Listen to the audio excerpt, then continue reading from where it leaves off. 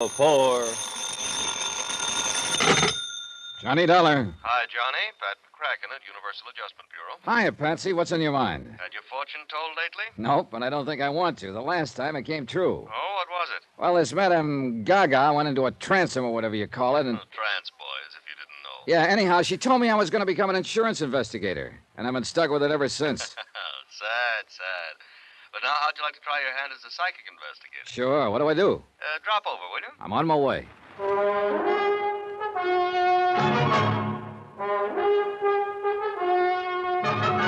tonight and every weekday night, Bob Bailey in the transcribed adventures of the man with the action-packed expense account, America's fabulous freelance insurance investigator. Yours truly, Johnny Dollar.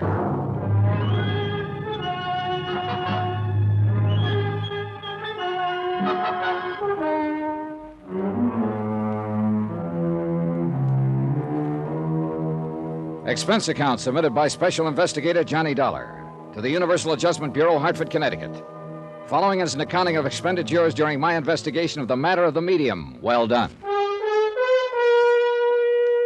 Expense account item 115, taxi to the office of Pat McCracken at Universal. I hadn't seen Pat since he'd ruined my Southern California vacation by insisting I tie it in with the Jolly Roger matter in the Lamar case, where my expense account, for some strange reason, came out to a right nice figure.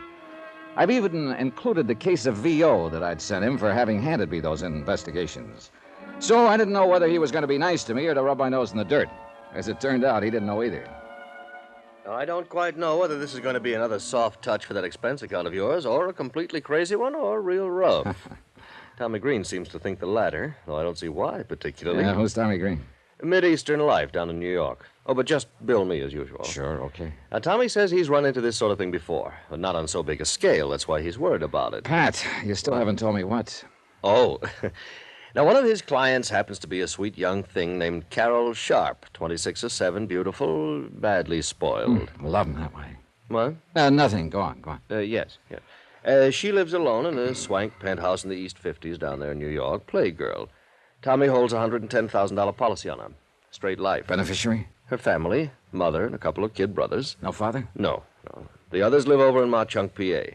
That's where her father made the dough that keeps her in the penthouse and keeps the others living well in the old family manse. So, what's the problem? Somebody threatening her life? I don't know, Johnny. It depends on what you mean by threatening. She's just requested Tommy to change beneficiaries. What's so unusual about that? Well, one of them is to be a man named Tony Ricardo for $30,000. Oh, so she's fallen for the guy and is making the nice gesture. Maybe. We don't know yet. The other is a so-called medium, Madame Celia something. I've heard it before. Turn the family fortune over to me and I'll get in touch with dear departed Papa. That's what it looks like from here. She's being took. But how could it be any of our business? Last time Tommy was requested to change a beneficiary to a medium, his hale and hearty young client suddenly turned up dead. And they pinned it on the medium? Mm-hmm. Apparently this sort of thing goes on quite a bit. So it has Tommy worried, so he asked for you. All right, just what's he want me to do? What do you want to do? Break out the old crystal ball, Pat, and we'll see. Expense account item 2, transportation, Hartford to New York, and the offices of Mid-Eastern, where Tommy Green turned out to be a mild-mannered, thoroughly likable, successful insurance broker. Come in, Mr. Dollar. Glad you could make it. How do, Mr. Green? Sit down, won't you? Thanks. I suppose Pat McCracken's told you what's on my mind. Only that you think one of your clients is being taken for the proverbial sleigh ride by some spiritualist. As you no doubt know, Mr. Dollar, spiritualism is a recognized, well-established religion. Sure, of course. However, as in any other, there are charlatans. And some of these mediums, as they call themselves, take literally millions of dollars every year from people by trickery, by producing weird manifestations that appear to be genuinely supernatural. Tommy, I know what you mean. My own mother took a beating from one of those phonies when I was just a kid. You know, promised messages from father after he died, and at $25 a try. Wow. No wonder you're suspicious of them. And especially of one Madame Celia Morgana. Have you seen this, madam? No, but I believe you'd better. Mm-hmm. Have you changed, what's her name, Carol Sharp's policy yet? No, but I'm afraid I can't stall her much longer. And you're afraid that once you do change it, Carol ain't going to be long for this world, huh? It's happened before, Dollar. Yeah. Well, I can't just barge in on this Madame Morgana, announce that I'm an insurance investigator, and then another... Hey, wait a minute. What's the name of this other beneficiary? Tony Ricardo. Yeah, who is he? All I know is what Carol's told me. Love affair? Yeah, he sounds like a playboy. They do a lot of nightclubbing together. Money? I don't know. Family? I don't know that either. But he's in for 30 of the 110,000 if anything happens to her. If we change the policy. How are you going to start? Well, if this Carol Sharp is all Pat McCracken says she is, this case could have a very pleasant beginning. I stuck around with Tommy Green long enough to listen to him verify what Pat had said about Carol's family, wealth, etc. Take a look at a snapshot of her and get her address. Item 3180, taxi to the Bell Towers at 614 East 52nd Street. A magnificent modern apartment hotel at the edge of the East River. Real swank. The place even had its own private docks with several well-kept cruisers tied up and even a small seaplane. Pat, I warn you, this expense account ain't going to be small. Yes, may I help you, sir? Yes, you can. I'd like a small apartment for a few days. Are you alone, sir? Yes. Well, we still have a small 5-room penthouse suite for $1,500 a month. Huh? With complete maid service, of course. Oh, of course. And on a minimum 1-year lease, of course. Look, all I want is a bedroom, living room type of thing, and I may be here only a week or so. Oh, well, in that case, I'm afraid there's nothing we can do for you unless... Tell me, sir, do you have any recommendations from any of our tenants? Look, I'm an insurance investigator. Here, my card. Oh. And I want something as close as possible to Miss Carol Sharp's apartment. But I don't want to have to rob Fort Knox. Private investigator, did you say? Yeah, that'll do. Oh, dear. Surely Miss Sharp can't be in any kind of... think what it would mean to our reputation, Mr. Dollar. Stop worrying, will you? She isn't in any kind of trouble, yet. But for reasons that, they don't particularly concern you, I need to be as close to her as I can. Ah, what a pleasant thought. And for the same reason, I don't want her to know what my business here is. Of course. Believe me, Mr. Dollar, I'm the very soul of discretion. Good. See that you stay that way. Now, have you got a room or two for me? Oh, let me see. Now, she's in penthouse A on floor 12. There is a 2-room on 10, very nice, at $325 a week. With complete service, of course. Okay, I'll take it. Very well. Just sign this card, please. And, oh, dear, I'm afraid I must have a week in advance. Oh, sure. What's a measly $325? When the 2 bellboys who carried up my 2 bags at $1 apiece settled me in 1013, I must admit the place looked almost worth a tab. Tastefully furnished, spit and polished clean, and with a plate glass panorama view of the bustling East River. Yeah, I wish for a moment that I could afford this sort of lodging. First thing I did was telephone to an old pal. Detective Division, Sergeant Singer. Hey, look, Sarge, I need a rundown on a dirty crook. Who's speaking, please? He's going around acting like an insurance stick, but he's a crook.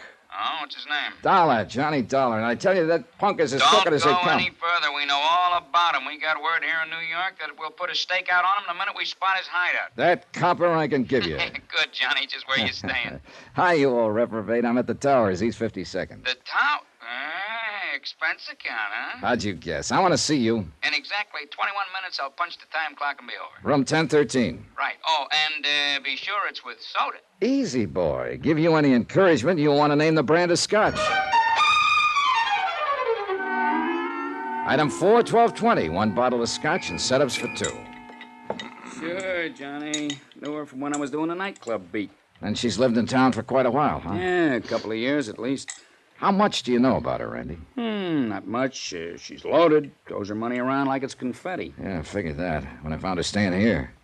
Father left it to her. Coal miner, wasn't he? Owned a big colliery in Frankville, Pennsylvania, somewhere near Mockchunk. Well, it must have paid off good in the old days. But tell me, what's... you want to give me a refill? Yeah, sure. Ever hear of a Madame Celia Morgana? Huh! I've chased that blousy old phony from one end of the island to the other. I look into the crystal ball, and I see into the past, the present, the future, and into your pocketbook. Yeah, and man, she could. I think she's operating somewhere over on the Jersey side now. Oh, yeah. Thanks. But she's still operating. Operating with real class. Last time we picked her up and kicked her out. How do you mean? Nice apartment over here on the east side. Classy clientele. Say, is Carol Sharp hooked by her? Appears so. Just how does she work? Well, the usual way the phonies do. Goes into a trance, writhes around like a seasick rattlesnake, then gives with the voices. Voices? You know, speaks with the tongues of the departed. Hey, look, where's the money angle in this thing? Well, she makes like the trances cause her great agony of body and mind. Starts with the pitch about doctor bills. And the more clients can afford, the more they pay. And they don't get wise? Yeah, she's smart. Works it like a serial story. Continued next week? No, I don't know. Brief me. Well, at each seance, she tells them just enough to whet their appetite for more. Leads right up to the next hot bit of information, has them hanging on every word, then bingo, the trance is over. Oh. However, if you come back next week when I recover my strength, so they pay her off and they're back a week later to play games with her again. I don't know. Seems pretty obvious to me. Well, that's because you've never attended a seance run by an artist at it. Hey, why don't you? I think I will. I'll see what I can dig up for you. You mean there are still some going on around town? Some. Dozens, hundreds probably. Kick them out of one place, they move to another, unless you can tie a serious rap on them. Which reminds me, Tommy Green told me... Yeah, handled that one myself, of Madame Gabor Chernarsky. Got a sweet old man to sign over his fortune, and had him knocked off. Oh, that's a dirty racket. Yeah, religion, science, the professions, they all leave an open door to the racketeers, I guess. Okay, set up a seance for me, Randy. And meantime... Yeah? Run me a make on Tony Ricardo, will you? Ricardo? Yeah, he's the other one Carol Sharp wants to name as a beneficiary. Besides the medium? Yeah. Beneficiary of a whopping big life policy. Okay, good, Johnny. I'll call you later. While I took my time showering and changing clothes, I racked my brain trying to cook up a smooth way to meet Carol Sharp. Under no circumstances did I want her to suspect the reason behind my interest in her, at least not for the present. Requisite number one, then, meet the gal. I was just tying my tie when the phone rang. Johnny Dollar. Randy, Johnny. Oh, hi, Rand. Set up a date with a medium? Yeah, for tonight, but that's not what I'm calling about. Johnny, I could write a book for you. Huh? On Tony Ricardo, and I don't think you'd like it. You seen him yet? No, but I will as soon as I can locate him. Well, if he finds out what you're working on, he'll locate you. Fine. Yeah, just be sure you see him first, and that you're carrying a gun. Thanks, Randy.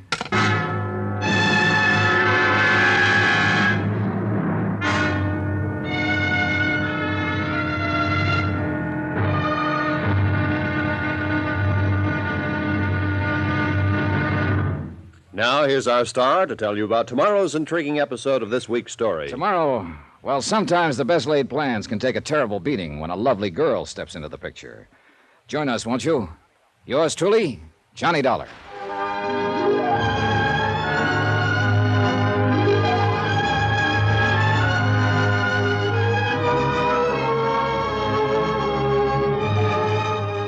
Yours truly, Johnny Dollar, starring Bob Bailey, is transcribed in Hollywood.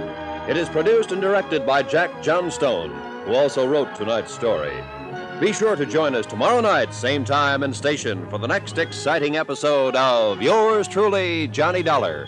Roy Rowan speaking.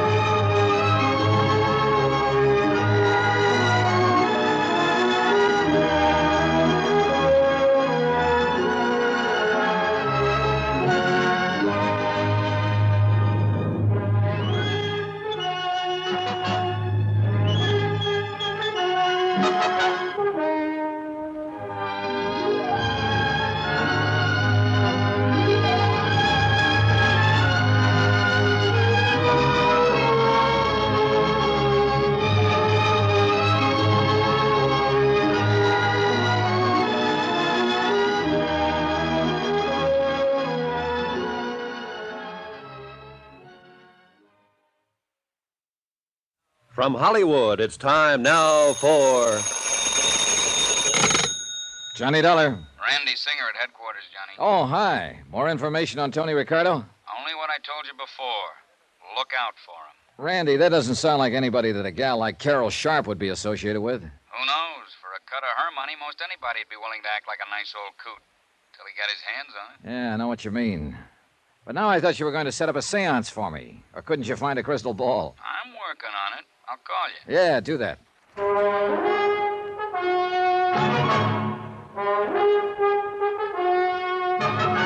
Tonight and every weekday night, Bob Bailey in the transcribed adventures of the man with the action-packed expense account, America's fabulous freelance insurance investigator. Yours truly, Johnny Dollar.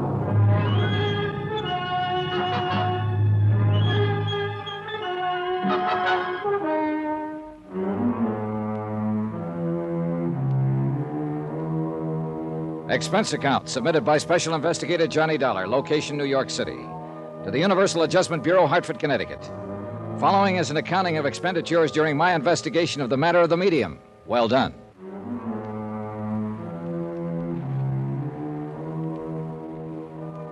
Three people to look up immediately. First, Carol Sharp, wealthy heiress who insisted on a funny change in the beneficiaries of a whopping big life insurance policy. Second, a questionable character named Tony Ricardo, who was scheduled to be one of those beneficiaries. Third, in the same category as Tony, one Madame Celia Morgana, a self-styled psychic medium. Instead, I huddled with Tommy Green, the broker who handled Carol Sharp's policy. But you haven't even seen Carol yet? Nope. Johnny, I can't stall off changing the beneficiaries of her policy much longer. You've got to do something about this. Because you don't like mediums? This one is a fake. Or you don't like playboys with foreign names? Listen, Johnny, I'm afraid that once she names them in her policy, her body will suddenly turn up floating around somewhere in the East River. But what if I find they're okay? In spite of the opinion of Sergeant Singer of the NYPD. What did he say? Oh, not much. But he hinted that when I meet Ricardo, I'd better be carrying a gun. Well, don't you see? That's exactly what I'm driving at. As for the medium, well, Tommy, you know as well as I do, there are a lot of perfectly legitimate, honest spiritualist churches all over the country. Believe me, Johnny, if this one ever saw the inside of a church, it'd be a miracle. She's a fraud. How do you know? Ever met her? I know how these phonies operate. Ever met her? No, I haven't. I haven't the least idea where to look for her. That's why I sent for you. But you haven't even seen Carol yet. Now, look. Tommy, I've taken a place in her apartment hotel, the Bell Towers. Oh, you expense account boys. And I'll meet her as soon as I can, in my own way. Meanwhile, I want you to do something for me. It'll help to get things moving, anything. Find out some more about the beneficiary she wants to cut off. Her mother and two brothers out in Mauchunk, Pennsylvania. Find out how they're doing financially, among other things. How, Johnny? Hire another investigator? Take it that you don't want them to know about it. Well, why don't you cook up some kind of a news item about Carol, the local girl in the big city, and phone it in to the local newspaper editor. Those small-town papers love that sort of stuff, and the editor will probably talk his head off about the family if you encourage him a bit. What kind of a news item? Oh, anything that's harmless. Sounds like something you'd be better at than I am. Tommy, I've got other things to do. Plenty. Armed with the snapshot of Carol, I took a cab to the Bell Towers. And I hoped that somehow, and without making it too corny or obvious, I could figure a way to get next to Carol Sharp. As it turned out, it was both corny and successful. You see, the automatic elevator in the towers is a slow one. Will you push the button for 12, please? Oh, surely, miss. I'm only going to the... What's the matter? Huh? Oh, I'm sorry. Here, I'll push it. No. I beg your pardon. I'm sorry, but I can't believe this. Unless I'm psychic. Now, look, mister, this city is too big and sophisticated for... Is something wrong with you? You did want to get off on the 10th floor, didn't you? Yes, I did. Well, we're here. Floor 10, so... Mister, did somebody hypnotize you? Yes. No. Oh, please, miss, excuse me. It's just that I can't believe... Oh, I'm terribly sorry. Well, when I was a kid, I used to have a dream over and over again about a beautiful girl, and her name was Carol. What? The same dream over and over, and it startled me just now because you look just like she did. Oh, but it's all nonsense, and I know it, and I apologize. Carol, did you say? Yes, but it was just a dream, and probably I just imagined that you resemble her, and I'm terribly sorry. I know what this must look like to you. Yes. Like a veridical dream. What? A truth dream. It's a psychic phenomenon. Oh, that. Well, I'm sorry, but I don't believe in that sort of stuff. Oh? Well, it just happens that there are thousands of cases on record, and by people of reputation and responsibility. Oh, sure. But now, excuse me, and again, I want to apologize for this, this embarrassing moment. Goodbye. I could see over my shoulder that she left the elevator door open until I'd gone into my suite across the hall. I sat down next to the broad window overlooking the East River, crossed my fingers, and waited. 10 minutes. 15. Hello? Mr. Dollar, Yes, who's that? this is Carol, What? your dream girl. Hello? Oh, I get it. I made a fool of myself in the elevator, and now you're rubbing it in. No, I didn't mean it that way. I hope you don't think I'm being forward, but I'd like to talk with you. About your dream, I mean. What's that mean? And I was afraid you thought I was trying to pull a fast one in the elevator. But, how did you know who I am? I just asked the desk clerk who was in 1013. My name is Carol Sharp. Then it really is Carol. Well, that's amazing. That's why I want to talk to you. Well, there's a nice cocktail lounge downstairs. In half an hour? In half an hour. Bye. Dollar, you are a fast one. Now, let me see. Johnny Dollar. Randy Singer. Yeah, I want to know. Well, what's the matter? After what I've been talking to, this is a come down. Now, what do you do?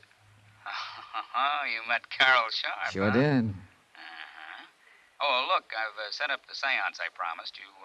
Still want it now that you've met the girl? Sure. I want to find out what this stuff is all about, how those people operate and so on. Want to pick me up here at the towers? Why don't you meet me here at headquarters, and you can look over the file on Tony Ricardo. Good idea. I'll be clear any time after 6. Better make it around 7. I've got a date for cocktails. Are you in town on a case, or... With Carol Sharp. You lucky dog. See you later.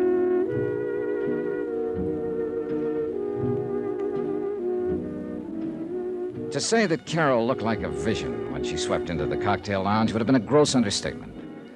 Her light blue cocktail gown was probably from Hattie Carnegie, but its lines were simple in the extreme, and it only served to accentuate the fresh, lithe figure and the natural beauty of the girl. Her blonde hair was drawn back tightly, and a silver blooming stole was draped carelessly over her shoulder. If I'd put on an act when I stared at her in the elevator, believe me, this was no act now. I hope you don't think me too brazen for having called you the way I did. You have no idea how glad I am. Will this be all right? Oh, fine. Thank you. I was afraid after that episode in the elevator you might have thought I was just some lonely bachelor trying to find a date. Are you a bachelor? I confirmed. Well, you just haven't met the right girl. Well, there are times like this when I think perhaps the... Your order, sir? Oh, sure, point killer. Carol? Sherry and bitters, please. Sherry and bitters and VO over ice. Thank you, sir.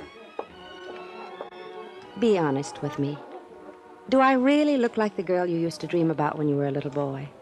Or did you dream about a little girl your own age who just happened to bear some resemblance to me? Well, no. No, you see... That's very important. You see, if it really was a veridical dream, well, you see, the phenomenon of precognition would be involved, too, so to speak. Precognition? Yes, you're now knowing me psychically before you could possibly know about me by any natural means. Where have you lived most of your life? Oh, all over. Here in New York, Hartford, Connecticut. Eastern Pennsylvania? No, never, except for an occasional trip to Philadelphia. But that wasn't until I was grown up. Well, then you couldn't possibly have ever actually seen me, because all my life I've lived in Pennsylvania, in the coal mining district. Well, So your dreams of me must have been due to some supernatural cause. There's Carol. no other explanation. Well, is there? Carol, Sherry and bitters for the lady, and... Yeah, thanks. I'll sign that. Saved by the bell, or rather by the waiter.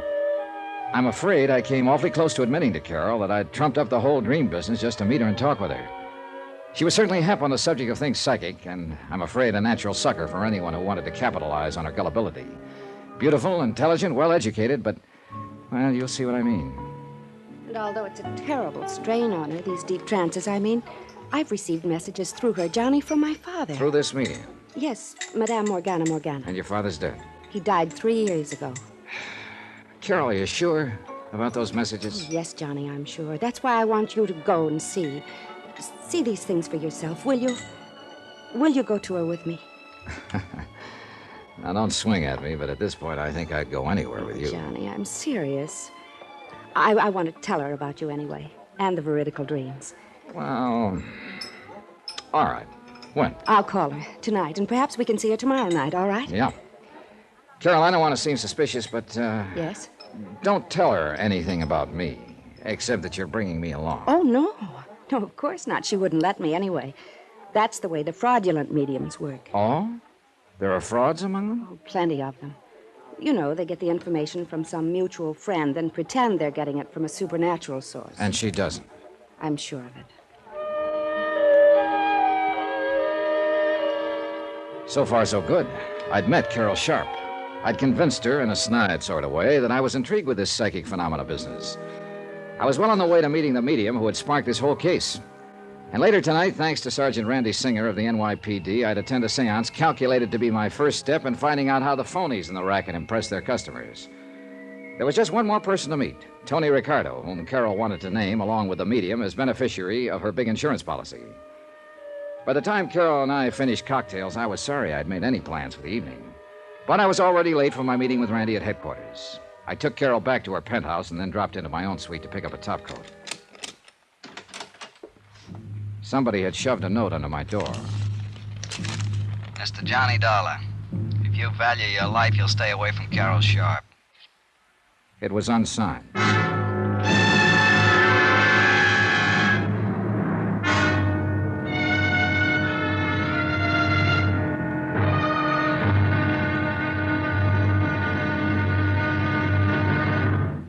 Now, here's our star to tell you about tomorrow's intriguing episode of this week's story. Tomorrow, I find out a thing or two about a killer and about a medium not so well done.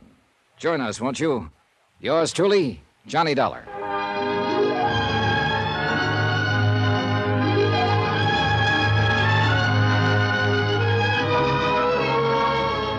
Yours truly, Johnny Dollar, starring Bob Bailey, is transcribed in Hollywood. It is produced and directed by Jack Johnstone, who also wrote tonight's story. Be sure to join us tomorrow night, same time and station, for the next exciting episode of Yours truly, Johnny Dollar.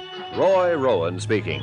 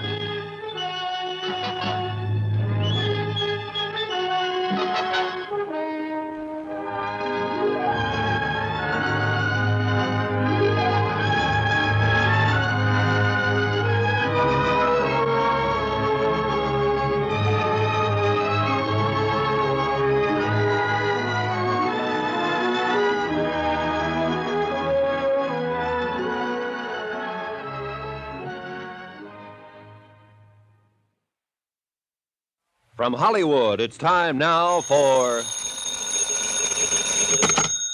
Johnny Dollar. This is Tony Ricardo. Oh, I've been hoping to get in touch with Did you receive my note? Was that your polite threat to kill me if I don't leave Carol Sharp alone? Yeah, I received it.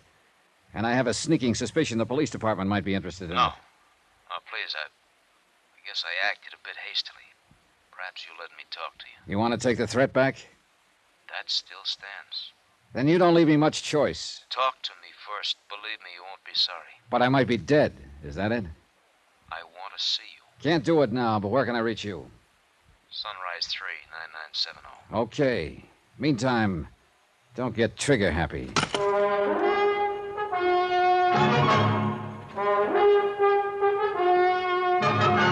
Tonight and every weekday night, Bob Bailey in the transcribed adventures of the man with the action-packed expense account, America's fabulous freelance insurance investigator. Yours truly, Johnny Dollar.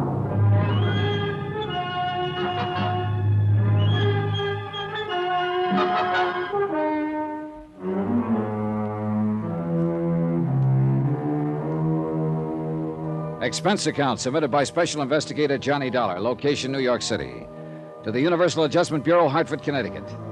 Following is an accounting of expenditures during my investigation of the matter of the medium. Well done.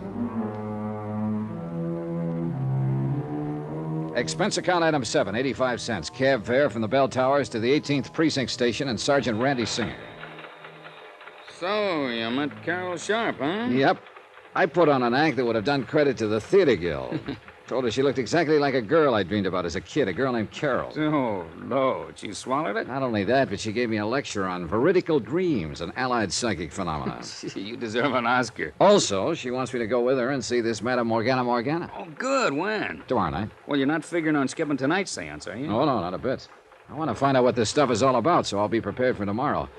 This dame you have lined up pretty good? She's got a big following. You ready to go? Oh, wait a minute. You said you had the file on Tony Ricardo. Oh, yeah, here it is, waiting for you. Anthony Ricardo, alias Ricky Marino, alias Tony the Tip. Here's his picture. Height 5'9", weight 172, eyes brown, hair sparse gray, suspected member of the Dutchy Sperling outfit, 12 arrests, no convictions, started as a rum runner back. Hey, this is Tony Ricardo? It's the guy. I would have sworn the man I talked to over the phone was in his 20s. Late 20s at most. You talked to him? After leaving an unpleasant little note under my door at the Towers, he called me on the phone. Now, what kind of note? Oh, nothing particular. Just a gentle suggestion I lay off Carol Sharp. Threat, huh? Still got it? But I'm sure that voice couldn't have come from this old geezer. Yeah, well, frankly, I kind of wondered about the Sharp girl being interested in him, even though the file does show he's always surrounded himself with a bunch of young ones. He's probably handed out more mink coats. Oh, Johnny, wait a minute. Old Tony's got a couple of kids. Here, Angela goes under the name of Angela Richards. At least she used that name at Bryn Mawr. Bryn Mawr? Yeah, and Sarah Lawrence College at Bronxville. Yeah, the old boy tried to keep the stigma of his past away from her, I guess. Yeah, you see, married to a doctor over in Hackensack. Respectable housewife. Mm-hmm. What about the other? Anthony Jr., age 26. That was last year. Let's see, that makes him 27 now. Rutgers University, class... Not much on him. Unless I miss my guess, he's a chip off the old block. Well, you know where I can find him? All I have is his phone number. What is it?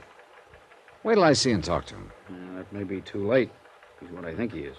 Why not ask this medium about him tonight? Yeah, that... Hey, come on, we're late. Let's go.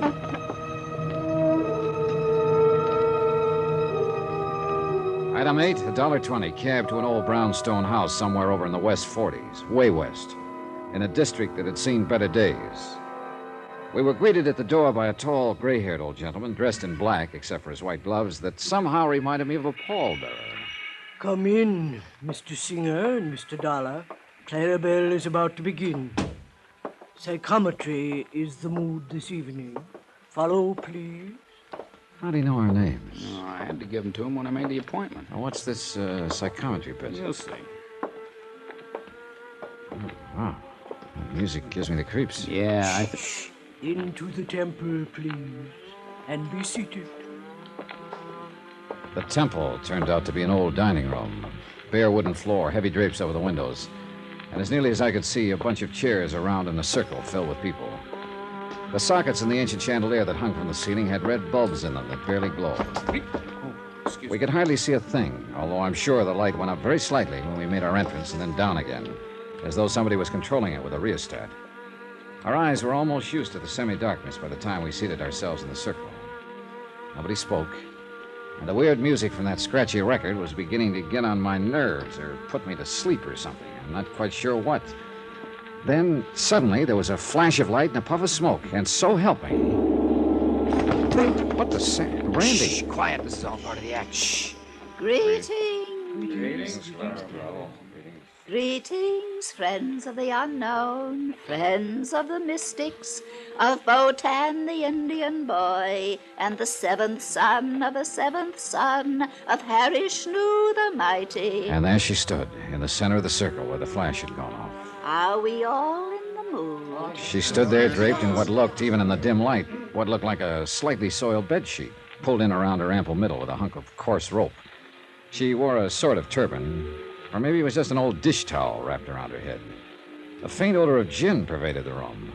I guess her feet were bare, for she made no noise as she walked slowly around the circle, holding on a shallow metal tray. Taking a collection so soon, I wondered? Each of you place upon the tray some object very close to you, something you have had a long, long time that has become a part of you. Huh? Shh, you'll get it back. And if the spirits are with us, and there are no dissenting minds among us, if Botan, the Indian boy from the world beyond, is willing to act as our control, we shall learn many strange things this night. Place something close to you upon the tray. Will this watch be on? You must not speak, but keep the mood. Keep the mood. Are we all in the mood? Yes, yes. And now, dear friends, while I meditate and establish contact with the spirit world, Hemingway will pass among you for the tiny assurance that you join us in all sincerity. Now join hands to create the flux that will join our thoughts and minds and hearts and open the doors to enlightenment for all of us. $5. Botan, are you with us tonight? $5, please. Botan, will you answer us? $5, Are you with us now? Is that Botan that answers our call, or the little sister Hyacinth? Ah, it is Botan. We may begin. I hold this ring. I feel the paramagnetic forces arising from it. This belongs to a businessman south of here. I seem to see clothing hanging in a large warehouse. Yes. And the sound of many machines, sewing machines. Yes, that's right. And many young girls working at the machines. One by one, she picked the objects off the tray, held them in her hand, and gave a kind of character reading of the owners. Occasionally, somebody in the circle would respond in a way that made it sound like she'd guessed right.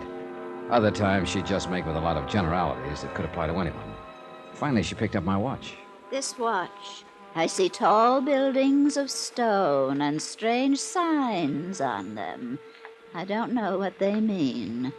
Tri-mutual, universal adjustment. Huh? Randy. And I see great sheaves of papers carefully folded, and on each one it says, policy.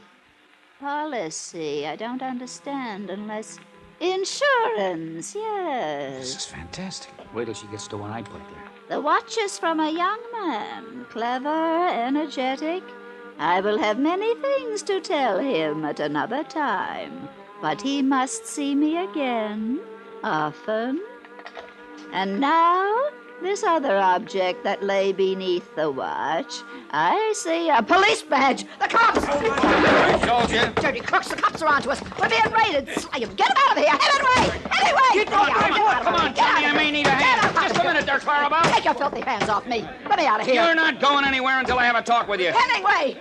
Ditched me, ran out on me. I might have known he would at a pinch. There isn't going to be a pinch if you'll just shut up and stand still a minute. I wasn't doing no harm, honest, officer, and all the money goes to charity. All right. Settle down. Where's the light switch? Got it, Randy? I'll never live this down. Now look, officer. You look, Clarabelle. All we want is some answers to some questions. And you won't pinch me? Not if you tell the truth. Johnny? Yeah. Just how did you know so much about me? It certainly wasn't from holding that watch. Okay, so it wasn't. Though some there are who can do it that way. That I've heard. Well, go on. No pinch? No pinch.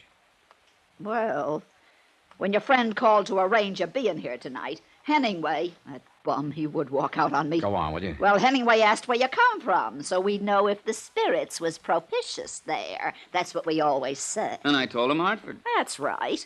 So what's Hartford? Insurance. If a client's in insurance, he responds like you done. So I keep pushing it. And if he ain't, well, at least he thinks I done pretty good by describing the place he comes from. Yeah. What about the clothing maker right at the beginning? Easy. He called from a hotel, so he calls the hotel back and gets his address. You told him he was from the south of here. Sure. Woodbine, New Jersey. Only business down there of any account is clothing and small farms. Where'd you find that out? State directory, any library. And anybody could see he was a businessman, not a farmer. Well, I'll be. And hooking him that way tonight, you could have had him coming back as long as he could afford it, huh? Sure. And if it hadn't been for you, you double-crossing. Okay. Now, what about the others? Some we get the dope on and some we guess at. But there's always enough good ones to keep going. So easy. And yet, I must confess she'd had me stop for a while. We talked with her a bit longer. Randy warned her to watch her step, and we left. Took a taxi back to my hotel. Well, did you learn anything? I should hope to tell you. What did the church-going spiritualists think of her kind? They hate him, and I don't blame him. Are you still going to see Madame Morgana tomorrow night? Yeah. Well, mister, that one won't be so easy to expose, if you can expose her.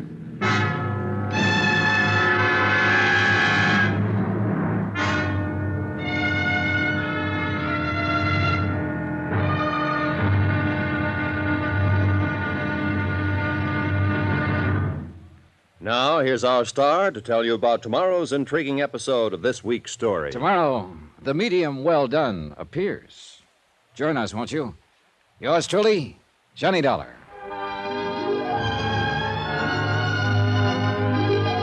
Yours truly, Johnny Dollar, starring Bob Bailey, is transcribed in Hollywood. It is produced and directed by Jack Johnstone, who also wrote tonight's story.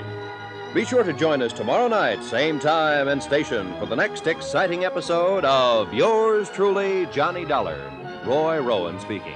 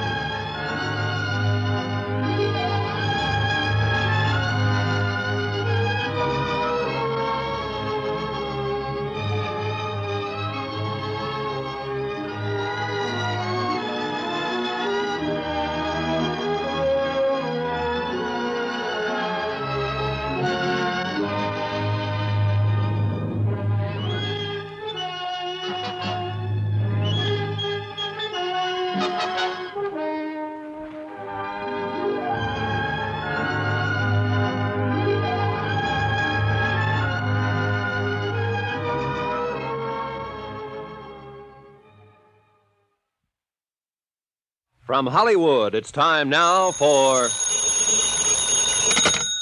Johnny Dollar. This is Carol, Johnny. Oh, hello, Carol. I've made the arrangements for us to go to the seance tonight with Madame Morgana. Good. What time? 8 o'clock. Only it's across the river in New Jersey. Will you have dinner with me? I'd love to. But we'd better make it pretty early. Pick you up in your penthouse at 6? I'll be waiting, Johnny.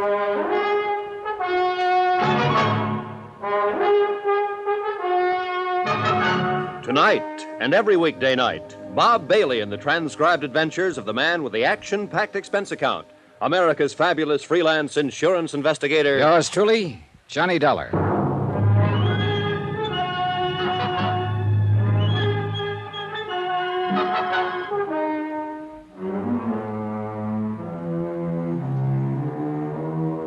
Expense account submitted by Special Investigator Johnny Dollar, location New York City. to the Universal Adjustment Bureau, Hartford, Connecticut. Following is an accounting of expenditures during my investigation of the matter of the medium. Well done. Some pretty strong pressure was being put on Carol Sharp to change the beneficiaries of her $110,000 life policy. And she was very much under the influence of a psychic medium who insisted that she be named as one of the two new beneficiaries. The other was to be a Tony Ricardo, whose father made quite a record for himself in the bootlegging gangster days of the Roaring Twenties. I met him at Susan Palmer's Oyster Bar over in Radio City. I must admit I was surprised at the sort of fellow he turned out to be. I guess it was a little, extreme to threaten you that way, Mr. Dollar. That's putting it mildly. But this whole spiritualism business and the hold it has on Carol, well, it has me terribly concerned. You don't like spiritualism? I didn't say that. You know just as well as I do, there are a great many fine, honest spiritualists in the city. But as in any other field, there are frauds, racketeers. So I've heard. It's not only true of religions, but businesses, professions, anything, you know. Sure. But now look here, Tony. Dollar, I will not have you or anyone else leading Carol on. This medium who's already has such a hold on her. Do you understand? Pardon me, Tony. Your background is showing. What? I say come off it. This kind of act won't work. What are you talking about? Do you think I don't know you're one of the two Carol wants to name as beneficiaries of her policy? You and that medium? That's not my doing. Whose doing is it? That medium, Morgana. She's been taking Carol's money by the hundreds week after week. Now you've come along to encourage her, and Dollar, I tell you to stop it. Tony. Maybe that story you gave her about dreaming of her over and over when you were a kid and couldn't even have known about it was true, but I don't believe it. Tony, that was made up out of whole cloth. I still... What? This funny decision to switch your policy around is the case I'm assigned to. Wait a minute, you mean that... Yes. I had to meet her somehow, so I used that device, knowing she might fall for it because of her implicit belief in such things. Yes, but now you're encouraging this whole thing. You're even going to see this Morgana with her tonight. Because if she is a phony, it's the only way I can show this to Carol. Well? I hope and pray that you can, Mr. Dollar. Some of the best psychic investigators in the country have been stumped by her. How are you going to go about it? I won't know until I've seen her operate. Even then, I may not know. Or maybe this medium isn't a fraud. Oh, come on, of course she is. But you can't prove it. But you or somebody must. Or Carol will change her policy and... And then turn up dead. Won't be easy, Mr. Dollar. I've attended these seances with Carol, many of them. There have been times when I've almost been convinced myself. Waiter, some more coffee, please. No more for me, thanks. You're going to need it, Tony, because I'm going to keep you here until you've told me every detail you can remember of this Madame Morgana seance procedure. All right, I'll help you all I can. You'd better. I'm still not forgetting that if I fall down on this job, you'll cut into Carol's insurance for a neat $30,000, in spite of your sweet talk. I'll say this for Tony Ricardo. He was thorough, and I began to believe that he was serious in his concern for Carol. Item 12, 10 cents, one fold call to Tommy Green. No, Johnny, no trouble at all in getting the rundown on Carol's family that you asked for. Keep talking. Apparently they're doing all right there in Mauchunk, PA. Neither the mother or two brothers will ever have to really get out and dig for a living. They're all man left and well set up, huh? Yeah. One of the boys, Harold's, turned out pretty well. Works in some office over there, even though he doesn't really need to. What about the other boy? That'd be Dave, the black sheep of the family. Travels with a fast crowd, tears around the country in a sports car, that sort of thing. Oh. Right now, he's somewhere here in New York, just playing around. But, Johnny, are you getting anywhere on this case? Yeah, Tommy, I think I am. Especially after what you just told me. Huh? Item 13, another phone call, this time to Sergeant Randy Singer at 18th Precinct Headquarters. Yeah, Johnny? Got a real easy one for you. What's that? Find a man. Name is David Sharp. Home address, Mauchunk, Pennsylvania. Chunk, Pennsylvania. Got it. Description? None, though he's probably in his 20s. Well, that's not And enough. he's probably staying at a hotel here in the city. Well, yeah, but where? What part of the city? Let me know when you find out, will you? Yeah, now, wait a minute, Kate. Expense account item 14, $106.80, and it includes cabs to several camera shops. One miniature camera with an f2 lens, a couple of rolls of special film, some very special flash bulbs, and a tiny flash holder. Item 15, taxi back to the towers to clean up and dress for my date with Carol. Then the phone rang. Johnny Dollar. We located David Sharp for you, Johnny. Just dumb luck. Now, who knows, Randy? Maybe you're psychic. Nah, leave us not have that stuff. Where is he? Found him staying at the third hotel we called, the Aberran over on East 53rd Street. Not 2 blocks from that palatial joint where you're staying. Is he there now? No, but he always comes in just before dinner time. Hey, you still haven't told me why you're interested in him. I'm not sure myself. But do me a favor, will you? Like what? When he shows up, put a tail on him. I want to know where he goes, how long he stays, and when he comes back. But you won't say why? Not until I'm sure I know why. Thanks, Randy. Yeah, but I haven't said Thanks, boy. Dinner with Carol could have been one of the pleasantest things in years. But I'm afraid I was preoccupied with matters at hand and she with anticipation. She's promised to try to hear from Daddy again tonight. Oh, Johnny, I so want to speak to him again. Finally, I signed the check. We hopped into a taxi and headed across the river to the Jersey side. We ended up at a rather plain but nice home somewhere on the outskirts of, I guess it's Union City. We were met at the door by a matron of about 45, I should say, who looked like an ordinary, respectable housewife, except perhaps for her quick, discerning eyes. Good evening, Carol, my dear.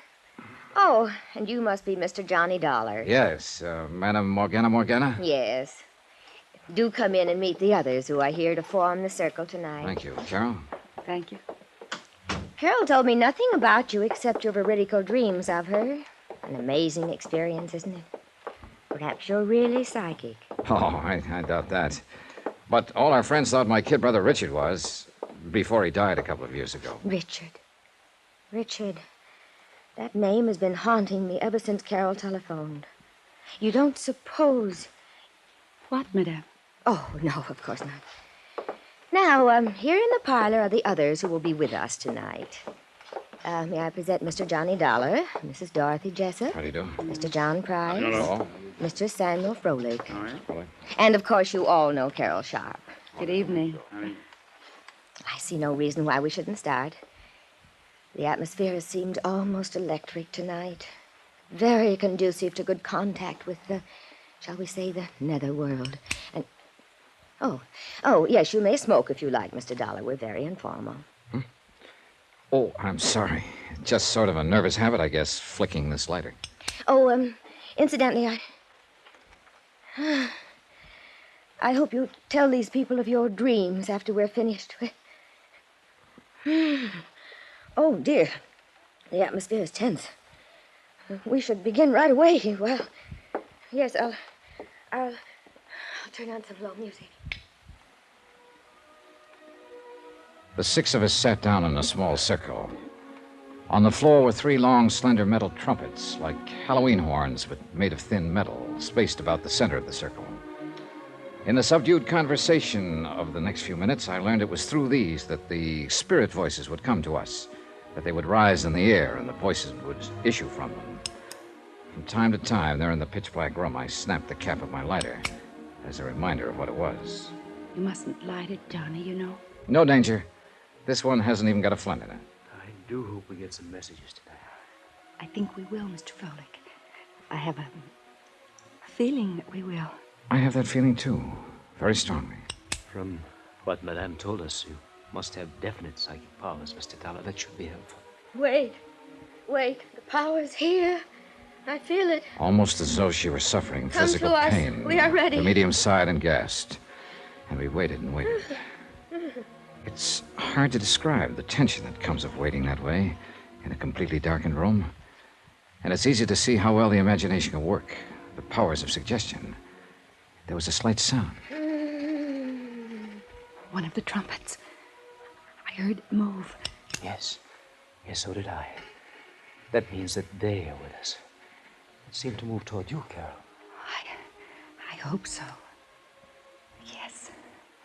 Yes, I can feel it in the air near me. Father? Carol. Oh, Father, can you speak to me? There's so many things I wish to ask you. Yes, dear. Yes. It may not sound like much to tell, but believe me, this was impressive. The death-like silence broken only by the faint voice from the trumpet, the whispered questions by Carol, an occasional sigh from the medium, and the shudder of my special little camera, which I hope sounded enough like my lighter had sounded. Yes, Carol. Always do the things I tell you to. You're a good girl, my darling. And you give me great happiness in this lonely, Father? Goodbye, my... Goodbye. Johnny, do you see? Do you see? Because only he and I know the things we talked about. Wait. I feel the trumpet is still near us, and perhaps... John. Mr. Dollar, it's for you. Yes? Richard? Yes, John. Dick. I've waited so long to speak to you. Dick. My brother. The brief conversation I carried on with my dead brother Richard was amazing. Of things in my childhood that I thought nobody else even knew about. Personal, intimate things that can only be known to a brother or someone equally close. It was fantastic, amazing, awe-inspiring. Except for one thing. I never had a brother. I didn't tell this to anyone. I played it straight and even stayed around and discussed my trumped-up dreams after the seance. But I needed proof, and I couldn't wait to get back to New York to the police lab where I could develop the infrared film in my little camera.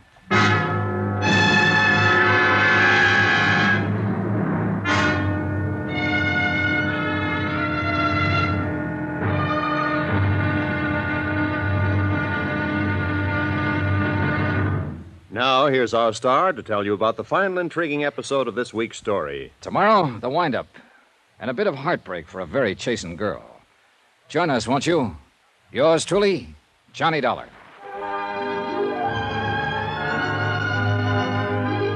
Yours truly, Johnny Dollar, starring Bob Bailey, is transcribed in Hollywood.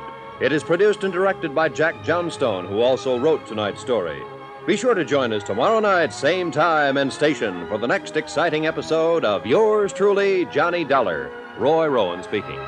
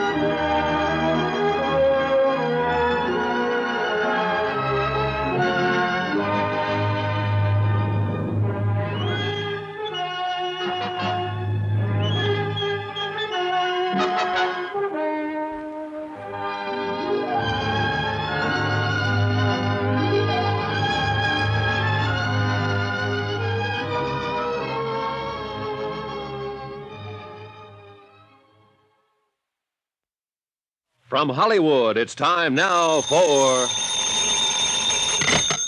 Johnny Dollar. Good morning, Johnny. This is Carol. Oh, hi, Carol. Sleep well? Johnny, you were so quiet on the way back from the seance last night. I hope it's because Madame Morgana convinced you of her powers as a medium. How much did you pay her for that seance, Carol? $100. $100? Want to meet me in the coffee shop downstairs for breakfast? I'd love to. 15 minutes? 15 minutes. Goodbye. Oh, and weren't you thrilled to hear the voice of your dead brother again? Yeah. Bye. Except that I never had a brother.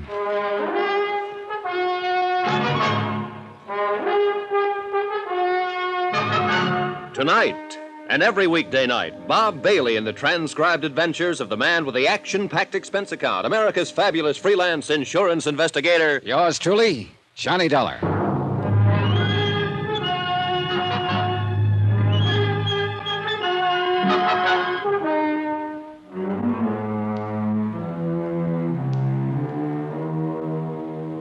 Expense account submitted by Special Investigator Johnny Dollar, location New York City. To the Universal Adjustment Bureau, Hartford, Connecticut. Following is an accounting of expenses during my investigation of the matter of the medium. Well done. Expense account item 18, 10 cents, phone call to Carol Sharp. Item 19, 10 cents, phone call to Sergeant Randy Singer. Hey, I thought you were coming down here to headquarters this a.m. It's nearly 10 o'clock. Soon as I've had some breakfast, your lab get those films developed for me? They're working on them right now. And did you put a tail on David Sharp? Carol's brother? Yeah. I suppose you know he was over there in the neighborhood of that seance over in Jersey last night. I would have bet on it. Didn't you see him there? No. Well, that's funny. Just keep that tail on him. See you later.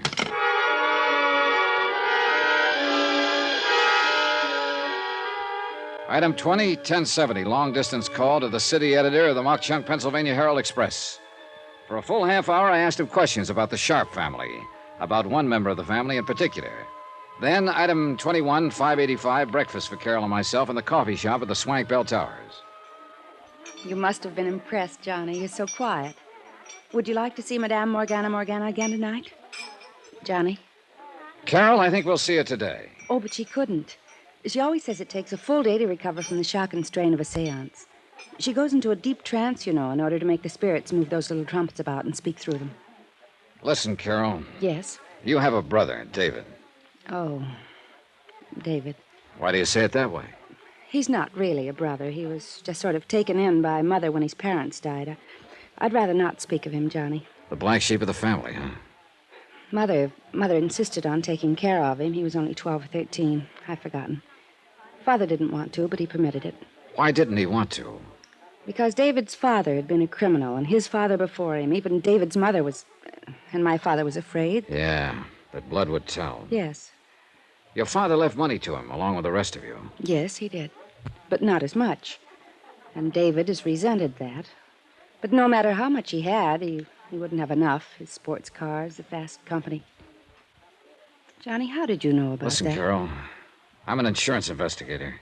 What? I came down here to look into this matter of your wanting to change the beneficiaries of your policy, to cut off your mother and brothers in favor of this medium and Tony Ricardo.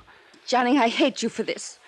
Why didn't you... I didn't dare let you know until I found out a few things. This is the most... And I think I have, including the fact that Madame Morgana, who persuaded you to make the change, is nothing but a clever fraud. No, that isn't true. And I'll prove it to you, if you'll call your boyfriend, Tony Ricardo. Tony... Take him down to the 18th Precinct Police Station where I'll be waiting for you. But Tony hasn't... You think because his father was a kind of gangster years ago... In Tony's case, I hope blood won't tell. 18th Precinct, both of you.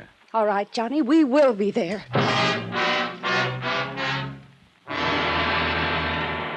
There you are, Johnny. The picture took last night. Oh, thanks, Randy. Hey, why'd you ever get the idea of using infrared light and infrared film? Anything else, anything that let them know I was taking pictures would have busted up the seance. Hey, look at this one. Yeah, I'd like to publish those. Scare a lot of those phony psychics out of business and out of town. Oh, here's the one that I'd like. Mr. Dollar, we're here. Hi, Dollar. Oh, hello, Tony. Miss Sharp, Mr. Ricardo, this is Sergeant Singer. How do you do? Hi. And now, will you please show us this proof you were talking about? Yes, Dollar. How did you make out, huh?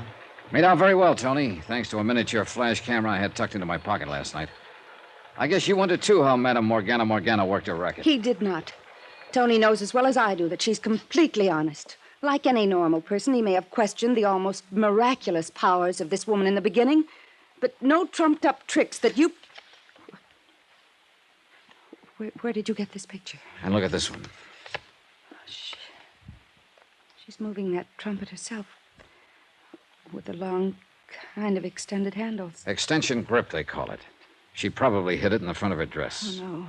But these pictures in that dark room, Infrared photography. Maybe she did use one trick. But the voices came from trumpets floating about in the air above our heads. Then look at this one. Taken when your father was supposed to be speaking to you. Oh, no. That little trumpet has a long tube on it. Yep. Extending into that curtained doorway at the end of the room where somebody could whisper through it. Oh, this is terrible. And the hundreds, the thousands of dollars I gave her, believing in her. Yep. I'm afraid you were really took. Here. Here's where my dead brother, Richard, spoke to me. The hanging trumpet is over your head. Yep. But how could she know? I didn't tell her. Oh, yes, you mentioned your brother. A completely non-existent brother, Carol. Oh. Made up. Like the dream of you I told you about. And I believed you, too. But how could she find out all those things about me? Miss Sharp, a couple of nights ago, I took Mr. Dollar to a medium that was a bum compared to this one. She told him all about himself. Have you forgotten what I found out about you and your brothers just in the last 24 hours? Oh, I don't know what to say. Don't try. We've still got to pin this whole thing down. I'm sure this Madame Morgana wasn't working alone. But who could be... How about it, Tony? No. No, not Tony. Just because his father was... Oh, no, please. Oh, thanks, Caroline. I got a report here, Johnny. Apparently he's moved again. And you guessed right. Yeah. Then we better get going. Can we use a prowl car? No, but we can get an escort as far as the city line. Then come on, all of you. The cabbie, with his accelerator on the floor, had a ball trailing our escort across town. And we had to hold him down when we finally reached the Jersey side. Randy Singer obviously had no authority over there, but as it turned out, I'm glad he came. When we pulled up to the home of Madame Morgana, I couldn't help noticing a Studebaker Golden Hawk sticking out from behind the house with a Pennsylvania license. I wasn't the only one to notice it. Johnny, that looks like David's car. I think it is. Come on. Johnny, I'm out of my jurisdiction. Oh, yeah, maybe you better wait. Yeah. Oh, Johnny, I knew David was bad, but... Oh, I still can't believe it. I know how you feel, Carol, and I'm sorry. Mr. Dollar. Wait a minute. Johnny, if you do a thing like this... I'm ready for anything, Carol. Look, Mr. Dollar, why don't just you and I go in? If anything happened to Carol, I'd never... Oh, Carol, dear. And Mr. Ricardo and Mr. Dollar. Hello, Madame Morgana. Do you mind if we come in? Why, no. But not for another meeting, of course. The strain of last night's convocation is still with me, I'm afraid. Yeah, maybe you ought to up the price for your next seance. But there ain't going to be no more. Mr. Dollar, I don't understand. Come on, Carol, Tony. We're going to look over that seance room in broad daylight. No, you can't. I won't let you destroy the sanctity of that room. Oh, yes, you will. I'll lay it on the line to you, madam, whatever your name really is. This monkey business of yours has gone far enough. So this is the room. What terrible things you're saying. You take a thing like spiritualism that a lot of honest people believe in and make a dirty racket out of it. Carol, this man is mad. Make him leave this sacred place at once. Carol, what right have you to make such horrible implications? Implications? Those were accusations. Would you like to see how those spirits of yours move trumpets around in the dark? They couldn't be seen. And how those spirit voices suddenly appear out of thin air? Look at these pictures. Oh. How did you get these? I cannot tell a lie. I did it with my little camera. Well? All right, you've exposed me. But there was nothing malicious about it. If you knew the solace, the comfort of mind and spirit these things have brought to the people who come to me. At $100 a crack, sometimes more. Why not? Carol has money. So have the others who come to me. Did you plan to make them all turn their insurance policies over to you? And then contrive to have them suddenly and unexpectedly join their immortal ancestors in the great beyond? No, that wasn't my idea. Oh, I knew something like this might happen. It has happened. Now, where is he? No, I don't know what you're talking about. Your assistant or colleague in crime would be a better word, who stood inside the curtained door of the seance room and made with the phony voices of the dead, who gave you all the information on Carol, who's probably done a nice little research job on me since my visit last night. Yes, Mr. Dollar. David. I know all about your activity as an insurance investigator and why you're here. But it's not going to do you any good. Oh, put that thing down and give yourself up, David. So you're the one who arranged for me to be a beneficiary of Carol's policy, huh? Stand back. So that suspicion would fall on me when something happened to her? Of course. And give us a chance to clear out. But now it's too late. And now that you've found us out. Well? David, no. The light somebody turned on. Look out, Della! Look out!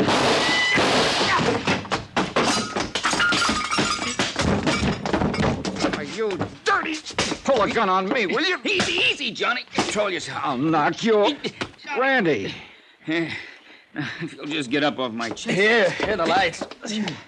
But, David. When I flicked off the lights, Tony here made a dive for him. Here he is, wrapped up in the corner there. Yeah, I've got his gun. Ooh, you got a mean left there, Johnny. Oh, I'm sorry, Randy, but... See, I thought this was out of your jurisdiction. I got curious about comparing your lousy photography with the room itself, Johnny, so I sneaked in the back door. When I saw what was going on, I lost my head, I guess. All right, Dave, up on your feet. Oh, Johnny. Easy, Carol. Better get her out of here, Tony. Yeah, sure. And remember that crack about blood will tell? Well, I think you can prove to her that in your case, at least, whoever said it was all wet. Well, what happens to David Sharp and Madame Morgana will be up to the courts. It's a cinch she's out of the ghost racket for a while. A long while. And of course, Carol did make a change in her policy to cut off David. Expense account, item 20-something, cab back to New York, hotel bill, and fare back to Hartford, $417.35. Expense account total, $892.90. Oh, and if you don't mind, I'll hang on to that tricky little camera and stuff in case I run into another medium well done. Yours truly, Johnny Dollar.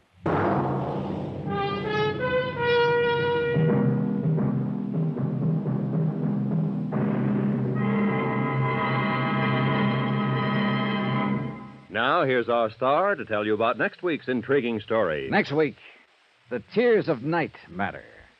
A fabulous necklace and a fabulous girl. Join us, won't you? Yours truly, Johnny Dollar.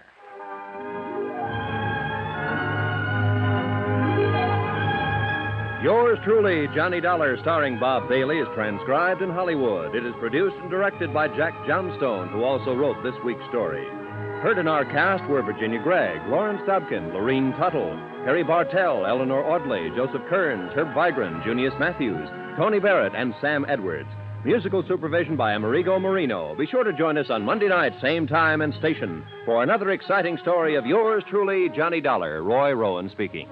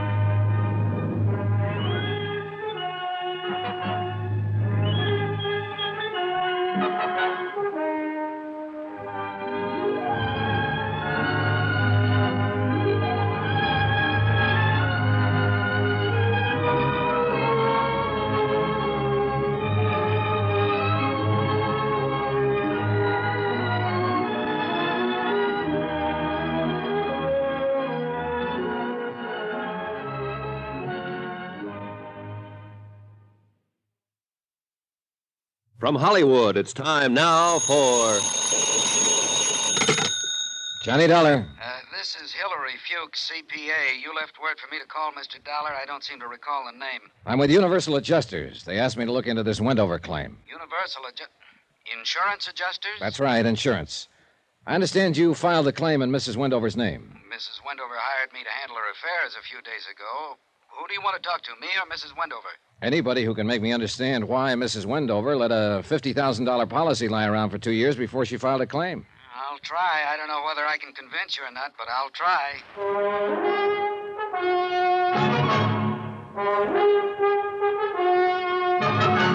Tonight and every weekday night, Bob Bailey in the transcribed adventures of the man with the action-packed expense account, America's fabulous freelance insurance investigator. Yours truly, Johnny Dollar.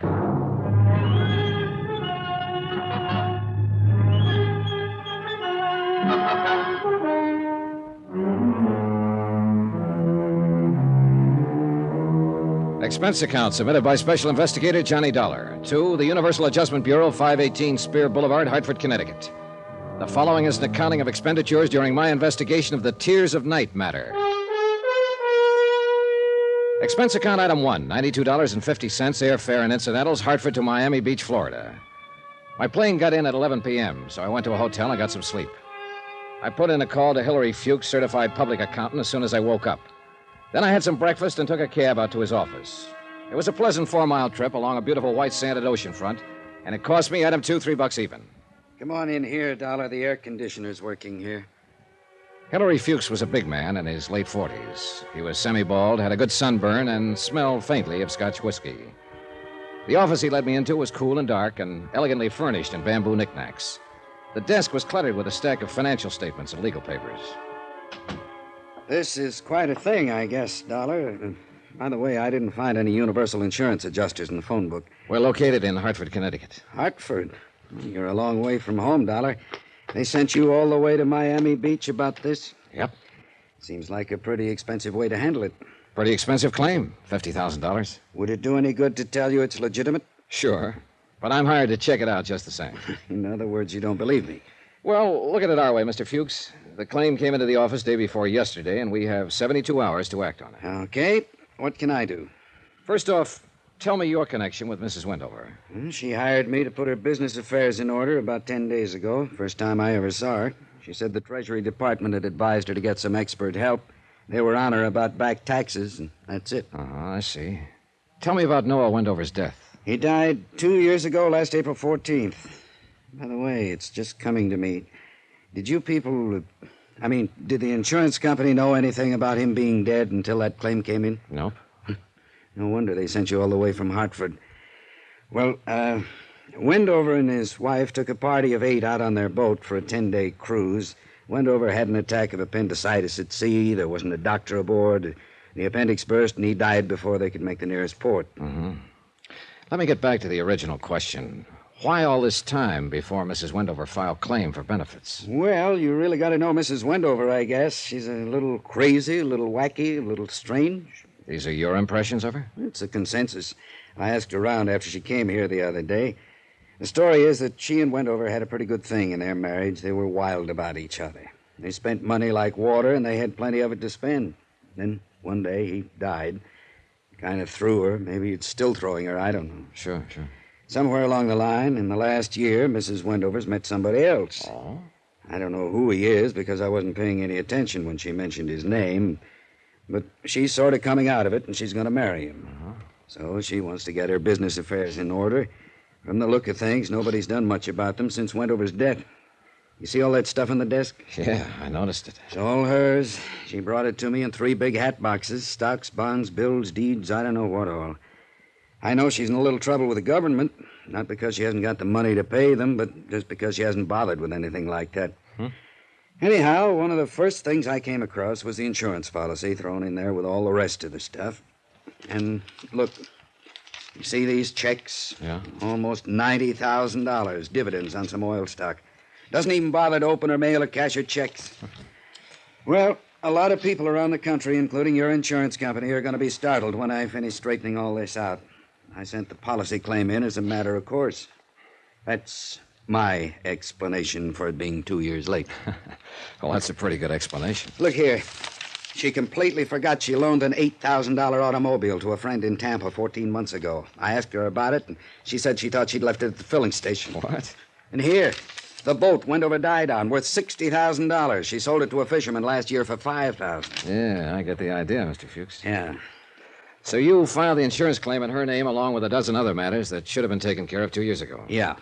You play golf? No. Well, I do, and I'm tired of looking at this pile of stuff. Mind if I look at it? Help yourself, all yours. I'll be at the club. Do whatever you have to. By the way, what do you have to do? Verify this death certificate and the coroner's report. Well, then you will honor the claim? I'll file my report, and it's up to the insurance company to do as they see fit. You're kind of cagey, aren't you? That's why they pay me. Mr. Fuchs. Yeah? Is there some kind of bank balance in this stuff, current? Well, you'll find it there, but I'll tell you, in cash, Mrs. Wendover's worth about $950,000. I doubt very much if she's trying to cheat the insurance company out of $50,000. You can't ever tell, though, can you, Mr. Fuchs? Nope. Can't ever tell.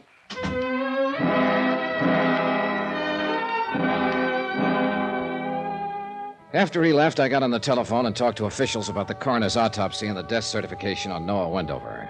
They all seem to be in order. Then I went through the papers on Fuchs' desk. They seem to be in enough disorder to verify what he told me about Elise Wendover. I left Fuchs' office about 4:30 and went back to my hotel, carrying a picture of a woman who had existed in a state of limbo for 2 years or more, so far as responsibility and attention to business went. Johnny Dollar. Hillary Fuchs, can you come over to my office right away? I just left there. What's up? Mrs. Wendover, she's having a fit. Come on over.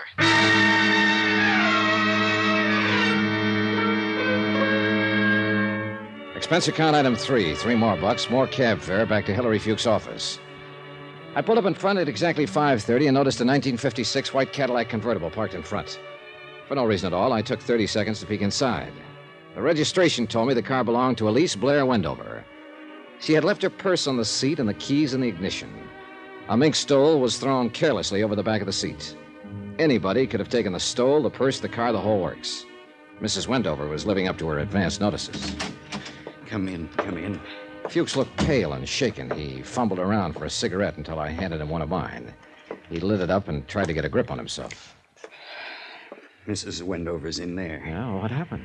Well, I had some papers for her to sign, and she dropped in a little while ago. Uh-huh. I told her about you. I explained to her it was certainly reasonable the insurance company would want to investigate a claim that had been delayed 25 months. Well? She blew up, got kind of hysterical about it, said she wanted to see you right away, that she had something to tell you. Go easy on her, will you? Well, why do you say that? Oh, it's just that, well, if I'm wrong about her, I'm glad, but I don't think I'm wrong when I say she's right on the edge, just on the edge of it. Feeling better, Mrs. Wendover? The pale girl with the coal-black hair, seated stiffly in the chair in front of Hillary Fuchs' desk, was not feeling better. She could have been 16 or 36. It depended on where you were standing when you looked at her. She had a mouth that was too full, shoulders too wide for the strapless sundress, a pair of sandals, a clanking costume bracelet, and black eyes, round, big, bright, too bright. This is Mr. Dollar, Mrs. Wendover. I understand you're investigating my husband's death. I'm here to verify the facts so that Eastern states can act on your claim. Don't you believe he's dead? Yes. Don't you? Oh, yes. I saw him die. Yes, he's dead. How much money do you owe me? The claim is for $50,000. Will you pay it? Well, I presume it will be paid from all I've seen so far. Of course, that part of it's up to the insurance company. Of course. And they have men sitting at desks reading reports about claims all day long. Yes. My dad owned an insurance company once, you know. Those men sitting at their desks. Even my dad sat at a desk. I wonder something.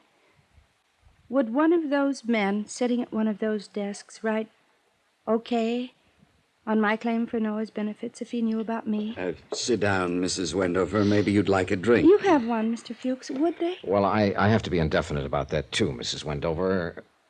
What would put a question in the mind of an adjuster if he knew about you? I'm indolent, and I'm irresponsible. Mr. Fuchs can tell you that. I'm not quite dependable, am I, Mr. Fuchs? Oh, we're getting straightened out, Mrs. Wendover. And then, of course, that wouldn't make a difference. I mean, not really. A great many irresponsible, indolent, undependable people file claims. There's something else. I'm a curse. Are you? Oh, yes. It's a very bad thing, a curse.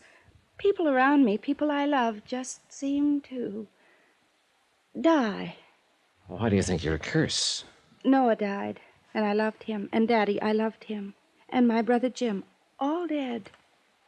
No one can stay alive around me. I thought I should tell you that. Yeah, well, I appreciate it, Mrs. Wendover. Well, then we don't have anything more to discuss. Goodbye, Mr. Dollar, Mr. Fuchs. Oh, wait a minute. Johnny, hey, where are you going? I'm going to drive her home. You were right. She's on the edge of something. I can't quite figure it yet. Brother was killed in Korea. Her father died of a heart attack 10 years ago. I got that much from the papers on your desk. Lord, where'd she ever get the idea? Oh, I don't know. I've heard of things like this happening. I'll phone you later. Right. Wait a minute. I'll drive you home, Mrs. Wendover. Oh, that'll be nice. She smiled brightly, still too brightly, and we drove along. She didn't tell me which way to turn, what direction to go, and I didn't ask her. I liked it that way, no one saying a word. I was listening to something else anyhow, something inside of me, loud like a cannon firing twice a second. It was my heart making all the noise. Oh, it's happened a couple of times before. And it meant trouble coming up. I knew it. My heart never makes a mistake. Mr. Dollar, do you think he'll die, too?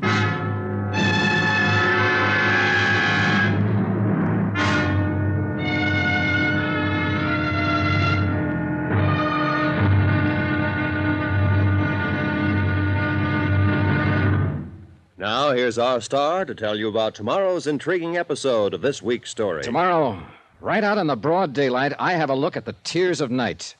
Join us, won't you? Yours truly, Johnny Dollar.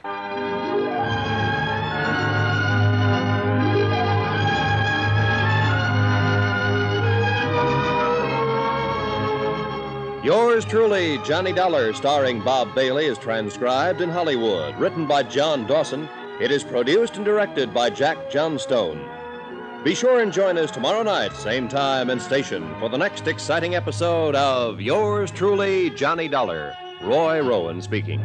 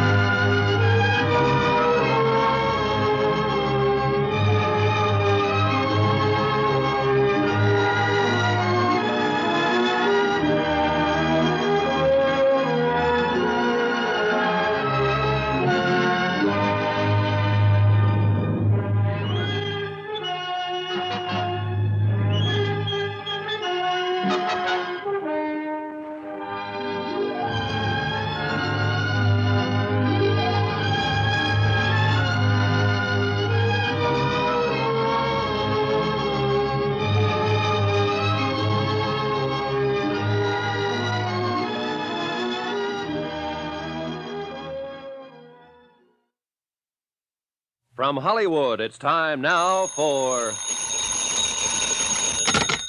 Johnny Dollar. Hillary Fuchs, Dollar. How's Mrs. Wendover? So far, so good. Dollar, can you talk? Yeah, sure. She's in the other room. Do you think she's all right? Mentally, I mean? I think she's all right enough to get by. I think she's scared to death of something or somebody. That business of the curse? Yeah. You know there isn't anything to that. There's something to it for her. She thinks she's somehow responsible for her husband's death, for her father's death, and for her brother's death. On the way here, she mentioned, just like that someone else was going to die. Or words to that effect. Who? I don't know.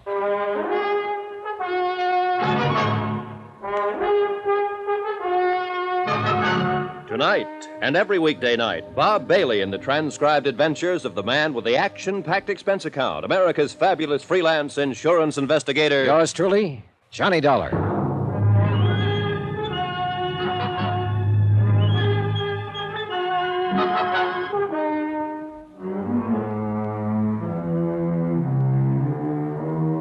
Expense account submitted by Special Investigator Johnny Dollar to the Universal Adjustment Bureau, Hartford, Connecticut.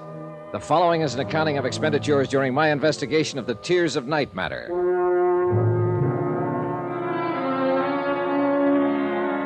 It had started as a routine investigation. A claim filed for $50,000 on the death of Noah Wendover, Miami Beach, Florida. The question, why the 2-year delay in making claim? The answer turned out to be interesting. Briefly, it involved a distraught woman who had neglected not only the insurance, but everything else in her life for 2 years. A woman obsessed with the idea she was a curse. Do you like soda or water? Soda, please. Thanks. Cheers. Good luck.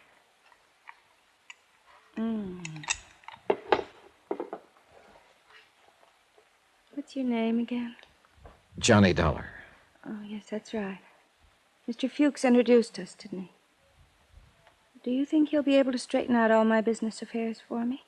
Yes, I think so, Mrs. Wendover. Including the insurance? Including the insurance, yes.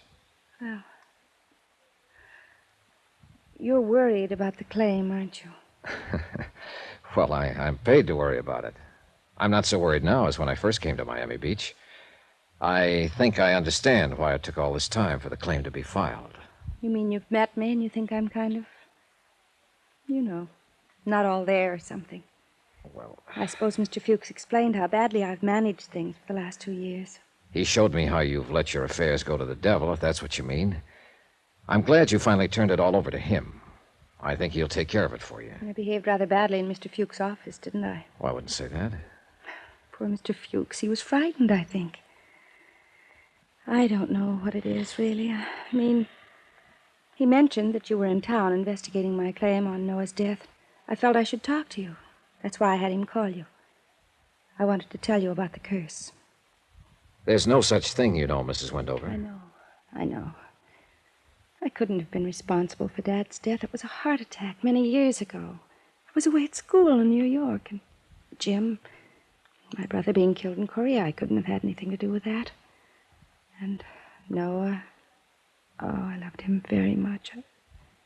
I'm not cursed, am I? No, you certainly aren't.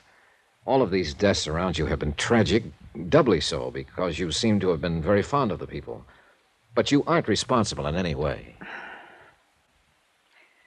I like you. You're very nice. If you have any questions you want to ask me about Noah, I'd be glad to answer them. I really would. I'm all right now. Really, I am. Well, when we left Mr. Fuchs' office, you talked a lot about that curse business. Yes, I'm ashamed. Were you still thinking of that when you spoke to me in the car? Did I speak to you in the car? Yes. You know, I can't remember riding in the car at all. I've been standing here talking to you, and I've been wondering all this time how we got here. Do you mind if I help myself? No. We drove over together from Hillary Fuchs' office. I drove you here. Oh. Some things I just blank out. I've talked to a psychiatrist, I've been under treatment for several months. He says I established a strong pattern when Noah died, of shutting things out, of just forcing my mind to become blank. He's trying to help me get over it. What did I say in the car? You said you were cursed and you wondered if he would die. Oh, dear. Who's he? Teddy. Teddy, Teddy Davis. I'm going to marry him when he asks me. And I know he will. I love him very much. Well, why do you think Teddy might die? Because of people dying around me that I love. He doesn't believe in the curse, does he? Oh, no. He's something like you, in a way. Nice. He makes me laugh at it. He says it's ridiculous. Because it is. Somehow I feel comforted. Now, look. You marry this fella the minute he asks you, and forget about being cursed and everything else. He'll take care of you. Well, I better go now. Mr. Dollar. Yes? Thank you. I need sometimes very much to talk to someone like you. Thank you. J. Dollar, Oracle. Go out and marry so-and-so and live happily ever after. I like the little kiss she gave me. I like the way she squeezed my hand. I like the perfume she was wearing. I liked the way the intense, hard brightness had gone out of her black eyes, and she was just a nice woman being a woman. I liked all that. What I didn't like was the idea that she could be the other way, believing in the curse and believing she was somehow responsible for people dying. When I left her, I knew that part wasn't ended. I knew it would come back. Come on in, Dollar. I sort of stuck around wondering if you'd come back here. How is she? She's okay now. Fuchs, I'm sending in my report on this policy tonight. I'm recommending they honor it. I've got enough verification. Okay, that's fine. Sure appreciate your help on this, Dollar. Let me buy you dinner. No, thanks. I'm getting the first plane back to Hartford. Why not wait until tomorrow? You've got a reason, haven't you? Yeah, I guess so. Mrs. Wendover? Oh, I've met people like her before. Don't ask me where or when, but I've seen them. And there isn't anything to a curse, but trouble seems to follow them. Big trouble. My business here is practically finished. I just want to get out and get away. Can I use your office for about an hour? Sure, it's all yours. Dollar, I feel the same way. I spent a half an hour typing up my report on the Wendover claim and another 10 minutes on the phone asking for an airplane back to Hartford. They said they'd call me right back, and I poured myself some of Fuchs' whiskey and sat down to stare out at the night. Lights burned up and down the white beach. People strolled up and down, looking at the water, holding hands. And I was sitting alone in Hillary Fuchs' office, waiting for a phone call and thinking about a curse. Hi. Hi. Who are you? Anybody else here? Oh, why? You were kind of late. So do you. What's on your mind? You? Costigan wants to see you right away. I'm supposed to take you over. Whoever Costigan is, tell him he doesn't want me. You don't tell Sam things like that. You know, it's been a long time since I shook in my boots when a skinny hood like you stood around acting tough. If you've got some business with Hillary Fuchs, look him up at his home. This is Fuchs' office. You're behind his desk. You'll do. Now, come on, mister, and don't show me how loud a certified public accountant can growl. I just might swing this thing on your head. That's better. You got a hat? No. I know Costigan wants to talk to you, but I'd sure like to belt you one just for the practice. I'm not Hillary Fuchs. Come on, let's go. Hey, yo! You're gonna break my arm! I'd like to, just for the practice. Now then, it's Costigan. Is he the one from Chicago? Sam's been there. Answer. The Sam Costigan kicked out of Chicago a few years ago? Yeah. What does he want to see Fuchs about? The Wendover dame. What? Something about the Wendover dame. I don't know what it is. He just wants to see you. Okay, what's your name? Frank Scanlon. Here. You put this thing in your pocket. Pull it out again in front of me, and I'll brain you. Now, let's go. Huh? Now I want to see Sam. Well, sure. Anything you say. I followed Frank Scanlon out of the building to a waiting car, a black packet with side curtains. It was a nice touch for this day and age, but it didn't make much sense. None of it did. It was illogical in the beginning, middle, and end. Most of all, I didn't make much sense. I should have been in my room packing. Instead, I was on my way to see an old-time grifter and hoodlum named Sam Costigan, because someone had mentioned the name Wendover. You want to smoke? I use my own. Suit yourself, fella. Scanlon was a thin one with sharp, narrowed eyes, too much padding in the shoulders, too much snap to the brim of his hat, too much point to the toe of his shoes. The .38 I'd taken away from him and handed back made a considerable bulge in the front of his coat. About 6 miles out of Miami Beach, he turned off the main highway onto a dirt road. About a mile of that, and up ahead we saw lights. The lights became a fine old colonial mansion, every room aglow. 2 or 3 guards were watching the entrance to the front. They all needed shaves. No one said anything.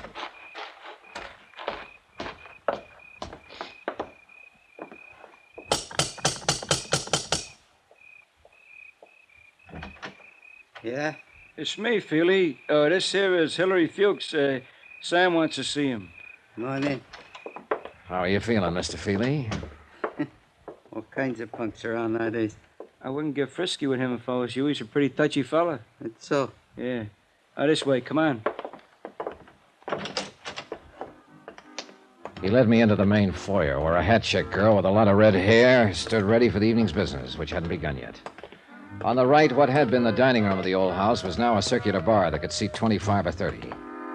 To the left, in what had been the parlor and library, I counted 2 craft tables, 2 roulette tables, and 2 blackjack stands. Beyond all this, on a screen porch, a 5-piece combo made music. A few tables and head waiters stood around looking bored. Scanlon led me upstairs, and we stopped in front of a wide white door marked private. I thought he was going to knock. Instead, he whirled around very quickly and stuck the same old .38 about 2 inches into my ribs. Now let's stand steady. Feely! Eddie! You giving you trouble, Frankie? Nah. I will, Buster. I'll give you plenty of trouble if you want it. Hear how he talks to me? I'll crack him up a little for you if you like, Frankie. Nah. He got business with Sam right now. We'll take care of our business with him later on. However you say it, Frankie. I just wanted you to remember that. I will. The same way I remember a dirty newspaper story.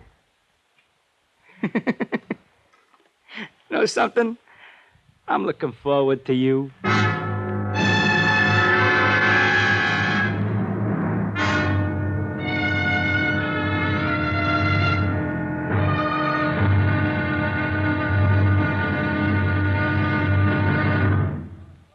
Now, here's our star to tell you about tomorrow's intriguing episode of this week's story. Tomorrow, there is a curse that goes with the Wendover name. Goes wherever it is. Join us, won't you? Yours truly, Johnny Dollar.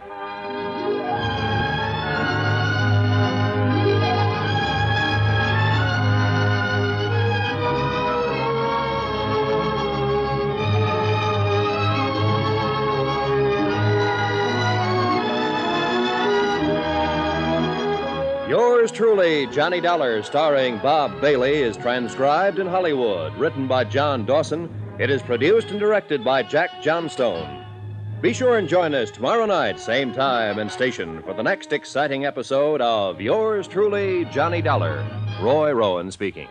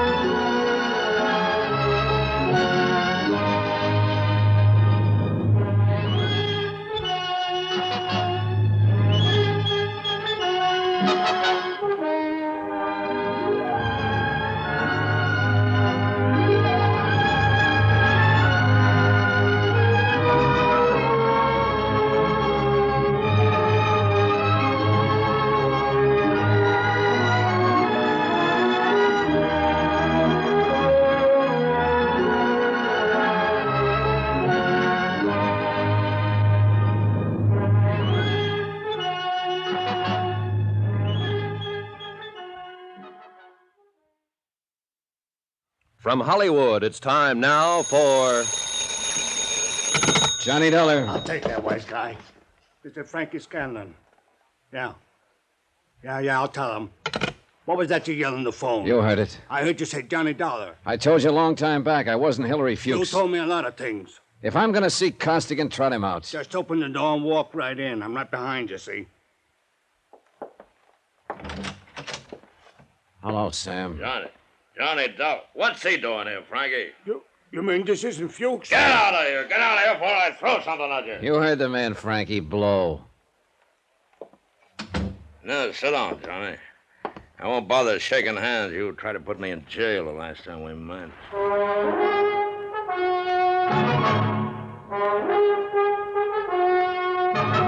Tonight and every weekday night, Bob Bailey in the transcribed adventures of the man with the action-packed expense account, America's fabulous freelance insurance investigator. Yours truly, Johnny Dollar.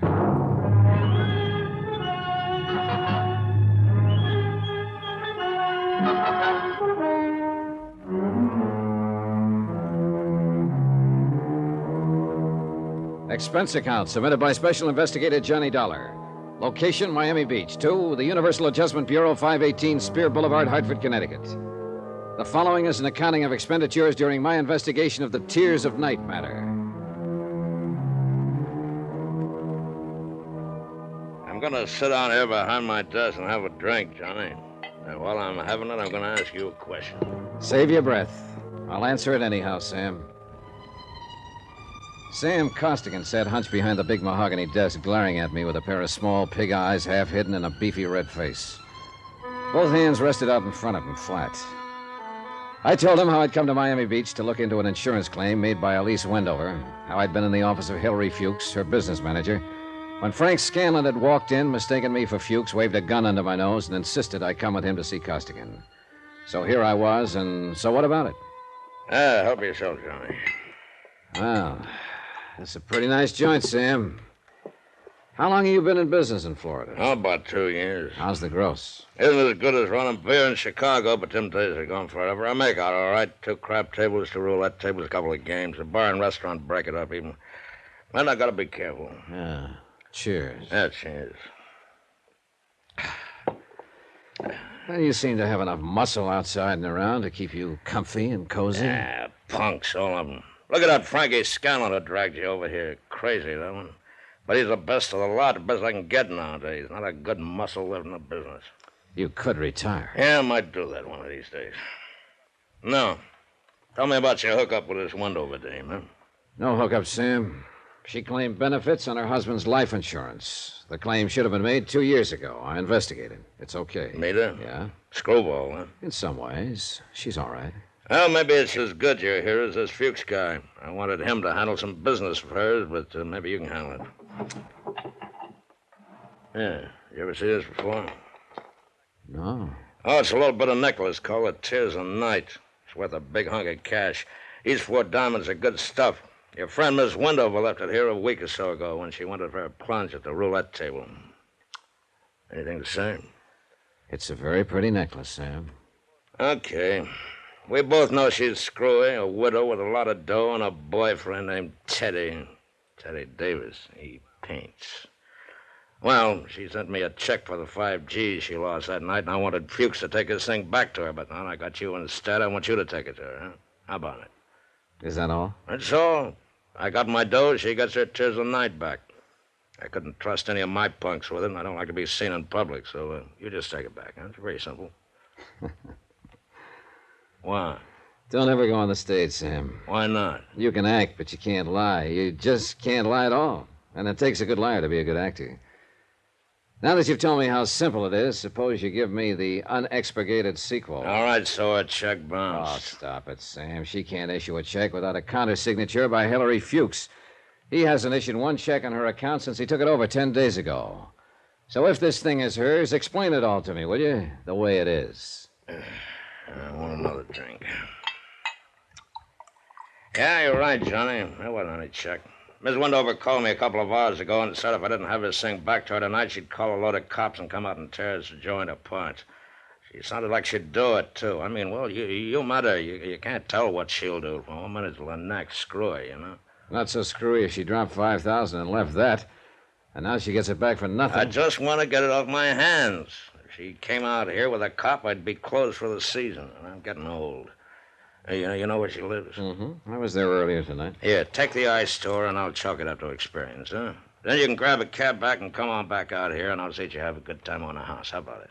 I'll take it to her, but I won't come back here, Sam. No, Scanlon, Feely, them guys, huh? They worry you? You do. What? I don't believe your last story either. The only thing I believe is that this is Mrs. Wendover's necklace. So I'll take it to her. Sam. Yeah? You better get someone beside Feely at that table after this. You're telling me. You're telling me. He was mopping his face when I closed the door and went downstairs. By that time, the customers had started to roll in. Young, fresh-faced men with sallow eyes and quick movements, anxious to step up to the tables and lose money. Women in strapless dresses, anxious to show off their newest suntans and help whatever man they were with lose money. Old men, old women, dressed to the teeth. It was a sick old scene from a sick old play. Expense account item 4, $6. Cab fare from Sam Costigan's gambling club to Elise Wendover's apartment.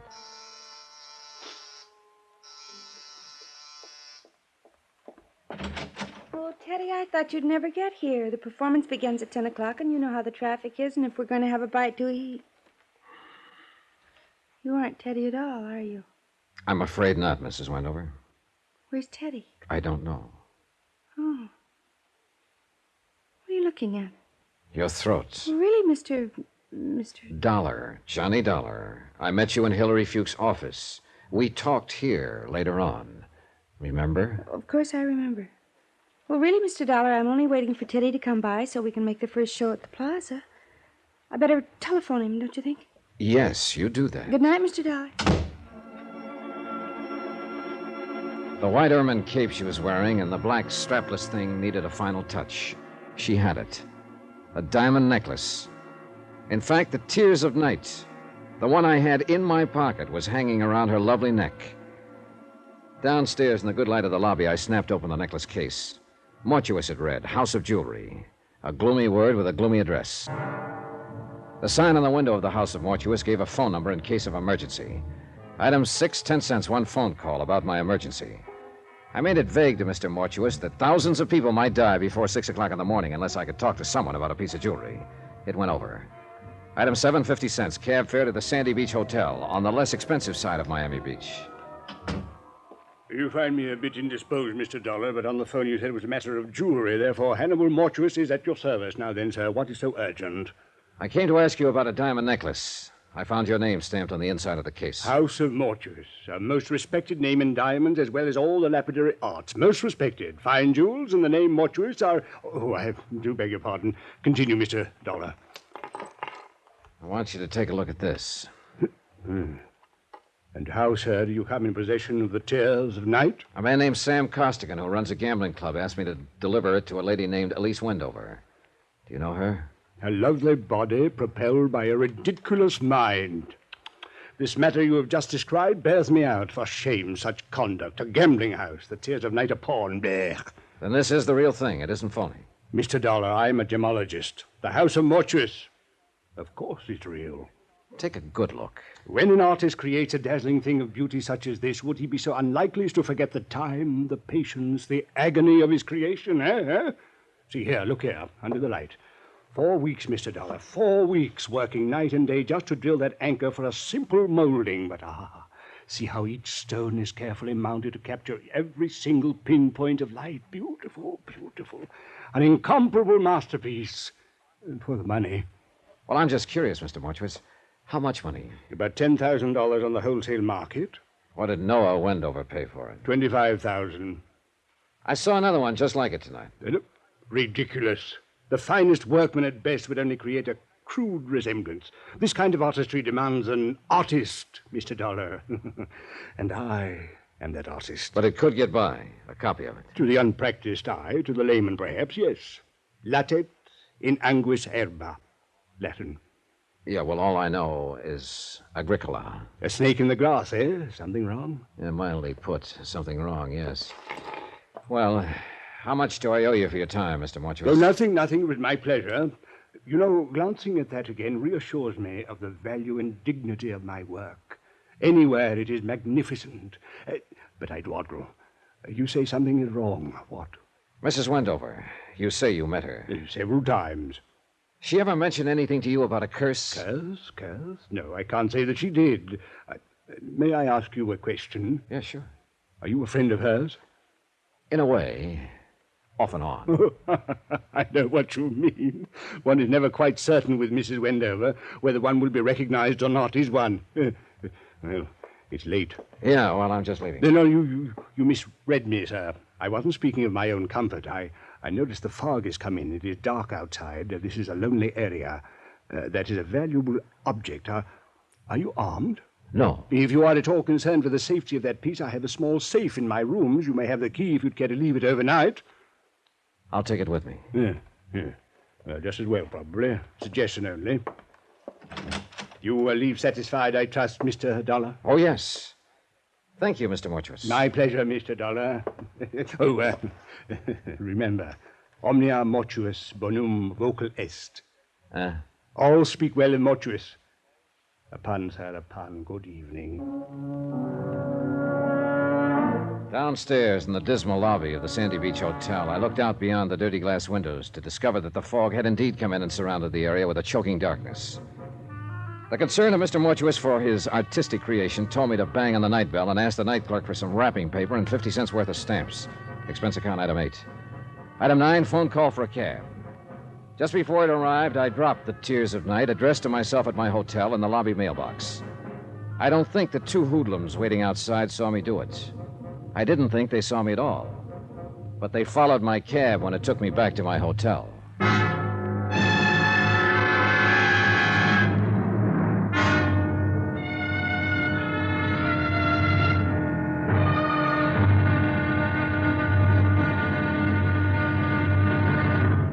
Now, here's our star to tell you about tomorrow's intriguing episode of this week's story. Tomorrow, and the old curse comes up with an old-fashioned flourish.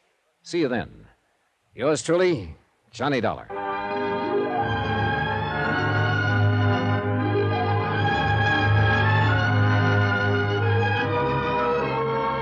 Yours truly, Johnny Dollar, starring Bob Bailey, is transcribed in Hollywood. Written by John Dawson, it is produced and directed by Jack Johnstone.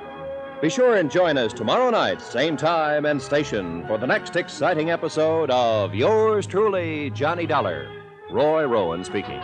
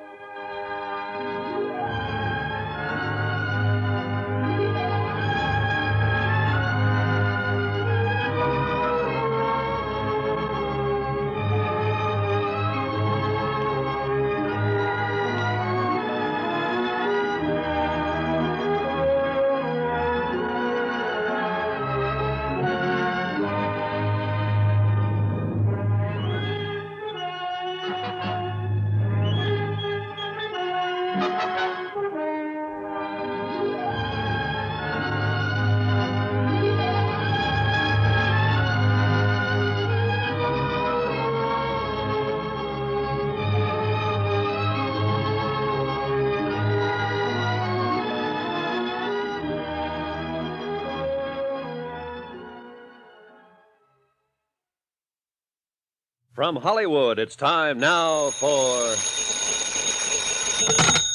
Johnny Dollar. Your number is ringing, Mr. Dollar. Oh, thanks. Hello? This is Johnny Dollar. Dollar, I thought you went back to Hartford. I meant to, but I got tied up in Mrs. Wendover's business affairs again. What now? Can you come over to my hotel right away? It's 1 o'clock in the morning. I know it. Well, can't you grab a cab and come over here? Hardly. Why not? A couple of Sam Costigan's boys followed me here. I think they might like to do a little target practice on me.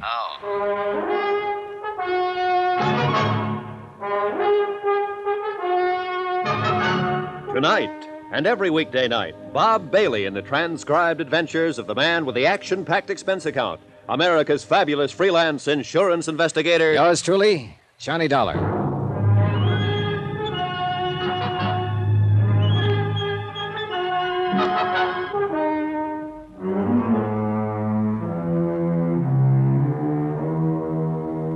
Expense account submitted by Special Investigator Johnny Dollar to the Universal Adjustment Bureau, 518 Spear Boulevard, Hartford, Connecticut. The following is an accounting of expenditures during my investigation of the Tears of Night matter. Expenses continued, items 10 and 11. $10, scotch and soda, plus a pitcher of ice and glasses. I had them filled, chilled, and waiting when Hilary Fuchs knocked on the door of my room. His eyes were still puffy with sleep, and he had a trench coat thrown over his pajamas. What's this all about, Johnny? You said Mrs. Wendover, somebody followed you. What? I want you to tell me what you can about the Tears of Night. The Tears of what? Tears of Night, a piece of jewelry owned by Mrs. Wendover, a necklace, 4 diamonds on black onyx, silver chain.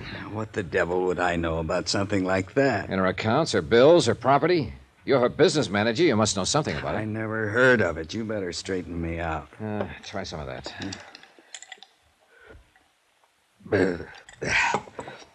This is all too fast for me. Okay, I'll bring you up to date.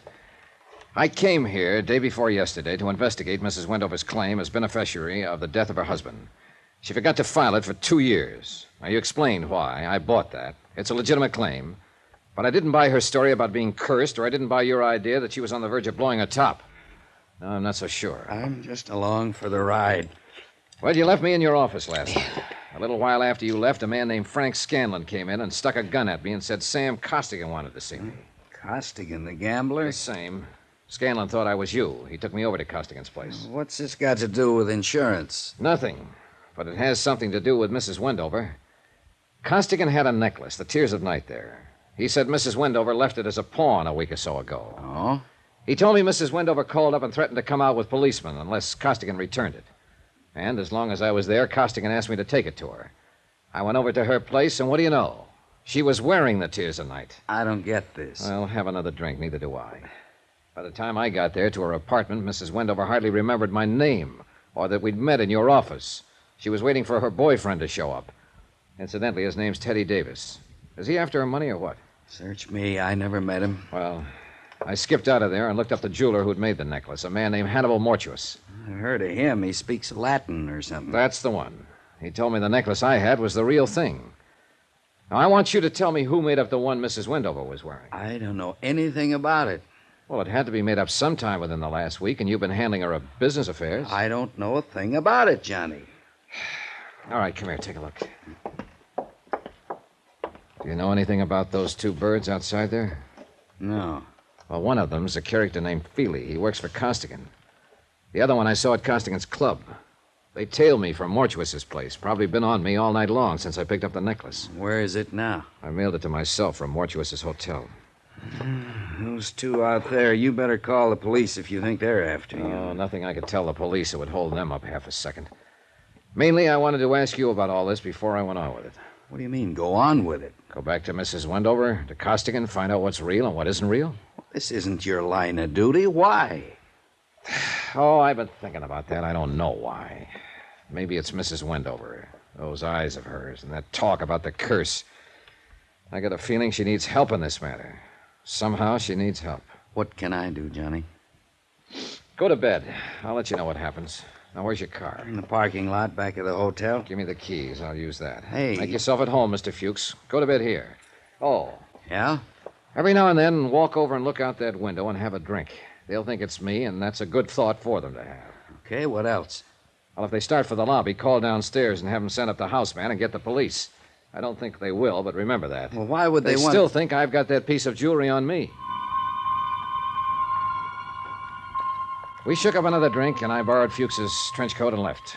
I found his green Chevy without too much trouble, since there weren't too many cars out in the lot that time of morning.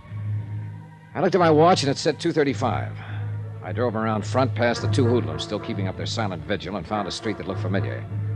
20 minutes later, I was in the parking lot beside Elise Wendover's apartment building. It was still dark, still foggy, and too late I found out too crowded. Somehow, the pair of hoodlums were waiting for me after all.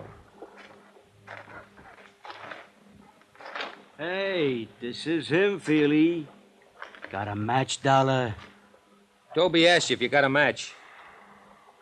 He's a dummy, Toby. Don't answer. Got a match, Dollar? What'd I tell you? He's a dummy boy. You don't look like no dummy boy. You're nearsighted. Take your hands off. He's a dummy, all right, ain't you, Dollar? See, Toby? I told him about you being nearsighted, and he wouldn't answer. He don't talk. Go on, smart boy. Tell Toby how sorry you are about him being nearsighted. Talk. I heard you talk before. Told you he was a dummy. Hey, tell me something, dummy. All insurance guys like you? Toby asked you a question. He wants to know if all insurance guys are like you. I don't like him. We asked questions, and he ain't told us nothing.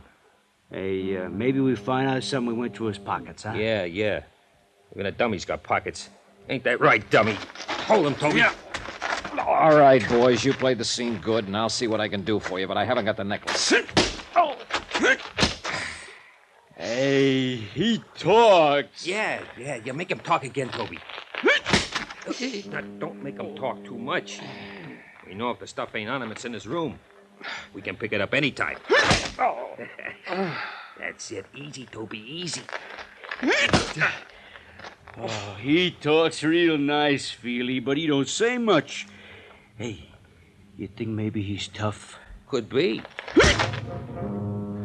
No, I wasn't. And I didn't feel like talking in that quiet little parking lot where the only noise was them pounding on me. I told them I didn't have the necklace anymore, but they didn't care about that. They wanted to find out the hard way for me.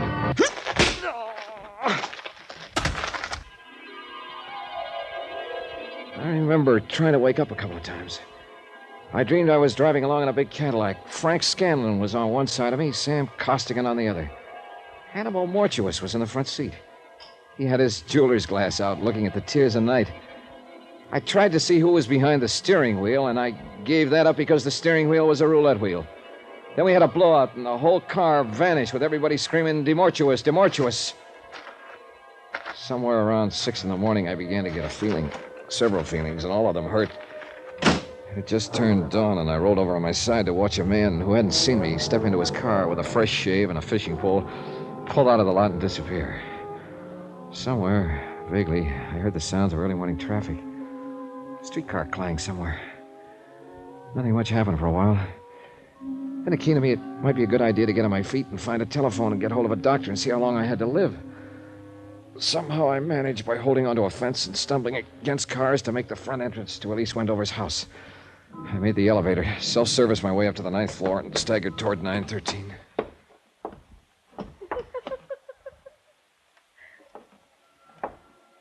I would have been better off in the parking lot. Elise Wendover was there, sitting in a large chair by the window. She still wore the black strapless dress and ermine piece she'd had on the night before.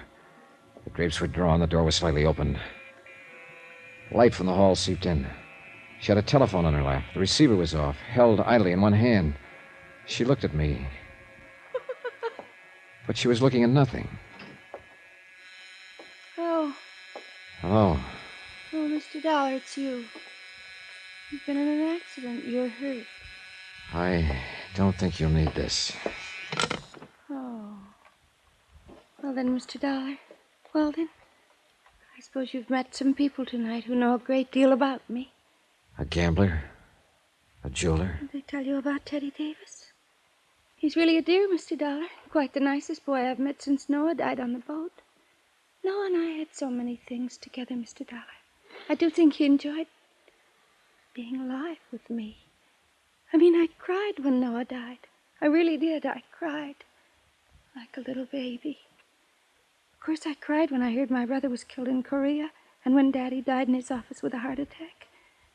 I shouldn't really cry anymore.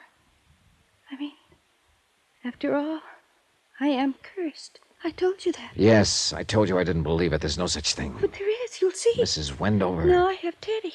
He's really a dear. I do think he will be a very prominent artist someday. He paints. You know? Teddy asked me to marry him tonight. That's nice. You marry him. And Teddy isn't interested in my money. Could you believe that? What is my... I can't seem to get my tongue adjusted to my mouth. Did that ever happen to you, Mr. Dollar? Yes, sometimes. Perhaps I should see a correctionist. I'm glad you came by again, Mr. Dollar. I told you once that sometimes it means an awfully lot to speak to someone. Mr. Costigan. Mr. What? What about Mr. Costigan? Later. I know it must be strange to you, but some people live for nothing but money, and some people die for it. Stop it! Now tell me what's happened. Tell me what's happened so I can help you. They do look so funny. They're so very funny. I've seen them count money so often and so much money, and I really believe that is honestly all they live for, only. She pointed across the darkened room. Her black eyes glistened with no semblance of reason left in them. It took me 5 seconds to find the light switch. Stretched out on the floor of her apartment, they look funny, all right. Feely and Toby. Both of them as dead as you can get.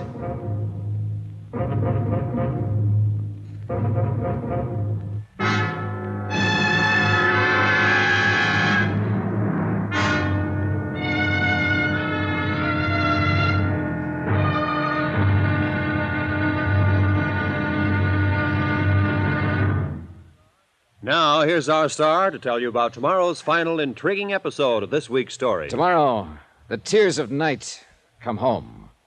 Join us, won't you? Yours truly, Johnny Dollar.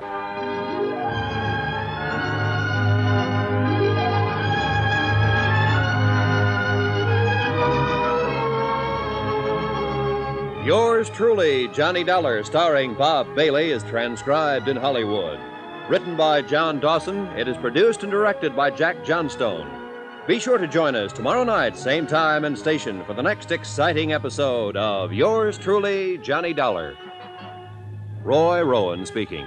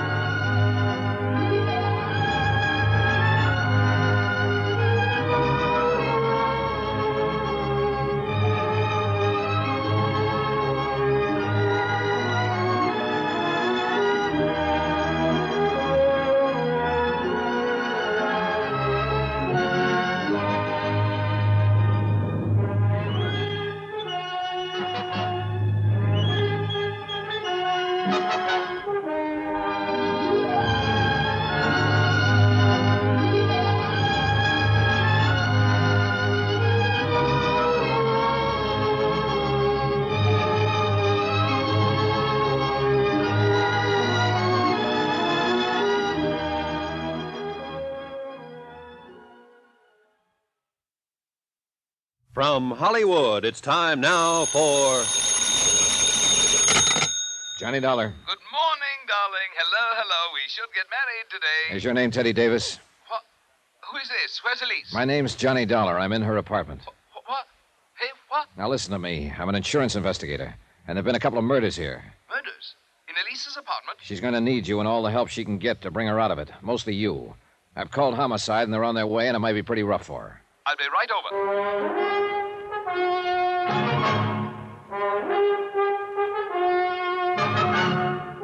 Tonight and every weekday night, Bob Bailey in the transcribed adventures of the man with the action-packed expense account, America's fabulous freelance insurance investigator. Yours truly, Johnny Dollar.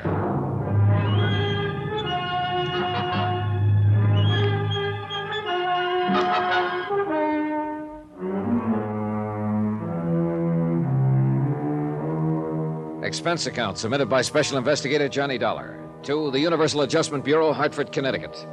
The following is an accounting of expenditures during my investigation of the Tears of Night matter. It was a long morning, and a lieutenant of police thought I was crazy when he met me in the apartment with two dead men and the hysterical woman. My face was bruised and black and blue from the beating the dead men had handed me the night before. The lieutenant, his name was Brady, had a time getting hold of Hillary Fuchs to back up my story. But Teddy Davis was a different matter. He showed up with a doctor and lawyer. And through their combined efforts, Elise Wendover was removed not to police headquarters, but to a private hospital. It was obvious from powder tests that Mrs. Wendover could not have fired the .45 which ended the lives of Feely and Toby. Obvious to me. Lieutenant Brady was a skeptical man. You stay right there and keep your trap shut. I'll figure out what to do with you in a minute. All right, come on, get those baskets out of here. I say, Dollar. Hi, Teddy. How's Mrs. Wendover? Well, that remains to be seen. She's screaming about that darned curse again. She thinks she had something to do with these murders. Dollar, I don't know quite how you fit into all this. I do know I'm terribly indebted to you for calling me. Now, what can I do for you? Are you in trouble? I don't think so. Brady's just excited. He can't see where I should be involved, so he suspects me. Of what? Oh, he doesn't know that. He's a policeman, and he suspects everybody. But don't you worry about it. You get back to her. I really do have a good lawyer. He can work on it if you give the word. I can't just walk out of here feeling that you're in jeopardy. Now, what can I do? I thought you were over at the hospital, Mr. Davis. I was. I came back to see what I could do for Mr. Dollar. You can scram now. Watch whom you're talking to, Lieutenant. This man is my friend. Hey, are you kidding? Not a bit. Take it easy, fellas. Take it easy. Yeah. You said your name's Dollar, insurance dick. Let's see your buzzer. Okay, out of Hartford. What's the job? Mrs. Wendover's husband died 2 years ago. She just got around to filing for benefits last week. We were curious about it. Go on. Well, can't you see, Mrs. Wendover? Let him, huh? As near as I can make out, Mrs. Wendover's overlooked a lot of things since her husband's death. Taxes, bank accounts, whatnot. Hillary Fuchs can tell you that much. This curse business she mumbles about. Well, she lost her husband. Before that, her brother, killed in the war, and her father before that. You know, you don't seem to pay much attention. I explained I'm all gonna of it. pop you in the cooler if you open your mouth again, Mr. Davis. Go on. How about the insurance? Well, all okay. I was ready to leave town last night. As a matter of fact, I'd called for a plane from Fuchs' office. When a man named Scanlon came in, mistook me for Fuchs, and said Sam Costigan wanted to see me. Costigan's got a gambling place on the other side. Yeah, we know about it. Go on. Well, Costigan gave me a necklace, the Tears of Night. Said it belonged to Mrs. Wendover. He asked me to bring it back to her. Said she'd pawned it at the roulette table. When I got here, Mrs. Wendover was wearing the Tears of Night, or something that looked just like it. Well, I was curious. I looked up the jeweler who had made it, a man named Mortuus. He said I was carrying the real thing. When I left his place, a couple of men from Costigan's place followed me. Who? Those two who were killed, Feely and Toby. They caught up with me outside of this apartment house and tried to shake me down for the necklace. But I'd mailed it to myself at my hotel. So they worked me over and left me there. When I came to earlier this morning, I came up here and found Mrs. Wendover sitting here in a state of shock. The two stiffs in her room. That's it? Yeah, Brady, that's it. How long you been an insurance dick? 14 years. You bonded? Yes. Okay. Are you going to let him go, or aren't you? Shut up. Shut up and I'll tell you both what I'm up against here. I know Mrs. Wendover couldn't have had anything to do with the killings. I know you, Dollar, couldn't either. Then go out and find who killed those two men. Those two and the other one. Huh? Costigan was gunned down a couple of hours ago.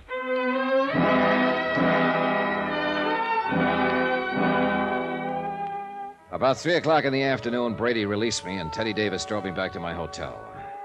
The clerk at the desk looked at my bandaged face and turned 8 shades of white when he handed me my key. I thanked him and told him I'd kept a date with a Barracuda. I was feeling kiddish, also a little dizzy and a little tired. I was looking forward to a hot shower and 10 hours sleep when I walked in my room. Ah, Dollar, I've been expecting you. Come in, sir, come in. Well, hello, Mr. Mortuus. I've been amusing myself with this pocket chess set of yours. Mexican, eh? Sit down, sit down. You've had a hectic night. Your boys were pretty rough, Mr. Mortuus. Philly and Toby are two men of another world, Mr. Dollar, not of our world. Allow me to apologize for their actions. I want more than an apology. They almost beat me to death. And so unnecessary, too. You know, I underestimated you, Mr. Dollar. Such an ingenious method of protecting the tears of night. Why, sir, by the simple expedient of placing it in an envelope and mailing it to yourself from my hotel lobby, you hired as guardians the entire United States Postal Service, not to mention the armed forces. Yeah.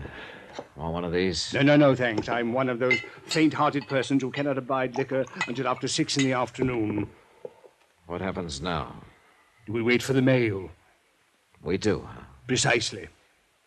Then while we're waiting, maybe you'll be kind enough to tell me about the double cross. If you can bear my vanity, Mr. Dollar, I have invented a new word, triple cross. It has a ring to it, eh? That sounds likely. You see, Mr. Scanlon approached me last week and asked me to duplicate the Tears of Night Mrs. Wendover had truly pawned at the gaming table. Naturally, I became suspicious. Let me guess what you became suspicious of. Oh, well, it was fairly obvious that Mr. Scanlon was planning to double-cross Mr. Costigan. That is, when the time came to return Mrs. Wendover's necklace, he, Scanlon, intended to return the bogus piece I made up. And you got into the act. That is when I first conceived my own plans, yes. Unfortunately, Mr. Costigan learned of the little deceit going on around him, and Mr. Scanlon was forced to shoot him. So Scanlon shot Costigan. How about Toby and Feely? Mr. Scanlon again, abetted by the last of the house of Mortuus. You helped him kill them, then planted them in Elise Wendover's apartment. Oh, dear, a crude touch, I thought, but it had a purpose. With 2 cadavers in a living room, she was very unlikely to discuss a bogus necklace with the police, and I doubt very much if she knew whether she was wearing the original or an imitation. Flighty girl. That's the lousiest thing the house of Mortuus ever did. She walked in and found these 2 there, and the doctor doesn't know whether she'll ever be sane again. Oh, dear. If you had merely returned the necklace to Mrs. Wendover, it would have been a simple thing to effect an exchange, and none of this would have been necessary. Well, then, bygones are bygones. Yeah, sure, I know. You just sit here and wait for the mail. No. We wait for the mail. What about your playmate, Scanlon? Why isn't he waiting with you? Scanlon? I'm afraid I'll be sought for a murder of 2 or 3 this night. I'm certain the police will find his body before the day is out, but I did need him to help me carry the bodies to Elise Wendover's apartment. Elise. Tell me something, Mr. Dollar. Does that name Elise bother you as much as it bothers me? Give me a woman with a name like Celeste or Josephine or Roxanne.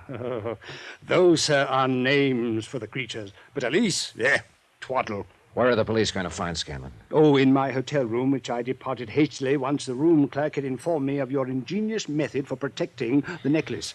I shot him there. You work cheap, Mr. Mortuus. Cheap, sir? I don't understand. A $10,000 necklace. It's not quite a king's ransom, is it? The Tears of Night are worth closer to $100,000. I'm afraid I misinformed you as to their value. I didn't want you to become suspicious. I suppose you think you'll get away with it. Well, I'm an old man. Attended to a destitute and bankrupt jewelry firm with nothing ahead.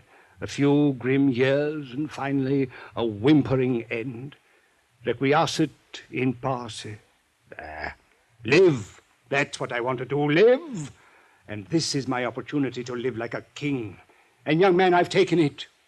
Veni, vidi, vici. You're crazy. You're crazier than a mosquito in December, Mr. Mortuus. They'll grab you before you make the airport. I don't think they will.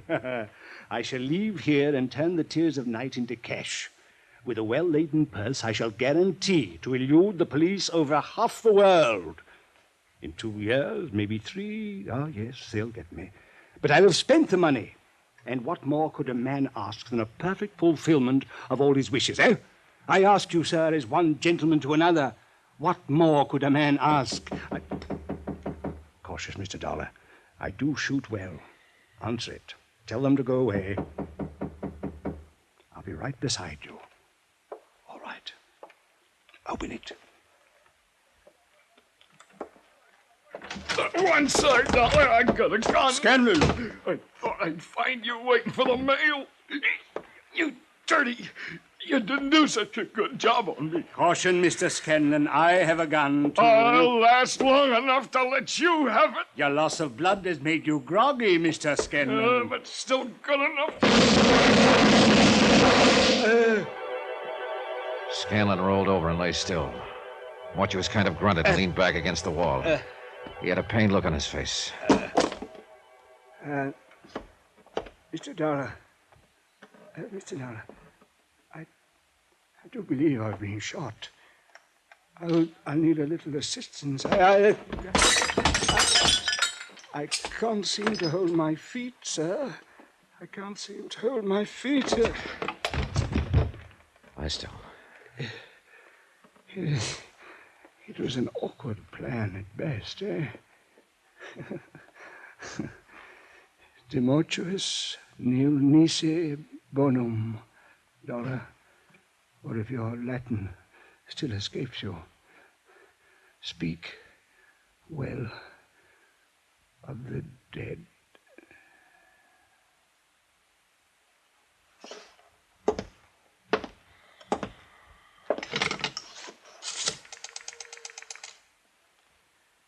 Let me have the police.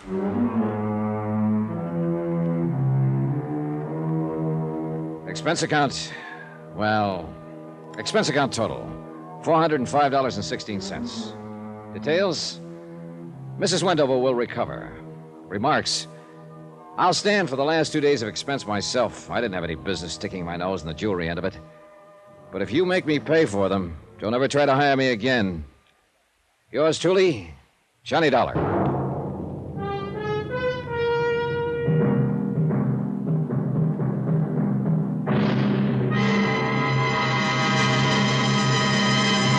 Now, here's our star to tell you about next week's intriguing story. Next week, the matter of a reasonable doubt. A case of many doubts, and believe me, all of them are most unreasonable. Join us, won't you? Yours truly, Johnny Dollar.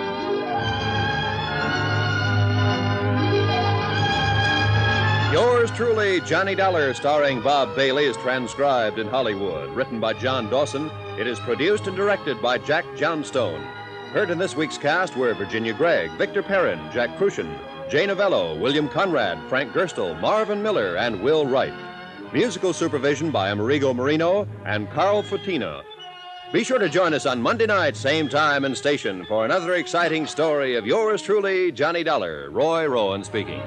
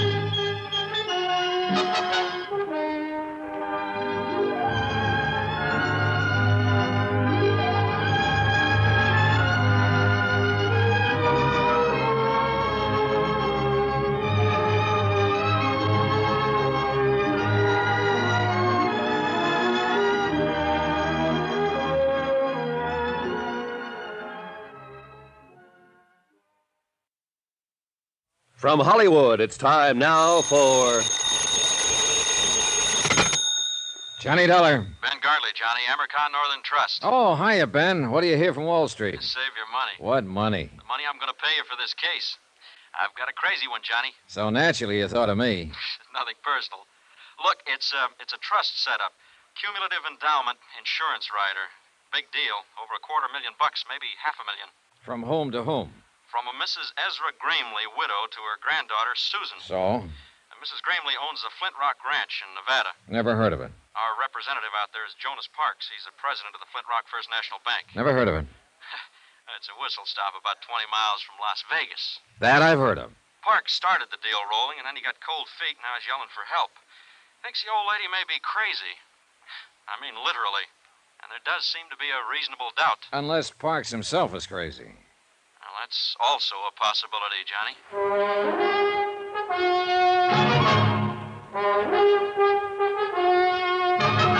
Tonight and every weekday night, Bob Bailey in the transcribed adventures of the man with the action-packed expense account, America's fabulous freelance insurance investigator. Yours truly, Johnny Dollar.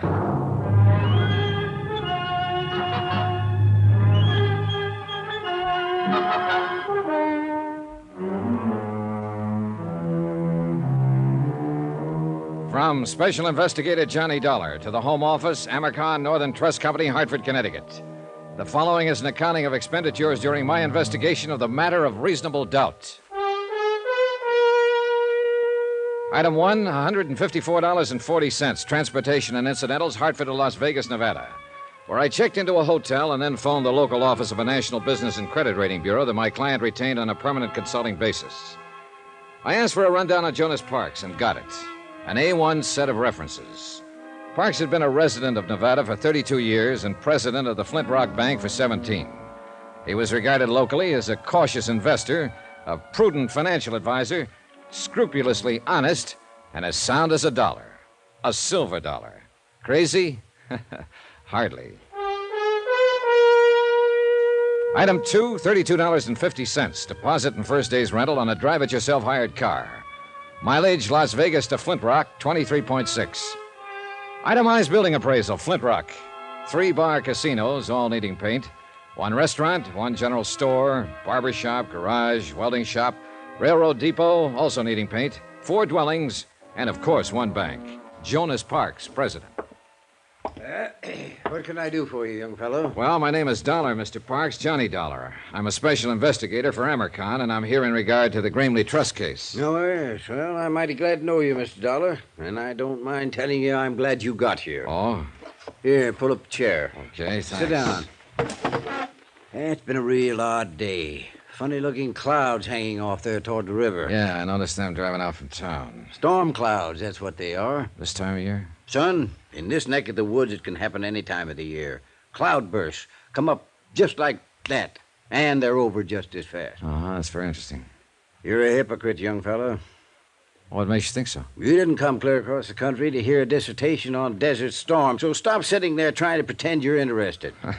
Whatever you say, Mr. Parks. Matter of fact, you weren't even half listening to me. No, as a matter of fact, I wasn't. Well, what were you doing then? Looking you over, sizing you up. Come to any conclusions? A couple. Such as? Well, in the first place, I'm inclined to discard the theory that you're crazy. That what they told you in Hartford? Well, they figure one of you is, either you or Mrs. Gramley. They do, huh? And what is your second conclusion? That you were sitting there sizing me up. You're right. I was. Come to any conclusions, Mr. Parks? Yeah. One. Such as? That we'll probably get along together all right, you and me. Good. Then suppose we get down... The Gramley case. Oh, no wonder they thought what they did. Maybe they're right. Maybe we are crazy, both of us. Well, as I understand it, Mrs. Gramley wanted to set up some kind of insured trust for her granddaughter. You started the proceedings for her, and then stopped cold and called for help. Yes, that's about what happened. Well, why? Was she financially unable to carry out the deal? Of course she's able. I wouldn't need any outside help if that was the problem. She's been banking with me for mighty near 20 years. Then is she mentally incompetent? Sarah Gramley is as sane as... Well, at least I've always figured she was. But confound it, Mr. Dollar, there's something wrong out at that ranch. Oh, what do you mean? I don't know what I mean. Well, if you don't. I mean, it's mostly things you can't put your finger on. Little things that add up, finally. Add up to what? I don't know. It's just a feeling, kind of a... A hunch? Is that what you mean? Yes, if you want to put it that way. So I brought you clear out here from Hartford on a hunch. Go ahead, say it. Relax, Mr. Parks, relax. I've had hunches of my own. And sometimes the horse is one. But I don't even know why I think something is wrong. All right, what's the setup out there at the ranch? What's the background? Mrs. Gramley is a widow. Her husband died about 14 years ago, and she stayed on afterward and ran the ranch. Of course, her son Ed and his wife were there with her until 3 years ago and done most of the work. And they moved out 3 years ago? No, they were killed in an automobile accident. This girl, Susan, that Mrs. Gramley wanted to set up the trust for, is their daughter. She's going on 17 now. Then the two of them live there alone? No, there's another couple, Walter Gramley and his wife, Hilda. Walter's Mrs. Gramley's nephew. Sort of manages the ranch. Does a pretty good job of it, too. Mm-hmm. Then that's the whole family. Mrs. Gramley, her nephew Walter and his wife, and her granddaughter Susan. That's the family, for better or worse. Mr. Parks, do you even have any idea as to what might be wrong? Not the slightest. You're on your own, son. Well, how did this trust business start? How did it come about? Miss Gramley came into town one day about 2 months ago and sprung it on me out of a blue sky. First time she'd been in town in nearly a year. Did she say why she wanted to set up the trust? No. She said it was nobody's business but her own. She's changed a lot in the last year. She's not herself anymore. And the trust was intended in its entirety for her granddaughter Susan? That's right. Within the next 3 years, she wanted the whole estate transferred to the girl. Did Susan know about it? According to Mrs. Gramley, nobody knew about it, and she didn't want anybody to know. All right, then. You started the ball rolling, and then you stopped it. Her nephew, Walter, came in to see me last week. He knew something was up, and there was no use trying to lie to him. When I told him what she was doing, he said that she would never go through with it. So? Oh, I went out to the ranch to see her, laid all the cards on the table. I told her what Walter had said. Oh, what was her reaction? She said maybe he was right. Maybe she wouldn't go through with it. Then she started rambling, not even making sense, talking about the auto accident and her son's death. But before I left, she told me again that I should keep pushing the trust, get it set up. So you called for help? I called for help. Well, I guess I'd better go talk to the lady. That's not going to be so easy. Why not? Walter won't let a stranger on the place. You mean he's holding her captive? No, I think he believes she's losing her mind and he's trying to keep it quiet. And what do you believe, Mr. Parks? I don't know. Well, maybe we can find out. I hope so. Just one thing, though. Be careful. Of what? I don't know. Jonas Parks had one other suggestion, that I pretend to be a special investigator for the Cattlemen's Association. I agreed to try it. 4 miles from Flint Rock, the narrow ranch road left the plateau and began climbing up through the broken bluff country. 1.5 miles from the ranch house, I pulled out the choke, flooded the engine, and let the car cough to a stop, the old out-of-gas gimmick. And about 10 minutes later, I was wishing I'd thought of some other plan.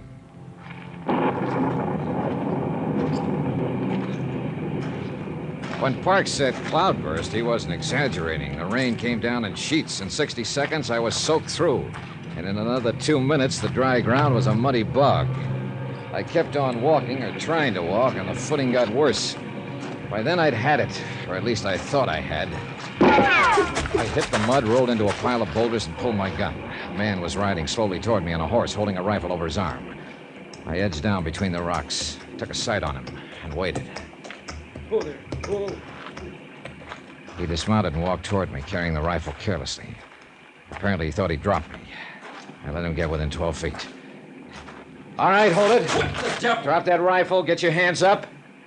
I said drop it. What's the idea? Well, that's a good question. Only I'm the one to ask it. You're trespassing. We've been losing cattle. So I've heard. What do you mean you've heard? I'm an investigator for the Cattlemen's Association. Are you Walter Gramley? Yeah, that's right. What do you expect to find sneaking in here on foot this way? Not what I did find, at least. Look, I've got a car back there on the road. I ran out of gas. I understand the owner of the Flint Rock is a Mrs. Ezra Gramley. Yeah, she's my aunt. Well, I'd like to see her. I'm afraid that's impossible. Why? What's your name? Dollar, Johnny Dollar. Mr. Dollar, go back to your car and wait. I'll send some gasoline from the house. Huh? When you get it, turn that car around and get off the property. You're working for me, you know. I'm a member of the association.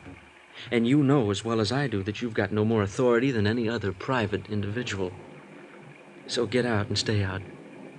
And if I don't? Well, then you're a trespasser. And I won't miss twice. The next time I'll kill you. Is that clear? It was clear. Perfectly clear. And at this point, I wasn't ready to force the issue. So I conducted an orderly, strategic withdrawal, and short, I went back to the car. The rain stopped before I reached it. And a few minutes later, a station wagon came lumbering down the road from the ranch and braked to a stop a few yards away. The girl who came toward me carrying a 5-gallon gasoline can was a living little doll, a daffodil, as perky and bright as a brand new penny. Hello there. Hi. I'm Susan Gramley, and you're Mr. Dollar, and you're out of gas, and I've got some for you. Well, here, that's pretty heavy. Let me take that. No, just stand back and avoid the splash. I'm an old hand at this. In fact, I'm a chronic empty tanker myself, and What's the matter? Out of gas, are you? Big deal, huh? That tank is almost full. Yeah, well, there's no use lying to you, I suppose. Nope, I'm too smart. I see. Another thing, you're not with the Cattlemen's Association, Mr. Dollar. I'm not? Nope. I think you're here to dig up the past because of what has happened and what might be going to happen. All of that, huh? Yep. And you know what? I think it's just fine and dandy. You do? You bet I do. I loved my dad. I loved him more than anything. They knew what he always did when he got mad. Sure they knew. I figured it out a long time ago. Like to tell me about it, Susan? You'll find out, Mr. Dollar. I think you're the kind of a man who smashes into things, right into the middle, and breaks them wide open. Be careful, though. Oh? Because you know something? You're smashing into a bomb.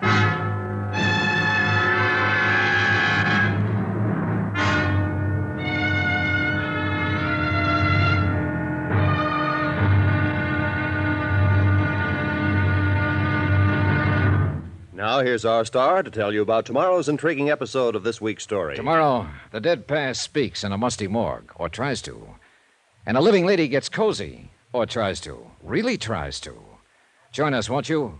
Yours truly, Johnny Dollar.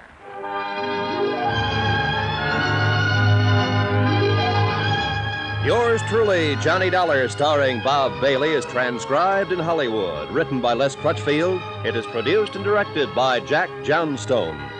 Be sure to join us tomorrow night, same time and station, for the next exciting episode of Yours truly, Johnny Dollar. Roy Rowan speaking.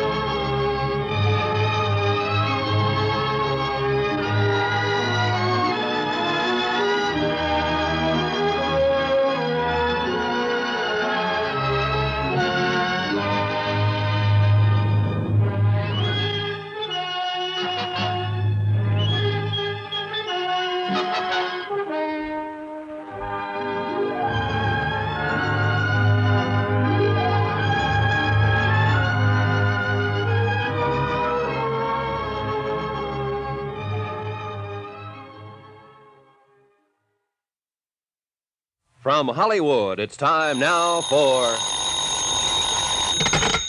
Johnny Dollar. Jonas Parks, Mr. Dollar, the Flint Rock Bank. Yeah, I know. The man who warned me. How's that? You said it would be tough to get into the Gramley Ranch. Well, I got rained on, shot at, threatened, outsmarted by a 16-year-old girl, and I still didn't see Mrs. Gramley. You aiming to give up? For tonight, yes. I'm busy trying to dry out my bones over the heat from a triple brandy. Well, I'm going out to see Mrs. Gramley in the morning. I'll try to fix something up. Yeah, do that, will you? And something else, Mr. Parks. That auto accident 3 years ago when Susan's parents were killed. What about it, Mr. Dollar?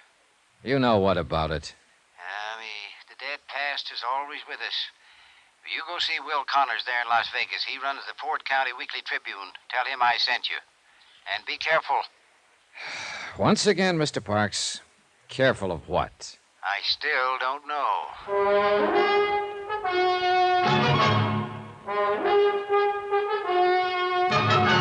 Tonight and every weekday night, Bob Bailey in the transcribed adventures of the man with the action-packed expense account, America's fabulous freelance insurance investigator. Yours truly, Johnny Dollar.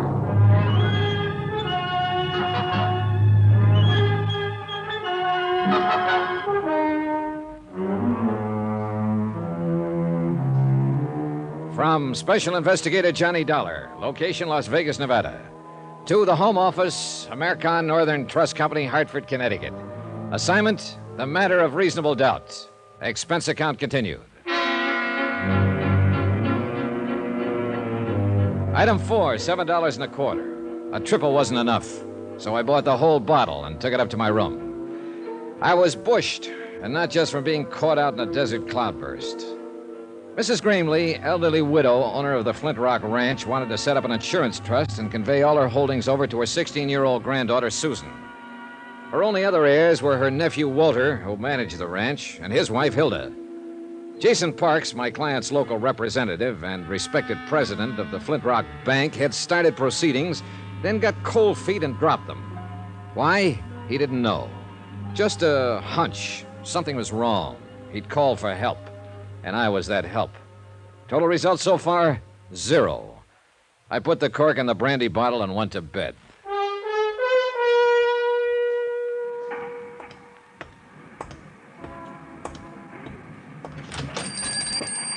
I'll be with you in a minute, young fellow. No hurry. The Weekly Tribune, like 1,000 other Weekly Tribunes across the country. Not competing with the big dailies, not even trying to. Printing the little things, homey things, and hanging on. One-man office, editor, publisher, reporter, proofreader, and at the moment, linotype operator. A guess, of course, but the man at the linotype looked as though his name just had to be Will Connors. My name is Will Connors. What can I do for you? I'm Johnny Dollar, Mr. Connors. Jonas Parks out at Flint Rock suggested Yeah, Jonas called me this morning, said you'd probably be in. Glad to know you. Thanks, same here. He said you'd most likely be asking all sorts of crazy questions, and I was to, well... Humor me? Well, you might put it that way.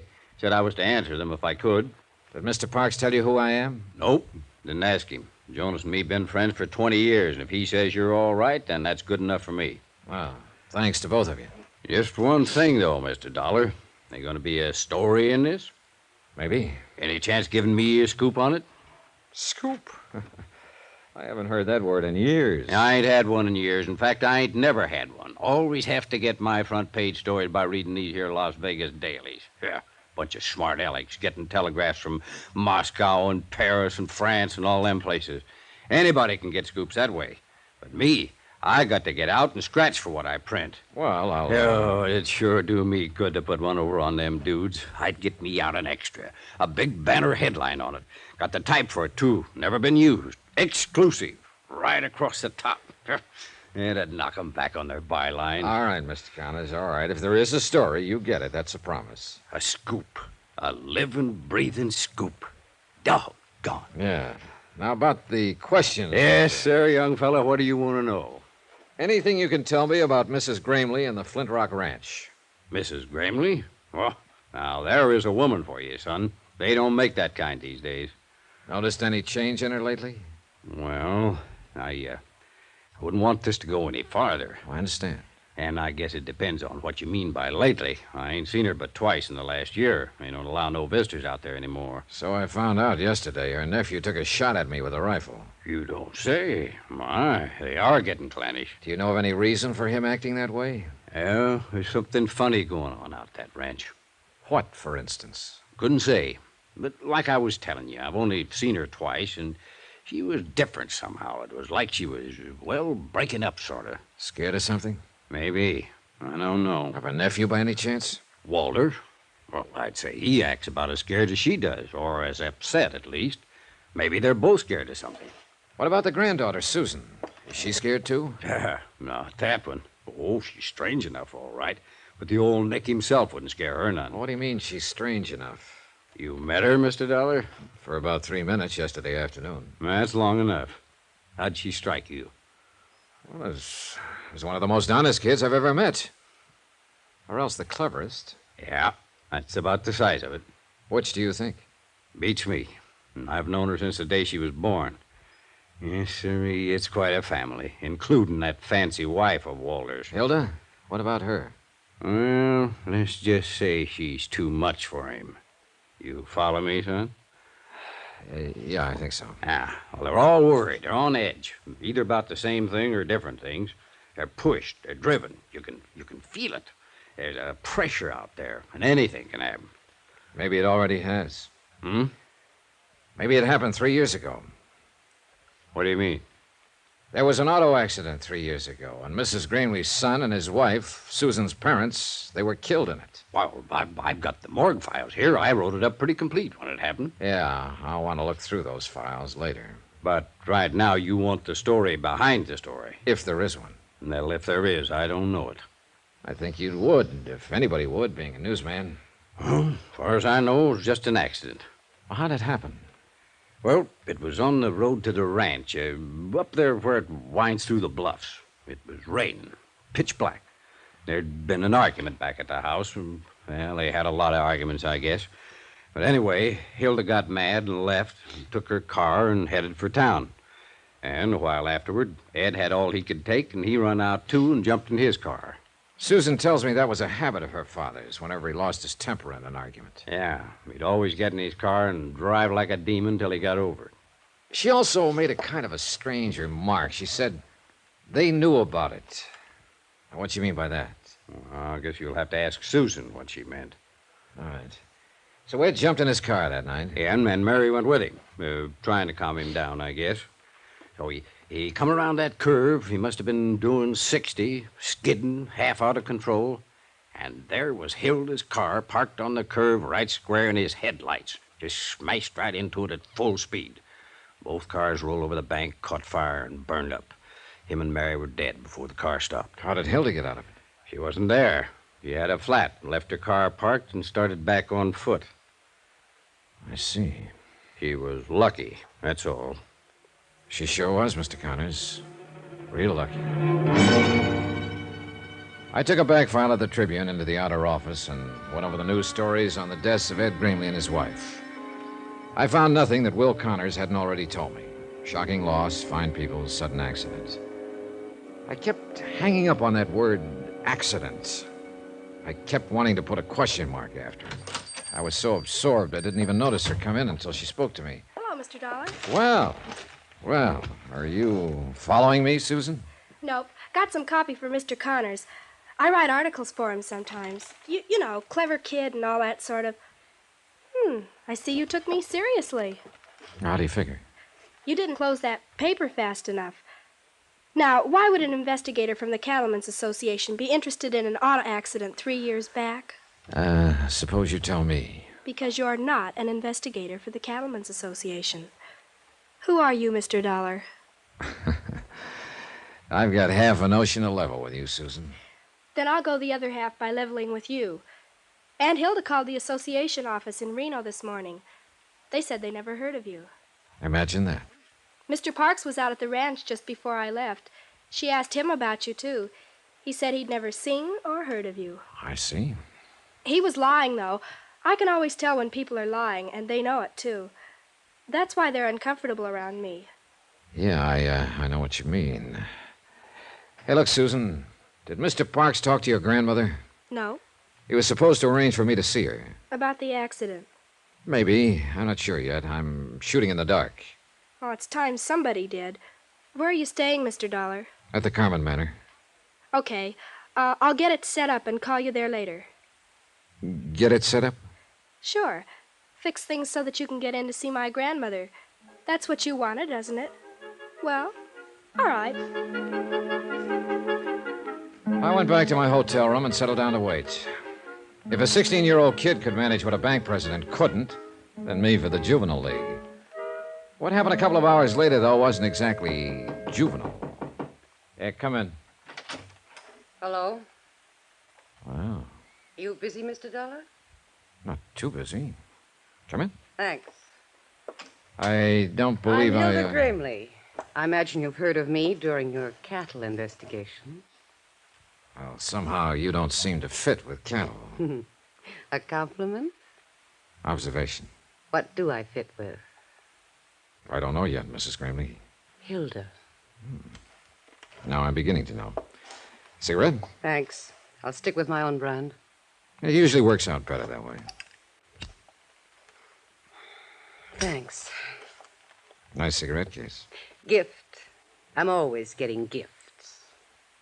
Including a wedding ring? Oh, I've got one. It's around someplace. Just so you don't forget where you left it. I couldn't if I wanted to. You wouldn't have a drink for a lady, would you? Brandy? I love brandy. And gifts? And a lot of other things. Like money? Oh, money's real nice. It's next to the best. Now, what's the best? Excitement.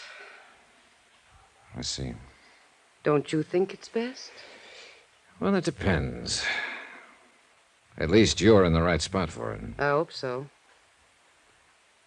Look, I haven't got any money, and I never give gifts. You've got brandy, though. Pour us a drink, Johnny, and then we'll talk. What about? Excitement.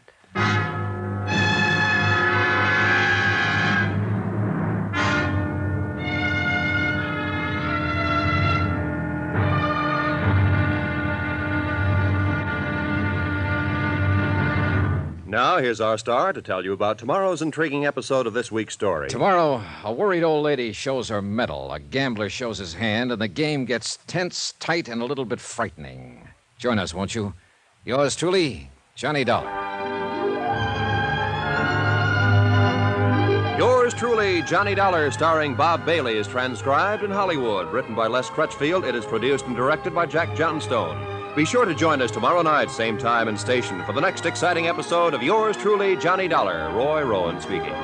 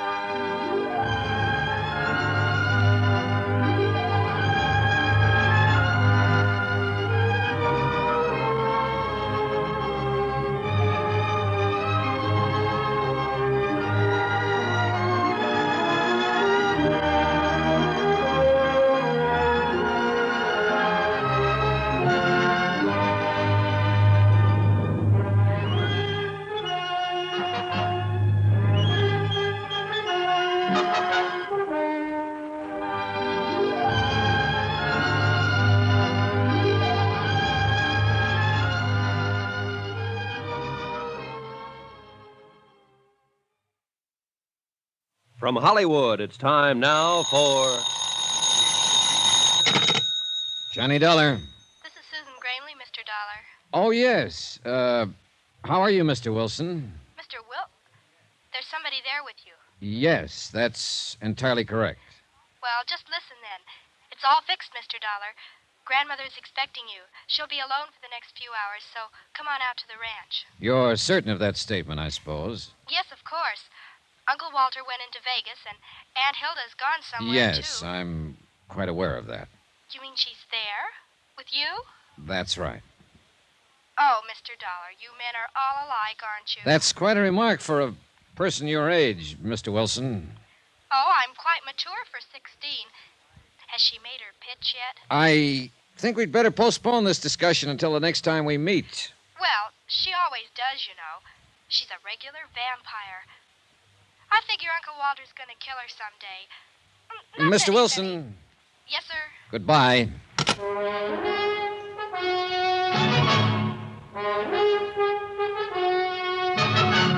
Tonight and every weekday night, Bob Bailey in the transcribed adventures of the man with the action-packed expense account, America's fabulous freelance insurance investigator. Yours truly, Johnny Dollar.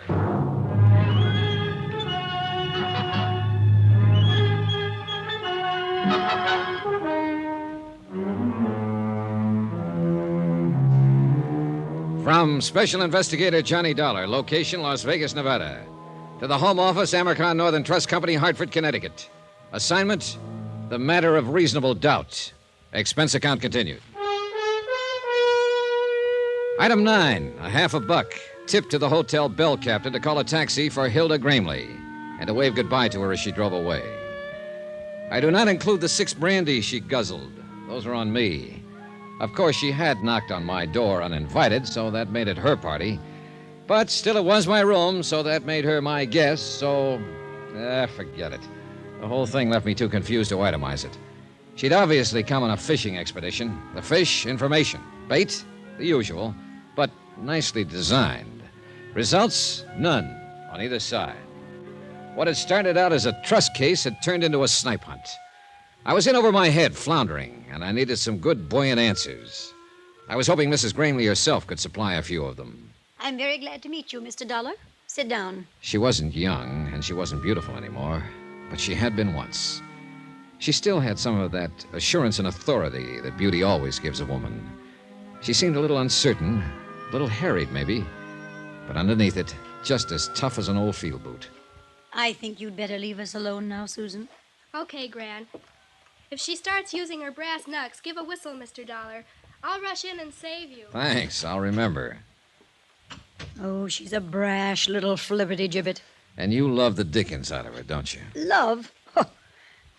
Yes, I do love the dickens out of her, Mr. Dollar. Is that what you came out here to find out? No, I knew that already. Otherwise, you wouldn't have wanted to transfer all your holdings to her. How did you know about that? Just who the devil are you, anyway? Seems to me Susan was pretty vague on that score. She had to be. She doesn't know. Then why did she think I ought to see you? Oh, she decided I looked honest. Claims she's got a knack for that sort of thing. As a matter of fact, she has. And also, she loved her father and mother. What do you mean by that? Mrs. Gramley, I'm here because your friend, Jonas Parks of the Flint Rock Bank, sent for me. What? I'm a special investigator for the Amercon Northern Trust Company of Hartford, Connecticut. Why, Jonas didn't say anything to me. He hasn't had a chance. He intended to when he was here this afternoon, but you were too ill to see him. Ill? I didn't even know he was here. Your nephew and his wife did. He talked to them. Tell me, Mr. Dollar, just why did Jonas send for you? Because he thought you might be losing your mind. Oh, he did he? Huh. Are you? Well, if you thought so, you wouldn't have said it so bluntly. Right. I don't think so. Well, what made Jonas think it? You asked him to set up an insurance trust for the benefit of your granddaughter, Susan. Apparently, the intent was to convey your entire estate to her over a period of 2 to 3 years. What's so crazy about that? Nothing at all, so far as that part of it was concerned. But it didn't stop there. After he got the proceedings started, you turned skittish on him, started to flutter. Well, Jonas is a fool. He is not a fool, and you know it. He's been your friend for 20 years. He's completely trustworthy, conscientious, and he has your best interests at heart. Huh. How much is he paying you to say things like that? Nobody is paying me but the Amercon Trust Company, and furthermore, you know it. All you're doing is trying to dodge the issue. Young man, I'm not accustomed to being talked to this way. Then you can look at it as a refreshingly novel experience. You sound like Susan. And an experience you don't entirely dislike. Presumptuous whelp. Maybe. Are you married, Mr. Dollar? No. What a pity I'm not 30 years younger. What a pity I'm not 30 years older. Oh, thank you, sir. And now let's stop scratching each other's backs and get to the point. All right. Jonas is a fine man. No doubt he did have reason to get upset. These past months have been... Well, I suppose I haven't seemed like myself at all. Why is that? Oh, you're like a bulldog with a bone, Mr. Dollar. Careful how you talk about your might-have-been lover. What has been wrong these past months? Maybe I am losing my mind. Because actually, nothing has been wrong. I don't agree. I think something is wrong right now. Then why don't you tell me about it? All right, I will. Apparently, I'll have to if we ever expect to get anywhere. All right, some months ago, you stopped going into town, stopped having visitors. Then you decided to get rid of your estate, turn it over to Susan. When your nephew, Walter, heard about it, he implied to Jonas Parks that you were losing your mind. Then you yourself started to back down on the idea. Why? Was Walter putting pressure on you? Not exactly. What were you scared of, Mrs. Gramley? It's got something to do with Walter and Hilda, right? Sit down. Almost a year ago, I discovered that the two of them were stealing me blind. Tampering with the ranch accounts, forging signatures, all sorts of ways. Why didn't you take it to Jonas or to the police? Because I didn't believe it at first. By the time I was absolutely sure, they'd cut the ground out from under me. So you tried to convey the property to Susan secretly? Yes, until Walter learned what I was doing.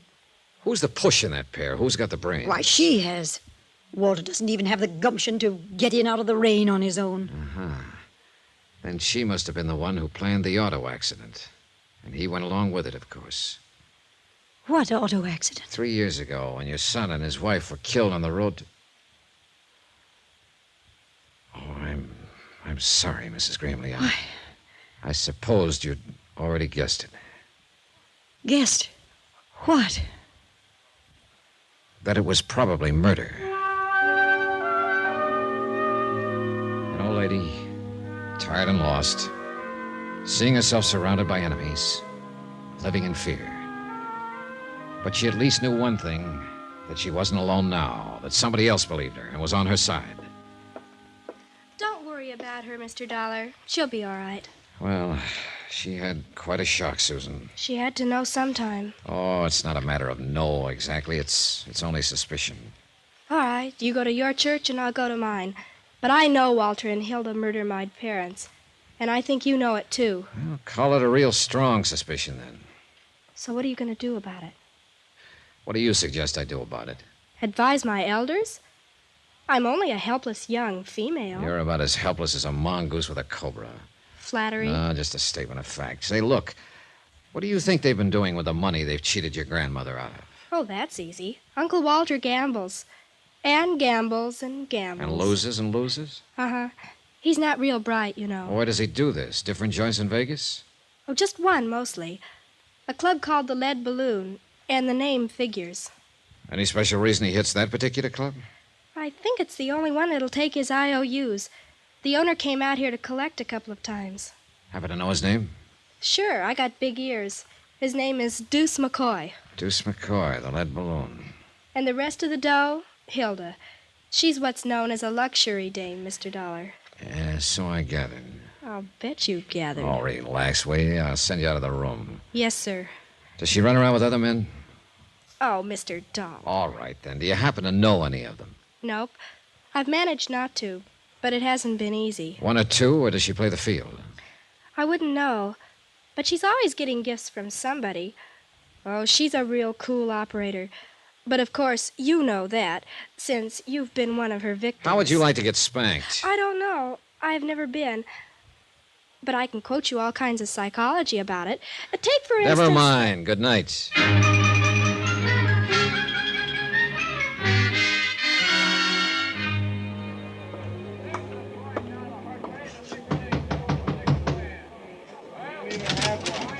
Yeah? Your name McCoy? Deuce McCoy? Yeah, that's right. Johnny Dollar. I'd like to talk to you about a mutual acquaintance. What mutual acquaintance?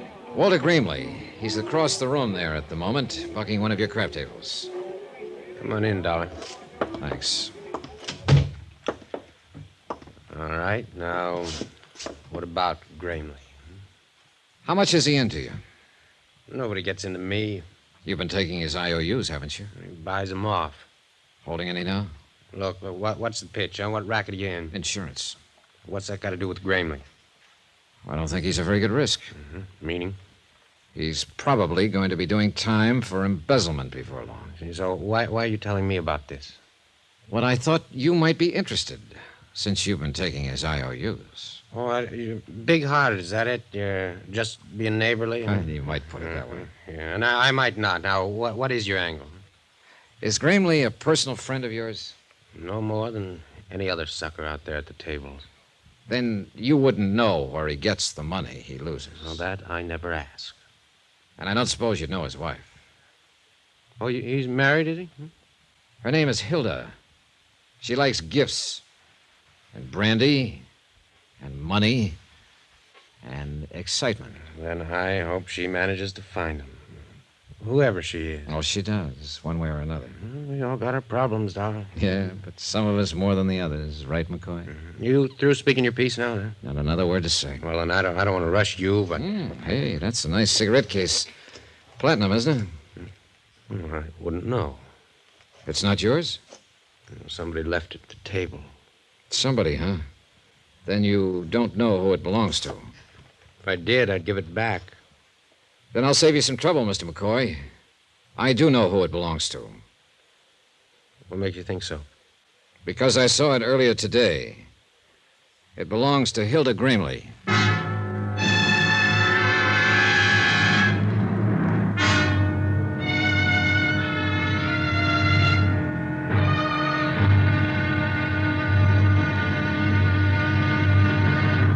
Now, here's our star to tell you about tomorrow's intriguing episode of this week's story. Tomorrow, the pressure hits the top and the whole mess starts to crack.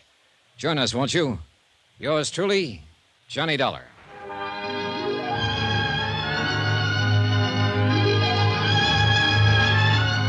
Yours truly, Johnny Dollar, starring Bob Bailey, is transcribed in Hollywood. Written by Les Crutchfield, it is produced and directed by Jack Johnstone. Be sure to join us tomorrow night, same time and station, for the next exciting episode of Yours truly, Johnny Dollar. Roy Rowan speaking.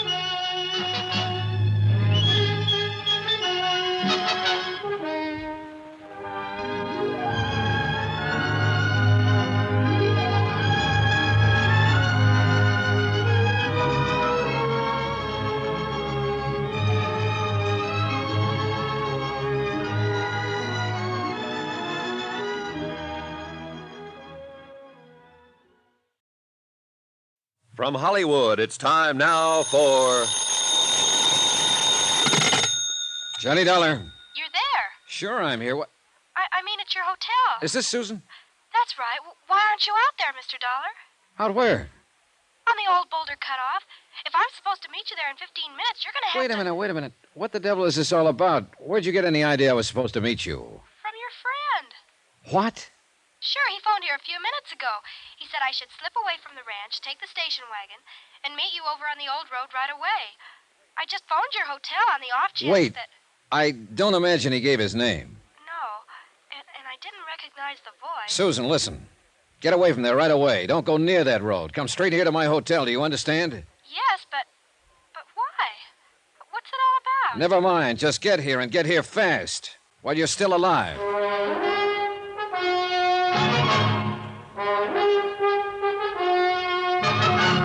Tonight and every weekday night, Bob Bailey in the transcribed adventures of the man with the action-packed expense account, America's fabulous freelance insurance investigator. Yours truly, Johnny Dollar.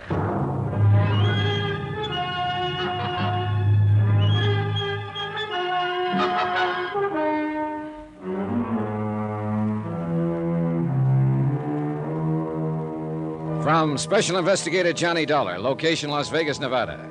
To the Home Office, Amercon Northern Trust Company, Hartford, Connecticut. Assignment, the matter of reasonable doubt.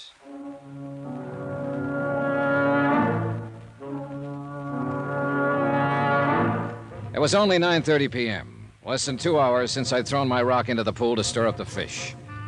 I'd expected results, sure, but not this fast, and not this deadly. I'd picked a gambling casino owner named Deuce McCoy as my broadcaster, and I'd let him know who I was, why I was here, and what I was going to do. Apparently, the news had gone out fast. But I couldn't figure this move. Even with young Susan out of the way, they still couldn't get their hands on her grandmother's estate. It didn't make sense. At least, not right then. One thing, though, that I was sure of. If Susan Gramley had driven out that deserted road alone, she'd have never come back. Not alive. Who is it? It's me, Mr. Dollar. All right, just a second. Well, come on in, Susan.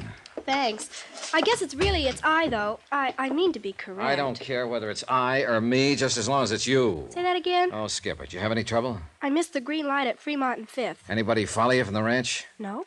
Who was there when you left? All of them. Uncle Walter and Hilda had just come in. Together. Can you beat it? Well, then it wouldn't have been Walter who phoned you. Oh, not him. He's got a kind of a sneaky undertone. I'd have recognized him right away. And you didn't recognize the voice on the phone? No. He didn't say much, just that he was a friend of yours, and you wanted me to meet you right away, so I said okay, and he hung up. I see. Well, maybe you do, but I don't.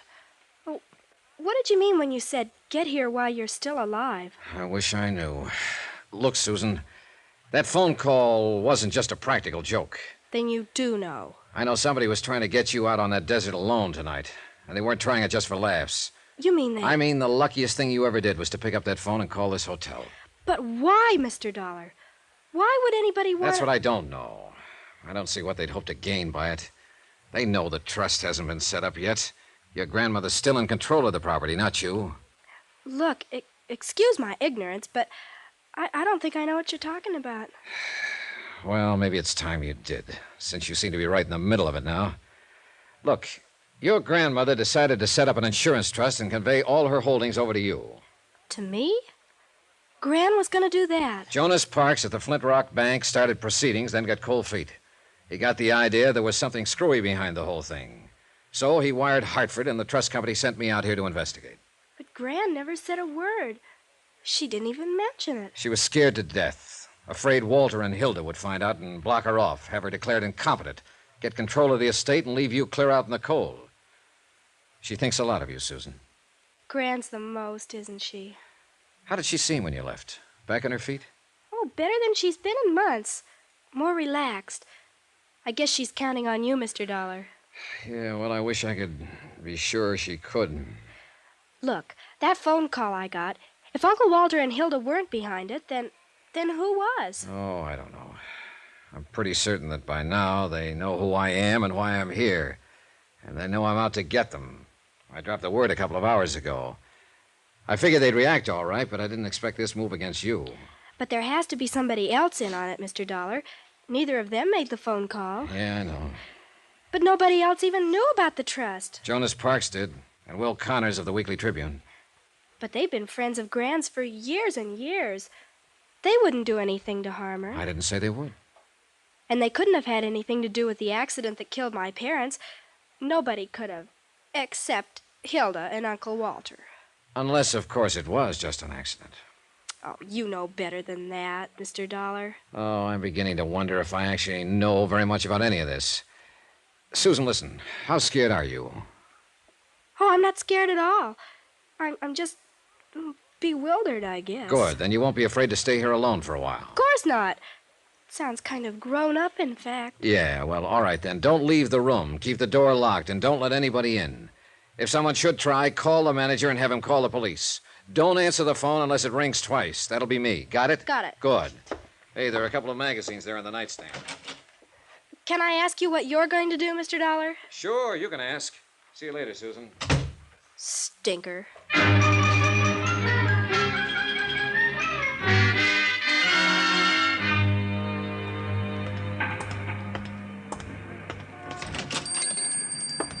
Well, evening, young fella. I kind of hoping you'd drop around. Wasn't sure I'd find you here, Mr. Connors, this time of night. Oh, the paper comes out tomorrow, Mr. Dollar. Oh, sorry, I didn't know. I always stay around late the night before press day, just in case a big story breaks. Sure. Got to be here, to break down the front page and remake the galley and all. Them's technical terms, of course. Oh, I see. Yeah, I was kind of hoping you might have a story for me by now. Maybe that scoop we was talking about? Nope, not yet. Well, I can hold the press until 9:30 a.m. in the morning, but that's the last doggone final 0 hour. And a minute later, come calamity, cataclysm, or high water, the Tribune has got to roll. Yeah, sure. Well, maybe you'll have your scoop before 9:30, Mr. Connors. You mean you're working on a clue? Check. Hot dog. Yep, you said it. You getting close to the denouement? To the what? Denouement. Yeah, that's a technical word. That's when the detective always pounces.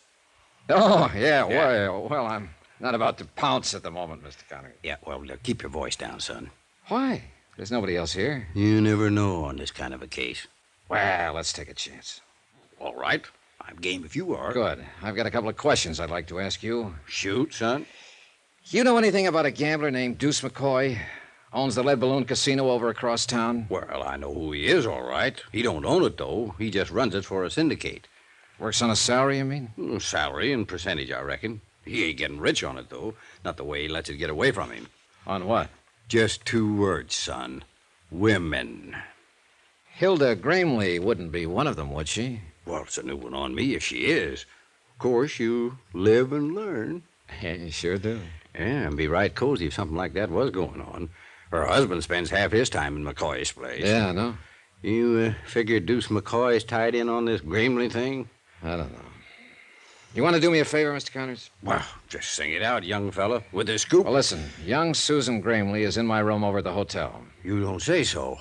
Well, but Never mind, it's a long story. I hate to have her there alone. So how about going over and babysitting for a while? Sure, I'd be glad to. All right, I'll phone her first so she won't lay you out with an ashtray. And I'll keep in touch with you. If there's a story, you'll get it. Meanwhile, clam up. Right. I'll see you later. Yeah, do you pack a gun, Mr. Dollar? Sometimes. Why? Deuce McCoy does, too. All the time.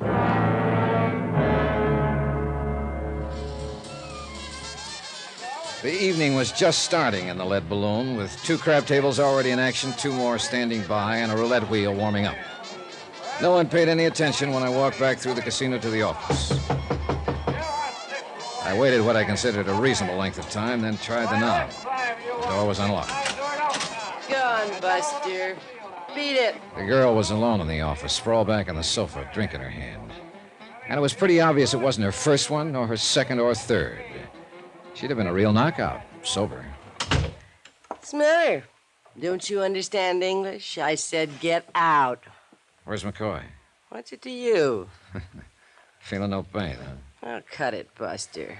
Must have been a pretty big pain, though, earlier, if it's taken this much to kill it. Go on and get out of here. What do you think you are to talk like that? Johnny Dollar, who are you? Get away from that desk. If Deuce finds you messing around in here, he'll kill you. Even if I told him I was a close friend of yours? You rat. I'll call one of the boys and get you thrown out of here. Oh, I wouldn't. Might make an awful scandal. And I don't think Deuce would want that. Not right at present. What are you talking about? Oh, come now. You're in it too, aren't you? No, you're not with the police. I know them all. You're FBI. Oh, what makes you say that? Look, if Deuce is in a jam, I don't know anything about it. What's your name? Nicky. Nicky Vernon. All right, Nicky, sit down and relax. Whoops. Now, where's Deuce McCoy? Think if I knew I'd be sitting here by myself, lushing it up? I suppose you were McCoy's girl before Hilda Gramley cut you out. Cut me out, nothing. That rotten little sneak's been asking for it, and I'm about ready to give it to her, Was she too. here this evening? You see any blood on the rug? Just let me catch that dirty Shut little... up, Nicky, and sit down, will you? Now, what about Walter Gramley? Was he here? Yeah, earlier. He was here in the office for about an hour. I don't know what they talked about. Deuce made me get out. And Deuce left right afterwards? Oh, half an hour or so. He had to wait to make a phone call first. Oh, I see. Well, if you're smart, you'll forget him, Nicky. I've got a hunch he's not coming back. It's her. He's gonna go off with that dirty... Knock it. He's going off because he's in a jam. That's one thing you were right about. And by now, he must know the whole thing is falling apart. I think he'll try to run for it. I ought to kill that dame. Why? Why don't you throw away that bottle and forget about him? He's no good, Nicky. You know that, don't you? Sure, I know it. Then why are you beating your heart out over him? You've never been a woman, have you, Mr. Dollar?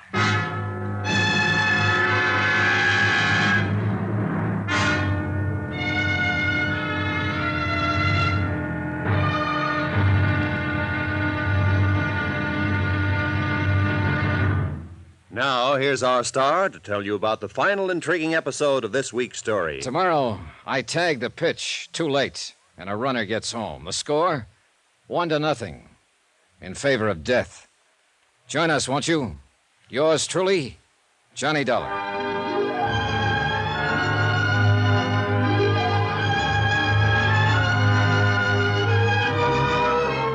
Yours truly, Johnny Dollar, starring Bob Bailey, is transcribed in Hollywood. Written by Les Crutchfield, it is produced and directed by Jack Johnstone. Be sure to join us tomorrow night, same time and station, for the next exciting episode of Yours truly, Johnny Dollar. Roy Rowan speaking.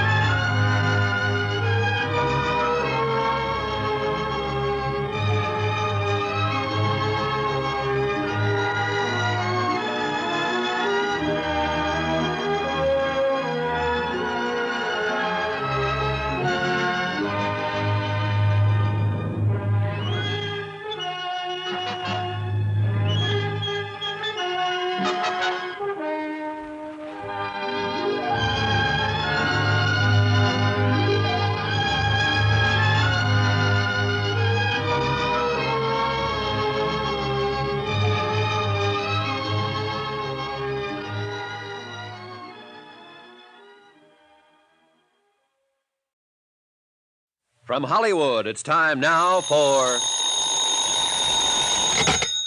Johnny Dollar. This is Mrs. Gramley, Mr. Dollar. Oh, good.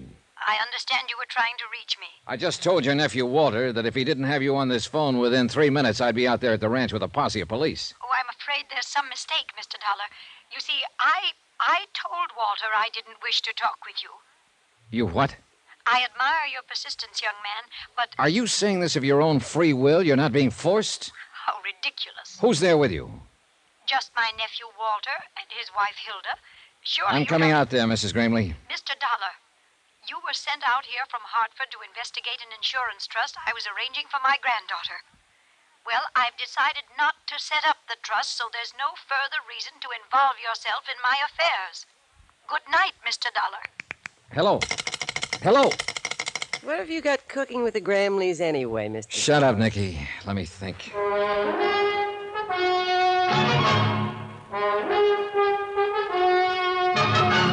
Tonight, and every weekday night, Bob Bailey in the transcribed adventures of the man with the action-packed expense account, America's fabulous freelance insurance investigator. Yours truly, Johnny Dollar.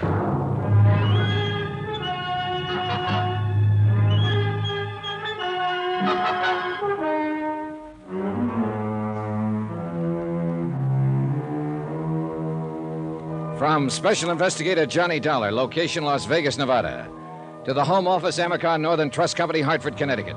Assignment, the matter of reasonable doubt. Expense account, final page. Item 12, 75 cents. I had a pint of black coffee sent in for Nikki Vernon, girlfriend of missing casino operator Deuce McCoy. She'd been overworking a bottle of scotch, and I figured the coffee would help clear the fumes. And it might have, if she'd drunk it. No, take it away. I don't want any coffee. I couldn't figure that phone call from Mrs. Gramley. She knew her nephew and his wife had been stealing from her. That's why she'd started to set up the trust to save the estate from them and turn it over to a young granddaughter, Susan. And she knew also, I told her, that Walter and his wife had probably contrived the auto accident that had killed Susan's parents. And yet now she seemed to have reversed her whole attitude. Maybe Jonas Parks had been right. Maybe there was a reasonable doubt as to her sanity. Maybe a lot of things. But all of the answers were out there at that ranch. She's to blame for it. Things were all right with Deuce and me till she came messing around. If it hadn't been Hilda, it would have been somebody else. A whole lot you know about it. Oh, why don't you drink some of that coffee, Nicky? I don't want any coffee. Okay, suit yourself. Go ahead and enjoy your broken heart, then. Kill the rest of that bottle if that's what you want. Cry up a storm. Live it up. Wallow in it. I'll get that dame. It's the last thing I ever do. For what? You ought to thank her for getting that rat off your neck. What'd you have to turn him in for? Deuce never did anything to you. He never had the chance. Well, what's he supposed to have done that's so horrible? It's more what he tried to do. Oh, sure. You happen to know young Susan Gramley? Yeah, I've seen the kid. Why? Well, your lover boy phoned her out at the ranch earlier this evening, disguised his voice, said he was a friend of mine. He tried to get her to meet him on the old Boulder Cutoff out in the middle of the desert. If you think Deuce would try to date up a 16-year-old kid, you're crazy. Nicky, I think he was going to kill a 16-year-old kid. It's her fault. Hilda Gramley. She and her sneaky little henpecked husband got Deuce mixed up in something. I don't imagine he was very hard to mix. That dame's been asking for it for a long time. Yeah, I know, and you're about ready to give it to her. Well, forget it. Sober up, find the nearest exit, and then run like the devil. I want Deuce. So do the police. And they're the ones who are going to get him. They're covering the airport now, the depot, all the highways. Vegas is a tough town to get away from. He hasn't got a chance. It's just as much your husband's fault. Why didn't he keep her at home? Why didn't he... Oh, for the love of... You keep on playing that same old record, you're going to wear a groove right through your brain. Maybe so. Now, look, I got things to do. Are you going to be all right here alone? No, I'm just fine. I never felt better in my life. Then you've already got it halfway made. So why don't you double up and get even? Try some of that coffee. You're a real busy guy, Mr. Dollar. You put the finger on a man with one hand, and at the same time you try to sober up his girl with the other. Sure. And if I had a broom, I'd sweep the office. Well, then why don't you go be busy someplace else? That's exactly the idea. All right, kid, you're on your own. Good luck, Nicky. Good luck? Huh. What do you care what kind of luck I have? Oh, I don't know. I picked up my car and drove out across the desert toward the Flint Rock Ranch. I couldn't quite imagine Mrs. Gramley being intimidated. The idea of Walter and Hilda standing over her, holding a gun at her head and making her say things against her will was pretty unbelievable. Faced with a threat like that, she'd probably say, shoot and be blasted. It just didn't make sense. Apparently, she really had reversed her field. But I had to hear it from her face to face.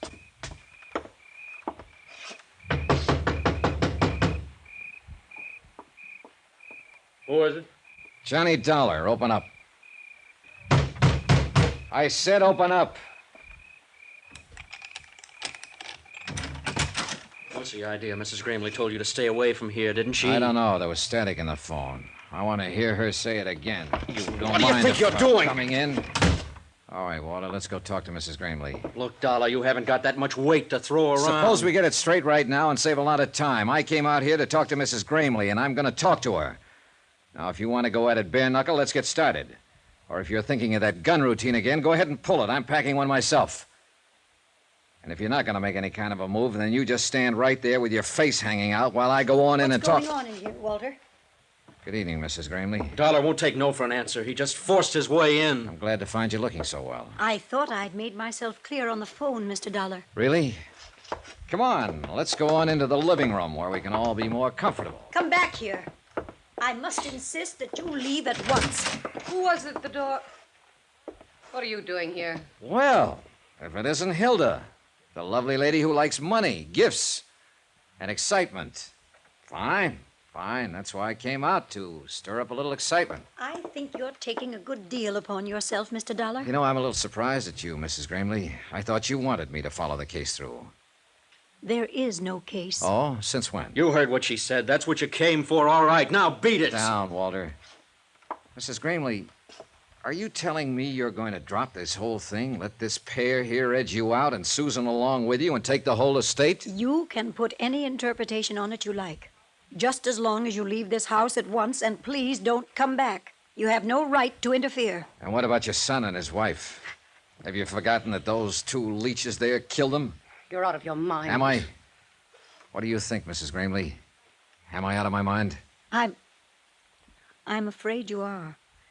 My son and his wife were killed in an automobile accident. A terrible tragedy, but unavoidable. Sure it was. After Walter and Hilda here set it up. Will you please leave now? Have they threatened you? Is that it? Are you scared to talk? Because if you are, speak up. I imagine I can handle them. You're being quite ridiculous, Mr. Dollar. Will you now go, please? It beats me. It really does. If I hadn't... I'll answer it. Hello? Who? If that's for me, you better let me take it. They know I'm here. All right. Take it. Nobody's stopping you. It was Will Connors on the phone. He'd been keeping in close touch with the police, and he was calling to tell me what had happened. Deuce McCoy had been arrested. He'd been picked up at the airport trying to board a plane and was being taken to the city jail. I hung up the phone and told the three of them what Will had said. That touched off the fuse. Arrested? Deuce has been arrested? At the airport? I don't get it. But you will get it, Walter. Deuce will talk. He'll spill the whole thing. And I think we'll be able to make a case against you and Hilda, even without Mrs. Gramley's testimony. Susan, was she with him? Is she all right? Mrs. Gramley, Susan has been in my hotel room with Will Connors for the last... So that was the hold they had over you. They told me this man Deuce had phoned her and tricked her into meeting him. Susan doesn't trick so easy. She called me Get and your hands up, Dollar. Oh, now it's a little late for a gun, Walter. You won't find it any easier to run than Deuce did. He's right, Walter. Let me think. There must be some way... Let you think. That's what I've been doing for the last 10 years, and you thought us right into this. Walter! The airport. You know what he was doing? He was running out. The kid didn't show. He knew something had gone wrong, and he was taking a powder. And not even telling me. There's no time now Left us here holding the bag. And now you say, let me think. Why didn't you think before? It was your idea, cutting him in on this. No, she's got a lot of cute ideas. Nicky. She's a real little brain. What the devil are you doing here? Slumming, Mr. Dollar. The door was open, so I walked in. You mind? Look, whoever you Look, are. watch, sucker. I've seen guns before. Why didn't she use it on them? When they were playing you for their number one patsy. What are you talking about? Deuce McCoy. And that little sneak you're married to there. You mean you still don't know? She's lying, Walter. Don't you wish I was? They had you right in the middle, sucker. Deuce was taking it away from you on the tables, and little Hildy was getting it back from him after hours. I'll bet they got a lot of laughs out of it. Better hand over that gun, Walter. It's true, isn't it, Hilda? Of course not. Take a gun to him, huh? Well, maybe it's not too late. Walter, what are you going to do? Give me the gun, Walter. Sure. Why not? I don't need it now. He killed her. His own wife. Stood right there and shot her down in cold blood. Would you call the police, Mrs. Gramley? Yeah, tell them to hurry right out. They can take me in on a real charge now. I didn't mean for her to get killed. You know something, Dollar? No. Suppose you tell me. That's the first big move I've made in the last 10 years. That Hilda didn't plan.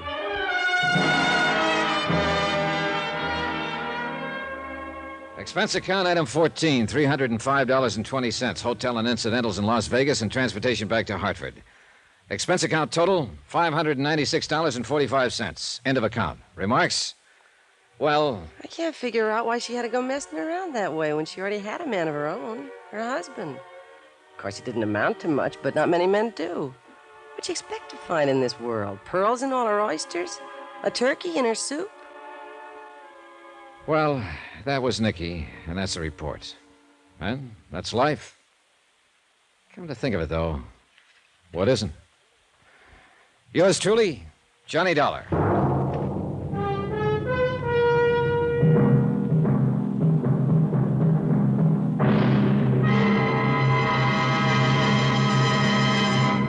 Now, here's our star to tell you about next week's intriguing story. Next week, Indestructible Mike. The most amazing character I ever met. A man with 9 lives at least. Join us, won't you? Yours truly, Johnny Dollar.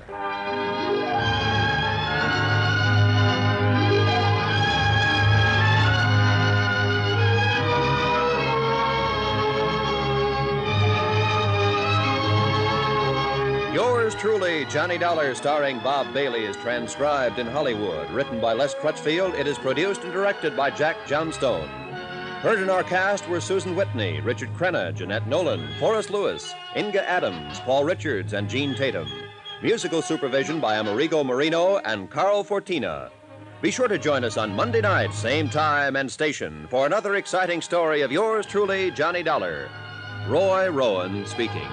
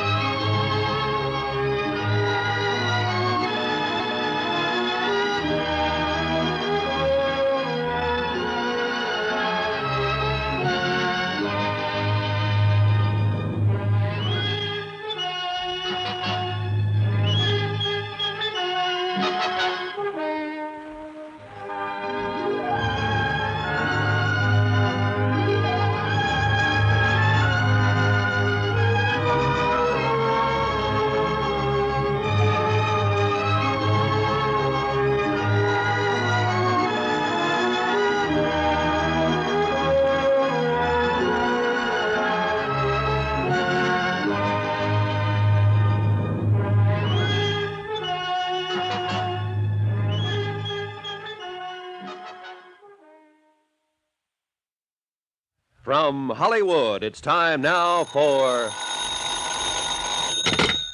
Johnny Dollar. Pat McCracken, Johnny, Universal Adjustment Bureau. Oh, no. Yeah, how are you, boy? Terrible. Goodbye. Huh? Johnny, what's the matter? Well, the last one you handed me was that phony spiritualist case, and it's still haunting me. Before that, it was Laird Douglas of Heatherscope. Oh, you made money on him, didn't you? Yeah, I nearly lost my mind. Well, all right, I've got one for you now that'll surely make you lose your mind. Johnny, come on over, huh? Okay.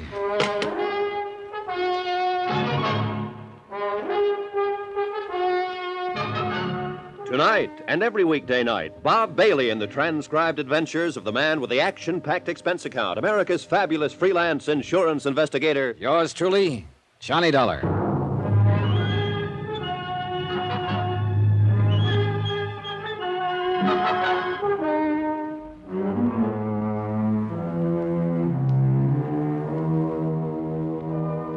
Expense account submitted by Special Investigator Johnny Dollar to the Lakeside Life and Casualty Insurance Company.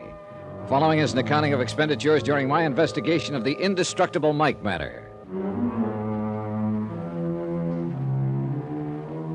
Expense account item 1, 80 cents. Cab fare from my apartment to the office of Pat McCracken at Universal Adjustment Bureau. Every one of the cases Pat had handed me lately had been rough. And if it weren't for the loot involved, which is to say, Pat never really cracked down on my expense accounts, Well, after all, I didn't have any other cases pending, so... Hi, Johnny. Hey, you're looking great. Sit down, huh? Cigarette, or would you like a drink? Well, how are you, boy? Okay, Pat, let's have it. This one must really be bad. Why, Johnny, what makes you say a thing like that? You sure you wouldn't like just one little one? No, thanks. Now, come on, let's get to the point. What are you trying to get out of paying off on this time?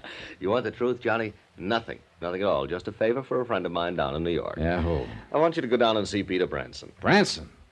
Any relation to that worrywart Harry Branson of Philly Mutual? Well, his brother. Whoops! Get yourself another boy, Pat. No, Johnny, he's as different from Harry as day is from night. Well, he better be. That literal-minded, stick-in-the-mud Harry nearly drove me crazy on those 2 cases I handled for him. Pete is different as day is from night, honest. Now, will you see him? Expense account item 2, 21 even, train fare and all the incidentals I could think of, Hartford to New York. Item 3, 55 cents, taxi from Grand Central to Peter Branson's Lakeside Life and Casualty offices at 500 Fifth Avenue, where my worst fears were justified. That is correct, Mr. Dollar. I am not only Harry's brother. Don't tell me. You're his twin. Why, yes. How could you have guessed it? Oh, but now, wait a minute. Did you say you took a taxi for the 3 blocks over from the station? Yep. At least that's what goes on the expense account. Oh, dear, my brother was right. You are expensive, and yet he seems to have the utmost confidence in your abilities. Yeah, but now the amazing way in which you settled that case... Harry, Pete. Yes? What's the case that's bothering you?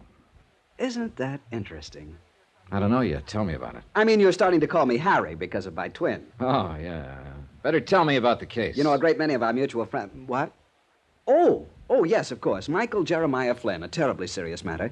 If this sort of thing ever gets out of hand... Who's Flynn? John, he is a bum. Aren't we all? A regular, typical, movie-type version of a Bowery bum. So? And unfortunately, he holds a $50,000 policy. Well, he must have seen better days to carry that much insurance. Never, I'm sure of it. No human being could degenerate to such a state in a mere 47 years. And he looks and sounds like 67. Also, by the way, his policy is only 2 months old. Well, what's happened? Somebody knocked him off? No, but I am sure somebody is going to.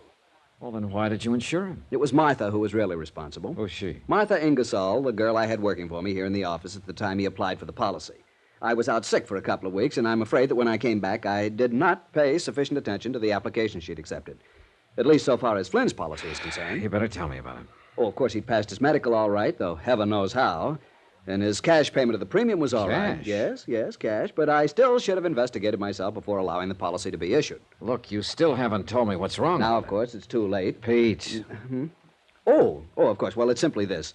The home address that we have for him has turned out to be the Glad Hand Rescue Mission, just off Fulton Street, near the Fulton Market. Yeah, biggest fish market in the world, isn't it? Well, yes. A fascinating place.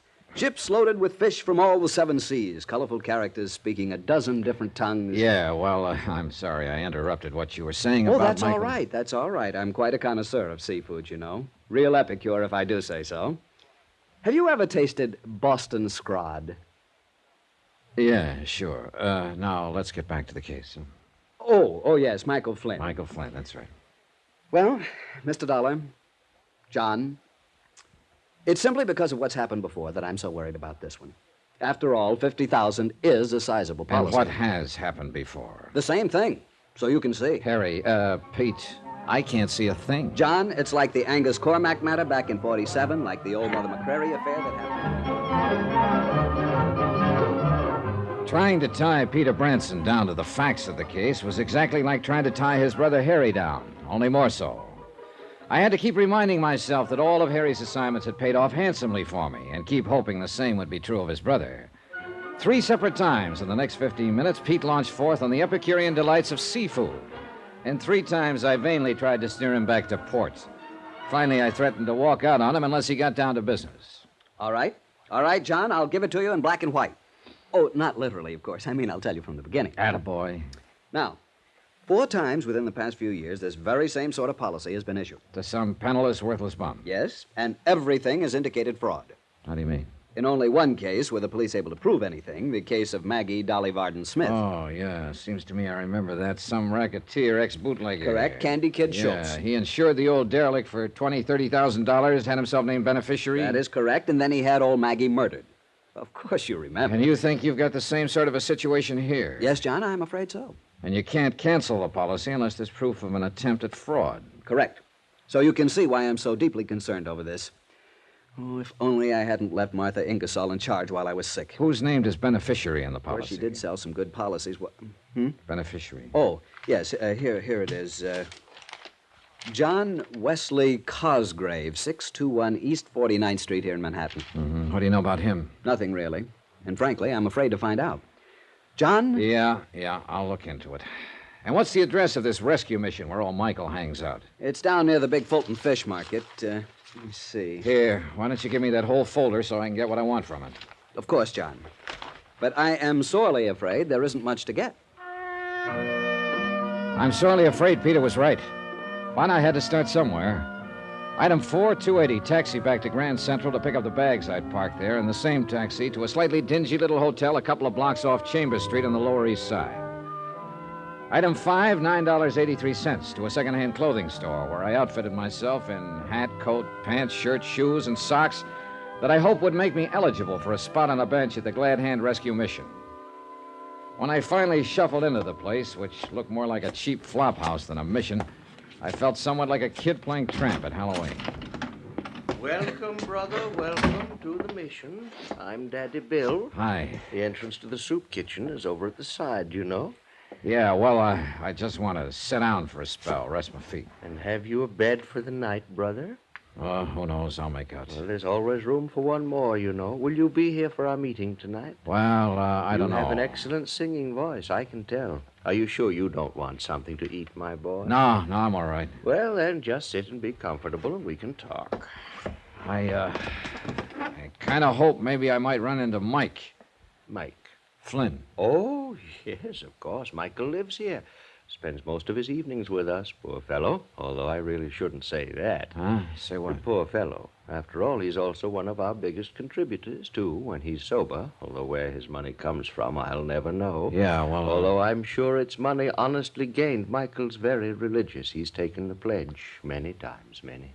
Has a lot of money now and then, huh? Yes. He seemed to think he might have a contribution for us when he comes back tonight. But you don't know where he gets it. My boy, I never ask these personal things of the brothers.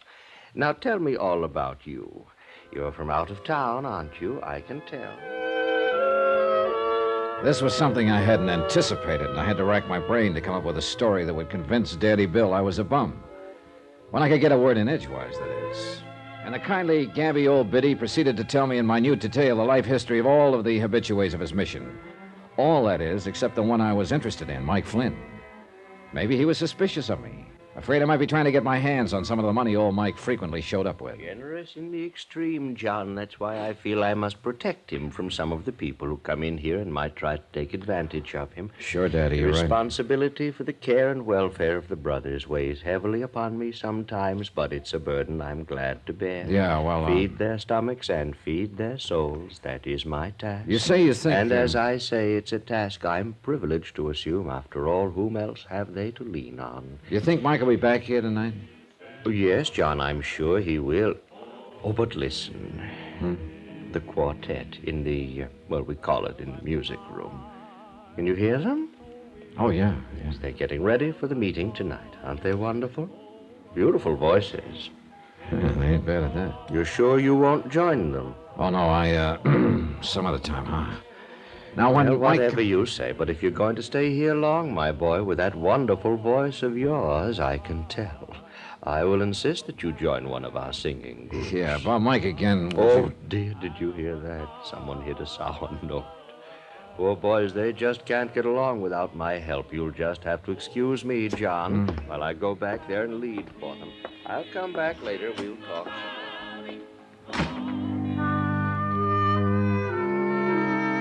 I don't know whether it was the overuse of steam heat in the battered old assembly hall of the mission, or having listened to 2 solid hours of Daddy Bill's talk about his boys. Whatever it was, I was tired. And since I had nothing better to do than wait for Mike Flynn to show up, I stretched out on one of the hard benches and closed my eyes. How long I slept, I haven't the least idea. I'd managed to conjure up a mighty sweet dream, too. Bill! What? Daddy, Bill! What? Oh, there. Hold it, fella. Hey, you've had a couple too many. Yes, I guess I have. Bill! Oh, he's out back working with the quartet now. Come on over here and lie down. Yes, I guess old Michael Jeremiah Flynn, sir. Mike. And I guess I have had a couple. A couple too many was right, but not of what I'd thought. His tattered coat opened as he fell, and there, just below the heart, 2 dark red splotches slowly widened on his ragged shirt. And it looked like Peter Branson was right. The beneficiary of Michael Jeremiah Flynn's life insurance policy was anxious to collect.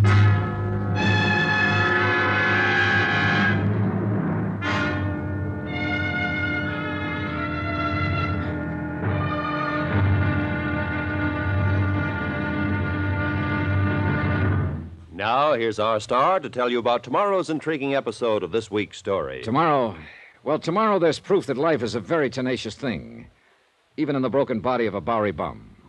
Join us, won't you? Yours truly, Johnny Dollar.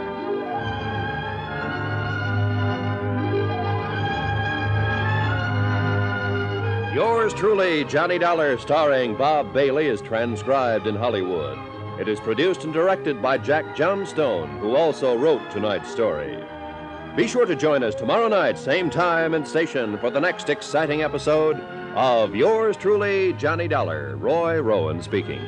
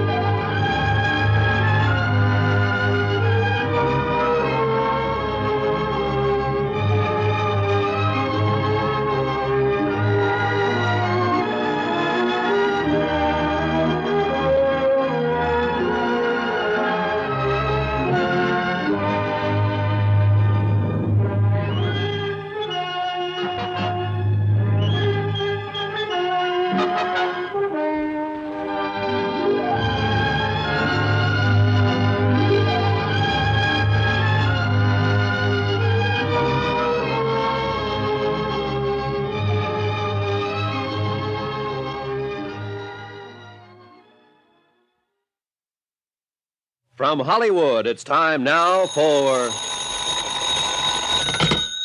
Johnny Dollar. John, this message I found when I came in. Yeah, Pete. Somebody took a couple of shots at your $50,000 client, Mike Flynn. Well, will he die? From the looks of things last night, he may pull through, in spite of the 2 slugs in him. I hope so.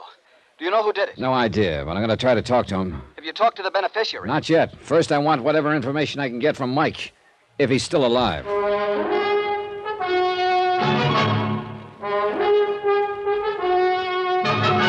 Tonight and every weekday night, Bob Bailey in the transcribed adventures of the man with the action-packed expense account, America's fabulous freelance insurance investigator. Yours truly, Johnny Dollar.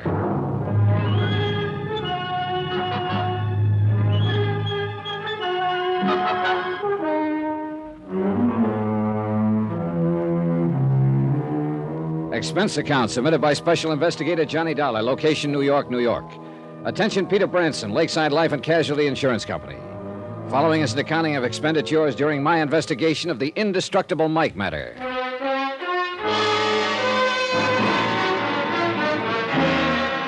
Expense account item 6, 55 cents. Taxi to the neighborhood of the Glad Hand Rescue Mission, where Daddy Bill, the general factotum, had promised to take the best of care of Michael Jeremiah Flynn. He'd given Mike a room to himself on the 2nd floor, and what a room. What wallpaper was left hung in shreds from the cracked plaster. The shades on the dirty windows were tattered and torn. A single bare fly-speck light bulb hung on a cord from the ceiling. The floor was bare, and the only furniture was a battered chest of drawers, an ancient washstand with a cracked pitcher and bowl, and a sagging iron bed on which old Mike Flynn lay. Come in. Hi.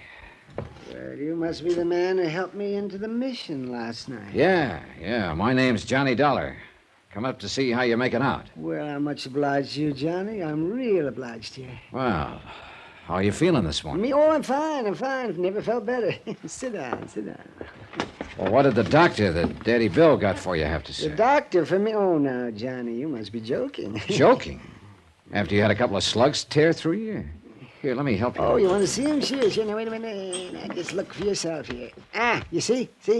They just went through my side here, in the front and out the back. Holy. Oh, see, aren't they healing up nicely? Why, that one couldn't have missed your heart by more than 3 inches. But it did. Yes, it did. Not nearly so close as this scar, though. Want to see this scar? Look at it right here. Hey, was that a bullet wound, too? No, Johnny. That was just an old ice pick or something. Huh? Somebody in the crowd during that fire down at the battery last. Oh, wasn't that a beautiful fire, Johnny? Did you see that? Oh, but what did these slugs do to you inside? You must be... To me? Oh, not a thing. Well, I'm so durable. Wait a minute. Did you say there was another attempt on your life last week? No, of course not. Just an accident like those shots last night. You think that was an accident? Why, don't you? Do you know who fired them? Oh, Johnny, I haven't the least idea. Well, where did it happen? I was right here in the mission, and I didn't hear any shots. Oh, dear, no. I was down near my private place. Where's that? Where's that, Mike? Well, I'll tell you, Johnny. It's this way. Daddy Bill and the others here at the mission are real nice to me. Oh, they're real nice. You can see by this lovely private room that they fixed up for me. Yeah. And they'd like for me to stay here all the time. I guess Daddy Bill thinks if I'm here most of the time, I might not drink so much and keep getting into those kind of... Say, do you ever enjoy a little drink, Johnny? Well, on occasion. But you were going to tell me... Sure. Oh, here. Now, I've got a little bottle tucked under the mattress here. Here it is. What under the sun is that? That color, that pink? Yes, that's my favorite, that pink. Straight whiskey costs so much. Even when I have the money now and then. You know something? I like a little bit more kick in mine. I guess it's kind of a hangover from Prohibition days. So I mix a little kick into it. Here, Johnny, I want you to try this. Well, that Go pink, ahead. Oh, you'll like this. Oh, what a wallop. Well... What the Saville? Yes, what that sterno. That's what I add to it. Just a little bit of sterno. Mike, this stuff will kill you. Oh, I've been drinking that for years. Look at me, the picture of health. Oh, now, Mike, just listen take a to little me. sip. I'm going to get you a doctor. No, you're not. I won't stand for it. But you've been shot. Oh, no. Just gave me a little twinge or two last night, but now I feel fine. Well, you fell flat on your face when you came in here. Oh, now listen, Johnny. Don't you tell Daddy Bill, but I'm afraid it wasn't the bullets last night. It was overindulgence. Oh, brother, I give up. No, don't say that, Johnny. Oh, all right, then how did it happen? Well, I was on my way back here when the car drove by. Oh? Yeah, it sounded to me like a couple of backfires or two, but then I felt this little sting on my side. And that's it. And you call that an accident? Well, of course, the men in the car were probably just having a little friendly How many argument. men? Well, I'm not sure. I think there were only two of them. I waved at them. What kind of a car? Black. Well, what make, could you tell? Well, it was shiny and it was new. See, I wish I had a car, Johnny. Well, look, Mike, I'm on a level with you. Oh? I'm an insurance investigator. Insurance? Well, say, that's interesting, John. Say, let's have a little drink on that while you tell me about that. No, thanks. And there isn't much to tell, except that I'm here to try to save your life, among other things. Well, no, I don't understand. I'm getting along all right. I've been living it up here in the Bowery for years. Maybe you were getting along okay until you took out that big insurance policy. Yeah, say, wasn't that nice of Mr. Cosgray? Now, all my life, I wanted to have some life insurance. You know, it gives you a kind of feeling of importance and security. So when he came down here one night and I told him that, why, say, his eyes just lit up, and he said he was going to make me a present of some insurance. Who is this Cosgrave? How much do you know about him? Oh, he's wealthy. I know that much about him. He has a beautiful car and a chauffeur. Does he come down here often? Oh, now and then. Just now and then. Why? Now, I've often wondered about that, Johnny. So one time I asked Daddy Bill, and he said that years ago, when Mr. Cosgrave was young, he came to the mission for help, and Daddy Bill gave it to him. Well, what does he do when he's here? Oh, he brings some food for the brothers. The brothers, that's what Daddy Bill calls us. And some money, and he always gives jobs to a couple of men who've drifted in here. What kind of jobs, Mike? You know, that's something I don't know. You see, they never come back here again. Maybe it's because they can't. What's that? What'd you say, Johnny? Mike, I'm going to give it to you straight. To me, the whole thing smells to high heaven. To me, this Cosgrave sounds like a racketeer. Oh, no, I may be no, wrong. I'll know better when I meet him. And I intend to do that as soon as possible. But right this minute, I bet that he comes down here for only one purpose. To recruit help for some sort of illegal job. Oh, that's a terrible thought, Johnny. When he heard you say you'd like insurance, he jumped at the chance. And why not? Let you name him as beneficiary and then have you knocked off. Oh, no, John. That ice pick in your side was no accident, Mike. No more than the shots at you last night. But he's been so nice. Sure, of course he has. He can afford to. After all, your body's worth $50,000 to him. And that's what you're going to be, Mike, just a body. Unless I can do something about Oh, it. and such a nice man, too, really. How has he been getting this money to you? In an envelope. By mail? Usually it's just left here at the mission. By whom? Well, nobody ever seems to know. It's just a plain envelope. It's dropped in the mail. No It's return address? No. But I'm sure it comes from Mr. Cosgrave. Come to think about it. Say, there was one due yesterday. Every Monday, you know. But Daddy Bill said it didn't arrive. Well, maybe it'll be here today. And you know something? I'd like to see it delivered. No, you and I. You can't kid me, Johnny. You'd like to see who delivers it. Oh, say, why don't we go downstairs and wait and see? No, easy there, Mike. You're a sick man. Oh, You can't... stop talking that way, sick. Up we go. Oh, no, you can't. All In right. it. Here, let me give you a hand. No. I'm all right. Oh, say, look at that. Daddy Bill left my shoes here by the bed for me. Oh, brother, now I've seen everything. I put my shoe in here. That's kind of it. There. Now, there we are, all dressed. I don't know how you do it, Mike. Shall we go downstairs? Sure. Lead the way. All right, here. Well, the envelope should be there, because it always comes in the morning when there's nobody here. You know, when Daddy Bill's out shopping and just the door to the assembly room is open for any poor lost soul who wants to come in and wait for the chow line to open. Well, we'll see. And then we'll go to my private place. You see, there are two things I like, Johnny. Yeah? Solitude and crowds of people. Oh, look at there, Johnny. Look at there. There's mail there by the door. You see? Here's my envelope. And my name's on it, too. Wait, Mike. It's all right. You see there, Johnny? A $20 bill. Whee! Let me have that envelope for possible proof. Oh, yes. Here you are, Johnny. Now we can go out, you and I, and we can have a real... Well, now, Johnny, look at that. A package for me, too. Hey, easy, Mike. Let me have that. No. I know what you're thinking. An infernal machine or something. That's exactly what I'm thinking. But you didn't hear it gurgle. Oh. Well, look at there, Johnny. Well, joyous be, one for you and one for me. Easy, Mike. I want to carry this one in the wrapping paper. Oh, fingerprints, huh? That's right, Mike. I'm going to take you back upstairs and lock you in your room.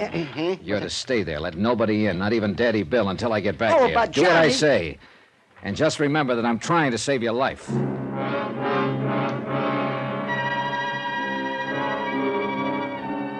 Item 7, 270, cab fare uptown to the 18th Precinct Station. The lab boys took over 3 hours while Randy Singer and I talked about cases that we'd handled together in the past. I asked him to dig up whatever he could for me on John Wesley Cosgrave, the man named as beneficiary of Mike's insurance policy. This he promised to do. Finally, a slim, intelligent-looking lieutenant walked in and handed Randy a neatly typed report of the lab's findings in connection with the liquor bottle and envelope I'd given them. Oh, Randy? Not much, I'm afraid, Johnny. Apparently the only prints were those made by the old man and you. Proof that somebody's been pretty darn careful not to be identified. Yeah, that's what... Hey, wait a minute. Huh? Seal on the bottle had been tampered with, so the lab boys opened it. That bottle contained enough wood alcohol to kill an army. Now, if that old boy drinks the way you Good said... Lord, Randy. See you later. Item 8, $10 even. Taxi fare and tip back to the Glad Hand rescue mission. I don't know how the driver did it, but he skinned through practically every red light on the route. And I soundly cursed myself for having left Mike with the other bottle. The place was apparently still empty when I pounded up the stairs to the second floor in Mike's room. At least he kept his room locked as ordered. Mike! Are you all right? Mike!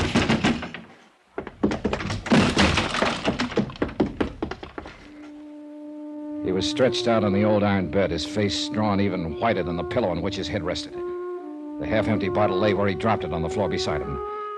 And I got a sob for the stupid, careless, unthinking way in which I... Mike! Johnny, what a hangover this is going to be.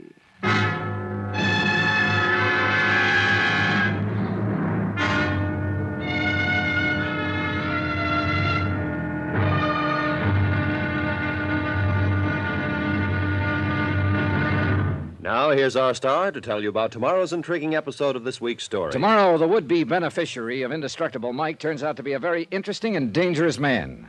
Join us, won't you? Yours truly, Johnny Dollar.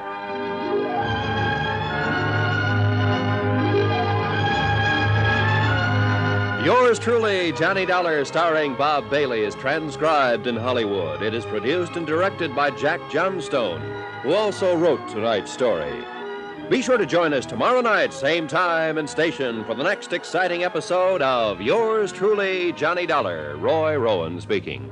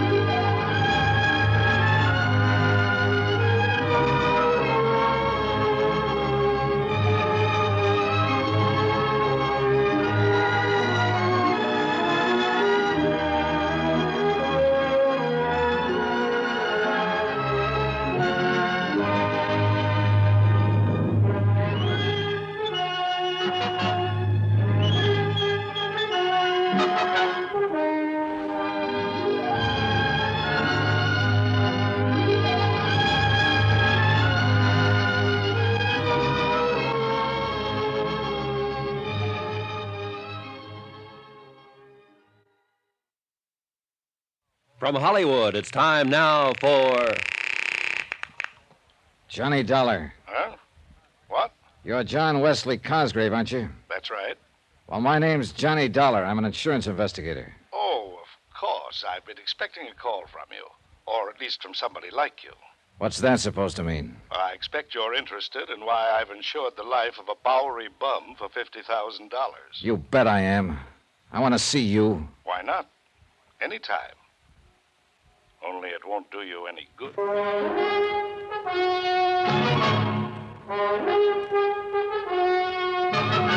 Tonight, and every weekday night, Bob Bailey in the transcribed adventures of the man with the action-packed expense account, America's fabulous freelance insurance investigator. Yours truly, Johnny Dollar.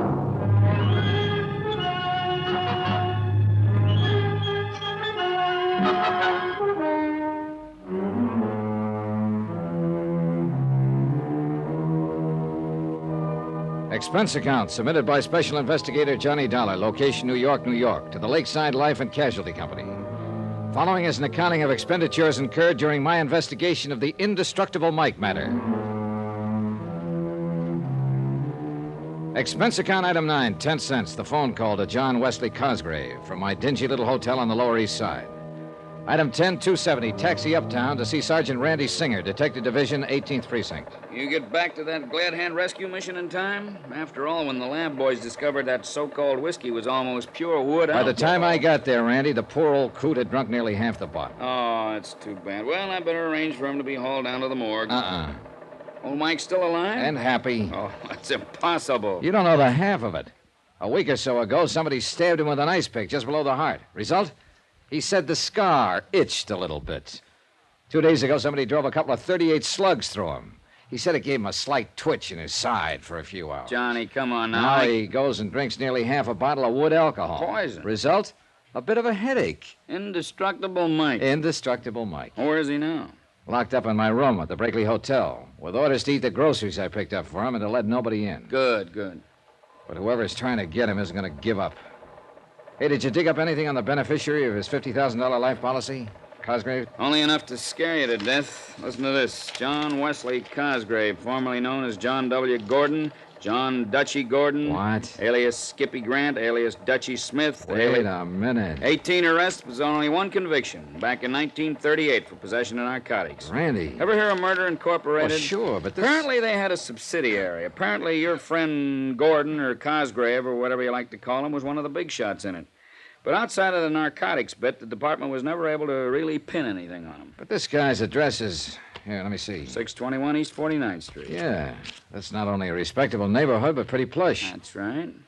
Well, how recent is his record? What's he doing now? Last pickup was in 1944. Numbers game and bookmaking. Charges dropped for lack of evidence. Then, apart from the record, is he still in the rackets? He is. Nobody can prove it. Like in the old days, he masterminded and let somebody else do the dirty work. It's listed here as a, quote, retired, unquote. Well, my money says he's still in business. Well, if you can prove it, the department and the DA's office will love you dearly, but I don't think you will. Every time we dragged in a stoolie who could give us what we wanted, something happened to him. Like what? Jump bail. Well, you should have known better than to let him have bail. One of them poisoned in his cell in the Tombs, one breakout, his body was found in the East River, even one suicide. Like to bet I can't tie him in with these attempts on Mike Flynn's life? Well, now, that's something else again. Maybe it's something we should handle. No, hands off, and I mean it. All right, don't get testy about it, John. I like the old guy, and anybody who tries to hurt him has to answer to me. And somebody's tried. Expense account item 11, 165. Cab fare to the Smart Modern apartment building at 621 East 49th, where the doorman announced that Mr. J. Wesley Cosgrave was expecting me and to take the elevator to apartment 11B. Come in, Mr. Dollar. The apartment was expensively but tastefully furnished with overall carpeting that felt an inch and a half thick. Several original oils by famous contemporary artists hung on the walls. But it was the man himself who really seemed out of character with the rundown Randy had given me. He was 6'1" built like a man who spends his odd hours in the gym. Quick, gray eyes, his hair slightly gray at the temples. And his tailor was a master. Do you like it, Mr. Dollar? Huh? What? That is a genuine Picasso you're looking at. And I consider myself very fortunate to possess this original by Salvatore Dali. Mm-hmm. Oh, and I'm sure you'll appreciate the excellent view of the city from these corner windows. Yeah. I must have the best, Mr. Dollar. Only the best. Oh, sit down, please. May I pour you a drink? No. No, thanks. I suppose you're wondering why I decided to buy old Michael Flynn the life insurance policy of which he's so proud. I am. Well, it's really very easy to explain. You see, I was born and brought up in the Lower East Side, Mr. Dollar, in deplorably poor circumstances. My early life was a never-ending struggle for survival and for whatever questionable sort of education I could glean from those about me, many of them criminals, who were my only companions. That's all very touching, Mr. Cosgrave. And I'm afraid I did little to lift myself out of the gutter until one winter night, hungry and broke, I wandered into the Helping Hand Rescue Mission. Yeah, I understand you still go around there now and then. Oh, yes, I do, in the hope that somehow I can help the poor unfortunates there the way the mission and Daddy Bill helped me. Repay some of the debt I feel I owe. Is that the only reason? What do you mean, is that the only reason? You've given jobs to some of those poor unfortunates from time to time, haven't you? Oh, yes, I have. What kind of jobs? What business? That's hardly a concern of yours, Mr. Dollar. I've contributed much to the mission. I've tried to make life easier for some of the deserving habituaries of the mission. What? It's the least I can do after so much was done for me. In the case of Mike, why, his greatest desire in life was to be the proud owner of life insurance. Why, I don't know. I do. Because you sold him on it. That's a lie. That's a dirty... Is it? Then why make him name you as beneficiary instead of the mission or some other deserving cause? That, Mr. Dollar, was his own idea. And since it made him happy, I didn't protest. I suppose the real reason for this particular desire was his feeling that it might give him dignity. Yeah. Now tell me something. Where does all your money come from, Dutchy? Who told you that? Nobody calls me Dutchy no more, not you or nobody else. Them days are over. I'm respectable, even educated. I wonder. Look at my record. I haven't been on the blotter since 44, and that was a bum. Mr. Dollar, I make no pretensions about not having a past. During Prohibition and later, I made millions. Yes, millions in rum running and the policy racket as a betting commissioner. How about narcotics? Sure. There was hardly a caper in this town I didn't have a finger into, and I was smart. I pocketed the profits, not my boys. That's why I can afford to be retired and live decent. And I'm going to keep on living this way. You were lucky some of those boys, that mob of yours, didn't rat on you. Yeah, but thanks to a couple of convenient rub-outs that I had nothing to do with, you understand, I managed to stay clean with the law. And now you're as pure as the driven snow. Dollar, if this was the old days, you wouldn't even live long enough to regret what you're implicating, you think. Which makes me dead sure I'm thinking right. I don't know how much money you've got socked away from those old days. I don't care. But from what you've just admitted... To you, Dollar, not to any judge or DA. Right. And I'll never believe that a clever mind like yours, smart enough to keep you out of the pen all Oh, those years. flattery won't get you nowhere. I refuse to believe you could turn down a chance to make a crooked buck. I don't know what kind of jobs you sent out those poor suckers from the mission on, but the fact they never came back makes that look pretty bad. You can't And along prove it. came Mike Flynn, poor old alcoholic Mike. Where the talk of insurance came from, I don't know, but it was too good to pass up. Insure his life for $50,000, have him name you as beneficiary, give him a few dollars so he could spend his last days in a happy alcoholic haze, then rub him out and collect the 50 G's. Listen, Dollar, if Mike gets knocked off, neither you nor anybody else is going to be able to tab me with it. And one other thing. Yeah, what's that? As a friendly piece of advice, if I was you, I wouldn't even try. Is that a threat? Oh, Mr. Dollar, you've made a miserable host of me. Come, let me pour you a drink, the finest 25-year-old Scotch. And we can talk of pleasant things. For some reason or other, I did have the drink with him. But he knew what was in the back of my mind, and I'm afraid I knew what was in the back of his. Something along the same line as a couple of convenient rub-outs. Once or twice his veneer of education slipped, but all in all, he made a fair conversationalist. Finally, I left.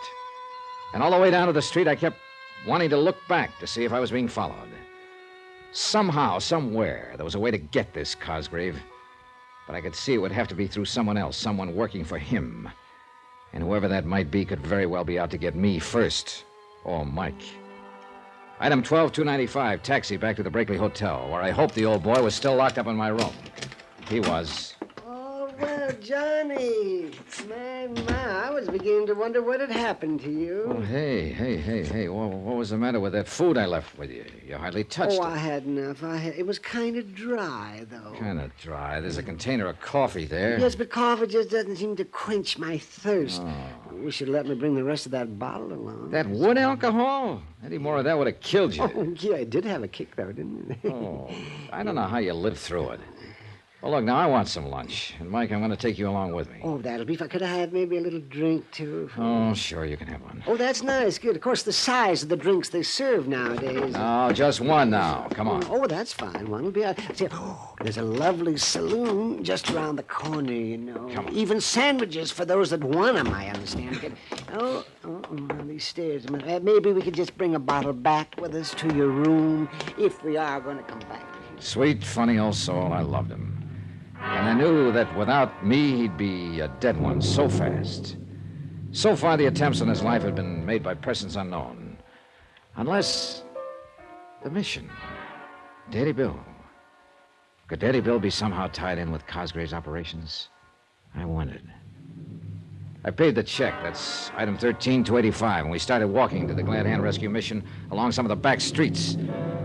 I wanted time to think it out, if I could think, over the incessant, pleasant chatter of I'm my... really enjoying life now that I have money now and then. Why, sometimes I get on the subway and I just ride all over town all day long. Yeah, you told me. See, why don't you try that sometime, Johnny? It's really say, there's a bar there on the corner. Why don't we just pop in? No, let's pass that one. John, why do you feel that you have to look after me this way? You know darn well why I... Hey, watch that curve. Why I'm looking after you. It's because somebody's on... Mike, look out!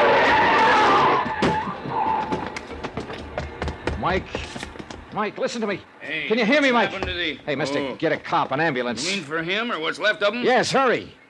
Oh, what's the matter with you? Use your eyes, buddy. It's too late.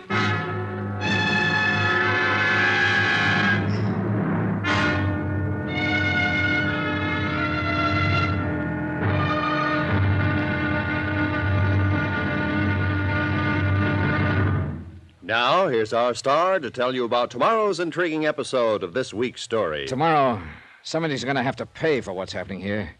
Yes, that's a promise. From yours truly, Johnny Dollar.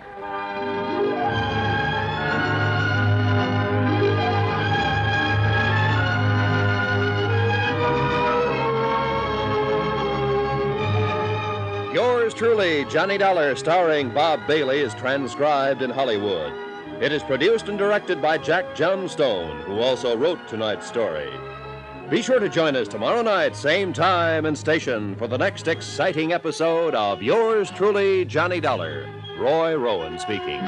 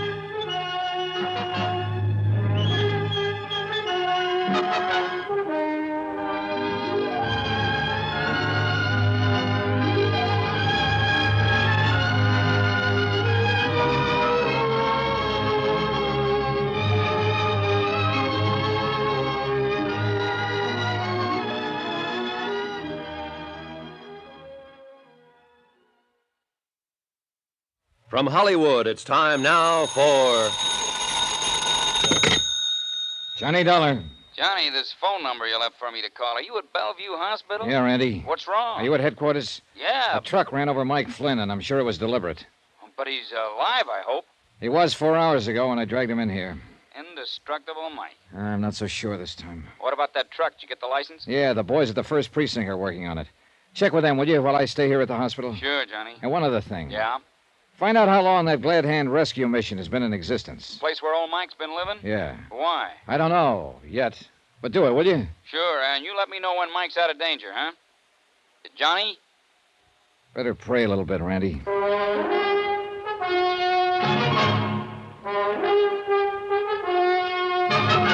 Tonight and every weekday night, Bob Bailey in the transcribed adventures of the man with the action-packed expense account, America's fabulous freelance insurance investigator. Yours truly, Johnny Dollar.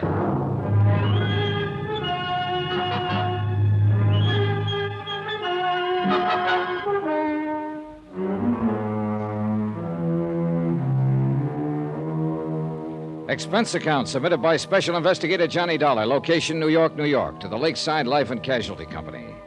Following is an accounting of expenditures incurred during my investigation of the indestructible Mike matter.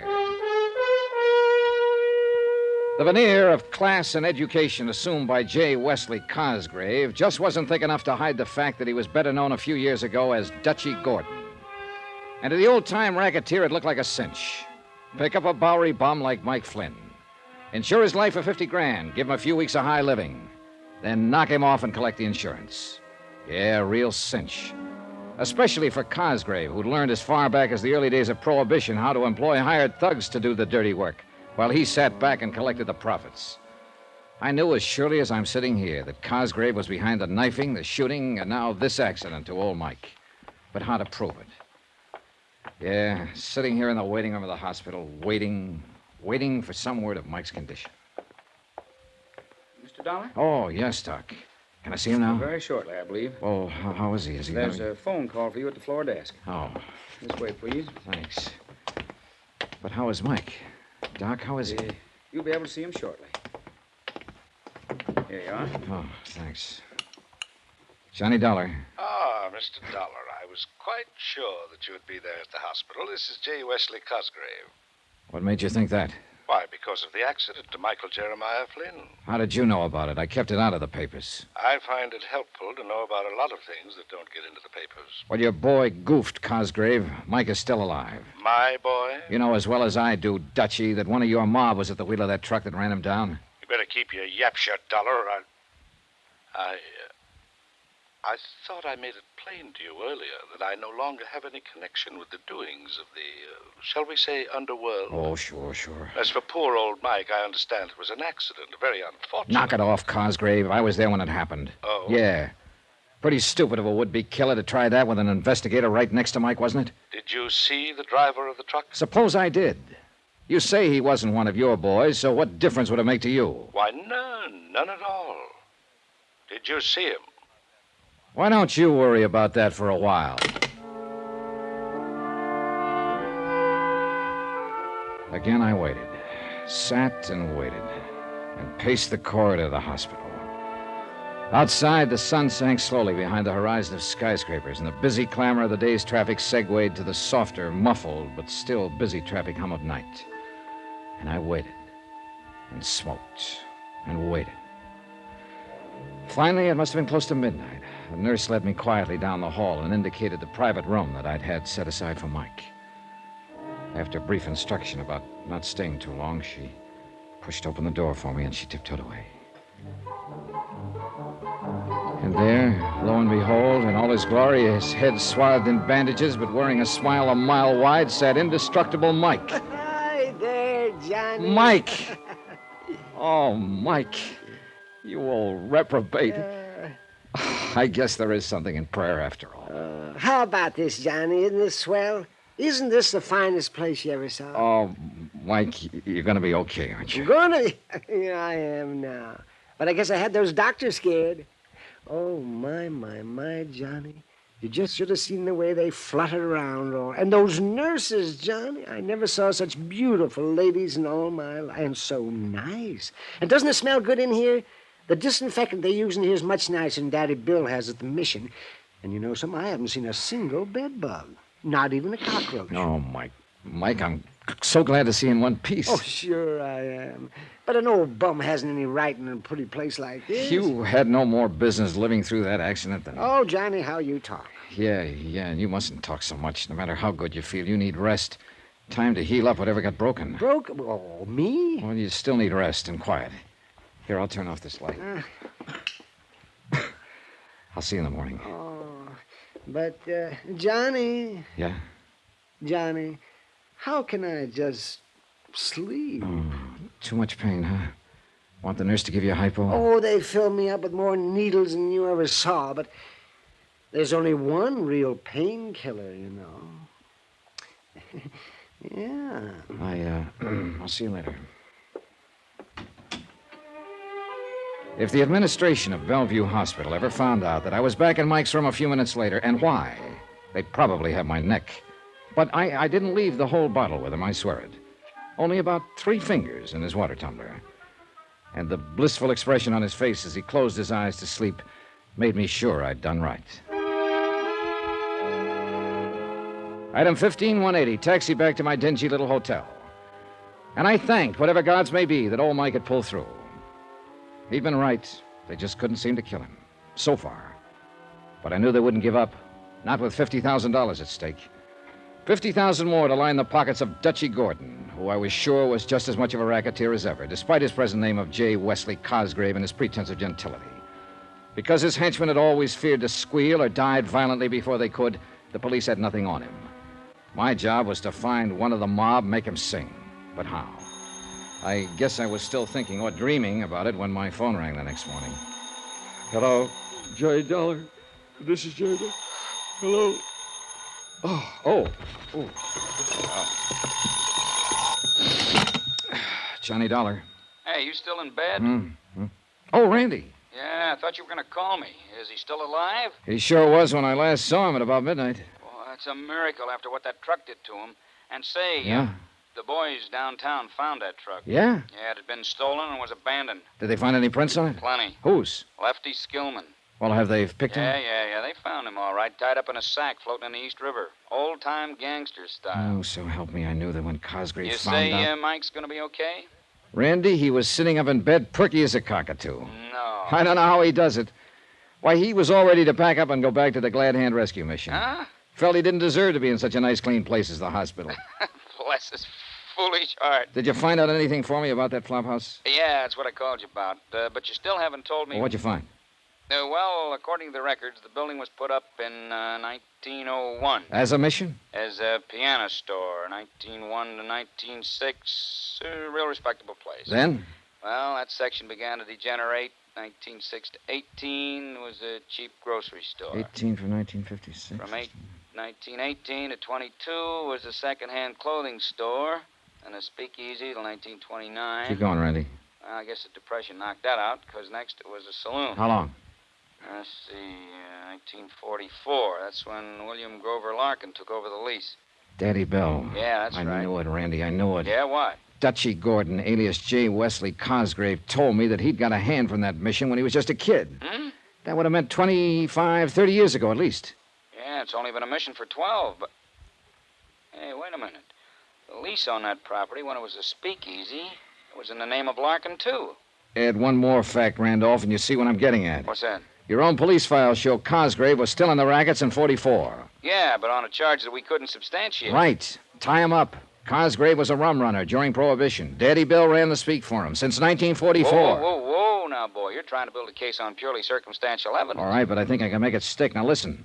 Where does Cosgrave get the thugs for whatever job he's pulling now? If he is. Of course he is. And he gets them out of that flop house. The boys he gives jobs to that are never seen again, remember? Yeah, wow. Hey, maybe it does tie up. Oh, you bet your sweet life it does. At least I'm going to tie it up. Yeah, no. Take it easy, Johnny. Just how are you going to go about it? Well, the first thing I'm going to... Well, hold it. Huh? Well, what's the matter? Somebody outside the door of this room, I think. Hold on, Randy. Yeah, no. Wait a minute, Johnny. All right, what do you think you're doing? Johnny, hello! Whoever hit me with whatever he hit me with wasn't fooling me. In the second before I passed out, I vaguely remember hearing a voice, the voice of the room clerk, shouting at whoever it was, and the sound of footsteps running away. Then blackness, and a dark, heavy throbbing in my head. Then, after a long time, another familiar voice. It was Randy, I think. Dimly, somewhere along the line, I could see figures bending over me, hear the voice again. Easy on the stretcher, boy. Then more darkness and the weird sounds in my brain. Other sounds, too, that seemed familiar and seemed meaningless. Meaningless. Finally, after an eternity of jumbled sounds and shadows, a cold, bright light pierced into my slowly returning consciousness. And momentarily, I could see a man in white and women in... Yeah, a hospital. These were the doctor and the nurses. I tried to speak to them. I couldn't. But slowly a realization of what had happened came to my muddled mind. Randy on the telephone had heard the attack on me and had brought help. An ambulance had brought me here. For a brief moment, I saw the glint of a needle poised above my arm. Then blackness again. But a soft, quiet, peaceful blackness.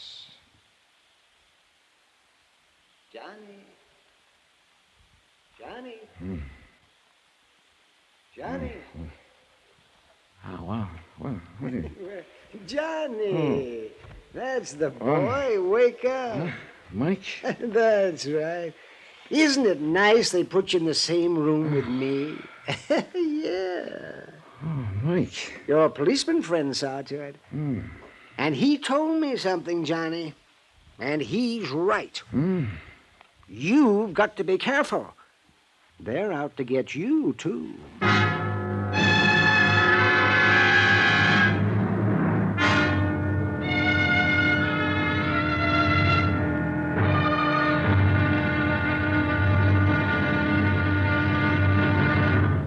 Now, here's our star to tell you about the final intriguing episode of this week's story. Tomorrow? Well, old Mike may have been indestructible, but I knew by now that I wasn't. So tomorrow, the wind-up. It had to be while I was still alive. Join us, won't you?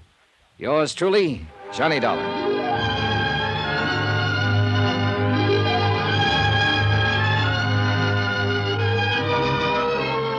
Yours truly, Johnny Dollar, starring Bob Bailey, is transcribed in Hollywood. It is produced and directed by Jack Johnstone, who also wrote tonight's story. Be sure to join us tomorrow night, same time and station, for the next exciting episode of Yours truly, Johnny Dollar. Roy Rowan speaking.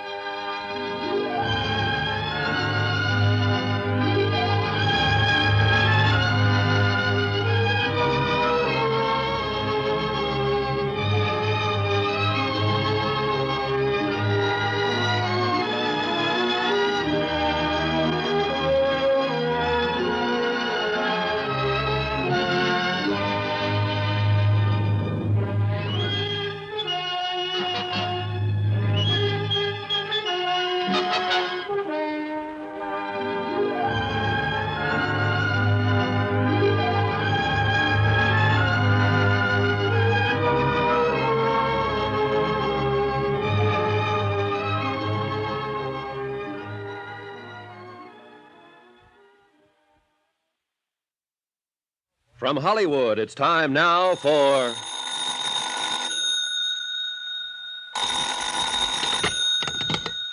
Johnny Dollar. Randy Singer, Johnny. How you feeling? Thanks to you and having got me here, pretty good. Bellevue's a good hospital. I'll be released within the hour, so will Mike Flynn. And? I'm going down to the Glad Hand Rescue Mission to straighten out a few things with Daddy Bill. Sounds to me like it ought to be police business, Johnny. I'll be right over. No, let me handle this alone. You got your gun? You bet your sweet life I have. Johnny? I'll report to you later.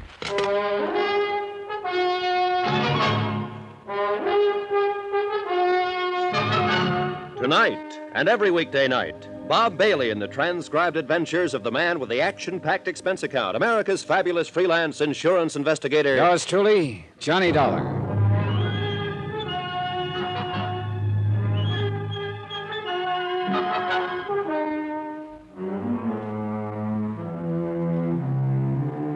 Expense account submitted by Special Investigator Johnny Dollar, location New York City, to the Lakeside Life and Casualty Company. Following is an accounting of expenditures incurred during my investigation of the indestructible Mike matter. Item 16, 190, cab fare for Mike Flynn and myself, Bellevue Hospital to the dingy Hotel Brakely. Both of us had our heads still swathed in bandages. With the help of the room clerk, I installed Mike in a small room on the 5th floor, with instructions to keep his door locked. In my own room, room 203, I picked up my .38 and donned the old clothes I'd bought. Item 17, 55 cents, taxi to the neighborhood of the Glad Hand Rescue Mission. For obvious reasons, I walked the last couple of blocks. When I got there, the big front assembly room was empty. So was the soup kitchen in the back of the place. I called Daddy Bill's name a couple of times and got no answer. And finally decided to wait for him in the little room back of the assembly hall that he used for an office. I still felt a little shaky from the blow on the head, so I didn't mind just sitting a while. But I left the door open a crack, and a few minutes later heard the street door open. It wasn't Daddy Bill, but I recognized him as a newcomer to the mission whom I'd seen on my first visit. He made directly for the little office. All ready, Daddy. Why, you ain't Daddy Bill, sir. No. Do you know where he is? Yeah, out shopping. At least that's where he said he was going. Didn't I see you in here the other day? Why, yes, sir. I guess you did. My name's Emery. I just read the rods in from Ohio. Boy, I had to. I got myself in a jam back there. Yeah, I guess I just got me too much muscle. But they won't catch up with me here. Daddy Bill promised me that. Say, I should have known you wasn't him in here. Oh?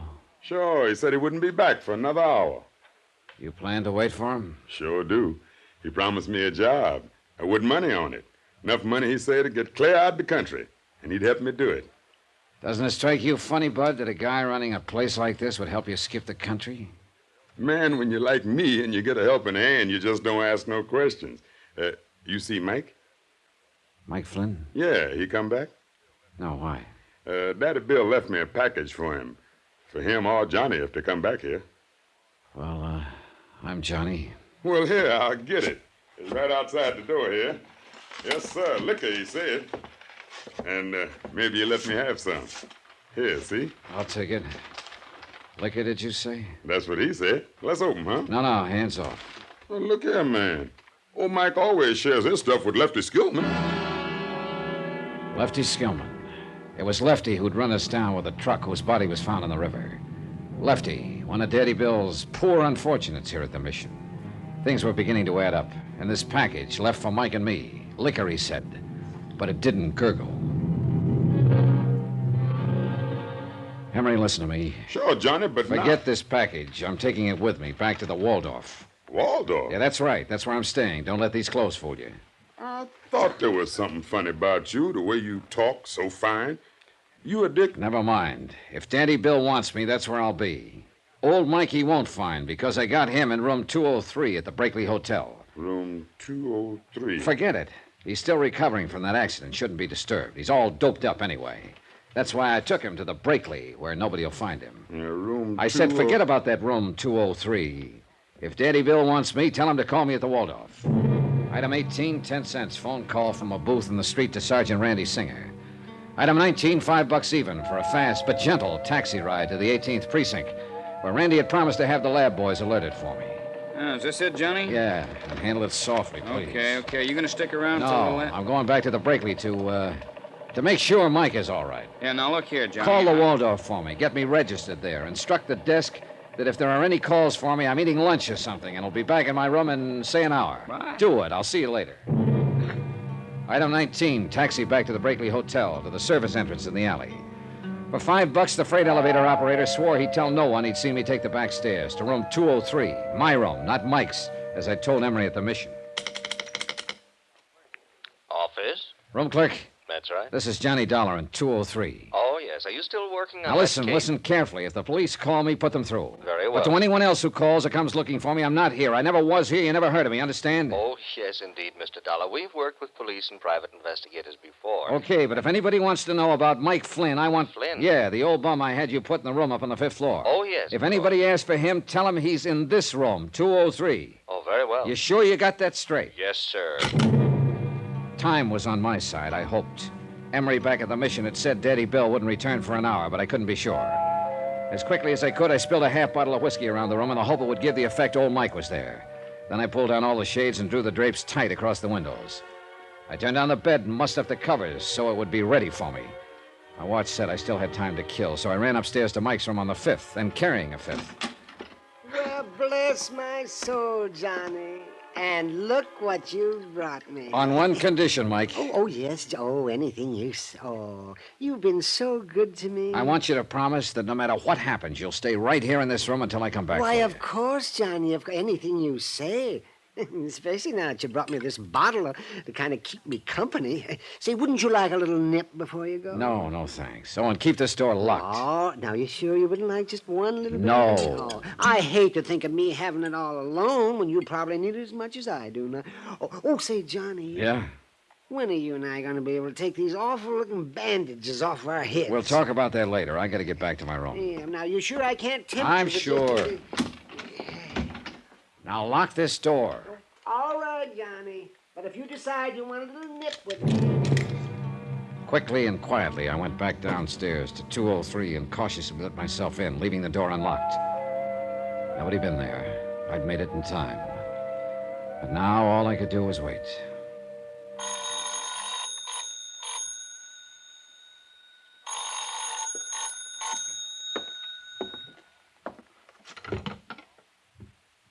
Hello? Johnny? Yeah, Randy. Better make it fast. Oh, what's the matter? What'd you call about? That pretty little package you dropped off for the lab lads? Yeah? You sure were right about it. A bomb, huh? If you or Mike had opened that package by now, you'd be spread all over the island in tiny little pieces. Look, Johnny, come on, let me in on it, huh? What are you up to down there? I'll tell you when it's all over. That is, if what I think is going to happen does happen. You sure you don't want some help? No, I think I can. Gotta go. I'd heard footsteps out in the hall. Quickly, I slid into the bed, leaving nothing but my heavily bandaged head showing. The footsteps passed. And then, far down the corridor, I heard a door open and close. I lay still and waited. And lying there thinking, I began to wonder if I'd been right in turning down Randy's offer of help. Yet how could he help with a... Footsteps again. And this time they stopped outside my door.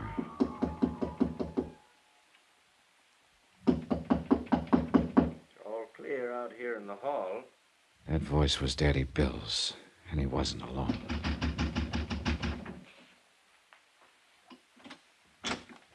Mike? Mike? You want on the light? Mike? Oh, he's in here, all right. Smell that booze? He's there on the bed, asleep. You mean drunk? Close the door. Hey, see him? Dead to the world.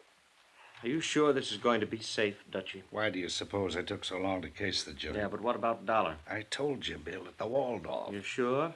You talked to him? No, he was in the coffee shop. Now, shut up, get this over with. Yes. Always we do the dirty work for you. All right, this one I'll do myself. Who's... Shut up. Johnny. Oh, Johnny. Wait a minute, that's Mike. And who's on that bed? Shut up. All right, Dollar. He can get up out of that bed and take it in the chest or lay there and get it in the back. All right, Cosgrave. Dutchie. Both hands up high. Drop that gun. Sure. Johnny. Shut him up out there, Bill. Yeah, Daddy Bill. Quiet, Dollar. You'd better do something, Cosgrave. You'll have two witnesses. The man who always kept his skirts clean, huh? Quiet. Bill, let him in. We'll knock them both off, make it look like a fight between them. Something. No, wait. Boss, we... Johnny, is something that... I'm coming in. Oh, no, you Get back, Mike!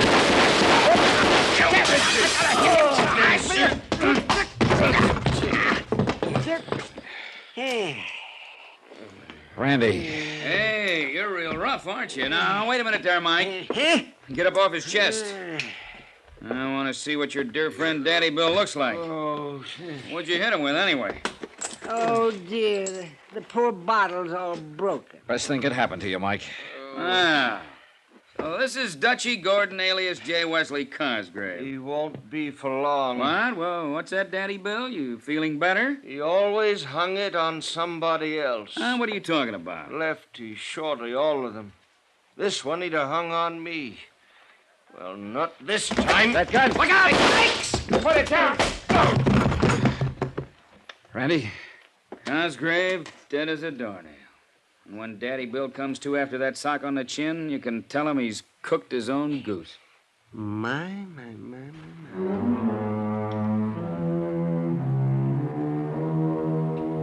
The world will be a bit better without Dutchie Gordon, alias J. Wesley Cosgrave. And, of course, the courts will take care of Daddy Bill Larkin. Plenty. Mike? Indestructible Mike? Well, he'll probably outlive the rest of us. I hope I can get down to see him now and then. Talk over our great adventure together.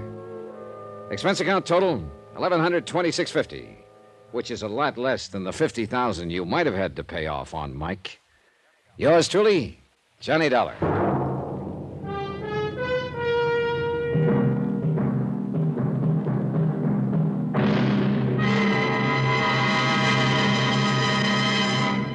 Now, here's our star to tell you about next week's intriguing story. Next week, the heady romance of moonlight on a lonely beach in Mexico. Moonlight from a killer's moon. Join us, won't you? Yours truly, Johnny Dollar.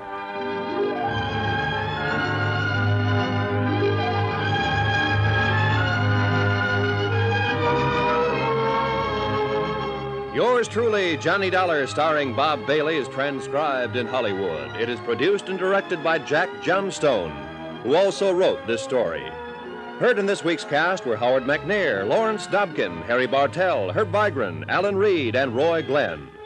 Musical supervision by Amerigo Marino and Carl Fortina. Be sure to join us on Monday night, same time and station, for another exciting story of yours truly, Johnny Dollar. Roy Rowan speaking.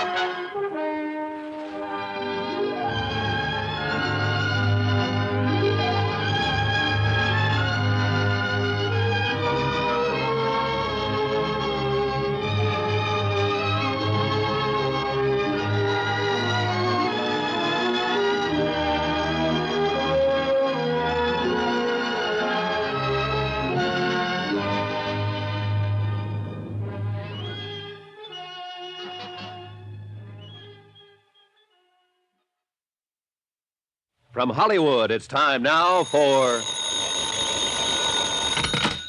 Johnny Dollar. Ed Renser, Johnny, Union States Casualty Company? Oh, hi, Ed. I heard you were trying to reach me. Yes, indeedy. Plane leaves in 2 hours. For where? Ensenada. It's a port on the west coast of Mexico, south... Yeah, I know, Ed. I know. I've been there. Well, But now, what do you... Charlie Burton is down there, Johnny. You know, the big nightclub TV comic. You know, good old, lovable, boyish Charlie? I've seen his show. Who hasn't? Really keeps you screaming, doesn't he? Oh, he is a killer. Eesh. So what do I do? Go out there and scream it up for him? You go out there and keep him alive. Someone's threatened to murder him. One of his audience, maybe? No, wait, Johnny. This is no laughing matter. Anything happens to Charlie Burton, I cut my throat. Hey, you really do like his show. We're carrying $500,000 worth of insurance on that boy.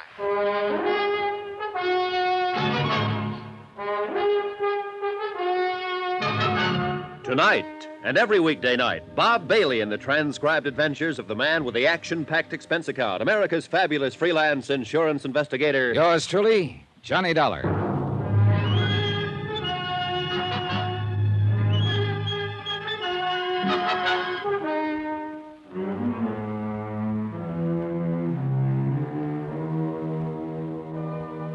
From Special Investigator Johnny Dollar to the Home Office, Union States Casualty Company, Hartford, Connecticut.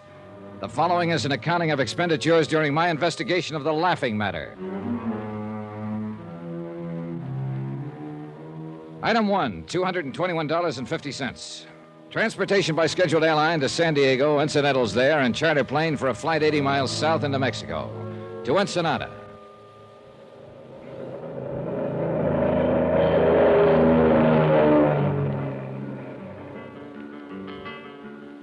Item 2, $1.90. Taxi from the plowed ground airstrip to the Carrara marble foyer of the Plush Balboa Beach Hotel. The contrast was typical. Ensenada is 2 towns, really. The tourist town is a glittering belt of pseudo-swank resorts around the south end of the bay. Bald-headed men in flowery sports shirts and fat women in shorts, loaded down with cameras, souvenirs, and U.S. dollars. The loafing town. And next to it, the rows of warehouses and docks, the fishing fleets and freezer plants, narrow dirt streets and slums. Soft-eyed Mexicans and the gentle liquid sound of Spanish. Native town, the working town. 2 different ways of life, and no bridge of understanding between. The executive producer of the Charlie Burton Show, a man named Frank Maltz, was in my room 5 minutes after I checked in. Glad to know you, Mr. Dollar. He was probably in his middle 40s, but looked older, haggard, pressured, a little battered around the edges. He might not have his ulcer yet, but he was sure working on one. Didn't waste much time getting here. Well, that phone call of yours got them pretty upset back there in Hartford. I meant for it, So too. I gathered. Have you called in the local authorities, Mr. Maltz? No. Why not? It wouldn't have done any good. Charlie'd have blown his top and had him thrown out. Good old lovable Charlie? Yes. He doesn't know you phoned Hartford. No, he'd have stopped me if he'd known. Why? Does he want to die? Oh, he says he's had murder threats before, crank letters. He wouldn't take it seriously. But you do, is that it? I didn't figure it was up to me to decide. As I understand it, Mr. Maltz, there was a note of some kind slipped under Burton's door. That's right. Well, tell me about it, will you? All right, yesterday evening, after we came back from shooting some scenes around the bay, we went to our room, shower, clean up for dinner. You know? When Charlie started to leave his room, he saw the note. Where is his room? 4th one down on the terrace to the left. All our rooms open onto this same terrace. Do you still have that note? No. Charlie tore it up after he read it. Did he show it to anybody? Yes, to me. It was on stationery from the hotel here. It was in pencil and crudely printed. Remember the wording? Oh, yes. It said, "Only the gods are immortal, Burton. As you'll soon find out. You'll never leave Ensenada alive." Kind of an odd way of putting it. I thought so myself. Know anyone who might use that style of phrasing? No, I'm afraid not. All right. What else, Mr. Maltz? Nothing else. Those are the facts. Anything happened since the note? Not as far as I know. Burton could be right, of course. The whole thing may be a hoax. Yeah, maybe, but that's for you to decide, not me. Who do you know who might think they had a reason to kill him? Aha. I think I'll let you form your own conclusions on that. Oh, thanks, Mr. Maltz. That's very thoughtful of All you. right, I'm sorry. I realize I haven't given you much to go on. Practically I nothing. can't help it, Dollar. That's all I know about it. I see. Well, talk to the others. See what they know about it. Others? Well, I was thinking mainly of Gloria Dale and Al Schreiber. And there's Charlie himself, of course. Suppose you brief me on those other 2. All right. Gloria Dale's the feminine lead. Oh, yeah, I've seen her on TV. Yeah, probably. She's been with the show for 3 years. She's in her late 20s. She's single. She's gorgeous. She has a terrific sense of comedy. How does she get along with old, lovable Charlie? Good question. Maybe she can give you an answer to it. All right, I'll ask her. And who was that other one you mentioned? Al Schreiber? Yeah, he's a young newcomer. He's been with the show 6 months now. A real talent, if he were ever given a chance to show it. Why isn't he given a chance? Because on the Charlie Burton show, my friend, there is one and only one star, namely... Good old, lovable boyish Charlie Burton. Oh, you've been reading the press release. Well, as a matter of fact, I have. All right, who else? No, that's all. At least all that mattered. The camera crew, the technicians who were sent up from Churubusco in Mexico City, they never heard of Charlie Burton before. And we haven't had much of any contact with anyone here in town. Now, I think that note was written by somebody right here in the family. That's another reason I sent for you instead of the local police. Just why did you send for me, Mr. Maltz? What do you mean? How do you feel about Charlie Burton? Haven't you guessed? More or less, I think. Well, I'll spell it right out for you, Mr. Dollar. I hate his guts. And what do you care whether he's murdered or not? Care, I'd get roaring drunk to celebrate it. And yet you're the one who phoned an SOS to Hartford. Well, sure. If Burton does get it, I want an expert around. Somebody will tag the right party for the crime. A matter of justice. Is that it? Why not? Oh, because it's usually just a word people talk about. What they really want is to win. Ah. Is that what you want, Mr. Maltz? Very funny. You ought to go on television. No, I'm waiting till they perfect it. I feel the same way about murder. So the legend of lovable Charlie was starting to crack. One person at least didn't love him, Frank Maltz, his executive producer. And there was something else besides hate in Frank Maltz's eyes, a weariness or bitterness, something I couldn't quite place. I filed the thought for the moment, took time to shower and change, and went looking for another pair of eyes, a prettier pair. And I found them, alone on the terrace with their owner. They were turned toward the west, toward the last golden edge of the sun as it sank into the Pacific. They were big and blue, very lovely.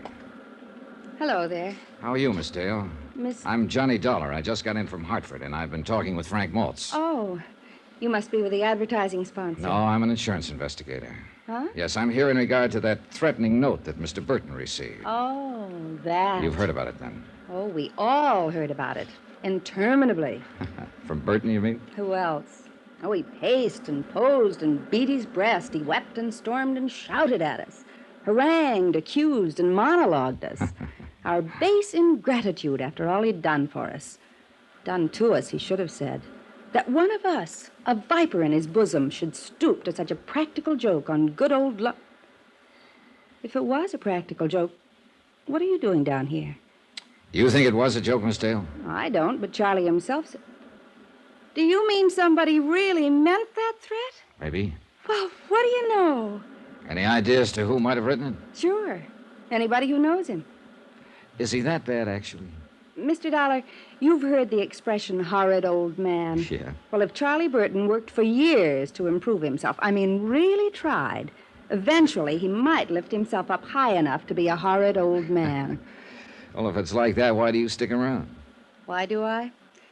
Because I signed a contract last year during an emotional crisis. And it's got 2 more years to run. Break it. Breathe a little clean air for a change. I'd be dead professionally, and that's about all I've got in life now. Professional career, such as it is. Same thing apply to Frank Maltz? Yep, contract. Executive producer is just a title. The Charlie Burton Show is owned by Charlie Burton, lock, stock, barrel, and the souls of the employees. Something of a dictator, huh? Egomaniac. He's a pre-adolescent paranoid with the ethics of a rattlesnake and the jealous instincts of a Turkish harem master. Uh-huh. Oh, forgive me, Mr. Dollar. I had that line in a play once, but it still fits him. Tell me the truth, Miss Dale. Did you write that note? I'm a female comic, Mr. Dollar. So? So who can write? Gloria? Out here, Al, on the terrace. Al Schreiber, have you met him yet? No, but I've got him on the list. That may turn out to be quite a list before you're through. Downstairs bar at 7, honey. That's what you said. Downstairs bar at 7. I know. I'm going in and change right now. Al, this is Johnny Dollar, Al Schreiber. Hello, Al. How are you? Glad to see you. Mr. Dollar's an insurance investigator. He's here about that murder threat Charlie got. You mean that note was for real? Could be. Well, happy days. Maybe there's hope for us yet. Careful, Al. Mr. Dollar's making a list. Sweetie, I'd be proud to confess. Only I didn't think of the idea, and besides, I'm a coward. Did either of you actually see that note? No, but we heard about it. So I understand. How does insurance figure in this? You mean some company actually wrote a policy on that earthworm? To the tune of $500,000. Holy Hannah, who's he worth that much to? His sponsor, the advertising client. I doubt if it's personal, really. They're just protecting their investment in the show. $500,000 fish. For a phony old fake who weighs in at a fast 30 cents. Say, maybe they're out to kill him and make a profit for themselves. Yeah, I'll put them on the list. And I take it you're in the club, too, Al. Club? At least you're not wearing a Love Charlie Burton button. Oh, sir. All I am, ever was, or hope to be in any future life. All I have, ever had, or expect to have at any time, notwithstanding. The foregoing to supersede any previous statement, and irregardless of any utterance made hereafter. I owe in its entirety, and without any reservation whatsoever, to my one and only benefactor. That sterling, magnanimous, warm-hearted, genial. I'll bet you think I'm only saying that because it's in my contract. Did you write the note, Al? I don't know what to say until I check with my writers. Yeah, I have the same problem with my underwriters. Say, that's not bad, Mr. Dollar. You know, you ought to Sorry, try television. I'm waiting till they perfect it. Item 3, 80 cents, one drink. I had it sent from the bar and sat on the terrace alone and drank it. I watched the sun die in the west and let the soft night creep out of the hills of Mexico and sink down over me in gentle folds. Then I saw a man slip from the shadowed shrubbery and move cautiously up the terrace, a pale ghost dressed in the white cotton of a peon worker. As I came quietly to my feet, a girl ran from inside somewhere, clung to him, and stopped him. They argued fiercely for a moment and guarded Spanish. Then the man turned and saw me and vanished into the darkness of the hotel gardens. The girl faced me for an instant, with eyes like frightened doves. Then she, too, turned and fled. But I'd recognize her. She was the hotel maid who'd brought ice to my room when I first arrived. So it was a lover's meeting, most likely. And yet, the man, before she stopped him, had been heading across the terrace toward Charlie Burton's room.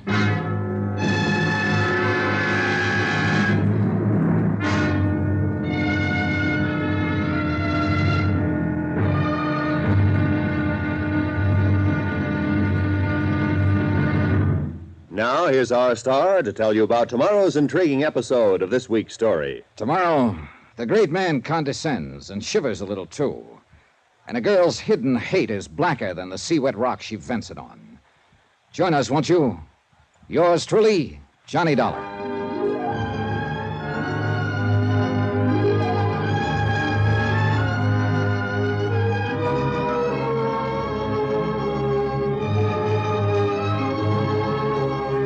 Yours truly, Johnny Dollar, starring Bob Bailey, is transcribed in Hollywood. Written by Les Crutchfield, it is produced and directed by Jack Johnstone. Be sure to join us tomorrow night, same time and station, for the next exciting episode of Yours truly, Johnny Dollar. Roy Rowan speaking.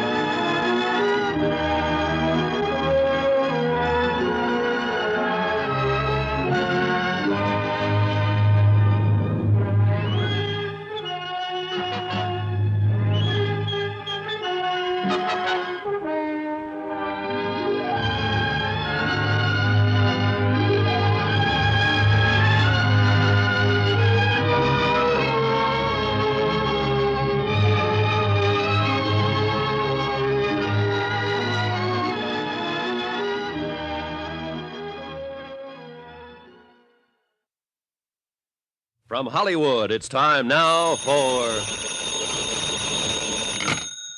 Johnny Dollar. This is Charlie Burton, Mr. Dollar. Oh, yes. Was hoping you'd come out of seclusion. Seclusion? I arrived in Ensenada at 4 o'clock this afternoon. It's now 10 p.m., and I still haven't been able to see the man I'm supposed to protect. I did not invite you here, Mr. Dollar. I do not need any protection. Well, my insurance company doesn't agree with you, and they've got $500,000 riding on your life. Look, my life has not been threatened. That note was a mere bit of buffoonery perpetrated by one of those nearest and dearest to me. One of those to whom I have unstintingly devoted my entire... Knock it off, Burton. I know the good old lovable Charlie legend, and I've seen your TV show. Well, naturally. Look, are you going to talk to me, or do I wire my company to cancel your policy and notify your sponsor that you've refused to cooperate with us? Mr. Dollar, you may come down to my room in 10 minutes. I'll be there in an hour, Burton. You wait on me for a change.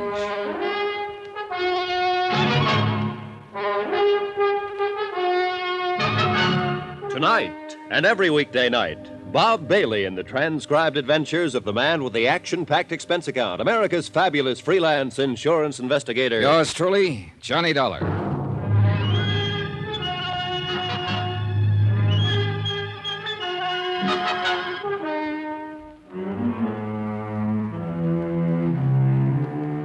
From Special Investigator Johnny Dollar, location Ensenada, Mexico. To the Home Office, Union States Casualty Company, Hartford, Connecticut. Assignment, The Laughing Matter. Expense account continued. Item 5, $1.40. Taxi from the hotel in the village to the Commandancia of Police on Frente Avenue. I wanted a rundown of one of the maids at the hotel, a girl named Velena Morales. I'd seen her on the hotel terrace shortly after dark near Charlie Burton's room. Seen her arguing with some man who'd managed to slip away from me in the darkness. Captain Portrayal said he'd check with me later and politely avoided asking what it was all about. If he had, I couldn't have told him. The Charlie Burton comedy show was on location at Ensenada, Mexico, and Frank Maltz, the producer, had frantically phoned Hartford and claimed Burton's life had been threatened. Burton thought it was a practical joke. Maltz didn't know. Neither did I. But I was there to find out.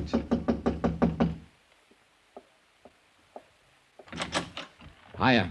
You are Mr. John Dollar, I assume. You couldn't assume any corrector. Mind if I come in? By all means, do. Thanks.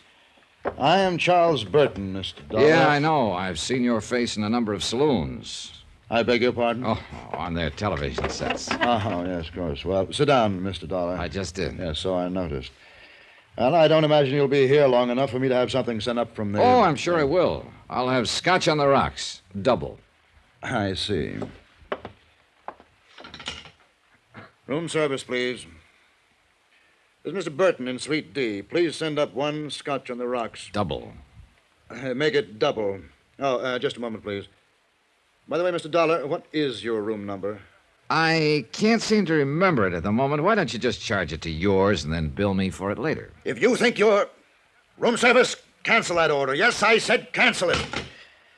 I will not tolerate this high-handed attitude from a hireling, sir. But not your hireling, Burton. Now, let's get a few things straight right now. From what I've heard about you up to now, I don't like you. And when I get to know you better, you like it or not. And I certainly do not. And there's nothing you can do about it. Oh. Try throwing your weight around with the insurance company, and they'll cancel your policy. And if that happens, you'll have sponsor trouble right up to your neck. If you think you can I think you're not going to let it happen, Burton. You can't afford to. So cut out the kidding and let's get on with it. You know, I like you, Dollar. You're so uninhibited. I'm going to buy you that... Nope, sorry. Why not? I didn't want it in the first place. It was only a way to get your goat, break down that phony guard. But have one yourself, though. Now, drinking is not one of my vices. Oh, so that explains it. Explains what? It wasn't one of Hitler's vices, either. You're so delightfully insulting, you know. One can hardly take offense. Too bad. I'd hope for better results. Would you mind telling me just who exactly is responsible for this prejudiced opinion you have of me? Well, as I remember, it was fairly unanimous. As I know, you talked to Frank Maltz. Maltz, of course, is bitter because he hasn't been given complete control of my show. Or any control, the way I hear it. As long as it's the Charlie Burton show, Mr. Dollar, Charlie Burton intends to run it. Only the gods are immortal. Isn't that what the murder threat said? I'll get to that. Then there's Gloria Dale, my leading lady. Dear Gloria. I suppose she told you I've treated her very badly. Practically forced her to sign a contract that pays her several $1,000s a week. A hideous fate, actually. It could be. And Al Schreiber? Did he mention the fact that I took him out of a 40-a-week burlesque house and taught him the subtleties of high-class, big-time comedy? Things that I I had spent a lifetime perfecting. Look, Burton, if you're trying to convince me of your fine, sterling character, forget it. It's irrelevant. I'm here because You're here because of that note, and that's exactly what I'm getting at. You think it was written by one of those three people, don't you? Right. Well, I agree with you. But you also take the threat seriously. I don't. Why not? Because not one of them has any reason to kill me. Yes, I know how they talk. They're underpaid, overworked. The boss is a tyrant. They hate him, the same old patter. And that kind of talk never leads to murder, Mr. Dollar. Yeah, you've got a point there, I guess. That note was pushed under my door yesterday as a crude attempt at a joke, nothing else. Then Maltz lost his head and had you sent down here from Hartford. And the whole thing has become ridiculous. You may be right. Well... You sure you won't have that drink? No, thanks. Oh, by the way, there's a maid at the hotel here. I believe she works all the rooms along the terrace here. A small girl, very pretty, with short curly hair. Oh, yes, Valina. Well, you've noticed her then? Oh, quite. I find her utterly charming. Would you happen to know whether she's married? I really didn't bother to ask. Does it matter? Not to me, but it might to her husband. You are determined, aren't you? There must be some reason why you're so scared. Scared? You do have a preposterous imagination. Good night, Mr. Dollar. It wasn't my imagination. Burton was scared, or worried, or upset. At any rate, something was bothering him. But at the moment, he was covering up for some reason, and there was nothing more I could do to push him. So I gave up for the time being and went back to my room. But I wasn't ready for sleep, and the terrace outside my windows lying empty in the moonlight seemed inviting. And even more so, the sound of breakers 100 yards beyond. I followed a winding path through the hotel gardens and came out into Sandy Cove. And there I found her, Gloria Dale, sitting on the sea-worn rocks by the water's edge, with a bottle beside her, getting quietly drunk. You've discovered my guilty secret, Mr. Dollar, and I've only got one glass. It's that or the bottle. I'll share the glass with you, if it's all right. Sure. There you are. Thanks. Here's to the moon, people. They seem real close tonight, don't they? Yeah, they'll be dancing out there on the water by midnight. I think you're as crazy as I am. Crazier. You're not even in the same league. I'm glad you came. I go sort of nuts on moonlit nights by myself. Hey, what happened to Al? Weren't you two together? I sent him off to bed. He gets a little wearing sometimes. He's real gone on you, isn't he? I guess so. And you? He's a good guy. I like him a lot. He's fine, but... But no click, huh? No click. Here's to better clicks. Hey, easy, kid. You're drinking it straight, you know. Help yourself. What are you trying to do to yourself, Gloria? Learn to forget. Forget the emptiness, the hollowness. There's nothing in me anymore. Except the hate, of course. There's plenty of hate. For Charlie Burton? For Charlie Burton. Do you hate him enough to kill him? You've always got your eye on the ball, haven't you, Mr. Dollar? More or less. Would you like to tell me about this emptiness? No, I don't think so. All right. Why not, though? It's the edge of the land and the edge of the sea. And you're from the moon, and you'll go back there at dawn. So why not?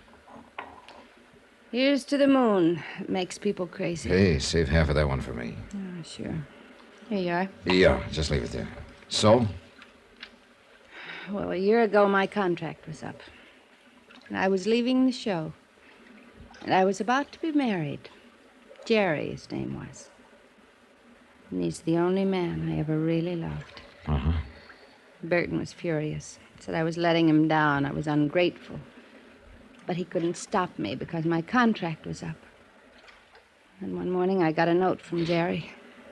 Special delivery. We were through, it said. Why? No explanation. Just a cold, vicious note. That same morning, Jerry left town with a friend. Chartered a plane and went to Canada on a hunting trip. And you didn't find out the reason for it? Later, yes. At the time, I was hurt. I was terribly hurt. I signed a new contract and went on working. And months later, I got the story roundabout. What was it? A private detective, one of the crooked ones, Had gone to Jerry with a complete report about me, supposedly. My private life, field reports, affidavits, statements, even photographs. A fake, the whole thing. But it convinced Jerry. You know who was behind it? I can guess. Sure. Good old, lovable Charlie Burton. He wanted to make sure I'd sign that contract. But when you did find out, why didn't you go to Jerry? I wish I could have. That hunting trip, the plane, it crashed. Jerry never came back. He was killed. That's crazy, huh? Oh, no, easy, sweet. Do I hate Charlie Burton enough to kill him? That's what you asked me, wasn't it? Sure, I hate him enough. 1,000 times enough. Only I haven't got the nerve. So what do? I drink. Gloria. The hotel. Help me get back there. Please, Johnny. Will you take me home? Love and hate, and the Black Sea Rocks, and a lunatic's moon at midnight. And no help on this earth for a wounded heart but time itself. A tide was rising now, and rising fast. And hidden by the darkness, a wave curled and broke. And time ran out. I lunged out of bed and fumbled in the blackness for my robe and slippers and gun. Yeah, who is it? Charlie Burton. Open up, hurry. Dollar, you've got to protect me. Somebody took a shot at me through my window from the terrace. Oh, it was probably just a crude, practical joke. Joke? Joke? This is no laughing matter. Don't you understand, Dollar? Somebody's out to kill me.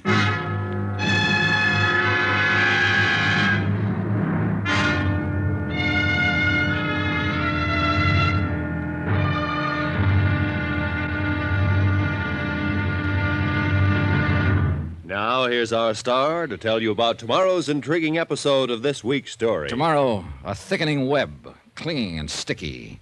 But one of the flies pulls free by using a gun. Join us, won't you? Yours truly, Johnny Dollar.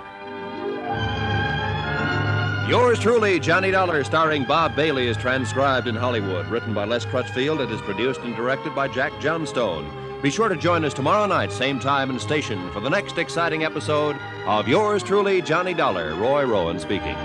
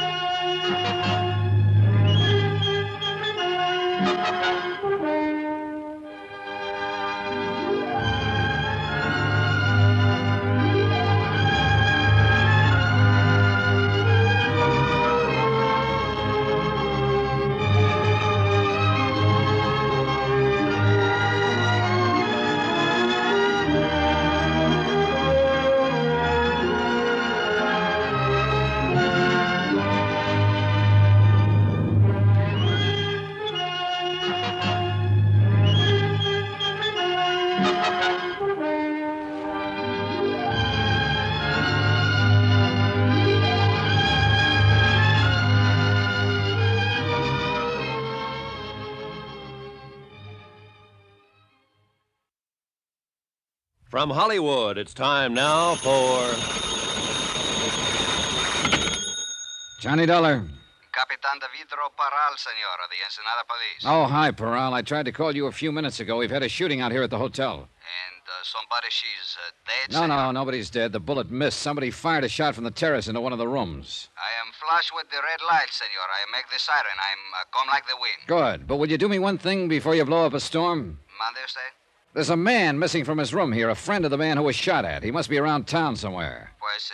He's an Americano, about 45, name's Frank Maltz. Frank Maltz. Bueno, we'll find him. I'm going to make one APC T.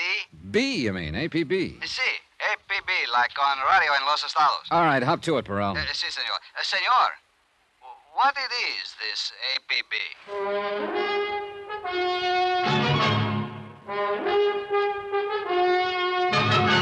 Tonight and every weekday night, Bob Bailey in the transcribed adventures of the man with the action-packed expense account, America's fabulous freelance insurance investigator. Yours truly, Johnny Dollar.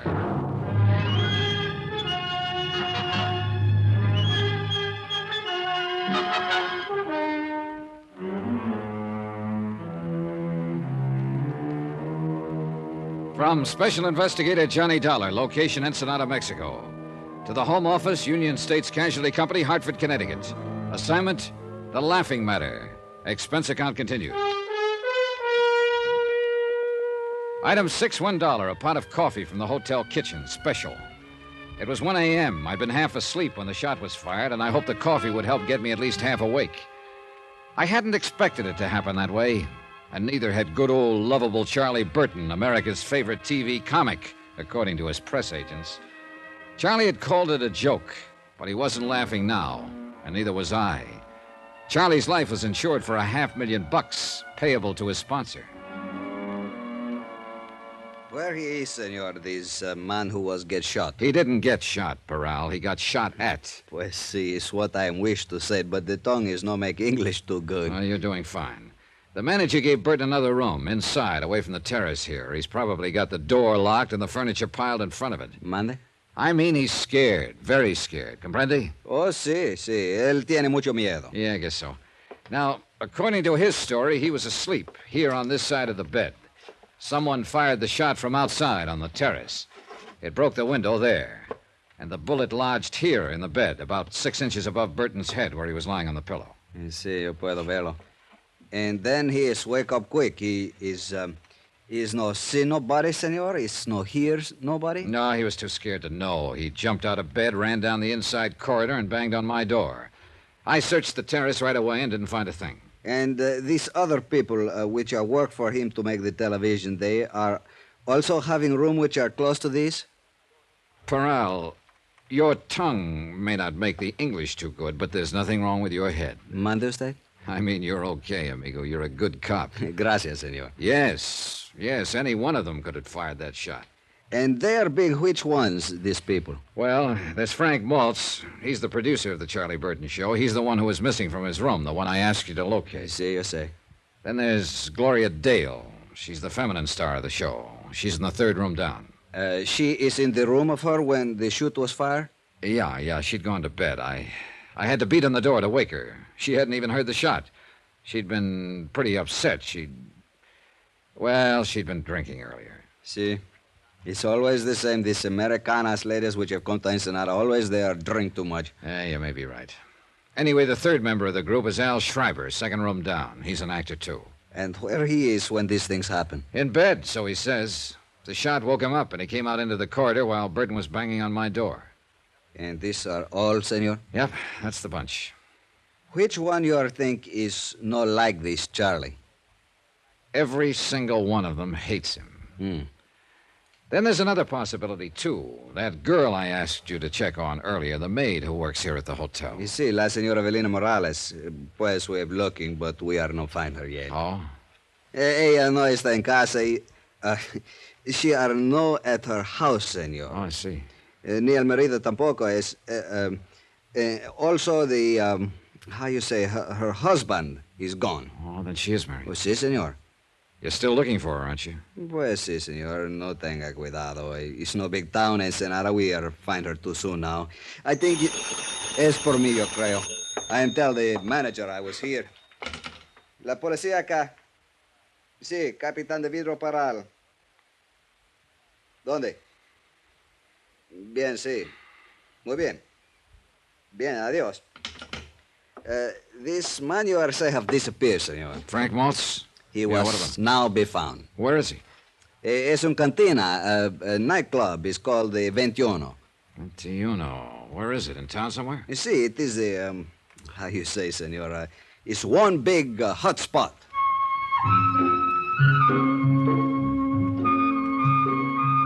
Item 7, $1, taxi into town. Peral stayed at the hotel to talk to Charlie Burton and the others. I thought it might do some good, at least by keeping them off balance. Regardless of his knowledge of English, Peral was a smart lad, and his eyes never missed a thing. The Ventayuna may have been a hot spot earlier, but at this time of night it was almost deserted. There were a few weary B-girls drowsing at the bar, a scant handful of last-ditch patrons, and Frank Maltz, alone at a table, glowing with mellow geniality and bottled health. Well, now, another night owl with insomnia and a taste for dives. Pull up a chair, Johnny. Thanks. Been here long? Forever. Oh. At least for years and years. I am part of the place, my boy.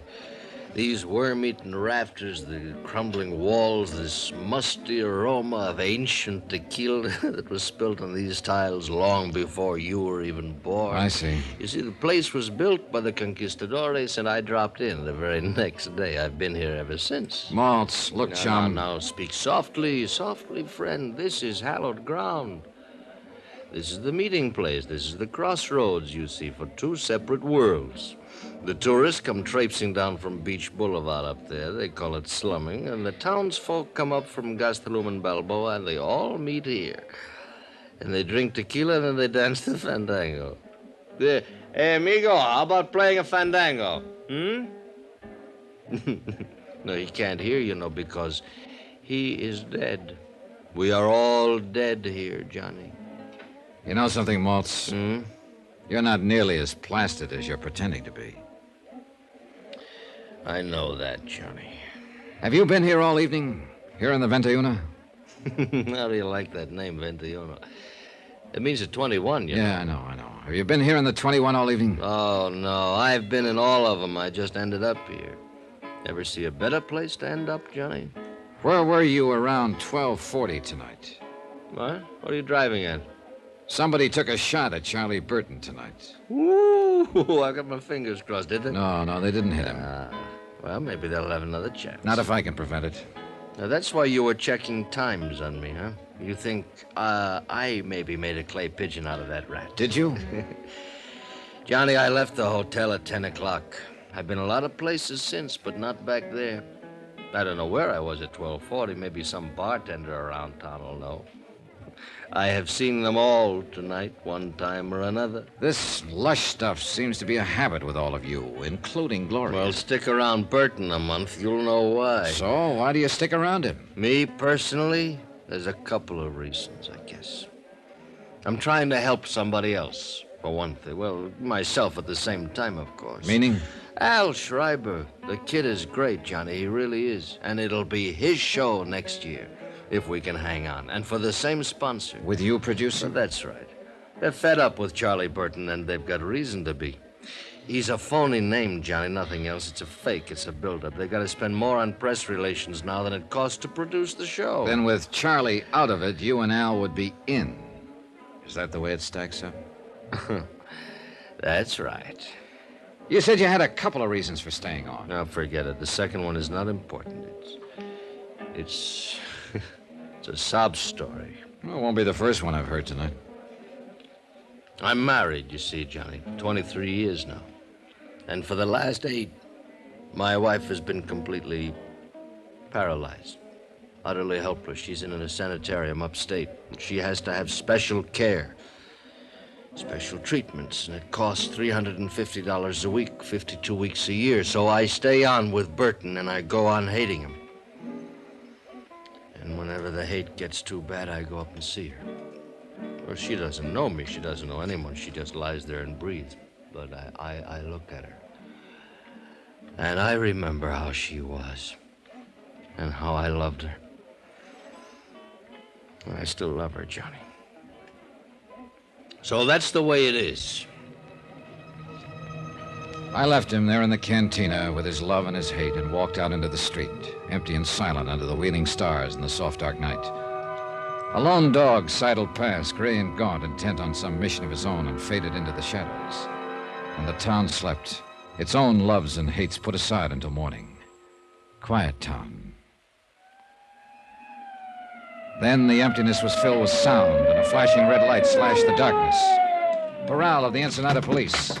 He said the maid from the hotel, Valena Morales, had come home. One of his sergeants was waiting there with her.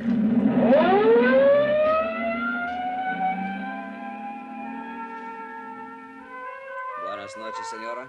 Buenas noches. The tiny room was lit by a flickering oil lamp, and a candle burned beneath a crucifix on the wall above the bed. Cement floor and adobe walls, bare and clean, like the cell of a nun in a convent. ¿Y su hombre? ¿En dónde está él? Yo no sé. She was young, ¿Qué le pretty, importa? and at the moment ¿Dónde very estabas frightened. tú más temprano? En la casa de una amiga. ¿Por qué me preguntas esto? Espérate, señora. Hace poco uno trató a matarle a un señor. Allá en el Hotel Balboa. ¿Qué dices? ¿Cuál señor? Un americano. El señor Carlos Burton. Ay, de mí. ¿Qué tengo yo que hacer? She talked, Ya no hay half remedio. crying, and ¿Quién Portrayal sabe qué vamos a translated. hacer ahorita? Charlie Burton, Y ahora old, no hay lovable remedio. Charlie, had been bothering her, annoying her at the hotel. Que lo más hablado, She tried to avoid him, creía que but had made the mistake of telling her husband. He'd been furious and had come to the hotel earlier in the evening. That's when I'd seen the two of them arguing on the terrace. She hadn't seen him since.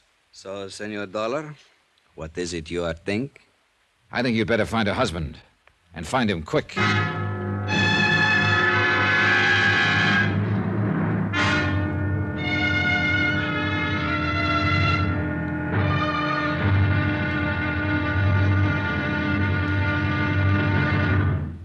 Now, here's our star to tell you about tomorrow's intriguing episode of this week's story. Tomorrow, Death tries once more, and this time doesn't miss. But Death, you know, is blind. Join us, won't you? Yours truly, Johnny Dollar.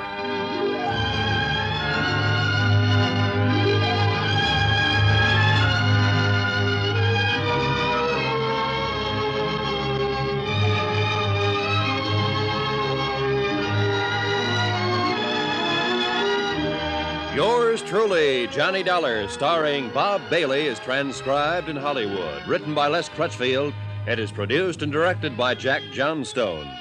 Be sure to join us tomorrow night, same time and station, for the next exciting episode of Yours truly, Johnny Dollar. Roy Rowan speaking.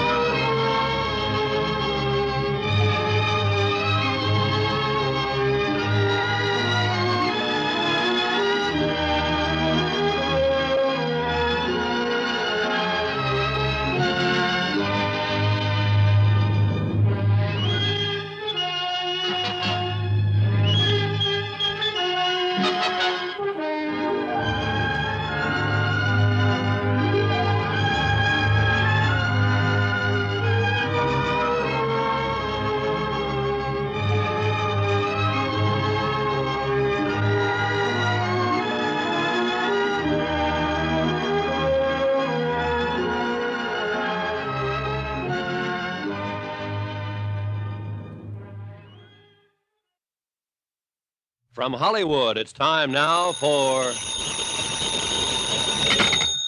Johnny Dollar. This is Charlie Burton speaking. Oh, morning, Burton. So you're still alive, huh? If that was an attempt at humor, it was entirely out of place. Well, it's early yet. I'm the comedian, and I'll make the jokes. Your job is to protect my life. Don't tell me you've been shot at again, this time of morning? Boy, whoever it is really must hate you, Burton. Dollar, so help me. So help you nothing. You may be good old lovable Charlie to 40 million television viewers, but to me you're just a pain in the neck. I'll remind you. To my clients, you're worth $500,000 because he was fool enough to write an insurance policy on your life, but not to me. My price on you is a fast 3 cents, give or take a couple. My life has been threatened. Sure, and that's why I'm here. But yesterday, when I tried to get you to cooperate, you called it a practical joke. Well, I'm not calling it that now. No, because somebody tossed a bullet at you last night and scared the living pants off of you. Well, call Captain Portrayal of the Ensenada Police. Mr. Dollar. Look, I need another hour's sleep, so don't phone my room again before 9 o'clock. Goodbye.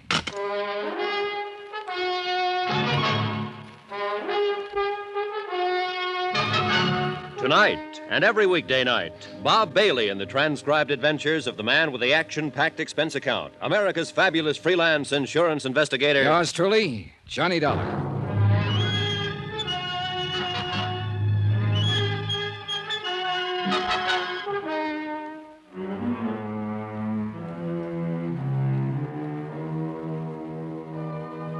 From Special Investigator Johnny Dollar, location Ensenada, Mexico. To the Home Office, Union States Casualty Company, Hartford, Connecticut. Assignment, The Laughing Matter. Expense account continued. Item 10, 50 cents, room service on a glass of orange juice. Another hour's sleep was out of the question. Just hearing his voice on the phone left me too mad to relax. One of America's most popular comedians, a living legend. And yet his whole cast, the people down here with him on location, hated the ground he walked on. Personally, I was on their side. But my job was to protect his life from some unknown enemy who'd sent him a threatening note. And last night, the threat had become action in the form of a shot fired from the darkness. It was my job to see that the killer didn't get a second chance. And that's what I was being paid for, and the fact that Charlie Burton was a Class A stinker was irrelevant. Frank Maltz, executive producer of the Charlie Burton Show, and practically the only early patron of the hotel breakfast room, was sitting at a table alone. Good morning, Johnny. I left him sitting in almost the same position at 2 o'clock in the morning. Only the table then was in a backstreet cantina in town. He was apparently remembering it, and he avoided my eyes until the waiter had brought my coffee and gone away. I guess I made quite a fool of myself last night, huh? Oh, when was that? Nice of you to ask, Johnny. This is good coffee. Oh, you'd been making the rounds last night, for whatever reasons, and you felt like talking. But I wouldn't call that making a fool of yourself. All right. Thanks. You were sober enough when I left you. Oh, sure. You just sat there and let me talk it out. Where'd you go, anyway? I came out of the cantina a few minutes later. You disappeared. Captain Portrayal, Ensenada Police, picked me up in a prowl car. He'd located that maid from the hotel here. We went to her home and talked to her. So? Well, for the moment at least, you and Al and Gloria Dale are apparently off the hook. Oh? The maid says Burton was always annoying her whenever she was on duty here. He was. I told him to lay off. Well, her husband found out and came out here to the hotel yesterday evening. I saw him and his wife arguing out there on the terrace just after dusk. But I didn't know what it was all about at that time. Anyway, that's the last she saw him. He didn't come home last night, and he's still missing. I just talked to Portrayal on the phone. They've got half the police force looking for him. And you figure he's the one who took a shot at Charlie last night? Kind of adds up, doesn't it? Well, I guess so. I hope they find him, Johnny, before he finds Charlie again. I'd hate to see a poor devil take a rap for killing a louse who isn't worth it. Yeah, I know what you mean. Well, the chances are they will. Didn't either one of you fellas ever get to bed last night? Not for long. Morning, Al. Oh, my goodness, Frank. You look awful, man. You must have slept on your face. I look the same as I look every morning. You want some breakfast, Al? No, thanks. I'm skipping it. I'm going to try to get in a dip in that pool before old Blubber Tummy oozes out of his feather bed. Oh, I don't think he'll be using the pool this morning. Not if he remembers what we're shooting today.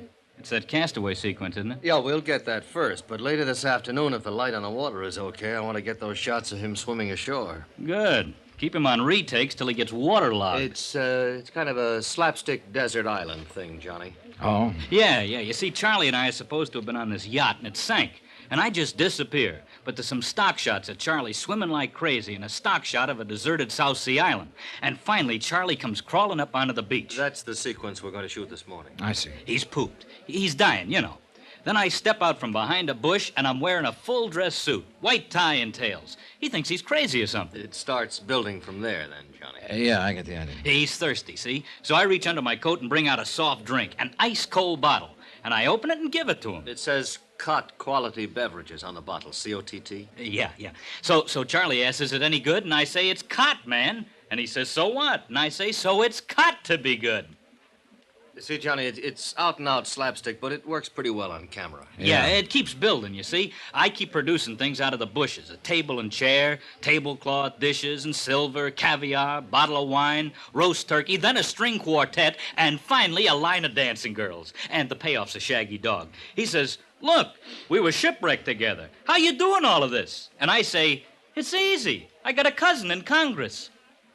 It's a lot better on film, Johnny. A lot better than it sounds, stripped down this way. Yeah, well, I'm not exactly a fan of Burton's. Oh, he's got some good stuff in this one, Mr. Dollar. In fact, he's got all the good stuff. Only thing I'm in there for is to feed him the lines. As usual, of course. If I ever get a decent role in his show, I'll drop dead. Oh, really? Attention! That's not funny, Al. At ease. I said it's not funny. You thought it was when you did it on the show last month. May I remind you that your services can be easily dispensed with? Good. Fire me. Al.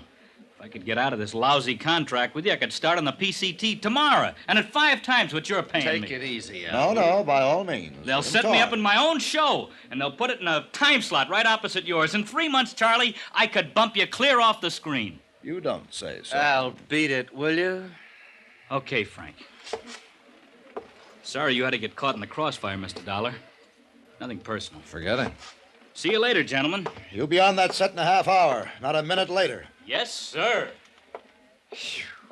You certainly are one big happy family, aren't you? Dollar, that kid was a nobody when I picked him up. You're wrong, Charlie. That kid is a real talent, and you know it. You see? You see what I have to deal with? He's done as much for this show in the past year as you have. You see, Dollar, I'm forced to live in the very presence of my enemy. Who made them your enemies, Burton? Look, my only concern has always been the welfare of those less fortunate than myself, those who depend on me for their professional careers and their livelihood. I understand there's some difference of opinion about that. Well, it's envy, nothing but envy. Would you like some more coffee, Johnny? No, thanks. I've had about all I can stand. Yeah, so have I.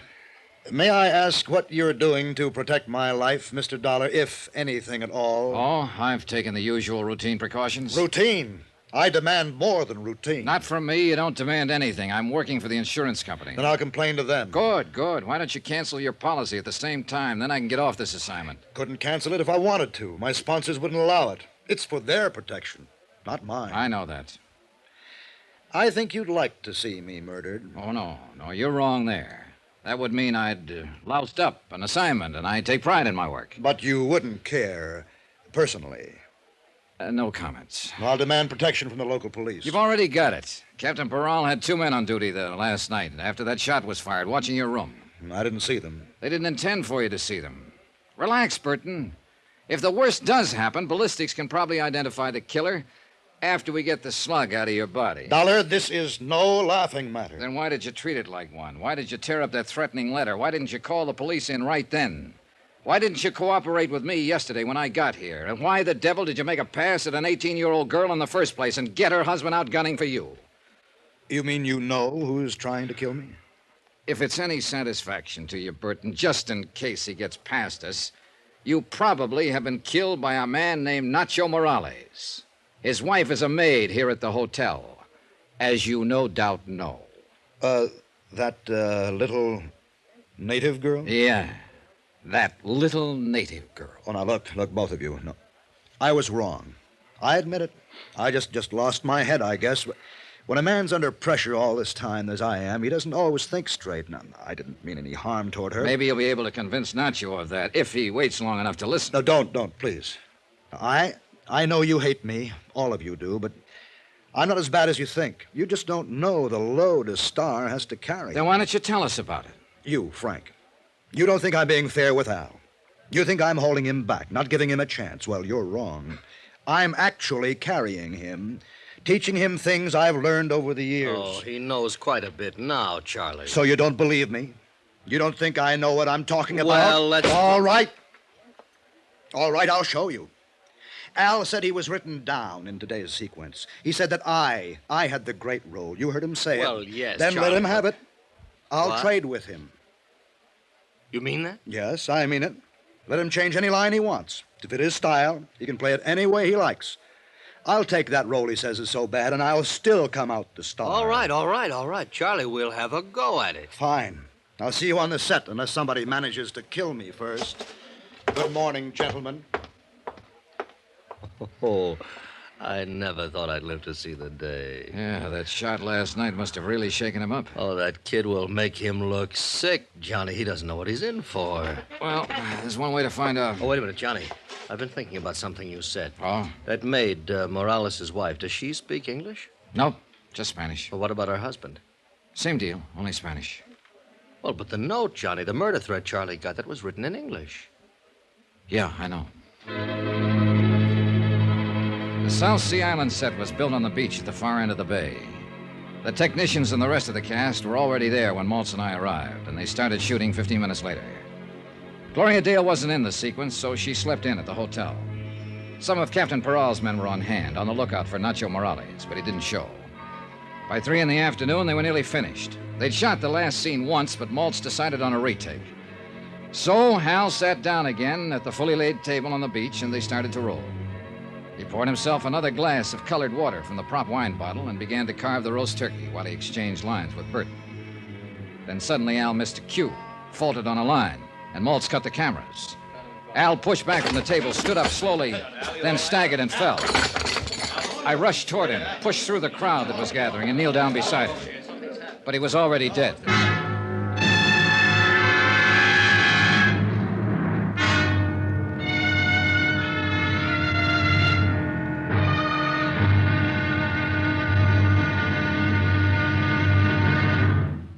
And now here's our star to tell you about the final intriguing episode of this week's story. Tomorrow, a frantic game of musical chairs with every player desperate.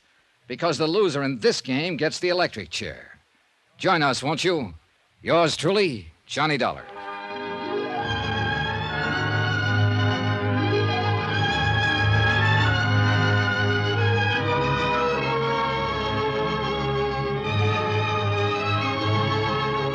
Yours truly, Johnny Dollar, starring Bob Bailey, is transcribed in Hollywood. Written by Les Crutchfield, it is produced and directed by Jack Johnstone.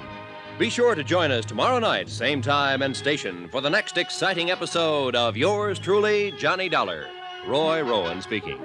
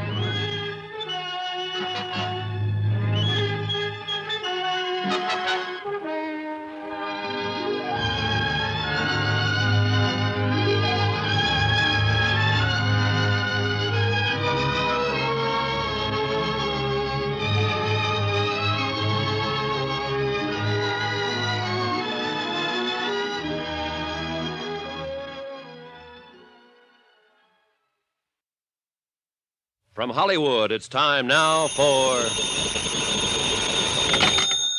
Johnny Dollar. Would you ask John...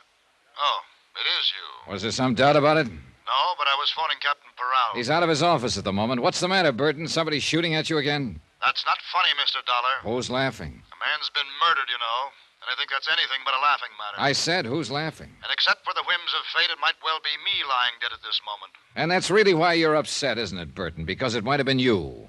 You're not really concerned about Al's death. I was extremely fond of the boy. You were no fonder of him than he was of you, so save that good old lovable Charlie business for your television audience. I never did buy it myself. Dollar, may I remind you that your position... I know my position in it. I'm an ensenada to protect your life because some company was crazy enough to write a $500,000 policy on you. All right, you're still alive, aren't you? Goodbye, Burton.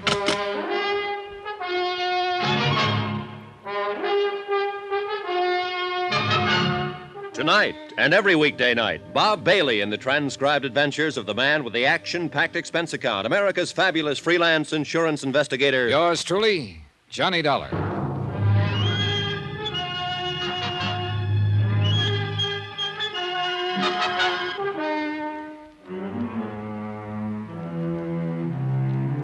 From Special Investigator Johnny Dollar, location Ensenada, Mexico, to the Home Office, Union States Casualty Company, Hartford, Connecticut. Assignment, The Laughing Matter. Expense account, final page. Item 12, 50 cents, 2 bottles of beer, one for myself and one for Capitan Porral. We sat in his office in the Comandancia de Police and drank them slowly and watched the sun sink behind the headlands across the bay. And we waited. The daytime heat reluctantly loosened its grip, and the town, pushing off the lethargy of afternoon, stirred to the quickened pace of evening. A sprinkling truck passed slowly, sweeping the dusty, rutted street with a spurting broom of water. Gleeful kids ran out behind it and splashed in the puddles, squealing happily. Spanish squeals they were. The Comandancia off the tourist beat, and all the while, somewhere back inside the building, an autopsy surgeon worked on a corpse.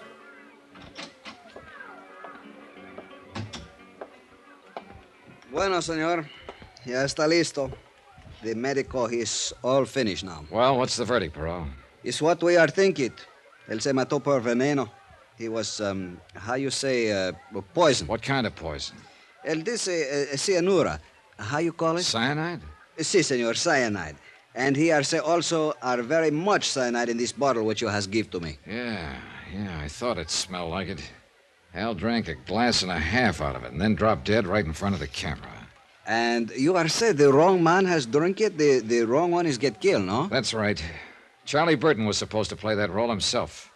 But this morning at breakfast, he agreed to let Al have the part. I was there, I heard it.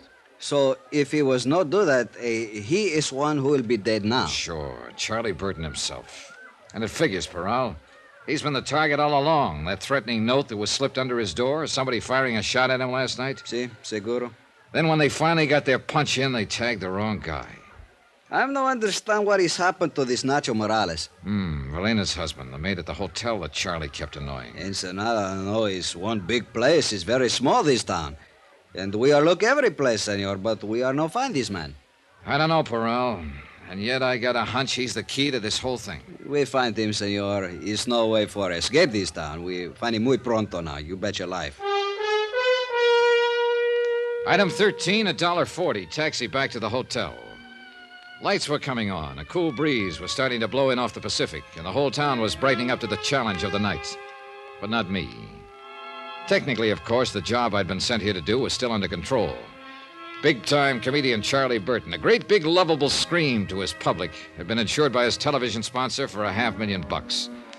Then Burton had received the anonymous note threatening his life, so I was here to protect the insurance company's investment. I didn't care personally what happened to Burton. It was just a job. But I did care about Al. Johnny? Oh, hello, Gloria. What is it, Johnny? What happened? No one seems to know anything definite about it. Al Schreiber's dead. Poisoned. That's all I know about it. Come on in the lounge. I'll buy you a drink. All right, Johnny.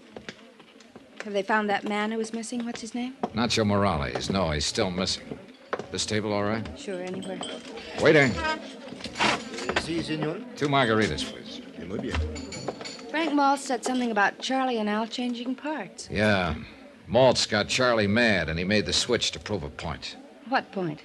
That Al wasn't ready for a starring role. Oh, that's right. You didn't come down for breakfast this morning. No, I wasn't in today's scenes, so I just slept in. It's just as well. It wasn't a very pretty sight. Oh, it's a rotten shame. Al was a real swell guy. Con permiso, señora. Oh, here you are. Gracias, senor. Boy, the irony in this world, Johnny. What do you mean? Charlie Burton, who's been a rat all his life, makes his usual crude play for the maid here in the hotel, and what happens? Her husband hits back at the wrong man. Al gets killed. A kid who'd never harm anybody in his life, and Charlie gets off scot-free. I was with Captain Porral last night when he talked to the Morales girl, Nacho's wife. She doesn't speak any English, Gloria, and she says her husband doesn't either. Well, he wouldn't need to, would he, to pull a trigger or poison a bottle of Maybe water? not.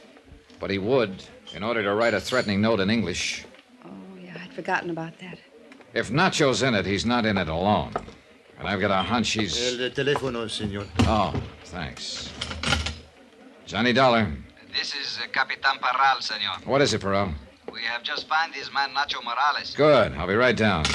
But, Johnny, do you think Frank Maltz might have... Not if he was after Charlie Burton. He knew that Al, not Burton, was going to drink out of that bottle.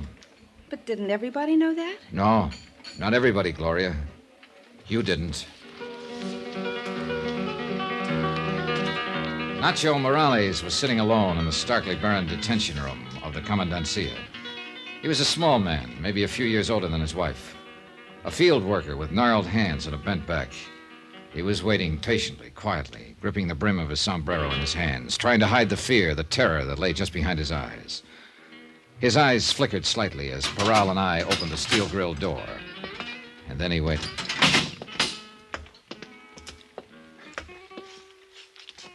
Buenos días, hombre. Buenos días, capitán. Tú eres Nacho Morales, ¿es verdad? Sí, señor. ¿Y eres tu esposa de Evelina Morales? Sí, señor. ¿Cómo pasó la noche, hombre? Pues, Blocked regular, off by the señor. barrier of language, I Regular. watched while Parral ¿Dónde estabas questioned him, anoche? stopping now and then to translate. En la barca de pescar. Then de un Parral amigo. asked the question that started the avalanche. Es la pura verdad, señor. Dígame una cosa. ¿Por qué tú trataste de matar al señor anoche? Why did you try to kill that man last night? No, capitán, es mentira decirlo. Yo no traté de matar a nadie. No es In cierto answer to lo que Parral's usted accusation, puede Nacho's decir. story poured out in a flood of Spanish. And as I stood there listening to it translated, I began to feel sick inside. I'd been blind. All the facts were there, all the evidence, and I'd still failed to spot the play. Nacho's story was the key. It fit, and I knew he was telling the truth. He'd been hiding out on a friend's fishing boat since the night before. He knew he'd be accused. Because he had been at the hotel when the shot was fired through Burton's window.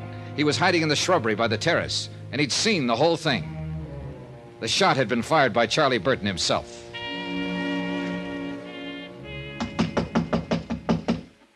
Who is it? Johnny Dollar. I want to talk to you, Burton. All right. Just a minute.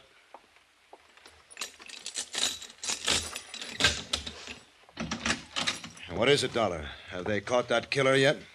Nacho Morales, you mean? Yeah. Parral picked him up about an hour ago. I just came from there. Has he confessed?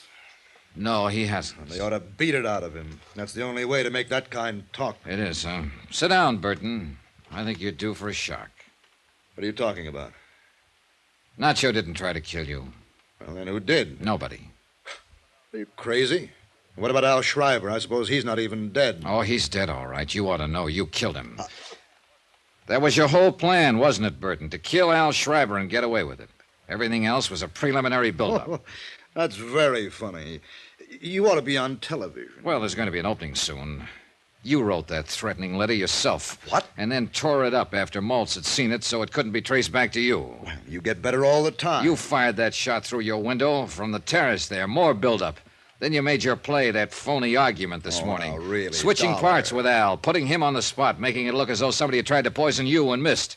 It was fairly clever, Burton, but you're still going to be tagged for it. Does Parral know all this? Why don't you ask him? I'll be glad to step... All right, Dollar. Don't move. Get your hands up now. Real slow. Is that the same gun you used last night? You're wrong, you know.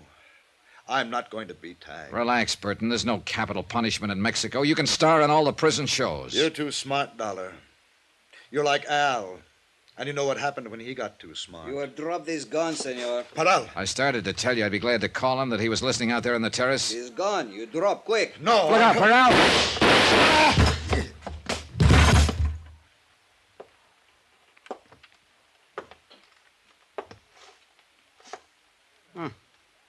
Mira, senor. I am not shoot too bad, I think. No. No, not bad at all, Parral. Well, he asked for it. I am see he is go to pull his trigger, so I are to shoot much fast. Bam, bam, bam. I tell you, he's look very surprised, senor. Yeah. It's too bad he couldn't have seen the look on his face. A comedian would have really appreciated it. Why, he'd have died laughing.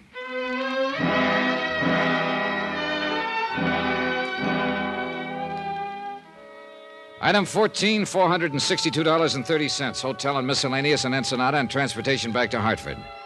Expense account total, $791.55. End of account, end of report. Remarks? Ray policy on the life of Charles Z. Burton, deceased. Refer clause 34, subparagraph C, quote. If the insured dies while committing a felony, this policy is null and void, unquote. The Superior Court of Baja California rules that Burton was shot while resisting arrest and committing an assault with a deadly weapon. So you can keep your $500,000. Yours truly, Johnny Dollar.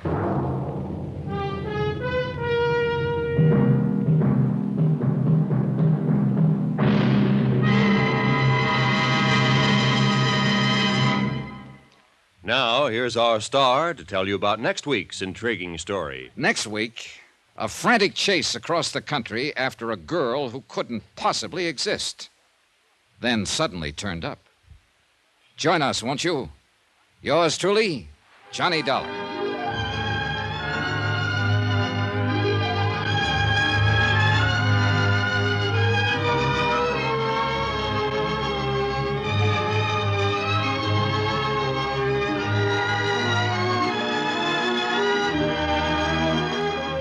Yours truly, Johnny Dollar, starring Bob Bailey, is transcribed in Hollywood.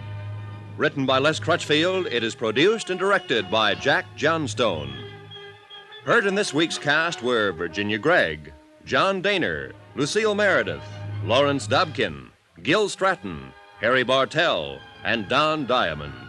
Musical supervision by Amerigo Marino and Carl Fortina. Be sure to join us on Monday night, same time and station, for another exciting story of yours truly, Johnny Dollar. This is Roy Rowan speaking.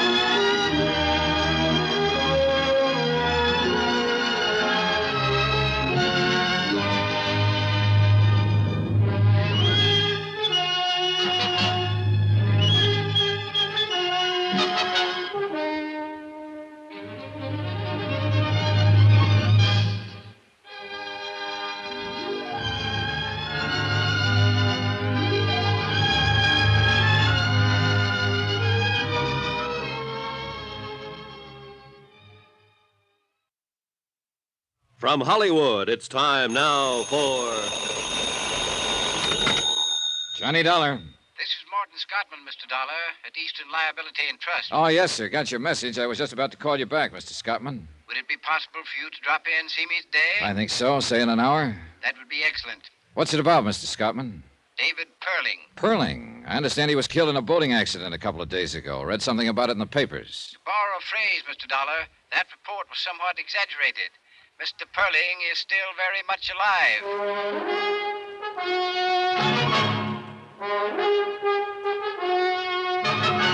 Tonight and every weekday night, Bob Bailey in the transcribed adventures of the man with the action-packed expense account, America's fabulous freelance insurance investigator. Yours truly, Johnny Dollar.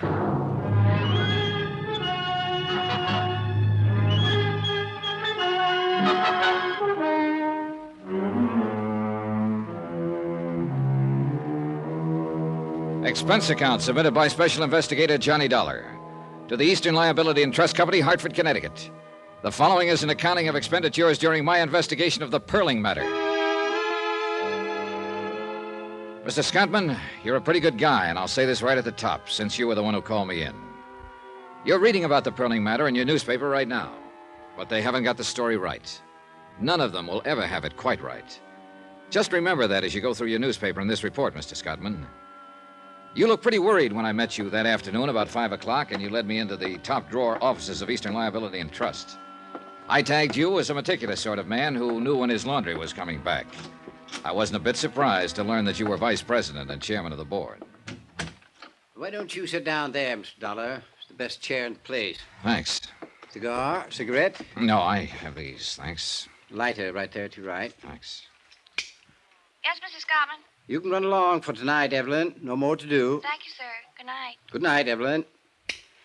I understand you've handled several matters for our company, Mr. Dollar. Yes, sir. I was just going over it in my mind. I believe the last one was the San Antonio case. Yes, Mark San Antonio. Yes.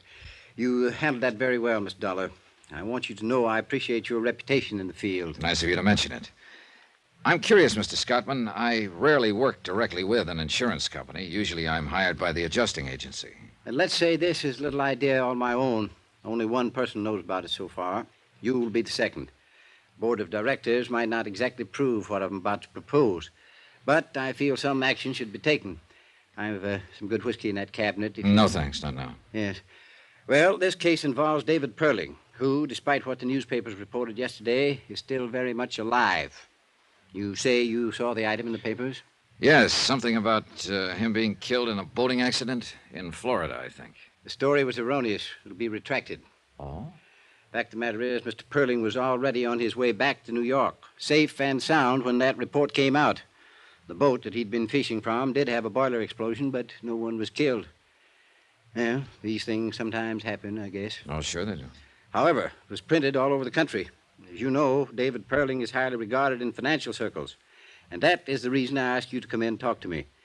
Did you see the stock exchange figures yesterday?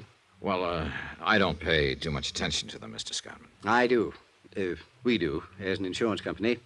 That report of Perling's death affected several commodities listed on the New York Exchange.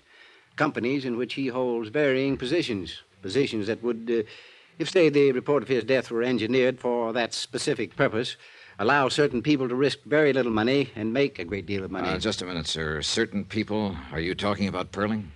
I don't know who I'm talking about, really. I'd like you to find that out. Find out, among other things, if the situation has been taken advantage of in any way. This isn't exactly in my line, Mr. Scottman.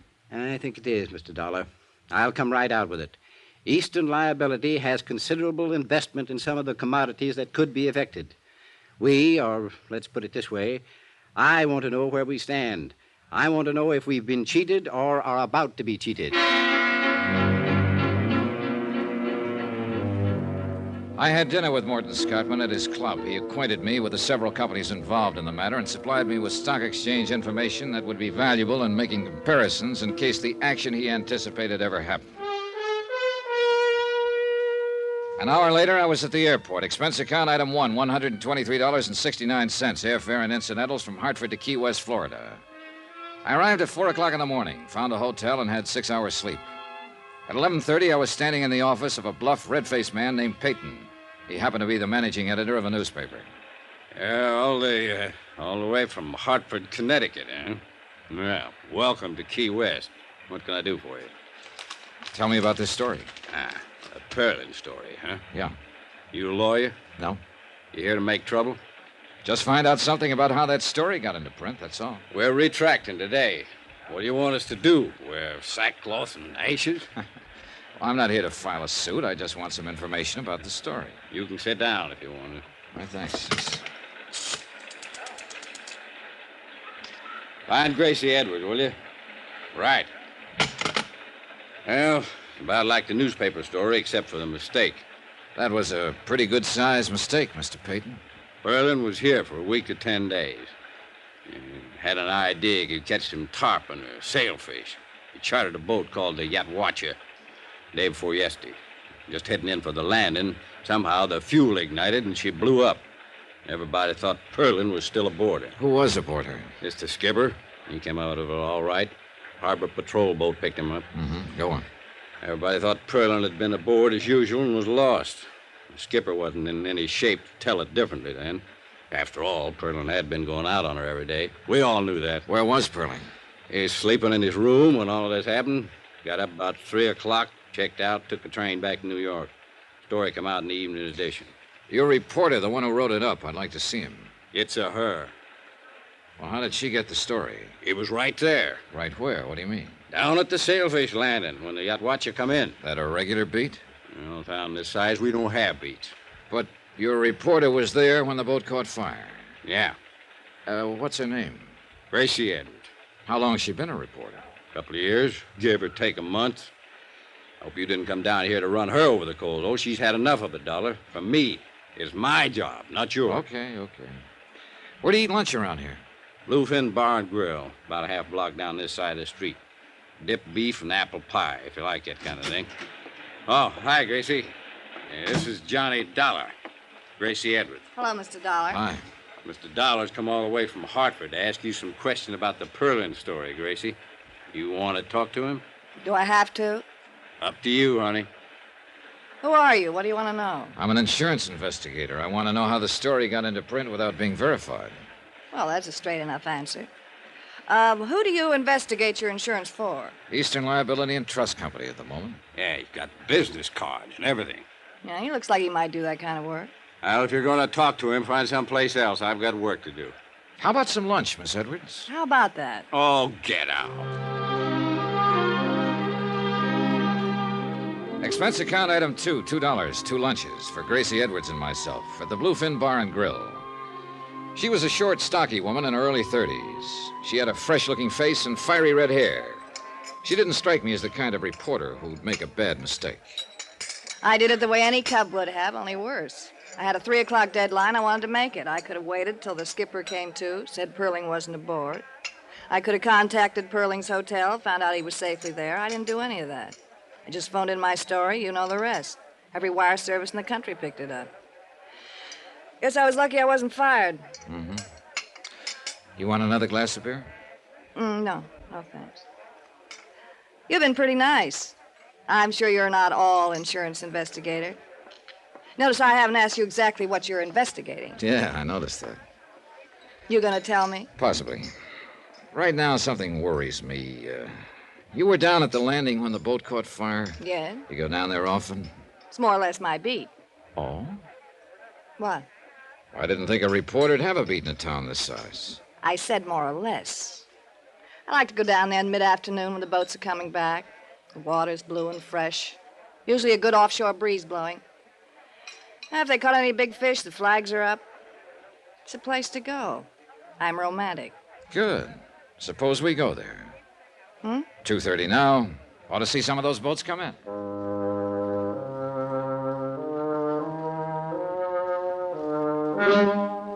Expense account item 3, $1, 1 cab, transporting myself and Gracie Edwards, reporter, to Sailfish Landing, or as near as we could get. The last 500 yards, we had to walk on the planking between the slips. Now, tell me, where was the yacht watcher when she blew up? Over there. About there. Uh-huh. Where were you? Right here. I was sitting right there. Looking out to sea? Uh-huh. How long had you been here? Oh, an hour or so. That was day before yesterday? Yeah. She blew up there. You phoned in your story before 3 o'clock? Yeah, right before 3. Where's the yacht watcher now? They raised her this morning, towed her over the repair docks. That's around the point. That's kind of funny. What's funny? Well, I guess I didn't hear it right. You saw her get in trouble. You were right here. Then you went and phoned in your story. That's right. Where'd you phone it in? What? Last phone I saw was at the tavern before we came on the docks. High heels running over these slips. Take quite a while to get to it. I used a phone in town. How'd you get there? Cab. You had one waiting? Look, suppose I did. Suppose you didn't, Miss Edwards. Suppose you weren't even here. If you were, where's the sunburn? Every redhead on earth burns up in an hour when the sun's like this, unless you're an exception. I don't think I like this. I don't like it much myself. But I have to find out something. I'd like to find out from you. I hope I can. If I can't, I'll have to find out from someone else. Maybe the man who owned the boat, the man who ran it, someone around here. I'm going. Wait a minute. I'm not just throwing words around. The boat was probably insured, and it'll probably have a claim on it, and I'll probably know the adjuster who was sent to work the claim. I'll talk to him and tell him what I'm thinking. I'll find out about this one way or another, Miss Edwards. but I think you can help me. Now, you're a good reporter. You would have waited to see if Perling was aboard. You would have checked his hotel. You would have, in spite of a 3 o'clock deadline, you would have made sure he was or wasn't aboard that boat. All right, Miss Edwards. Did somebody pay you to file that story? I just want to know that. Somebody paid me, yes. Okay. I'll take you back now. We don't have to mention this again. Yeah, okay. In case it comes up, though, Yeah? Mr. Perling paid me. Paid me to print the story he was dead.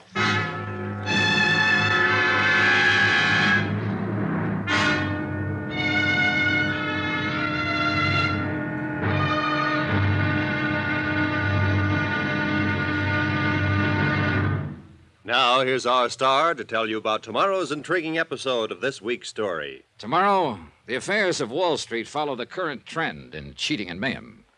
Join us, won't you? Yours truly, Johnny Dollar.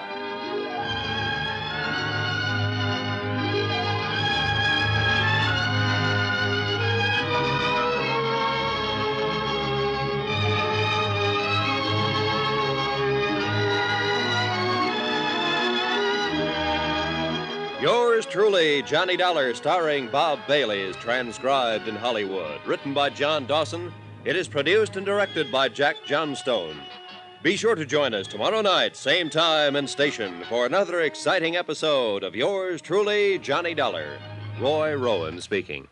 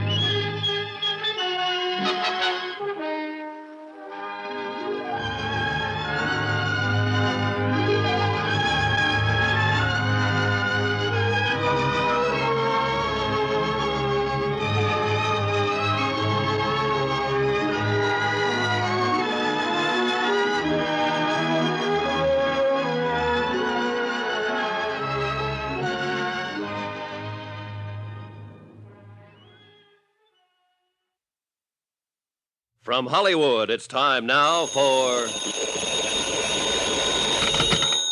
Johnny Dollar. Ready with your call to Hartford. Hello? Hello, Mr. Scottman, Johnny Dollar. Hope I didn't get you up. No. I've been very anxious to hear from you. Well, I thought I'd better call, Mr. Scottman. I just found out that David Perling paid a reporter here in Key West to print that story about his death. I see. I can be in New York at 7 tomorrow morning. Could you meet me there sometime? I can meet you at Idlewild. My plane comes in at 7:20.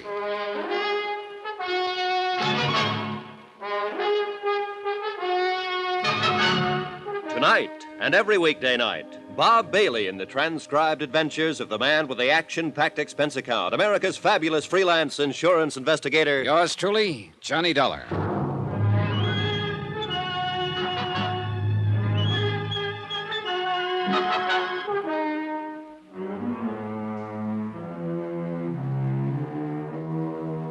From Special Investigator Johnny Dollar to the Eastern Liability and Trust Company, Hartford, Connecticut. The following is an accounting of expenditures during my investigation of the Perling matter.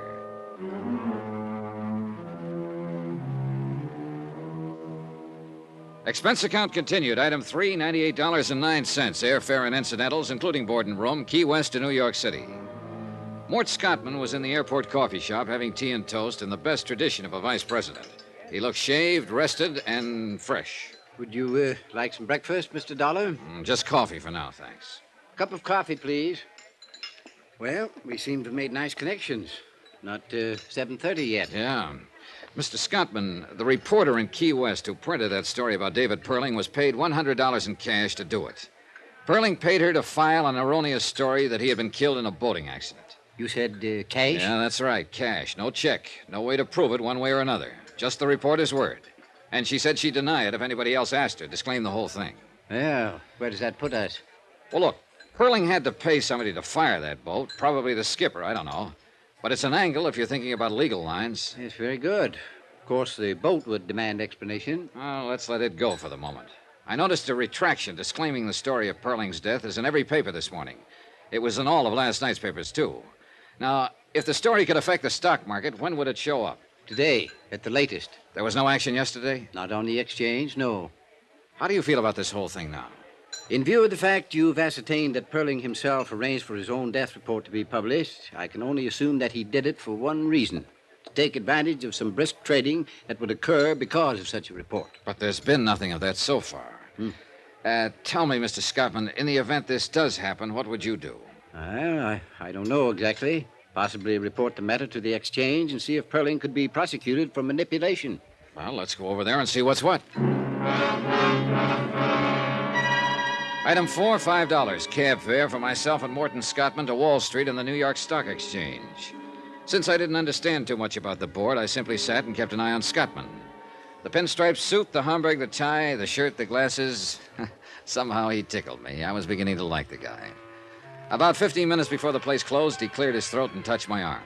I suspicioned wrong, Mr. Dollar. There's been no manipulation on the exchange. I thought certainly if there had been any, it would appear in that Alabama company. I was wrong, and I apologize for taking up your time. You're paying for it. Besides, I'm glad you did. Shall we go? Yeah. Where? Well, we know he didn't have the story printed to cheat on the market, but we still have the same old question. What's that? Why did Perling pay that reporter to say he was dead? The reporter lied to you. You've been lied to before, I'm sure. Oh, sure, and by experts. But she wasn't a good one, not even halfway good. So I still believe her story. You believe that board up there? I believe that, too. Well, then? Perling had a reason for getting such a story printed. I want to find out about it.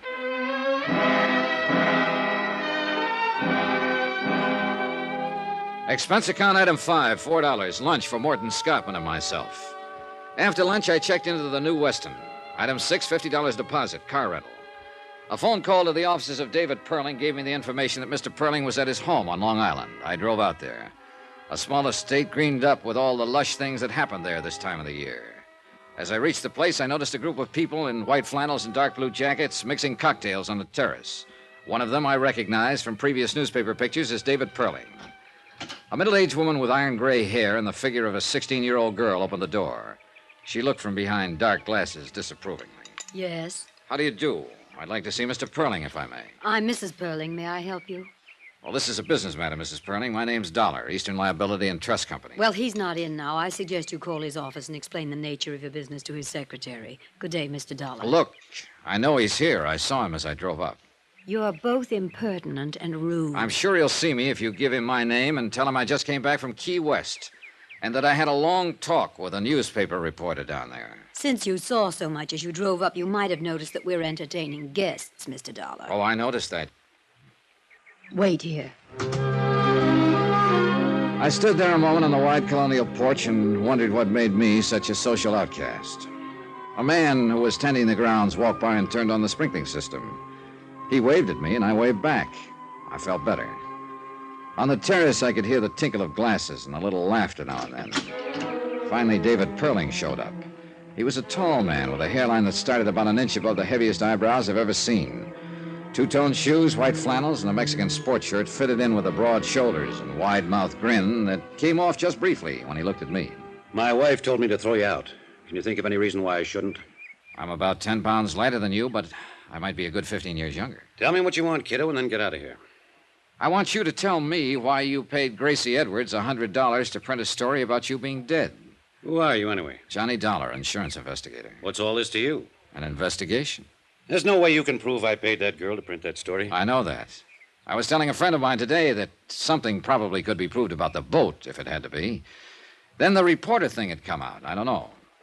You see, Eastern Liability had an idea that you might have had that story printed to cause a little action on the stock market. Who at Eastern Liability? I'll keep that to myself. Well, doesn't make any difference anyhow. They're way off base. Or can't you figure that part? That's why I'm here. I figured that part. Suppose I told you I don't know what you're talking about. I'd ask you all over again. Tell you about a reporter and a boat. Dollar, you've gone this far, and it's probably as far as you're going. I'm not going to tell you anything. At least anything specific. I will tell you this much. I paid the reporter in cash. I paid the boatman the same way. Whatever reason I had, it was a good one. Meant to harm no one. You're sure about that, Mr. Perling? As sure as I'm going inside right now and mix another batch of martinis. For the second time in a matter of minutes, I was standing on a porch feeling like Typhoid Mary. Somehow I halfway believed David Perling. I also halfway believed that whatever reason he had meant something to me. All halfway thinking. If you want to be left alone, you don't slam a door once or even twice. You invite the asker of the question in, give him a drink, introduce him to your friends, slap him on the back, and lie through your teeth. You don't tell a man to leave, because that's the best way in the world to make him keep coming. So I waved at the friendly gardener once more, climbed into my rented car, drove back to the New Weston, and sat down with a magazine. Johnny Dollar. This is Celia Perling, Mr. Dollar. Hello, Mrs. Perling. I think I should like to talk to you, Mr. Dollar. David told me why you were at the house. Mm-hmm. I'm downstairs in the lobby. I'll be right down, Mrs. Perling. I had to drive some friends in tonight, and I thought I'd stop and have this chat with you. I'm glad you did. Somewhat embarrassing, after the way I acted at the house. Oh, well, suppose we forget that part, Mrs. Perling. Does Mr. Perling know that you're here? No, I'll tell him when I get home. There's something I must know. What's that? You aren't just a sensation seeker or something like that, are you?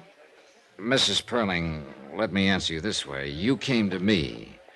How you found me, I don't know, but you did. You also found out I'm a legitimate investigator interested in facts, am I right? David called a friend of his with the Allied Bureau, and they told him you were an insurance investigator. And they also told you that when I work a case in New York, I generally stay at the New Weston. Is that about it? I'd like to ask you a question. Are you going to continue with this matter, the one you discussed with my husband this afternoon? I suppose I am. You mean you believe there was something ulterior in David having that story printed? Well, let's say I believe his answers about it were unsatisfactory. I'm the fellow who's supposed to find out why. Why? It's my job. I can assure you there wasn't anything wrong about it at all. It was a rather personal matter and certainly could harm no one. I'm glad to hear that. I heard it once before, though. Your husband said it to me today in practically the same words. Would you like to buy me a drink? Sure. Come on. We walked through the lobby to the cocktail lounge without a word. We sat down without a word, and I ordered a couple of bourbons and water. Still no word. All around us, people poured drinks, laughed, and talked. I glanced at Mrs. Perling from time to time and wore the blankest expression I knew how. Finally, it worked. She began in a small voice. We have a daughter, Mr. Dollar. Her name's Eugenia. Jeannie, we call her. Mm-hmm. She's the reason for that story in the papers. Tell me about it. It's not easy, you know. It's admitting a prominent defeat to explain it. David and myself are considered quite capable people. Capable at most everything. Business, home. Capable of everything except raising a child into a woman. I'd rather not go into the faults that we have, Mr. Dollar. No need to. Are they that obvious? Oh, I didn't mean that. I just mean it seems painful for you to even discuss this. I'll say it this way. We've had too much money and too little time to put it on Jeannie. Now we're suffering for it. How do you mean? Jeannie got sick and tired of being alone and unattended and not understood. She left home a year ago, and we haven't seen her or heard from her since. She left a note saying that we never would. I suppose we deserve it. Well, I wouldn't try to judge that. We have no idea where she is, what she's doing, even if she's with someone. We just know she's gone. It's really quite ridiculous. Now that Jeannie's gone, we know how much we wanted her around. What about the police? Well, we didn't go to the police. I think you can understand why. I mean the publicity. Who did you go to? The Aimwell Agency. They've been working on it. Oh, yeah, I've heard of them. Any luck?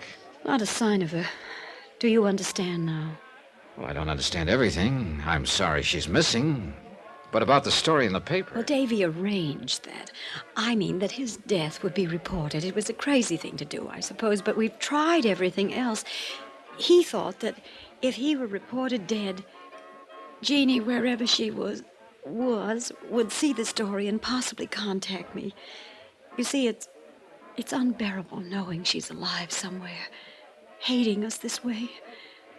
We wanted another chance. No luck? No luck. Not a word. Not a word.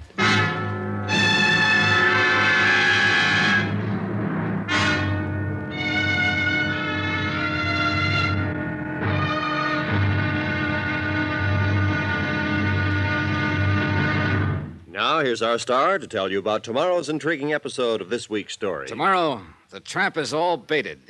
And guess who walks in? Join us, won't you? Yours truly, Johnny Dollar. Yours truly, Johnny Dollar, starring Bob Bailey, is transcribed in Hollywood. Written by John Dawson, it is produced and directed by Jack Johnstone. Be sure to join us tomorrow night, same time and station, for another exciting episode of Yours truly, Johnny Dollar. Roy Rowan speaking.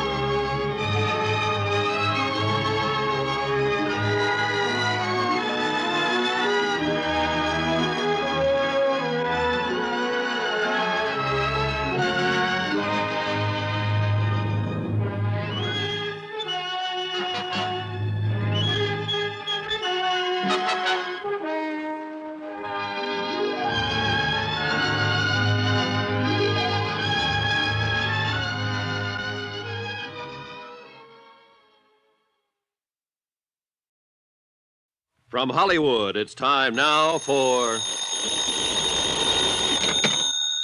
Johnny Dollar. Your number's ringing now, Mr. Dollar. Oh, swell. Aimwell Agency. Aimwell Detectives? Yes. Who are you calling, please? Want to talk to Mr. Aimwell. My name's Johnny Dollar. This is Aimwell. I understand your agency's been looking for the Perling girl for about a year now. Oh, you do, huh? And who told you that? Mrs. Perling. I never heard of you, or her, or a girl. So long. This is the operator. Were you cut off, Mr. Dollar? I'll call them back. Never mind. Call me a cab, honey. I'll talk to them in person.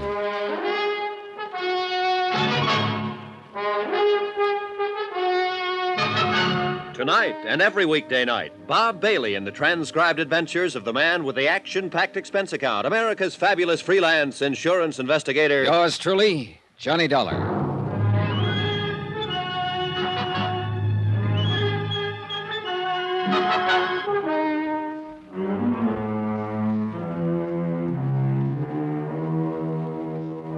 Expense account submitted by Special Investigator Johnny Dollar to Eastern Liability and Trust Company, Hartford, Connecticut. The following is an accounting of expenditures during my investigation of the Perling matter.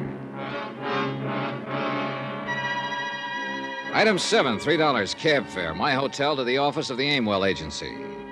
A red-headed girl at the switchboard looked me over like I was a car she didn't want to buy. I told her my name and that I wanted to see Niles Aimwell. She told me to sit down and wait. 3 minutes later, she waved me down a long, carpeted corridor. I followed directions. A typewriter clacked somewhere. Men in those suits with the little shoulders and hem stitching for lapels moved in and out of offices. It looked more like an advertising office than a detective agency. Finally, I opened a door and stepped into a small room that was decorated in gray. Gray walls, gray carpeting, gray draperies, A desk, a brass lamp, a filing cabinet, and a man were there. He didn't get up when I walked in, but slouched back in his chair and let his bald head rest against the wall. You're kind of determined, aren't you? I suppose so. You're Aimwell? Mm-hmm. On the phone, I told you I didn't know what you were talking about. Now I'll tell you again. Don't slam the door when you go out. What are you paying rent here? If I've got it figured right, you wish you weren't paying it.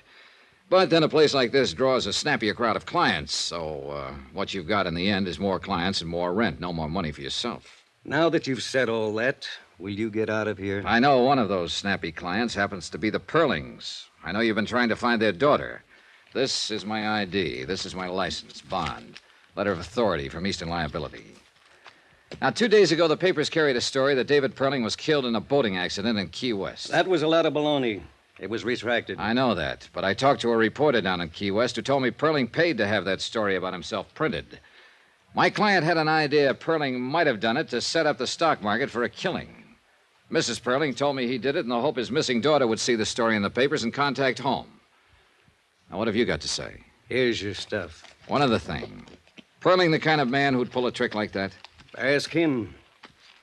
You got a way about you I don't like. Well, that's too bad. But in between the time I called and the time I got here, you had time to call the Perlings on the phone and ask about me. They said it was all right to tell me what I wanted to know. If there was a daughter, if you'd been hired to look for her. If you don't tell me, you might jeopardize the part of the rent the Perlings pay for you. Now, look, Dollar. I've got something else you aren't going to like. I might just want to see your operatives report on the case. I might have the idea that if you've been looking for her this long, you might just be dragging it out a little bit. You know, the rent money, it's due every month. Get Mr. or Mrs. Perling on the phone right away. I hope they tell me to throw you out on your ear. Well, while we're waiting, let's get back to the questions. Where have you looked? What have you done? We pulled the case 11 months ago, almost to the day. The girl's 5'5", 114 pounds, no visible scars, no glasses. Black hair, brown eyes. She's 24 and will be 25 next month. We thought we had her located in Muncie, Toledo, Detroit, Fort Worth, and Pueblo. We think she's traveling alone. We think she's a little girl who was fed up to here with Mama and Daddy and just struck out for herself. But you haven't found her. 5 men have been looking on 8-hour shifts, 7 days a week for 11 months to the day. 5 men, 11 months, 7 days a week, and I'm one of the 5. My feet hurt, and my head aches most of the time. My wife's thinking about divorcing me. And then you walk in here and plant yourself in my office. You're suggesting maybe I can go out and find her just like that. Well, I can't. Nobody can. So I want you to know I kind of resent that remark about how I'm laying down on the job. And if you don't take it back, I'll have to cave in the side of the wall with you. What do you got to say, Dollar? I take it back, Mr. Aimwell. Sit down and have yourself a smoke. Hello? Well, hello, Mrs. Perling. Mr. Dollar's in my office now. Yes, I'll cooperate with him. Yes, Mrs. Perling, I understand. He explained it all to me. Yes, ma'am. The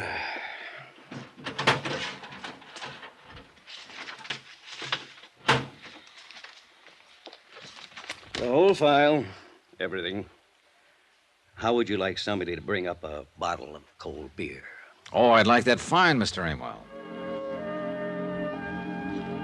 Niles Aimwell, in between complaining about the abundance of bad private operatives in the detective business, showed me how good he was. The Jeannie Perling file was a comprehensive day-to-day report on the investigation. His discouragement in the case was understandable. The only thing that meant something was the picture of Jeannie Perling.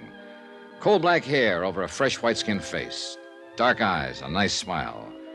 Somehow, not my idea of the daughter that would belong to David Perling. Too old, too young, or too something. I couldn't put my finger on it. If I had been able to, I could have ended this expense account right here.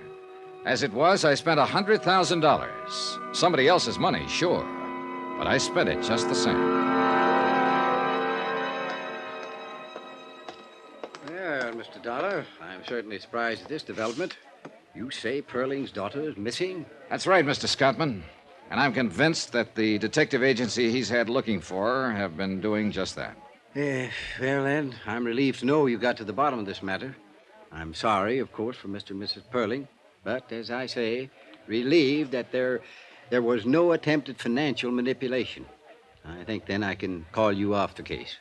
There is no case now. Nope, guess not.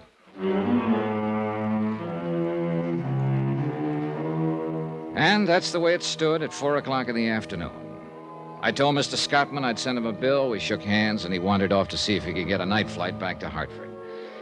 I went up to my room to pack and was folding a shirt all wrong when it struck me that I suddenly didn't believe anything or anybody.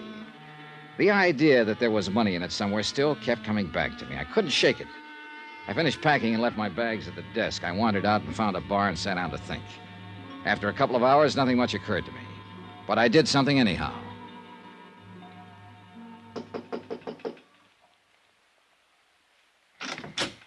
Oh, hello, Dollar. Hi. My plane doesn't leave till 11 o'clock. I haven't had dinner yet. I didn't come about dinner, Mr. Scottman. Well, what is it? Well, how does this case strike you? Eh? A phony death report, a missing girl, a stock market manipulation that didn't come off. How does it strike you? Well, very neat, if that's a phrase I can use, Mr. Dollar. We had a question with serious implications to it. We have an answer now. That's what we wanted. But it's too neat. I'm not sure I know quite what you mean.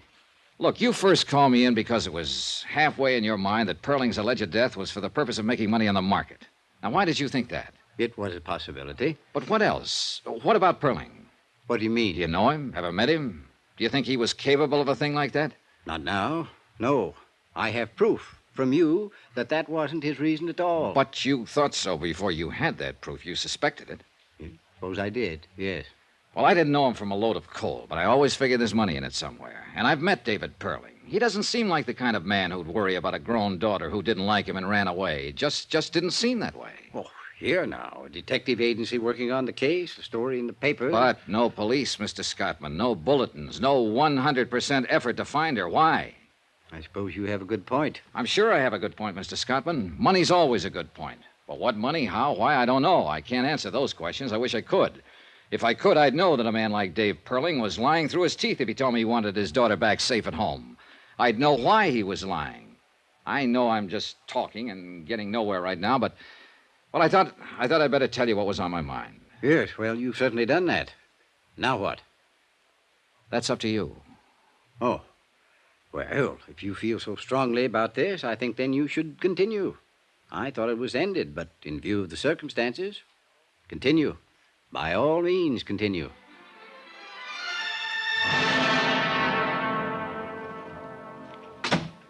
Well, Dollar?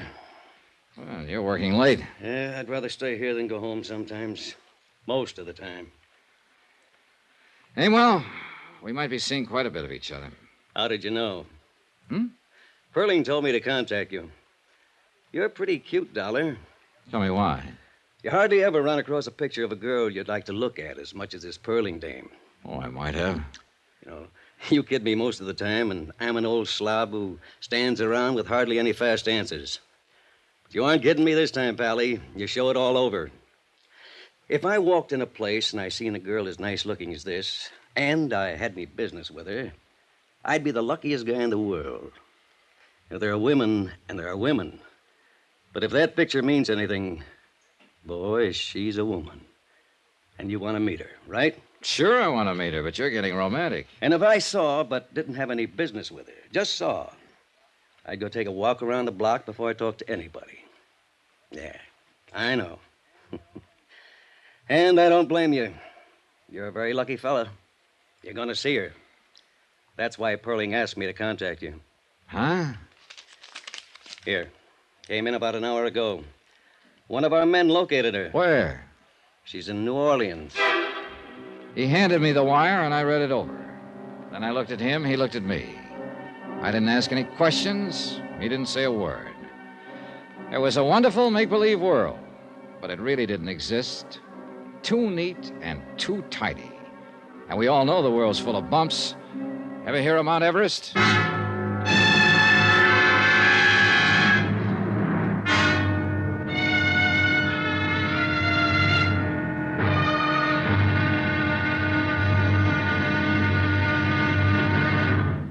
Now, here's our star to tell you about tomorrow's intriguing episode of this week's story. Tomorrow, Well, once you get in on a joke, you do what they tell you. You go along with the gag. Join us, won't you? Yours truly, Johnny Dollar.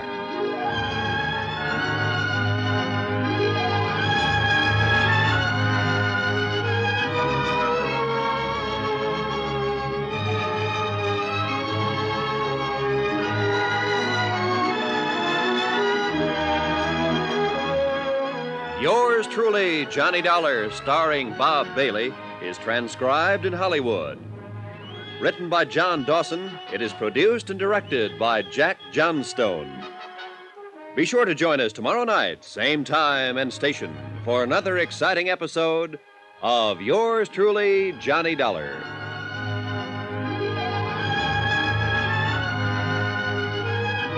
This is Roy Rowan speaking.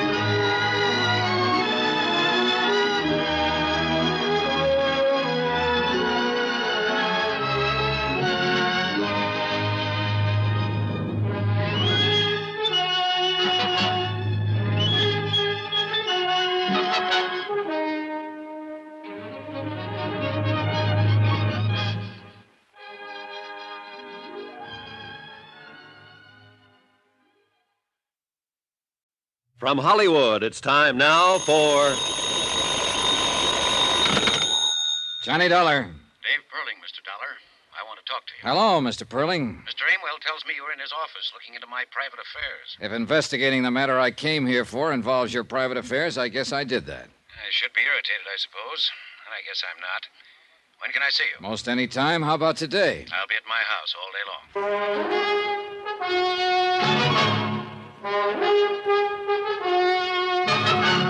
Tonight and every weekday night, Bob Bailey in the transcribed adventures of the man with the action-packed expense account, America's fabulous freelance insurance investigator. Yours truly, Johnny Dollar.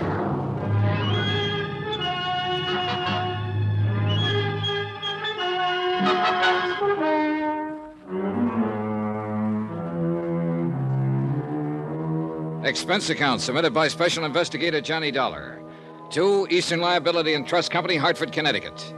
The following is an accounting of expenditures during my investigation of the Perling matter.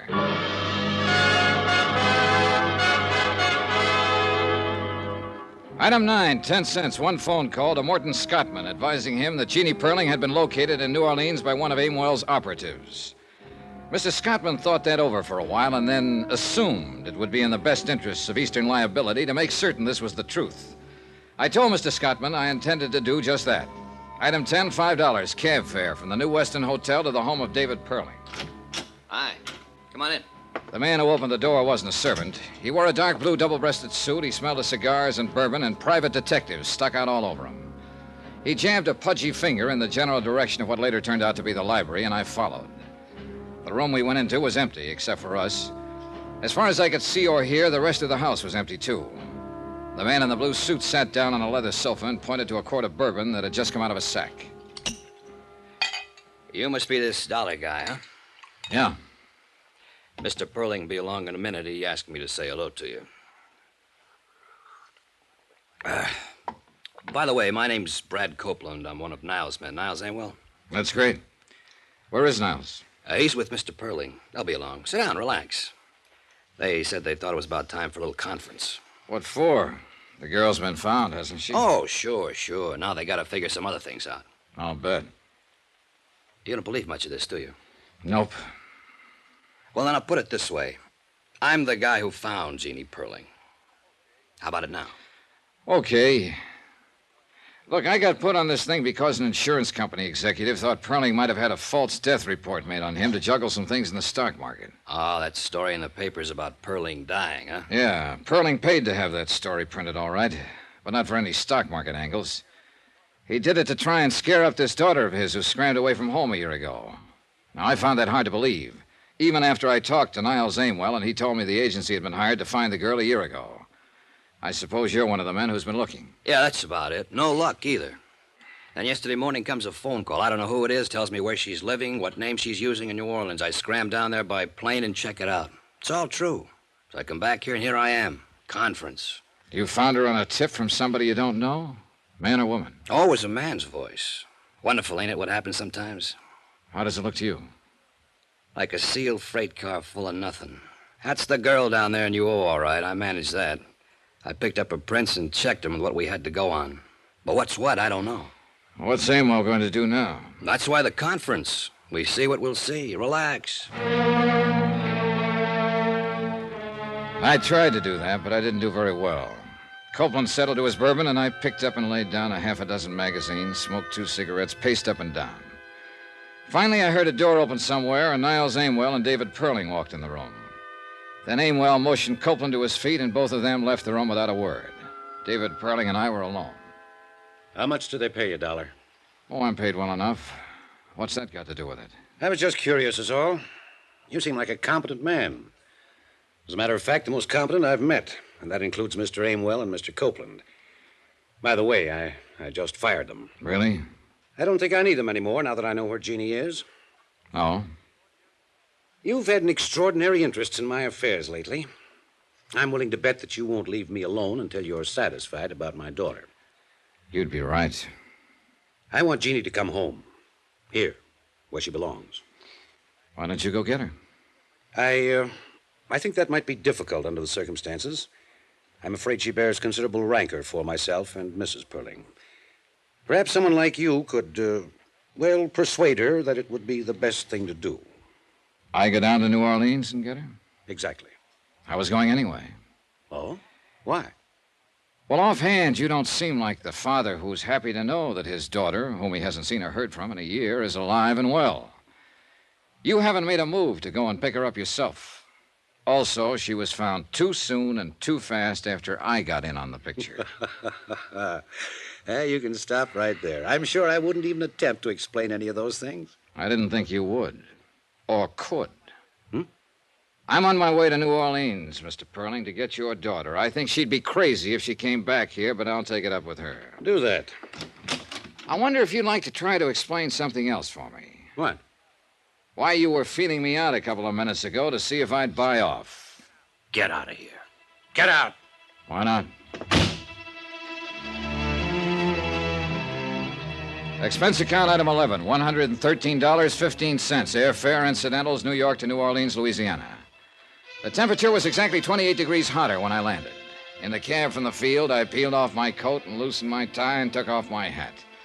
I walked into the lobby of the Roosevelt Hotel that way. Everyone else seemed cool enough in linens and tropicals. Everyone except myself and a big blonde giant of a man leaning against the CNS ticket counter. Boy, take Mr. Dollar to 511. The giant smiled when he saw me and stuck out his hand. Well, I'm certainly glad to see you. We thought you'd never get here. Hope you had a pleasant trip. I was okay. I know you're tired and hot and would like to wash up a little and refresh yourself, but the rest of the boys are headquartered in 810. They're mighty anxious to meet you. Mighty anxious. Us Delta cotton growers are going to make it or break it at this convention. Yes, sir. Yes, sir. We sure are, aren't we? As soon as you're cleaned up, you come right over. We have a drink, and I'll show you around the town. Yeah, that'll be swell. 8:10? 8:10. About an hour? About an hour. I'll see you. Hey, clerk. Yes, sir? How long have the Delta cotton growers been in town? Delta cotton growers? Well, they had their convention last month, sir. Who's registered in 810? We have no 810, sir. I'd done someone dirty. When he came over with a hand out in front, I was supposed to say, "You got the wrong fellow. My name's Dollar." But I made him play it out for a particular reason. He wanted to know who I was, and he didn't quite know. But then I wanted to know who he was, and I didn't quite know. I wanted to know him because of that .38 strapped under his left arm. It bulged out just enough to make me curious. By 7:30, I'd eaten dinner and found an address on Ursuline Street, the address where Jeannie Perling was living. The mailbox carried that name. It was one of those unpainted apartment houses in the French Quarter, full of heat and low-watt light bulbs. The girl who opened the door was a medium-sized blonde, and she wore a black dress. The girl I was looking for had coal black hair. Yes? How do you do? My name's Johnny Dollar. I came here to see Jeannie Perling. Come in, please. You're a friend of Jean's? In a way, I just came from New York. You know her father, then? Yes. Oh. I'm Janice Floyd, Jean's roommate. This way. Careful, it's a little dark. Sure. Maybe I had the feeling when I saw the black dress. But I knew I had it when Janice Floyd turned and led me through the 2 large rooms that made the apartment. I thought that was the end of it, but there was one more room. The blonde girl stood to one side so I could see in. The perspiration began to trickle down my face. I knew what was coming. Here she is, Mr. Dollar. She was there, all right. As lovely and as young and beautiful as the picture. There was a candle burning at her head and feet. And she was dead. I don't know how long I stood there in that dark room staring down at her. I think there were other people in there, too. Dark people, heads bowed, hands folded in front of them, all looking at her.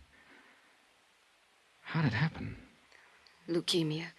You know, didn't you know her very long? No, as a matter of fact, Miss Floyd, I didn't ever know her. I certainly didn't know she was dead when I came here tonight. I hardly expected She asked that it be this way. But who are you? I'm an insurance investigator. From her father? Not exactly, no. Oh, yes, I see it now. You aren't the first one who's been here looking for her. There have been others. Detectives and lawyers trying to get her to go back. What? If he'd loved her, if they'd loved her for just one unselfish moment, she would still be there. Well, Mr. Dollar, she's where her father can't bother her anymore. You tell him that when you go back to New York. Tell him he can stop hiring lawyers and detectives to find her. Now, get out. Expense account item 13, $5, the usual charge in any city for having a legal document copied and photostated. A death certificate verifying the fact that the girl had died on the 20th day of the month. A medical report attached to the certificate named the cause of death as leukemia. I had copies of all these legal documents by 10 o'clock the following morning. I even went through the motions of phoning the desk and asking for a bill and making a plane reservation for that night. I had a feeling someone would be very interested to see me take care of all those things, and I was right. The big blonde man with the .38 happened to be in one corner of the lobby when I paid my bill. He also happened to be at the airport when I picked up my ticket, but then he got careless.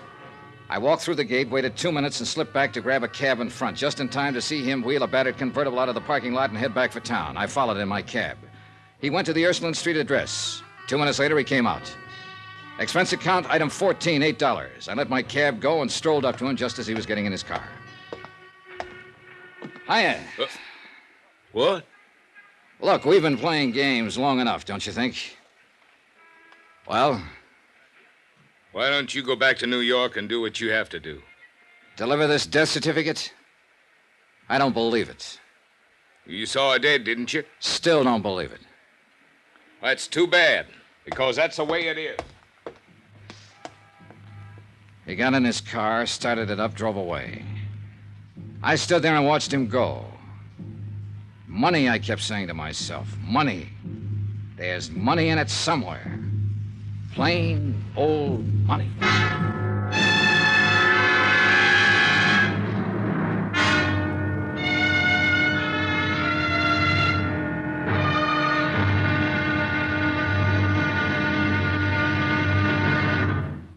Now, here's our star to tell you about the final intriguing episode of this week's story. Tomorrow, there's still money in it. More money than it takes to save a life. Join us, won't you? Yours truly, Johnny Dollar.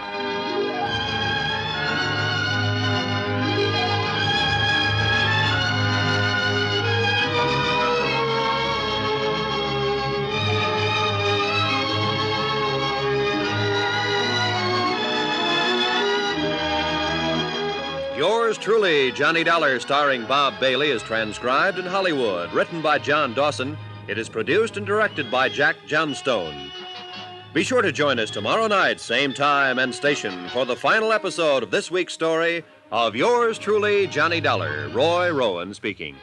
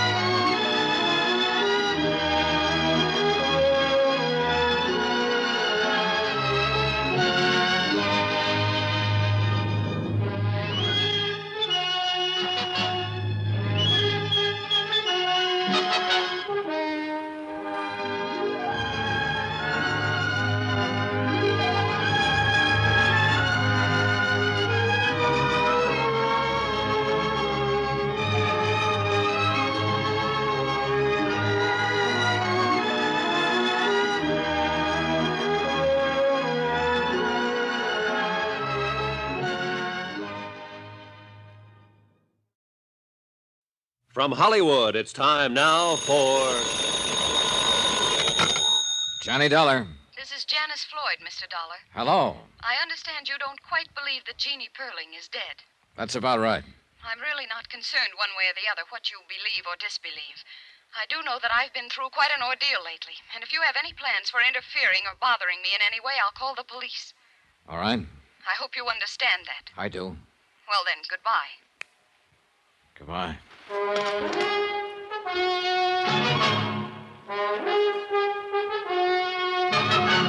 Tonight and every weekday night, Bob Bailey in the transcribed adventures of the man with the action-packed expense account, America's fabulous freelance insurance investigator. Yours truly, Johnny Dollar.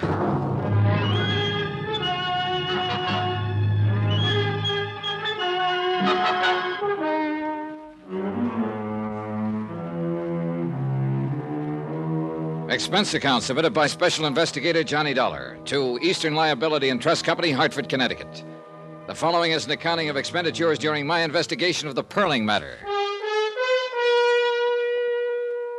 I wrote to Morton Scottman at Eastern Liability, and I explained the circumstances under which I had arrived in New Orleans and located Jeannie Perling.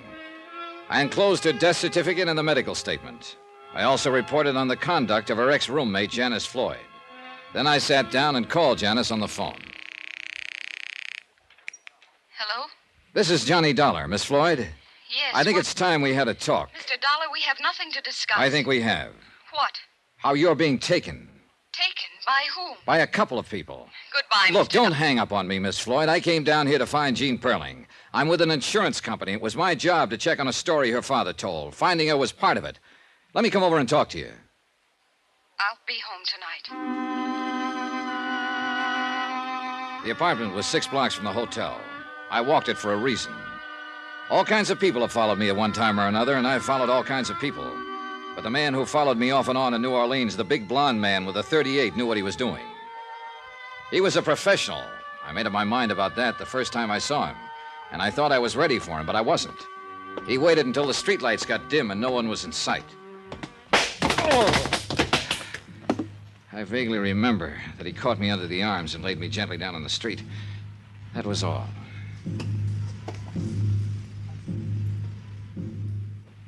Easy, buddy, easy. You've been making too much whoopee. Oh. You folks visiting down here ought to be more careful. Oh. Get your suit all dirty. I wouldn't have found you, but my cab conked out right here. My head, the side of my head. You must have fallen hard. You had enough for tonight, or you want to keep going? Oh, I've had plenty. Yes, sir. I'll call a doctor. No, help me. I'll be all right. You're up. Easy now, easy. Thanks. What time is it? Almost midnight. 2 hours. Where you want to go? Ursuline Street. Get in, get in. Expense account item 16, $10 to one Good Samaritan cab driver who picked me up and dropped me at Janice Floyd's apartment. I was still weaving on my feet when I tapped on the door. Mr. Dollar, you've been hurt. Come in. I'm all right. Packing? Yes, I've decided to leave town. Tonight, as a matter of fact. Yeah, I thought it'd be something like that. Did a big fella, a blonde man, have anything to do with your decision to leave? That's none of your business. Let me tell you my business, Miss Floyd. I came down here to see Jean Perling. You saw her. She is dead. Yes, I saw her, dead. Yesterday, I mailed a copy of her death certificate to New York. Well, then what else? What other business? The man who came here yesterday and reported to you, the man who told you I'd left town and you could breathe easier again, the same man who called you later and told you I was still around, still asking questions. He's my business. He followed me on my way here tonight. He slugged me. I don't believe you're telling me the truth. What's his name? Any idea why he carries a gun? Carries a gun? You're making all this up. Why would I? I've got what I came for, or practically what I came for, legal proof of the whereabouts of one Jean Perling. If Al hit you, he was trying to protect me. Now, listen to me. I think I have pretty much of it in hand. Now, you tell me if I'm wrong. First off, you're not any Janice Floyd. I'd guess that Janice Floyd was the girl who died of leukemia. I've got her picture in my wallet. It was given to me by David Perling, who said it was his daughter. This is all crazy. Before you go into that, listen. I can have that body exhumed. I don't want to do it, but I will if I have to. Now, do you want me to do that? All right. I'm Jean Perling. And that was the Floyd girl who died? Yes. She was sick, and, well, I knew my father had detectives looking for me. I just never wanted to see him again or go home again.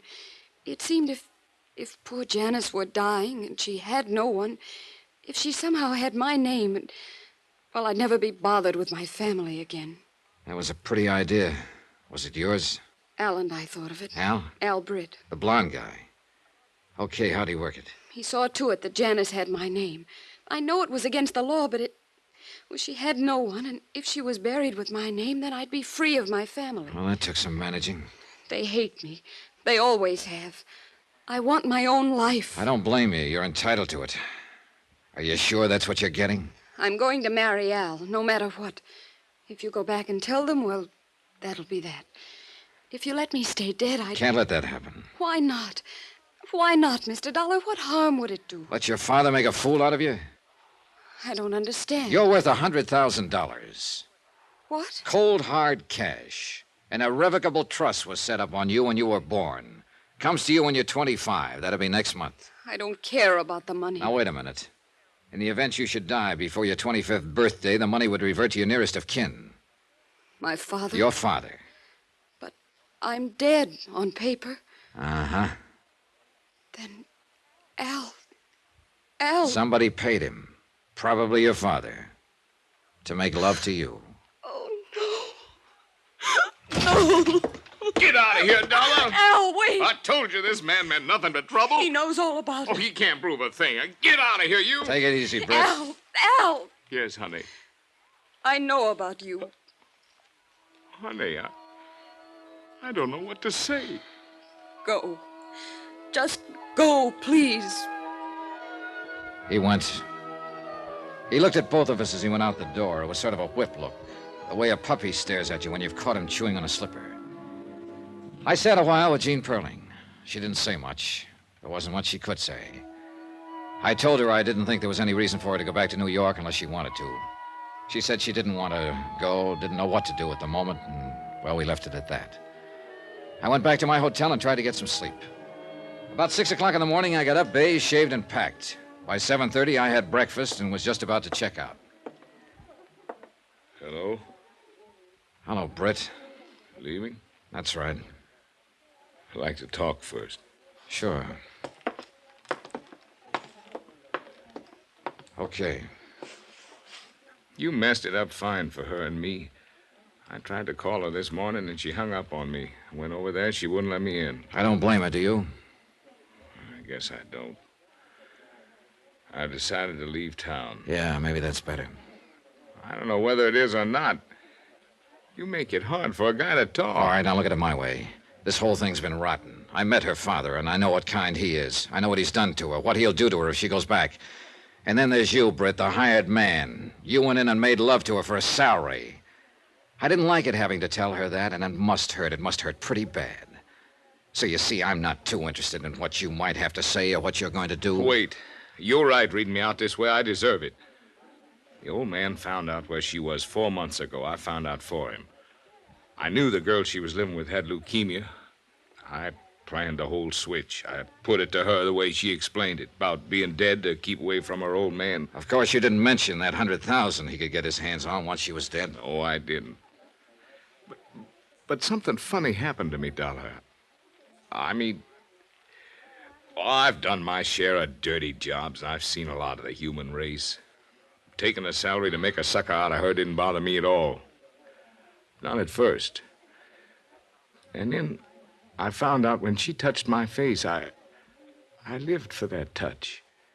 And when I held her, she lived for me. I never thought it had happened to me, but it did. If you see her again, Dollar, tell her I was trying to stop it. I mean, all this part. But it was too late. Funny how things turn out, huh? Yeah. Funny.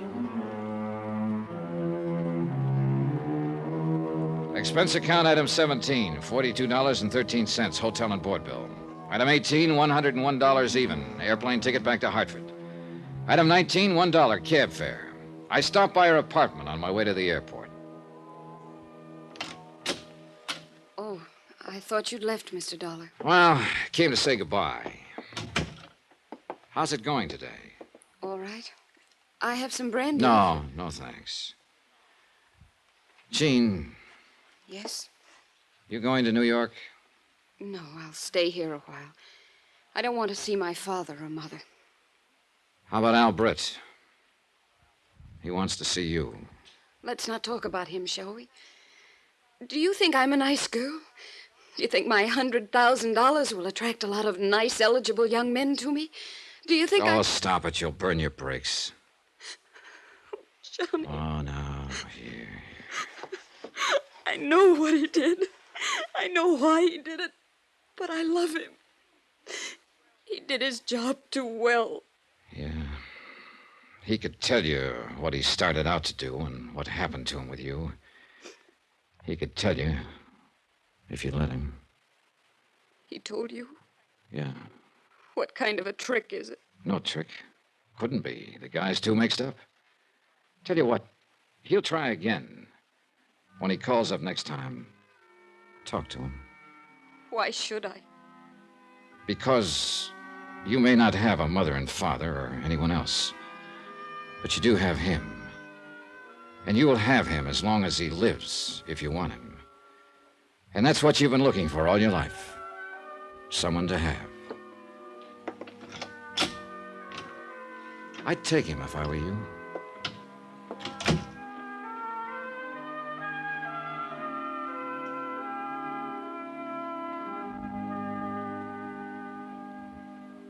Item 20, $10, miscellaneous. Total expense account, $714.35. Remarks, none. Report, she took him. They were married in Tampa this morning. Yours truly, Johnny Dollar.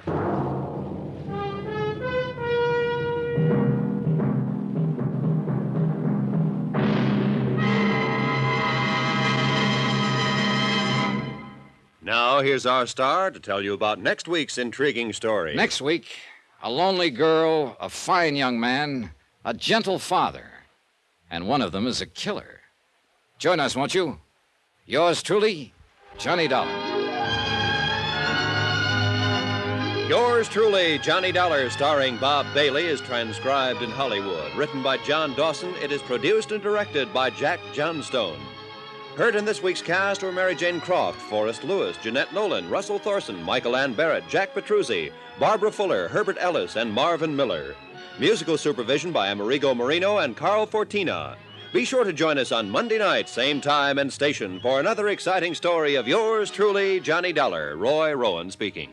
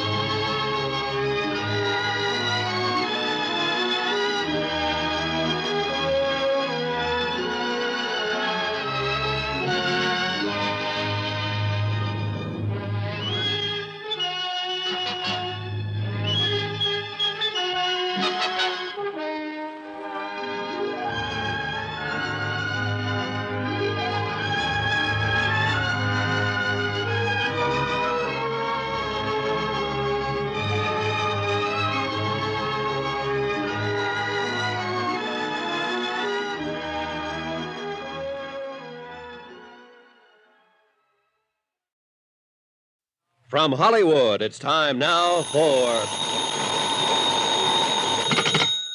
Johnny Dollar. Welcome to Hollywood, Mr. Dollar. This is Darrell. Darrell? Jim Darrell. Darrell and Clark Insurance. We wrote up the Palmquist policy. Oh, that Darrell. For a minute, I thought maybe... Yeah, everyone does. About the policy. Understand you're worried about it. National Underwriters is. They asked me to take a look. Come on over and help yourself. It's a simple enough policy. $100,000 coverage on both Dr. Carl Palmquist and his wife. It's that double indemnity clause I'm interested in. Becomes effective the end of this week, doesn't it? That's right. Why? What's wrong? An anonymous letter sent to underwriters. Kind of hints that somebody's going to try to collect.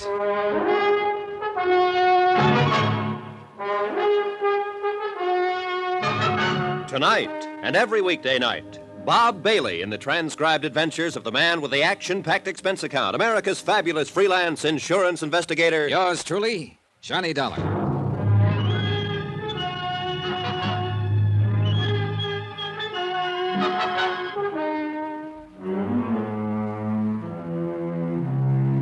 From Special Investigator Johnny Dollar to National Underwriters Association, 1180 River Road, Hartford, Connecticut. The following is an accounting of expenditures during my investigation of the long shot matter. Expense account item 1, $174.90, airfare and incidentals to Hollywood, California. A good night's sleep at the Beverly Hilton Hotel, and in the morning sunshine, Hartford's slush was only a clammy memory. Nobody walks in California, so when in Rome, item 2, $2 even, cab fare to Darrell and Clark Insurance Brokers. Beverly Hills, where else? Come on in, Dollar. Won't be a minute. Grab a chair. One look at the furnishings, and you knew a lot of insurance was sold here. It takes a flock of premiums to pay for the really good modern, the long, clean, functional stuff. Impressive. Jim Darrell was even more so, and I'd have bet that 90% of his policyholders were women. He seemed to be doing two things at once, shaving and keeping track of passers-by in the street outside. I watched him glance quickly out the window for the fifth time, smile happily, then make a check mark on a desk pad. I give up. What is it? Electric shaver. I mean the bit outside the window. Oh, it's this year's version of counting license plates. You playing alone? With Clark, my partner. You see, he takes charcoal gray suits and I take Bermuda shorts. Based on strictly how many pass the window. The other side of the street doesn't count. Loser buys lunch. Where's Clark? Seeing a prospect. We play on the honor system. Yeah. Mr. Darrell. There, that's better. Yeah, Palmquist policy, huh? You want to know about it? Well, you sound reluctant. It's delicate. So is this letter. Look into Palmquist policy. You may have to pay off soon.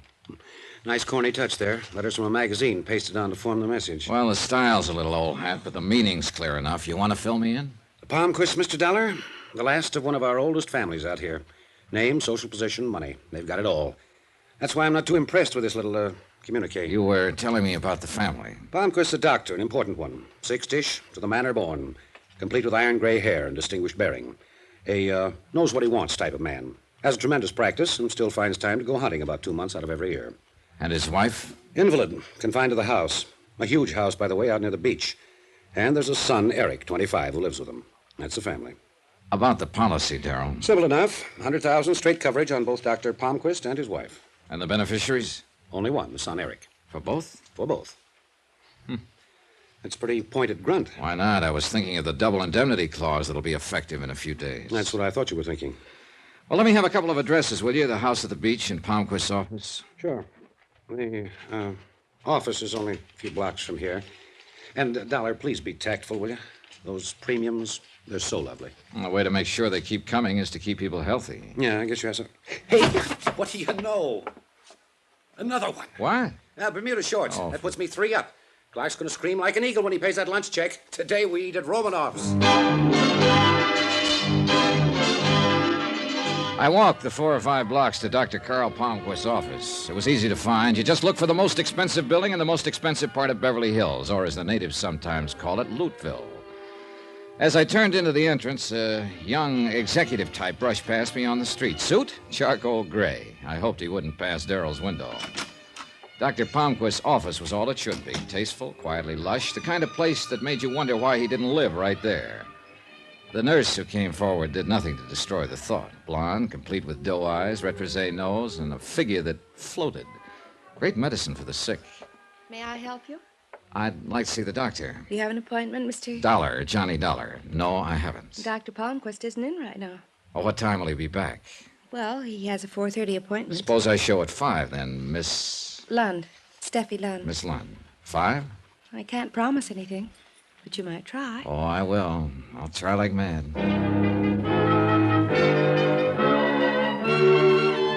Expense account item 3, $38 even. Deposit and first day's rental on a drive-it-yourself car.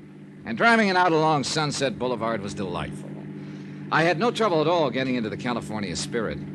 I pretended that I was a movie producer going home to his starlet wife. I found the Palmquist house on a quiet dead-end street high on the Palisades overlooking the Pacific. Darrell was right. It was huge, a single-story farmhouse that seemed to ramble endlessly.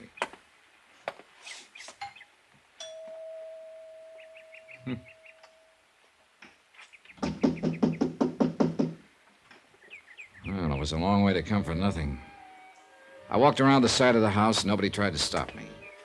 I moved through an open breezeway and wished that somebody had, because suddenly I felt like an intruder. Because of the woman sitting in the wheelchair, staring vacantly down at the swimming pool that sparkled in the sunlight. Because of the way she poured a drink from the bottle beside her without ever looking at it.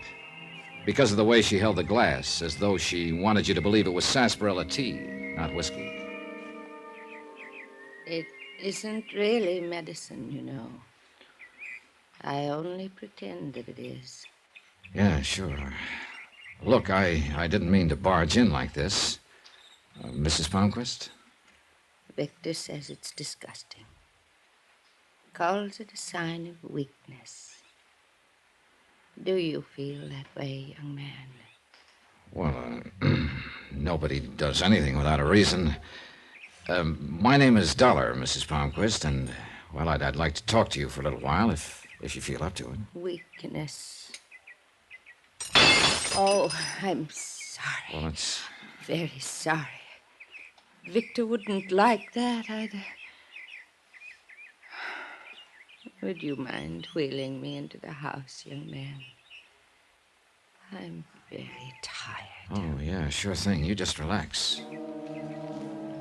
She leaned back in the chair and closed her eyes. She wasn't sleeping, just somewhere off in thoughts of her own. I pushed the chair toward the house as gently as I could. It wasn't until we almost reached it that I realized we had an audience, a good-looking kid in his mid-20s watching us from a bedroom window. A kid who didn't want to be seen. The way he jumped back from the window told me that. It was getting pretty weird out.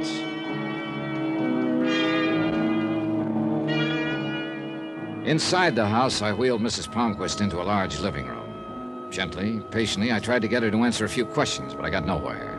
She wasn't rude, just secretive, smiling, and very far away. I was wondering how to get out gracefully when... I'm so very sorry. I'm afraid I haven't been very attentive, have I, Mr. Dollar? Suddenly, just as clear and lucid as that, I looked around to see what had made this almost magical change, and he was standing just inside the room, the kid I'd seen watching from the window. Eric, come here, dear. This is my son, Eric. I'm afraid I've forgotten where you told me you were from, Mr. Dollar. My mother's been ill, Mr. Dollar.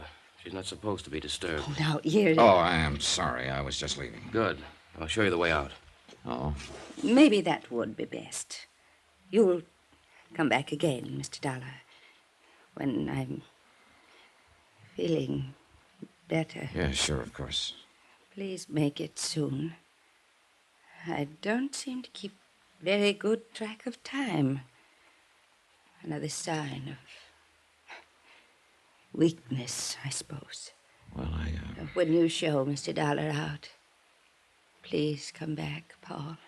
Oh, yes, Mother. You're a good son, Paul. This way, Mr. Dollar.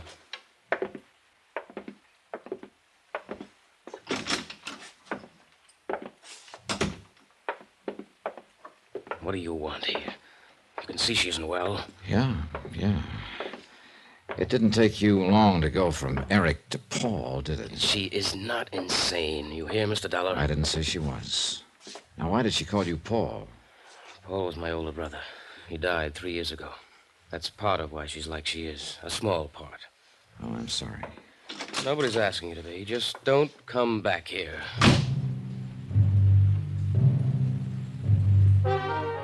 I had plenty of time to kill before 5 o'clock, and a lot of things would have been pleasant. Sopping up the Malibu sun, watching the kids on the beach, you name it. But instead, I settled for a visit with an old friend, Lieutenant Berry, homicide. I wasn't just being social. Pretty sneaky, as a matter of fact. The anonymous note which underwriters had received intrigued Berry, and he promised to have it gone over by the police lab. At 5 on the dot, I was back in Dr. Palmquist's office. Hi. You're a punctual sort of patient, Mr. Dollar. Yeah, I used to get gold stars for it at school.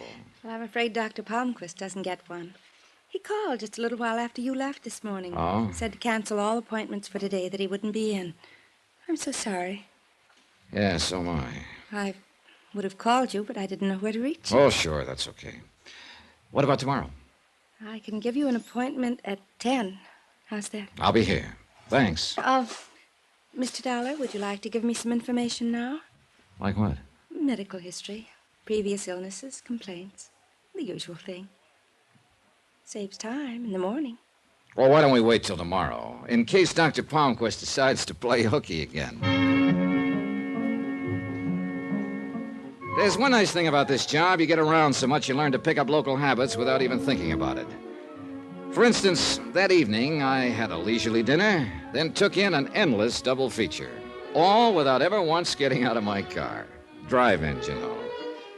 It was well after midnight when I got back to my hotel, feeling a kinship for bus drivers everywhere. I headed across the lobby, ran smack into Jim Darrell as I rounded the cigar stand. Oh, Dollar, where have you been? Well, hi, Darrell. Hey, who wound up paying for lunch? Listen, I've been trying to get hold of you all night. Where were you? Dinner, a movie, the wildlife, huh? Well, don't look that unhappy. I didn't do anything illegal. Somebody did. What? Hey, what is it, Darrell? What are you talking about? Mrs. Palmquist. Dead. Shot to death a couple of hours ago.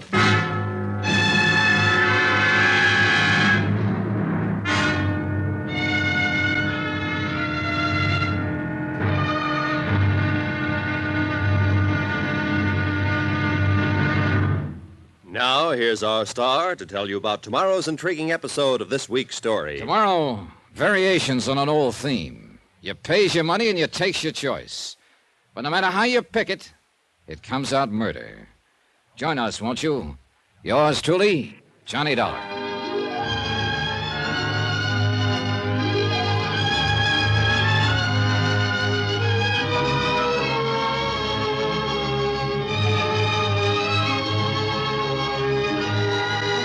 Yours truly, Johnny Dollar, starring Bob Bailey, is transcribed in Hollywood. Written by Tony Barrett. It is produced and directed by Jack Johnstone. Be sure to join us tomorrow night, same time and station, for the next exciting episode of Yours truly, Johnny Dollar. Roy Rowan speaking.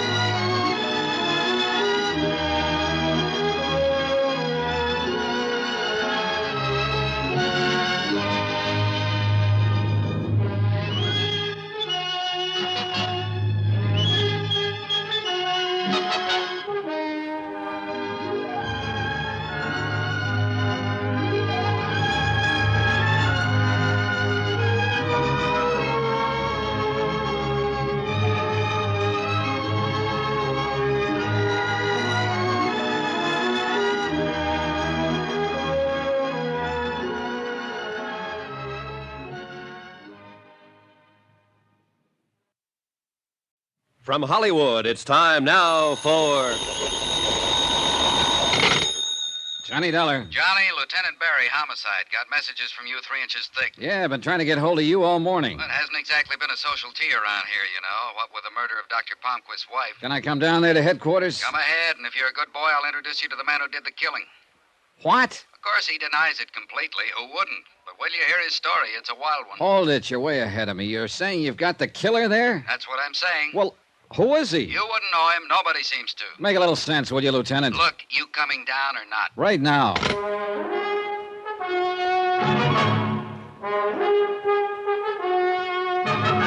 Tonight and every weekday night, Bob Bailey in the transcribed adventures of the man with the action-packed expense account, America's fabulous freelance insurance investigator. Yours truly, Johnny Dollar.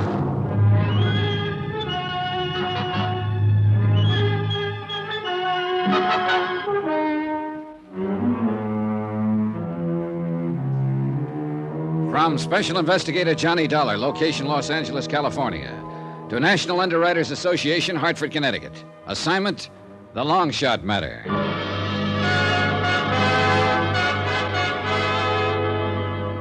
Los Angeles traffic being what it is, there was plenty of time to think on the way to Barry's office. But think about what? An unsigned warning that someone was going to collect on a $100,000 policy? A frail, defeated woman who wasn't going to have to worry about weakness anymore. There was an awful lot to find out before this whole thing could begin to make sense. That was pretty obvious. The man I was going to see was anything but obvious. Big and round, he was like a fat Cupid doll with a gun. You always had the feeling his round little eyes were dreaming past you, seeing an island where there was no jail cells. A lot of cons had made that mistake, found out too late that Barry was as sharp as any homicide cop alive. Life is like that, huh, Johnny? Yesterday your visit was social, today it's business. Yeah, just one dead woman can make a lot of difference. Sit down. Like I said, I'm way behind you. How did it happen? When? Sit down. I can't talk when you're standing. Okay. Santa Monica substation got the call about 9 last night from Dr. Palmquist. He was real excited, said he was holding a rifle on a prowler who'd come in and shot and killed his wife. So we got out there fast. Wait a minute. Did the doctor know? Let me tell it my way, huh? Okay. We found Mrs. Palmquist dead on the living room floor, and the doctor's still holding this guy at rifle point. 38 Colt lay in a corner with nobody paying much attention to it. Ballistic says it's the murder weapon, all right. What's the doctor's story? Says he was out on a house call, got home a couple of minutes before 9. On the way to the front door, he glanced through the living room window, saw this prowler holding a gun on Mrs. Palmquist. The doctor got into the house quietly and was sneaking up from behind when the prowler heard him and got rattled. The prowler fired and killed the woman just as the doc brought a paperweight down on his head. Nice, huh? A little out of left field. Funny, I always thought prowlers and gunmen are two different things. Nothing says it can't happen, and the evidence says it did. What does that mean? That this is one prowler who's sewn up tight, because everything checks out. The 38 is his prints are on it. Lab found the lock he forced to get in. What else you want, a moving picture? Oh, don't get mad. I'm just asking. Now, that house call the doctor was out on. I'm a stranger in town, but isn't that kind of a late hour to see a patient, unless it's a real emergency? Not when they look like this one. Oh? I checked with her this morning. She could make me go to medical school right now, even at this age. Nice, huh? Put it this way. Her first name ought to be Marilyn. Well, that's pretty clear. Who is she? A Mrs. Laura Considine. 35, widow, money, and everyone should look like that. She been Dr. Palmquist's patient long? 3 or 4 years, and she backs up the story of the house call completely. You sold? I want to know about the prowler. Who is he? Ex-con, drifter, 57 years old, got a record that goes way back. What kind of record? I was afraid you'd ask, because that's the fly in the ointment. It's a long sheet and it's buried. Bunco, con game, badger, bad checks, pigeon drop, all small stuff. But not an ounce of violence anywhere. A killing's way out of pattern, isn't it? Yeah. This prowler, what does he claim? It's so wild I'm embarrassed to repeat it. How's chances of my seeing him? Maybe he'll tell me.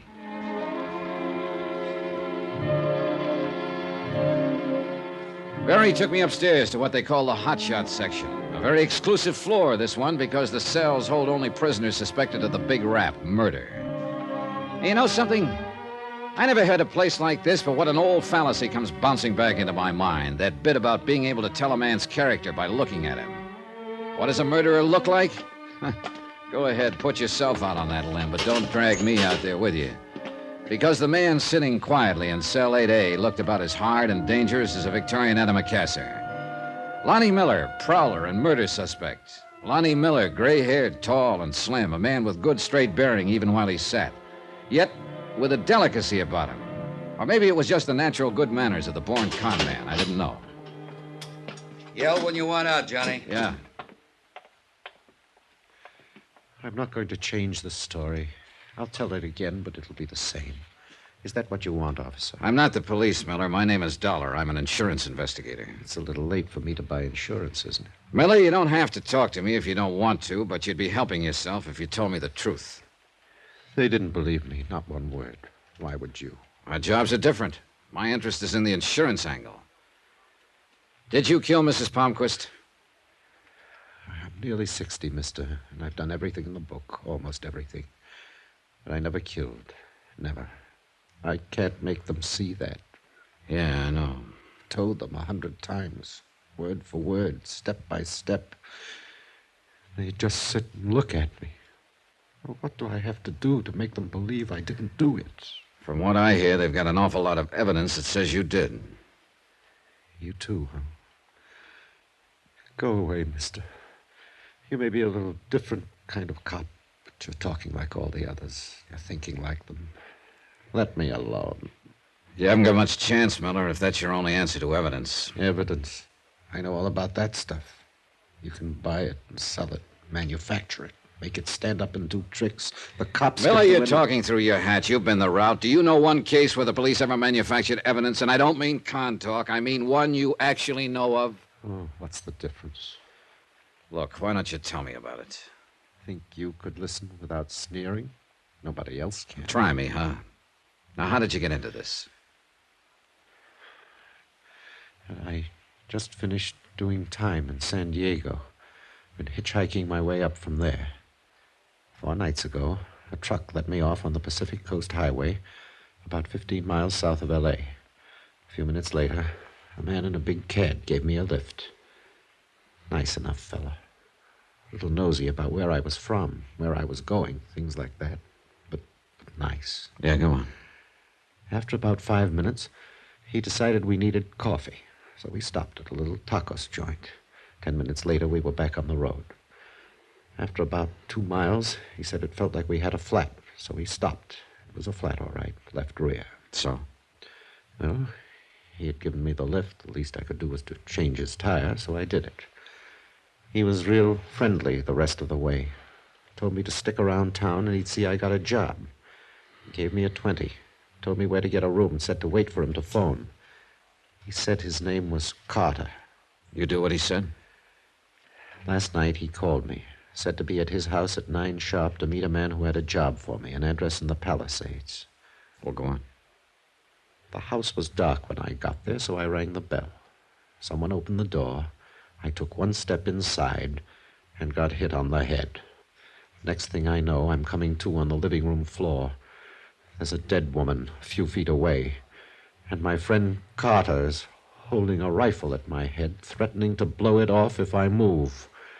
Only when the cops got there, they didn't call him Carter, but Dr. Palmquist. Palmquist? Miller, do you realize what you're saying? I know. And every word of it's the truth. Now tell me this, mister. How do I get anyone to believe it?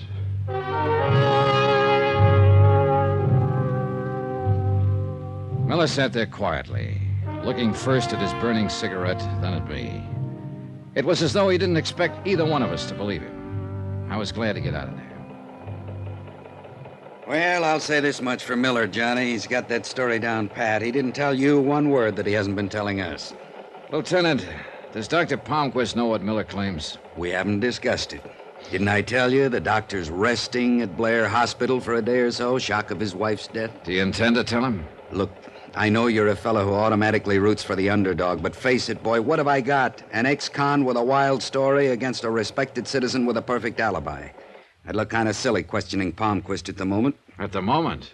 Does that mean you've got doubts about Palmquist? I doubt everybody till the last page, boy. That's how I got to be a lieutenant. And that's where we left it. I had a long, thoughtful lunch, which included 2 very dry martinis aimed at helping solve a new problem. To wit, how best to arrange a few words with a hospitalized Dr. Palmquist at such a delicate time. In the end, I did the only thing I could, walked into room 913 at Blair Hospital and introduced myself. Dr. Palmquist didn't seem at all surprised by the visit. He seemed annoyed, if anything. But the annoyance was with himself. I'm not a very good advertisement for my own profession at the moment, am I, Mr. Dollar? I'm sorry to intrude, Doctor. I probably could have picked a better time for a visit. You've been doing your best. What? Which do you prefer, Mr. Dollar, my office or my home? Would you like the names of a few friends? Perhaps they can tell you whatever it is you're trying to find out about me. It's my job, Doctor. And just what is your job, Mr. Dollar? Insurance investigator. For the company that holds the policy on Mrs. Palmquist and yourself. I see. Then you can stop running around now, can't you? You can simply go to the police and they'll tell you anything you want to know. Doctor, may Mr. Dollar, I don't usually prescribe without a thorough examination, but... Please do. Very well. I don't think California is your cup of tea. I suggest another climate entirely.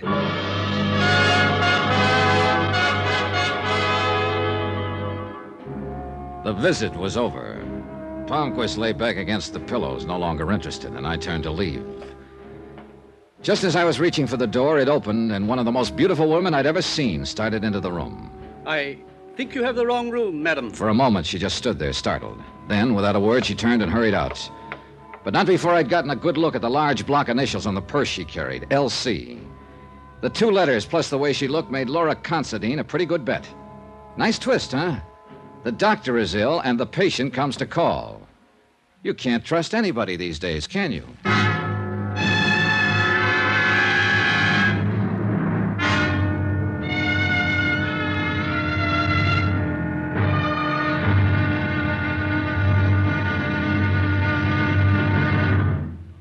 Now, here's our star to tell you about tomorrow's intriguing episode of this week's story. Tomorrow, beauty may be skin deep, but fear goes a lot further down than that. Sometimes as far as death. Join us, won't you? Yours truly, Johnny Dollar.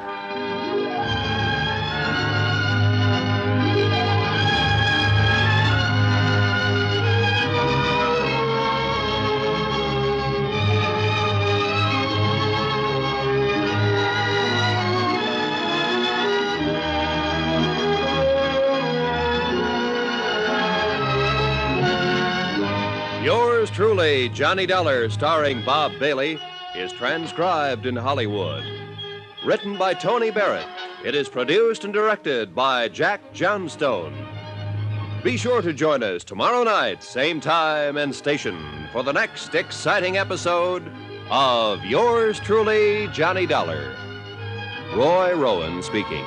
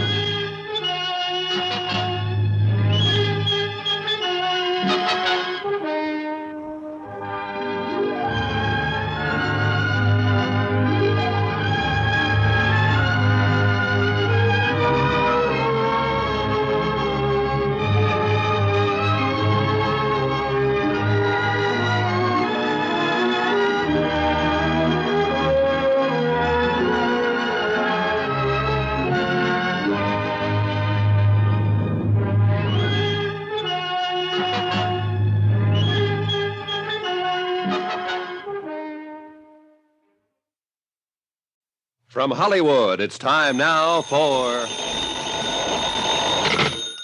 Johnny Dollar. Lieutenant Barry here. Oh, hi, Lieutenant. You're stepping on toes, Johnny boy.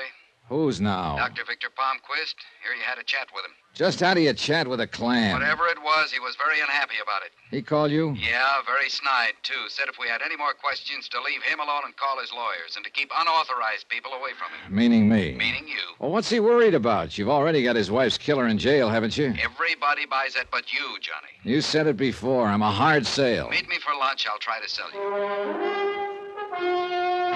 you. Tonight and every weekday night, Bob Bailey in the transcribed adventures of the man with the action-packed expense account, America's fabulous freelance insurance investigator. Yours truly, Johnny Dollar.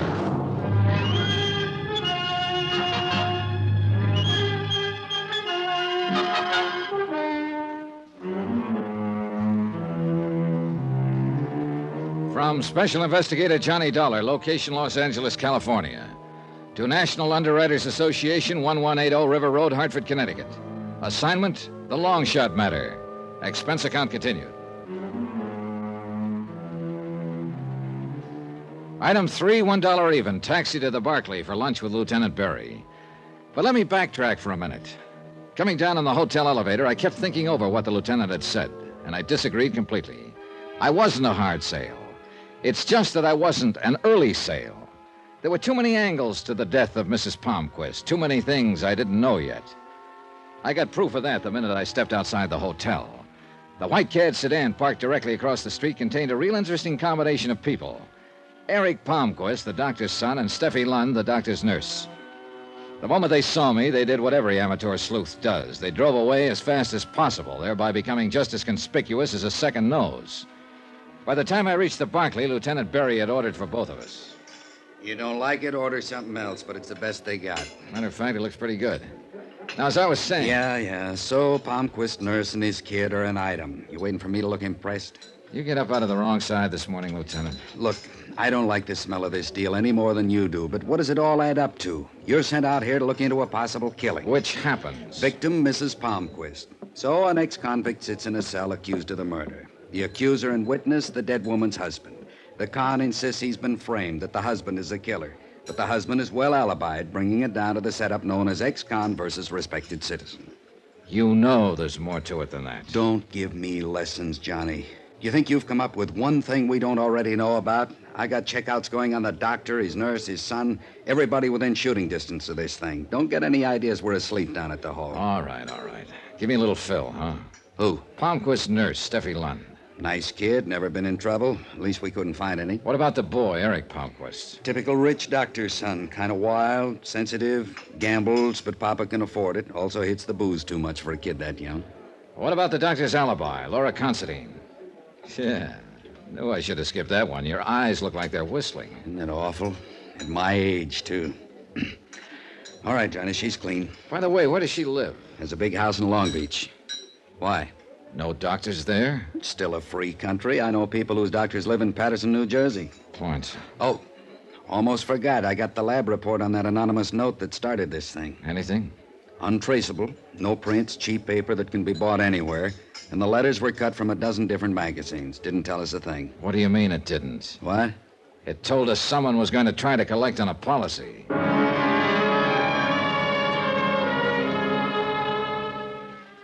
We knocked it around a little while longer, getting no place in particular.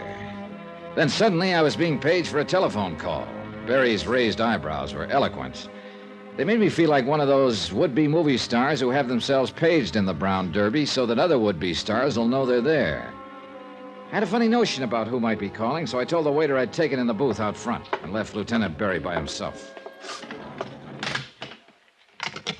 Johnny Dollar. Mr. Dollar, I'm so glad I found you. Oh? This is Steffi Lund, Dr. Palmquist's nurse. Well, the day's picking up. I'm sorry. I hope I didn't interrupt your lunch. You see, I called your hotel and they told me where you'd gone. I'm sorry. Well, don't apologize, Steffi. A working girl who drives around in a beautiful white Cadillac doesn't have to, you know. I'll explain about that. Why should you owe me any explanation? Please, Mr. Dollar, I've got to see you right away. It's terribly important. Mr. Dollar. Where are you? I'm at Dr. Palmquist's office. Can you come here now, right away? Okay, I'll be right over. And please, don't bring anyone along with you, will you? However you want it, you're calling the shots. Oh, thank you. And hurry, please.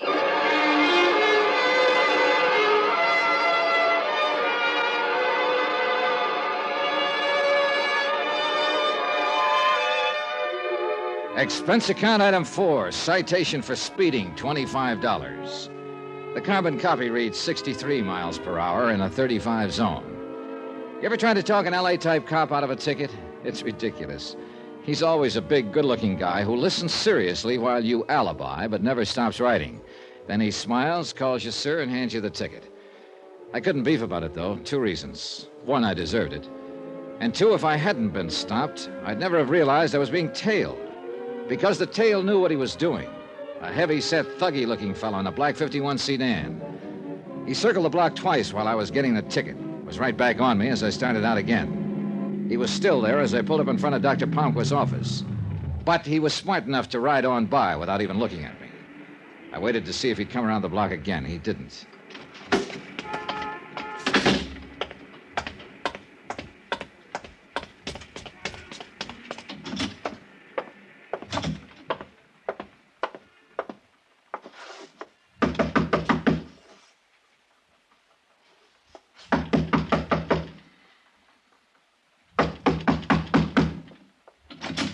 Yes, sir. What is it?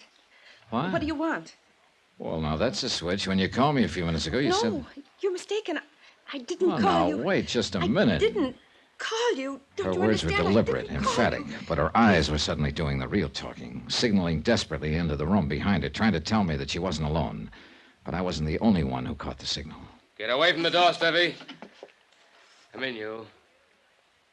Did you hear me? I said come in. Eric, please. Hello, Eric. What seems to be the trouble around here? That's far enough. Oh, now, come on. Why don't you put that thing down?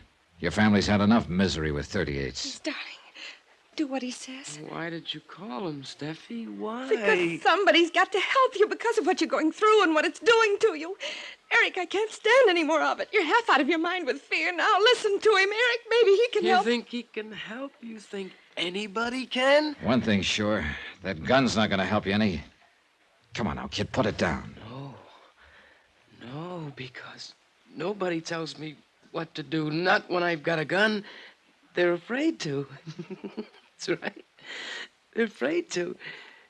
You're both afraid, aren't you? It's nice. It's nice for somebody else to be afraid. I like that. I really like that. He wasn't even looking at us anymore, just somewhere off into space. Somehow, Steffi sensed that I was waiting for a chance to grab his gun and motioned for me not to. And suddenly I remembered where I'd seen that lost, empty look before. Mrs. Palmquist, Eric's mother. She'd had her share of that look the day she died. Mr. Dollar, help me with him, please. I picked him up, put him on the couch. He had that terrible whiteness that a deep faint brings, and Steffi didn't waste any time. She loosened his collar, shoved his head forward. In a few minutes, he shuddered once, came to, took a deep breath. We made him comfortable on the couch, but you could see that it had been a rough trip for him. He was conscious, but he didn't have the strength to open his eyes. Steffi just stared at him. He'll be all right now. What's wrong with him, Steffi? Why that thing that just happened? You want the technical name? Circulatory liability. Sound impressive? Talk layman, huh? A form of extreme hypertension. Nerves. Enough to make him faint like that from anger, from fear. It's a lovely thing for a man to go through, isn't it? Well, that calls for a different kind of medicine, doesn't it? Analysis with a psychiatrist.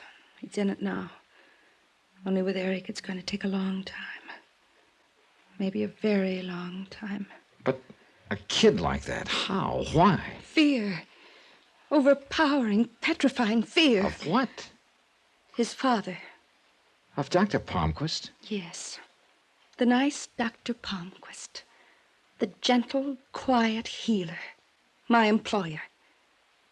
My father-in-law. You and Eric are married? Tijuana 6 weeks ago. Eric is 25 years old, Mr. Dollar, and he's so afraid of his father we're still keeping the marriage a secret. Why, Steffi? Why is he so afraid of Palmquist? His analyst hasn't been able to get through to that. You expect me to? Well, somebody'd better.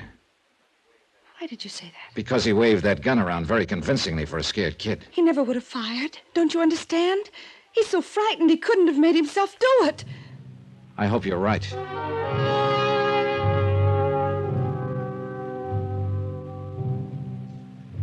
I didn't think it was quite the time to mention one small fact. That if Eric Palmquist was incapable of pulling a trigger, it might turn out to be a very good thing for him. As the sole beneficiary of his mother's will, he would soon have $100,000 in a nice, tidy lump. And if he really was afraid of his father, a piece of money like that could take him a long, long way from the parental fold. In fact, no matter which way you turned, you couldn't get away from the logic that Eric Palmquist might be regarded by some parties as a first-class suspect in the death of his mother.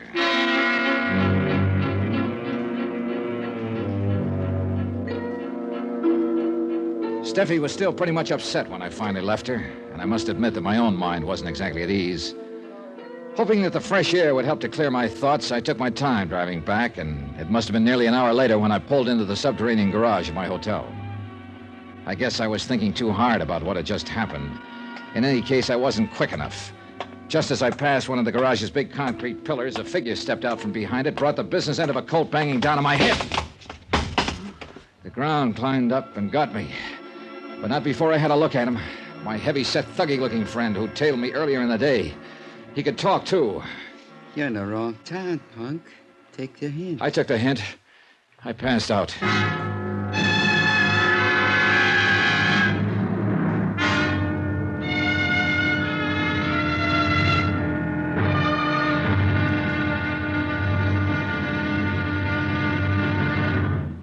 Now, here's our star to tell you about tomorrow's intriguing episode of this week's story. Tomorrow, a study in reactions. 3 of them.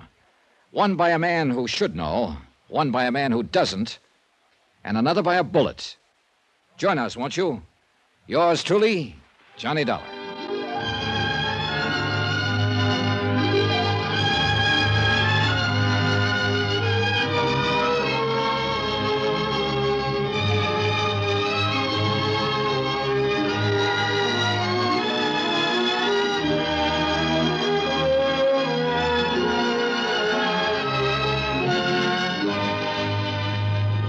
Yours truly, Johnny Dollar, starring Bob Bailey, is transcribed in Hollywood.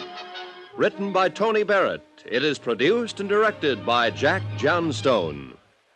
Be sure to join us tomorrow night, same time and station, for the next exciting episode of Yours truly, Johnny Dollar.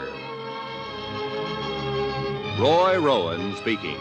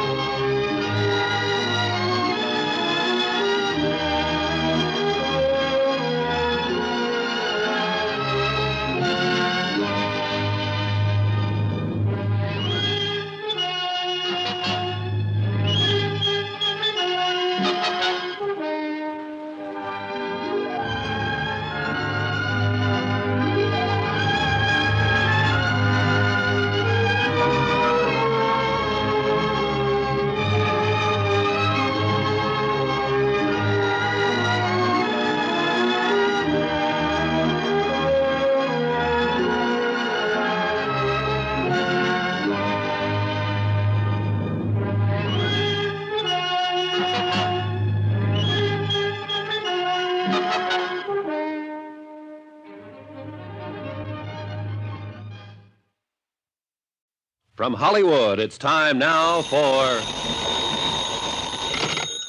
Johnny Dollar. Oh, this is Dr. Van Clauser returning your call, Mr. Dollar. Oh, yes, Doctor. May I ask who recommended me? I inquired about a good psychiatrist, and it came up you. Yes. Well, the first step is usually an office appointment for a preliminary chat. That's what I had in mind. Today? My schedule is quite full. Would tomorrow be suitable? Today would be better. Oh, I see. But there should be ample time. There should be ample time, but there isn't. In fact, I'm running out of it fast. Very well. 11 o'clock. Dust off your couch.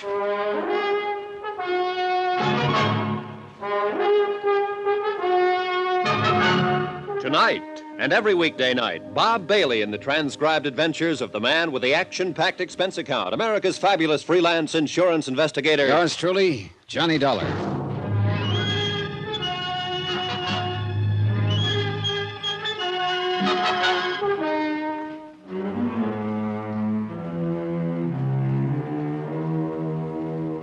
From Special Investigator Johnny Dollar, location Los Angeles, California. To National Underwriters Association, 1180 River Road, Hartford, Connecticut. Assignment, the long shot matter.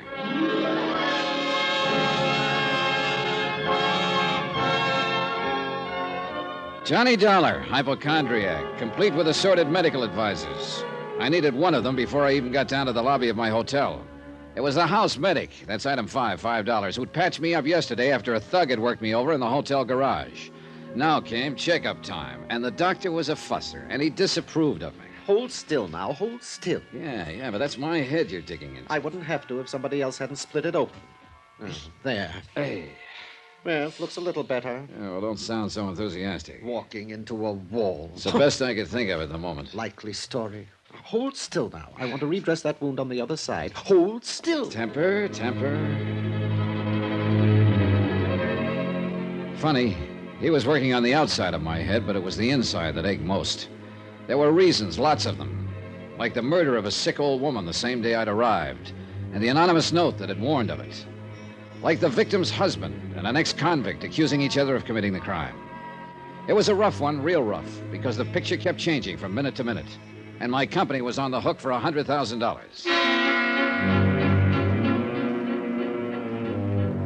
At 11 o'clock, I sat across the desk from Dr. Hans van Clauser, psychiatrist, in his Beverly Hills office. He was small, spectacled, and charmingly Viennese. More important, he was the analyst who was treating Eric Palmquist, the murdered woman's son. Now, Mr. Dollar. Afraid I owe you an apology, Doctor. I deceived you a little bit. I'm not exactly here as a patient. Oh, everyone finds it difficult to begin, Mr. Dollar. Suppose we hear some of the medical history first. I tell you, we're off on the wrong foot, Doctor, and it's my fault. Here, take a look at these, my credentials. I see, then you're hardly here as a patient. About a patient, let's say.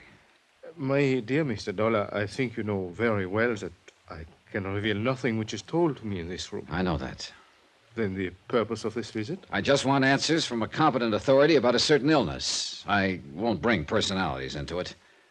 It's important, Doctor. And the particular illness? Something called circulatory lability. You know that it's a form of extremely provoked hypertension? Yeah, that much I do. Hypertension is the result of anxieties. The anxieties may be real or fancied, but the hypertension is very genuine indeed and very dangerous. Dangerous to the extent that a man could turn to violence, maybe kill? If sufficiently aroused, yes, it has happened. I see. Thank you. Thank you very much. Item 7, 10 cents, recklessly squandered on a phone call to my hotel to check for messages. There was one. Lieutenant Berry of the L.A. Police Department would like to see me at my convenience. Would I? I would. You get practically nowhere ignoring police lieutenants. He stared at the bandage on my head and my assorted cuts and bruises, and his opening line was quite inspired. Oh, what happened to you? Somebody was pretty fast with a gun barrel last night. Where'd it happen? Garage under my hotel. It seems he didn't like my being in town. You get a look at him? Enough. Want to go through the mug book?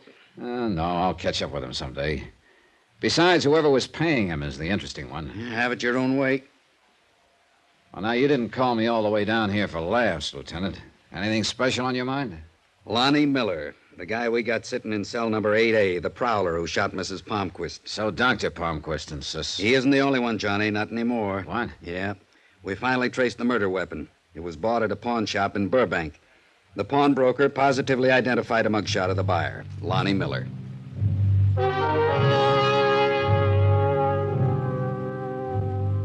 Police identification evidence is a pretty tough thing to ignore.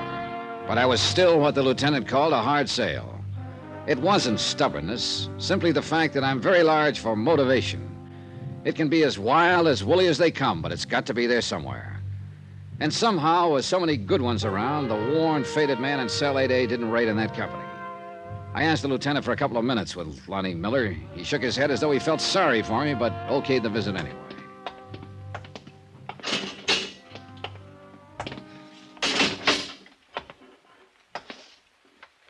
Miller? You're angry about something, Mr. Dollar. I can tell. It's in your face. Yeah. About a story you told me the other day. About Dr. Palmquist giving you a lift, keeping you around town, then using you as a patsy so he could kill his wife. You want to change any of it? You asking if I lied, mister? Is that it? That's it. It's figured to be like this sooner or later. Goodbye, mister. Come on, Miller, talk to me. Lie? Think I'd lie to the only man who even looked like he believed me? You still haven't answered. Mister,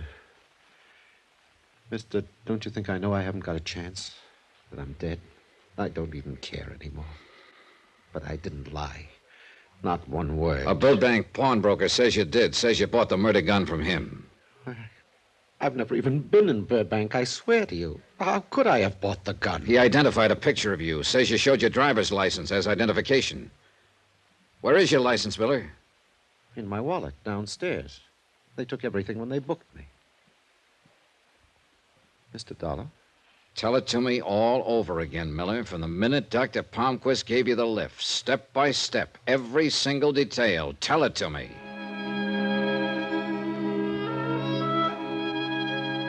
He began slowly, haltingly.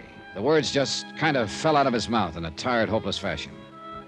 It was the same story he told so many times now. I had reason for making him go through it, some small, hazy idea that was tugging at the back of my brain, jagged, undeveloped, but an idea. When I left the cell, I had Miller's permission to look in his wallet.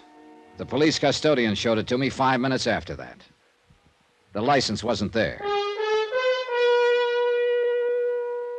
Expense account item 8, 10 cents, an L.A. newspaper, 3 days old. One which played up the Palmquist killing big, contained pictures of both Dr. Palmquist's grieving husband and Lonnie Miller, suspected killer. Purpose? To be used in backtracking. The drive down to Long Beach could have been pleasant. Sun, ocean, a relaxing type day, but not for me. Not with what was going on inside my head. Even the soft breeze coming in off the Pacific couldn't sweep the pieces together for me. Sure, for a few seconds, everything would make sense. Then, a moment later, some small fact would make the whole theory collapse. I knew one thing, though. If this whole deal was a frame, it was a great one, a work of art, something to be admired, provided your name was neither Lonnie Miller or National Underwriters. About 6 miles this side of Long Beach, I found what I was looking for, the little tacos joint where Miller claimed he and Dr. Palmquist had stopped for coffee.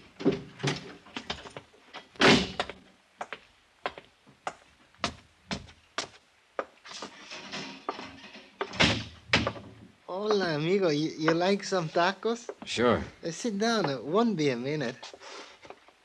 Owner around? You're looking at him, amigo. Irving Gonzalez, owner. Irving? Sure. I had it changed. Nobody could pronounce Plutarco Gonzalez. I see your point. It doesn't pay to make problems for your customers in business. Yeah. When are you going to work up to asking the questions, amigo? What? I can make tacos blindfolded, and I can tell a cop the same way. Well, you're not too far wrong. Want to take a look at this newspaper? Either of these men ever been in here? And Dr. Victor Palmquist and Lonnie Miller. Oh, I read about that killing. Very interesting. Yeah. Well, what about it, Irving? What about what? These men. Have they ever been in here, alone, together, any time? Yes, I mean, they look kind of familiar, but maybe it's only because I see them in the papers. You know, That's the best you can do. Well, look, amigo, you stand behind a counter all day and everybody looks like everybody else. You wouldn't want me to make a guess, and that's all I'd be doing, guessing. No, I wouldn't want that. Here, nice and hot. Eat your tacos, amigo. Thanks anyway. I'll skip them this time. Here. You know something? I don't blame you. Hey, look at this. Pills. Pills? Pills. I eat them by the dozen. You know why, amigo? Tacos.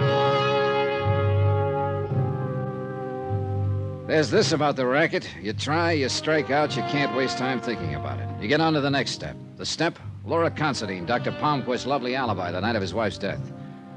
Her house was only a few miles out of Long Beach. It seemed logical to head for it. I reached it about 20 minutes later, a large, old-fashioned and seemingly deserted house on a promontory that jutted out into the Pacific.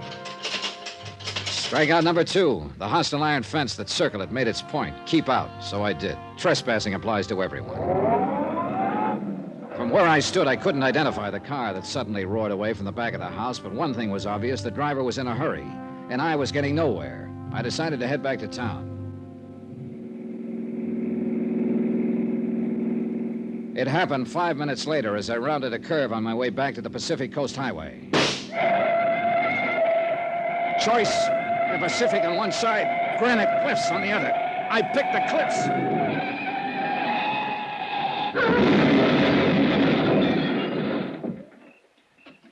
Funny what your mind does at moments like that. I remember looking at the mashed inside of the car and wondering which company carried the insurance policy. Then I thought of how good a marksman a man must be to pick off a tire from any of those cliffs. And then I remembered still another thing. Hadn't I been told about someone who was a great shot, who made it a rule to hunt 2 months out of the year no matter how busy he was? Sure. A highly respected citizen named Dr. Victor Palmquist.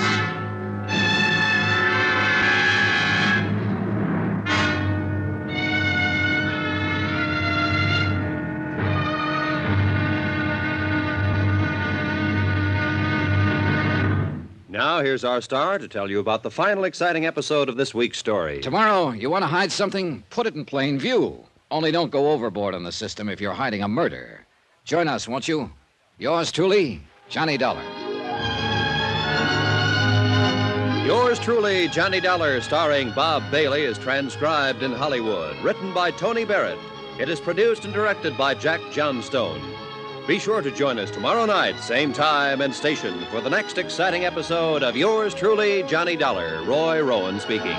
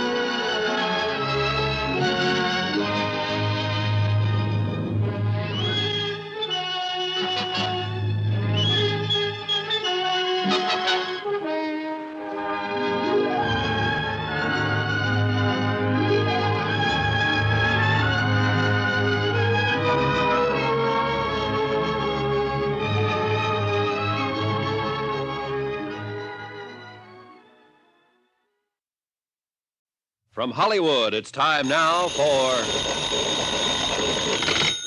Johnny Dollar. This is Laura Considine, Mr. Dollar. You don't know me, but... Oh, but I do, Mrs. Considine. You're the best friend a doctor ever had. Dr. Palmquist, that is. Mr. Dollar... He paid you a professional call the night his wife was murdered. That was lucky. Alibis don't grow on trees. Just a minute, Mr. Look, Dollar. lady, I've been slugged, shot at. Matter of fact, someone tried to pick me off with a rifle a couple of hours ago, right near your house.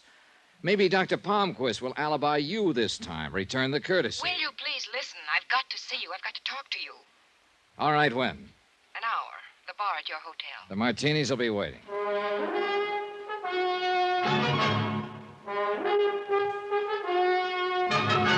Tonight and every weekday night, Bob Bailey in the transcribed adventures of the man with the action-packed expense account, America's fabulous freelance insurance investigator. Yours truly, Johnny Dollar.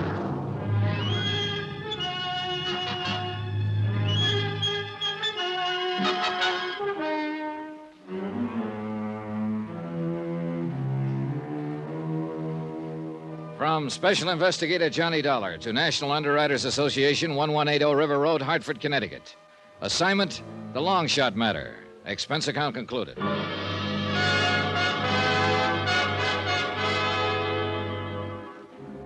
There was still a lot of questions, like where I was getting, trying to find out who really had killed Mrs. Palmquist.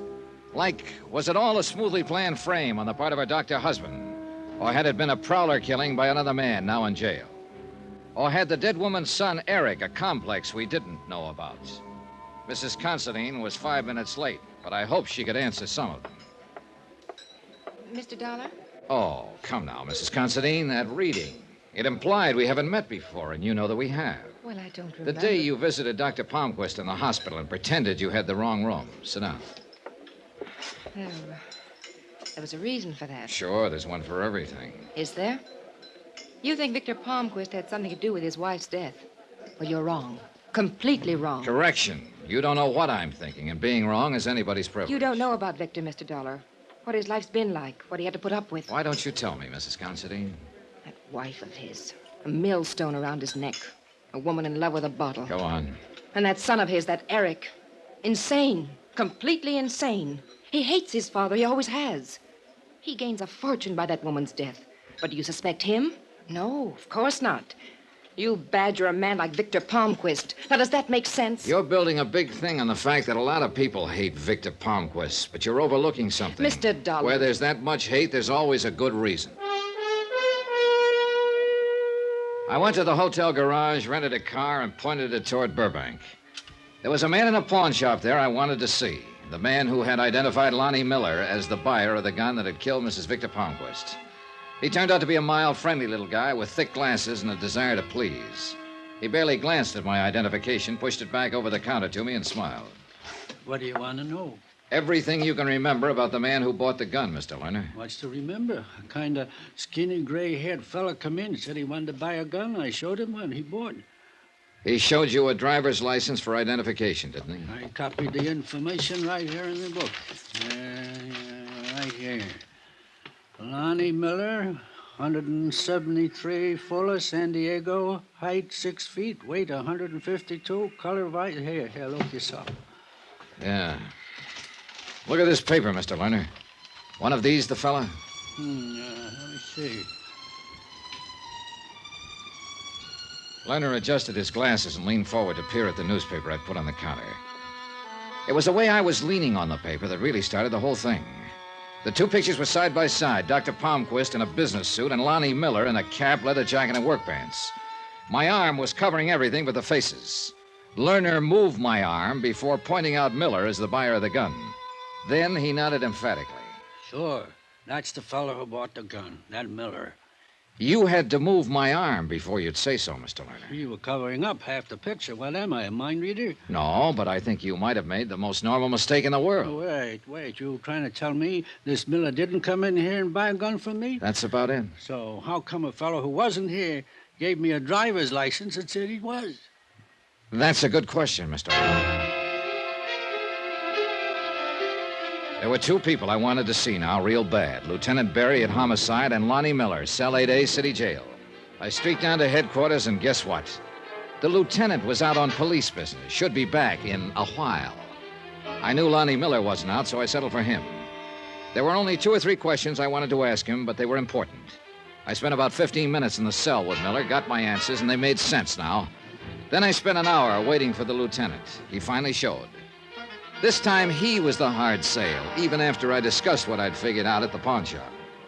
Johnny, I'm tired. Oh, sure, me too. Now, look, Lieutenant, you know what I'm pushing is possible.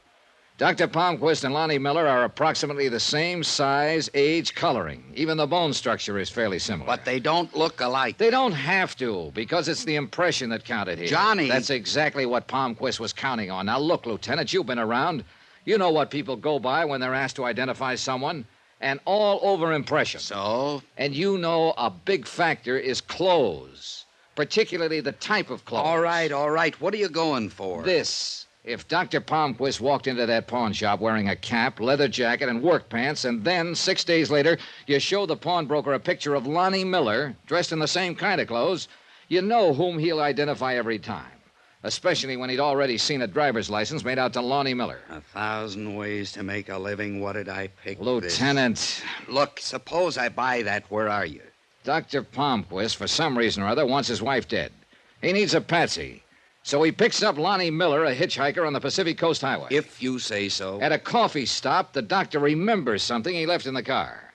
He goes out for a minute, sticks a match or a toothpick in a tire valve, guaranteeing a flat a few miles further on. So when they stop, it's the doctor who looks at the flat, gets rid of the toothpick. Grateful for the lift, Miller changes the tire. You ever change a tire on a hot summer night? Well, sure. You took off your jacket, didn't you? How else? That's what Doc was counting on. He had a couple of minutes alone with Miller's jacket and lifted his driver's license. Then he keeps Miller in town on the promise of a job. He buys the gun at the Burbank pawn shop wearing work clothes and giving Miller's license as identification. Monday night, he killed his wife, called Miller to the house with a phony story about a job, struck him from behind, and staged the scene the police found. Smooth, huh? Johnny, can you see me going to the DA with all that theory and no proof? Palmquist would laugh me out of town. Barry, look. Knock it off. You're no kid. You know I'm right. Well, don't go away mad. Sure, I know he was right. That's what was driving me crazy. Proof. One little piece of it, but where? Old Palmquist had used his head all right. But the smartest ones alive always leave one little hole somewhere along the line. But 3 hours later in my hotel room, I hadn't found it. Steffi, what are you doing here? Johnny, Eric's been drinking all day, brooding, working himself into a rage, saying terrible things about Mrs. Considine and his father, and about his father being a murderer. I don't know what he'll do. Help me, Johnny, please. He give you any idea of where he was headed? He mentioned going home to get a gun and then going to Mrs. Considine's house. Johnny, I'm afraid. All right, come on. The drive to the Palmquist house on the Palisades was a long one, but educational. Because Steffi had nothing to hide now. She was just a kid worried to death about her husband, and her bitterness toward Dr. Palmquist came rolling out. He's an easy man to hate, my father-in-law. All charm on the outside. Petty little dictator inside. Man who's trying to prove something, who can't abide weakness. Who tries to make everyone over into his own image. A horrible man. Tell me about Eric's brother. Paul? He was the favorite, the doctor's pride and joy. They hunted together all the time. Only one day, Paul had a cold, tried to get out of a hunting trip. This offended the doctor's weakness fetish. It made the boy feel like a coward, so Paul went hunting and died of pneumonia. Mrs. Palmquist never got over it, as you saw before she was killed. Nice, Johnny? You like the family I married into? The house was dark when we got there. We hurried to Eric's bedroom, and Steffi leaned against the door, weak with relief. Eric lay sprawled on the bed, snoring fine alcoholic noises. The rifle he still clutched made very clear what he'd been thinking about before the liquor had taken over. We were just getting him comfortable when we heard it. A car pulling into the garage. Palmquist. I got Steffi down the back stairs and out of the house as soon as I was sure he was inside. And then I turned back. Because suddenly I was tired of a killer walking around free while everyone else stepped softly. And the anger was good, because it suddenly drove into my mind the one thing Palmquist might have overlooked. I let myself into the garage by the small window, moved to the doctor's big car. You ever try to force open a car trunk with a claw hammer? Don't. A, it's rough, and B, it takes your eyes off the door leading to the kitchen. Why don't you ask me for the key, Dollar? A gun, Doctor? No instrument of healing? Oh, that's nice. And it tells me something about the trunk.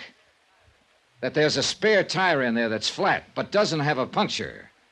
A service station might remember a thing like that, huh, Doctor? Right, Mr. Dollar. Goodbye.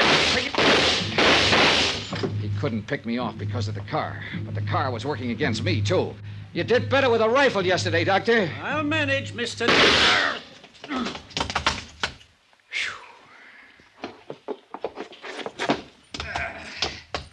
A man my age through windows, no less. He had it? Nah, he'll look good in court. Small question, Lieutenant. Not that I'm ungrateful. Ask. Aren't you a long way from home? I didn't like the look in your eye when you stomped out. You know something, Johnny? You're easier to tail than a trolley car. Expense account, item 12, $71. L.A. hotel bill. Item 13, $174.90. Return airfare to Hartford. Expense account total, $490.80. Details? Eric Palmquist admitted sending us the original warning note out of fear of his father. He never knew till the death of his mother that he himself was the beneficiary. Remarks about Hollywood. Let's call it the Easterner's Revenge. Quote, it's a nice place to visit, but I wouldn't want to live there. Unquote. Yours truly, Johnny Dollar.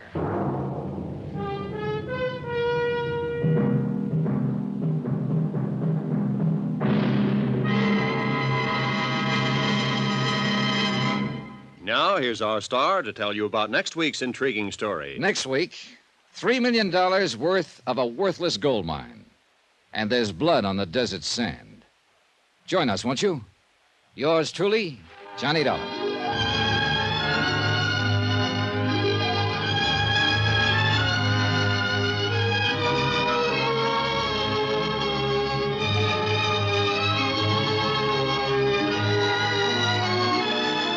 Yours truly, Johnny Dollar, starring Bob Bailey, is transcribed in Hollywood. Written by Tony Barrett, it is produced and directed by Jack Johnstone. Heard in this week's cast were Virginia Gregg, Victor Perrin, Lillian Baeff, Russell Thorson, James McCallion, Edgar Barrier, Don Diamond, and Herb Butterfield.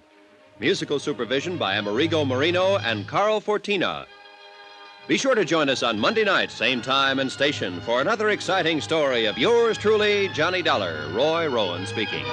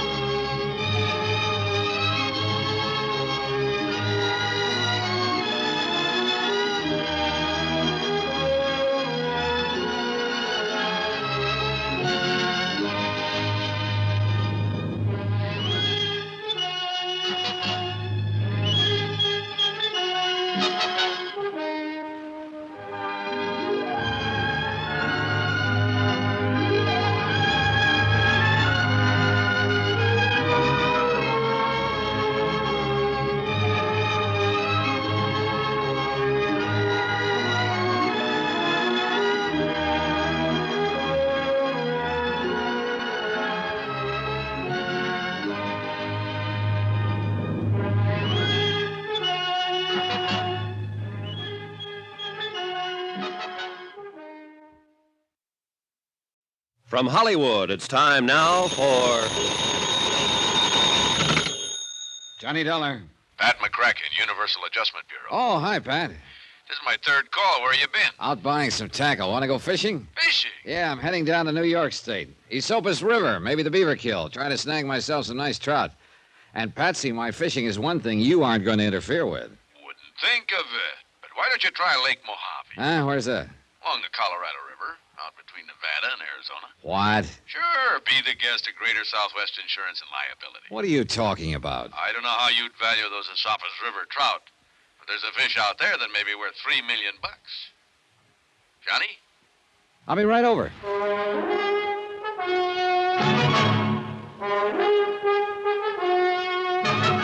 Tonight and every weekday night, Bob Bailey in the transcribed adventures of the man with the action-packed expense account, America's fabulous freelance insurance investigator. Yours truly, Johnny Dollar.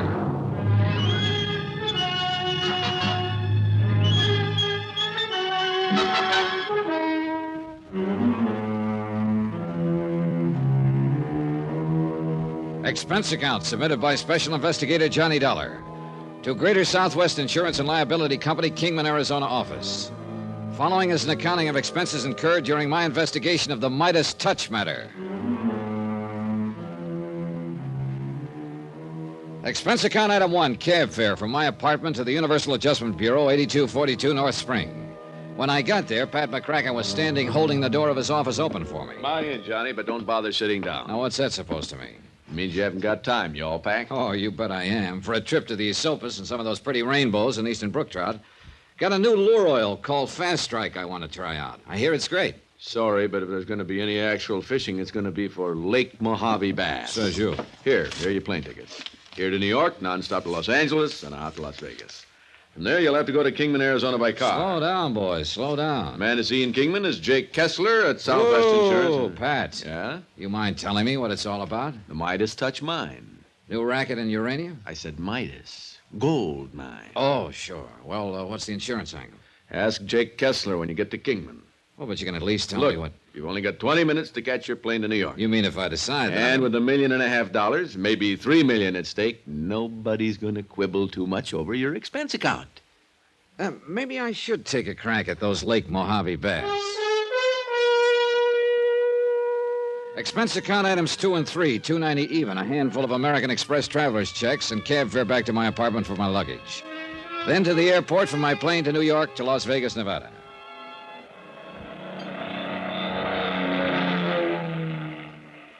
It was 11:30 p.m. when the big plane slowly glided down out of the clear starlit sky. And unless you've seen the millions, billions of stars that twinkle brightly through the clear, dry air over the Mojave Desert, you've missed a real thrill. We glided down toward the landing strip on the edge of the town of Las Vegas. From the air, the myriad multicolored lights made the fabulous resort sparkle like a field of jewels. Item 4, 30 cents phone calls to car rental agencies. They were all closed. Item 5, 65 cents per cab to the Flamingo Hotel, where I decided to spend the night and drive on to Kingman in the morning. Item 6, hotel overnight, food, and incidentals, $178.30. If you know Las Vegas, you know what that word incidentals means. 15 odd. And black. Place your bets, please. The dice are passing. All right. There we go. 6 to the point. I'll say this much. I tried to make some expense money on the side, but, well, I guess I shouldn't have tried to cover so many of the gambling joints. If I'd stayed at the Flamingo, where I'd always made me a buck or two at the casino. But this time, Lady Luck just wasn't on my side. Anyway, well...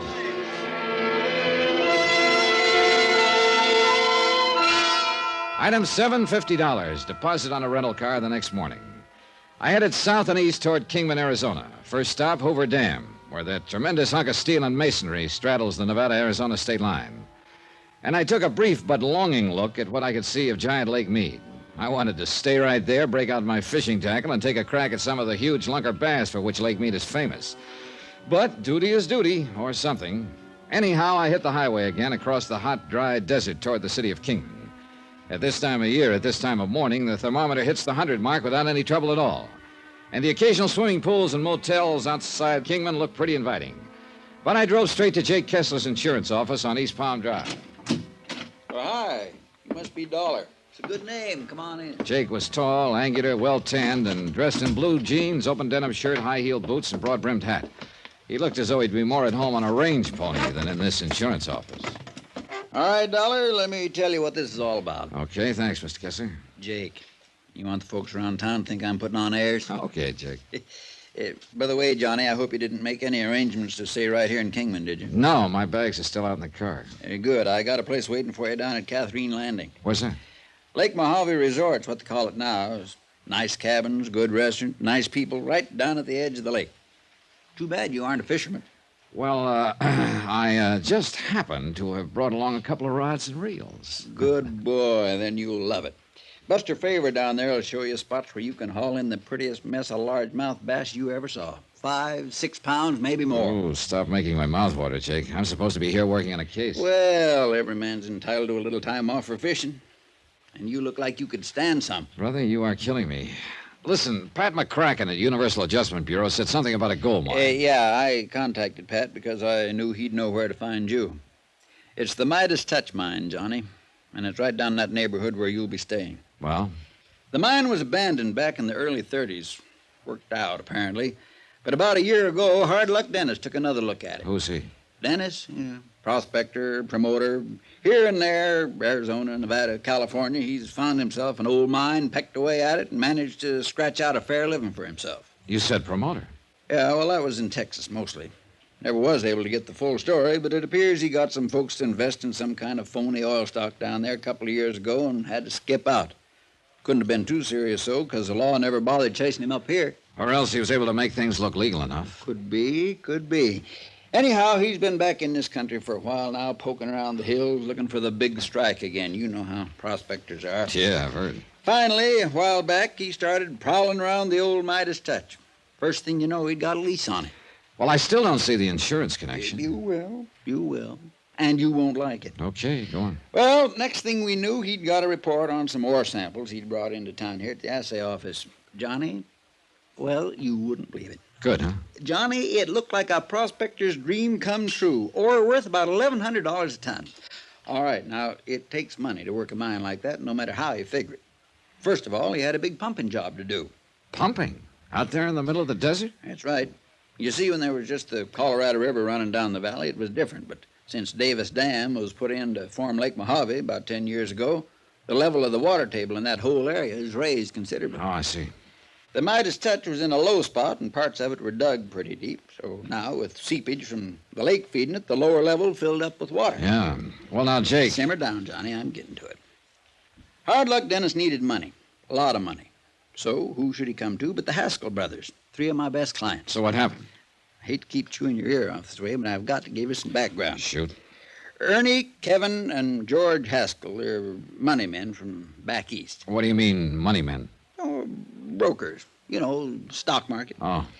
They made themselves a big pile of dough, got the usual ulcers doing it, and then decided to give up and get as far away from New York as possible. I don't blame them. But But when they got out here, instead of just retiring and taking it easy, you know, much as you might like it at first, you can get pretty bored just riding around on horseback and hunting and fishing all the time. Get tired of fishing? Huh? Nothing. Go on. Yeah, well, after a few months, they decided they'd have to have something to do with themselves, or at least something to occupy their minds, so they bought up the old Too Lazy 2 ranch. Cattle? 80,000 acres north of Easton here. Not very good grazing land, but enough to keep 200-300 head of beef alive, and with Alex Bundy as their foreman, they did all right. Well, now let's get down to... Gentlemen ranchers, they called themselves, and that's just about what it amounted to. They built a nice house on the property, settled in it, and... well, not much work, but just enough worry and responsibility so that time didn't hang too heavy on their hands. Now, all their insurance is with my company. The Straight Life, that is. $500,000 apiece. And you're afraid something's yes, gonna... Yes, sir. $500,000 each and double indemnity. Wow. $1 million apiece in case of death by accident. Right. Accident.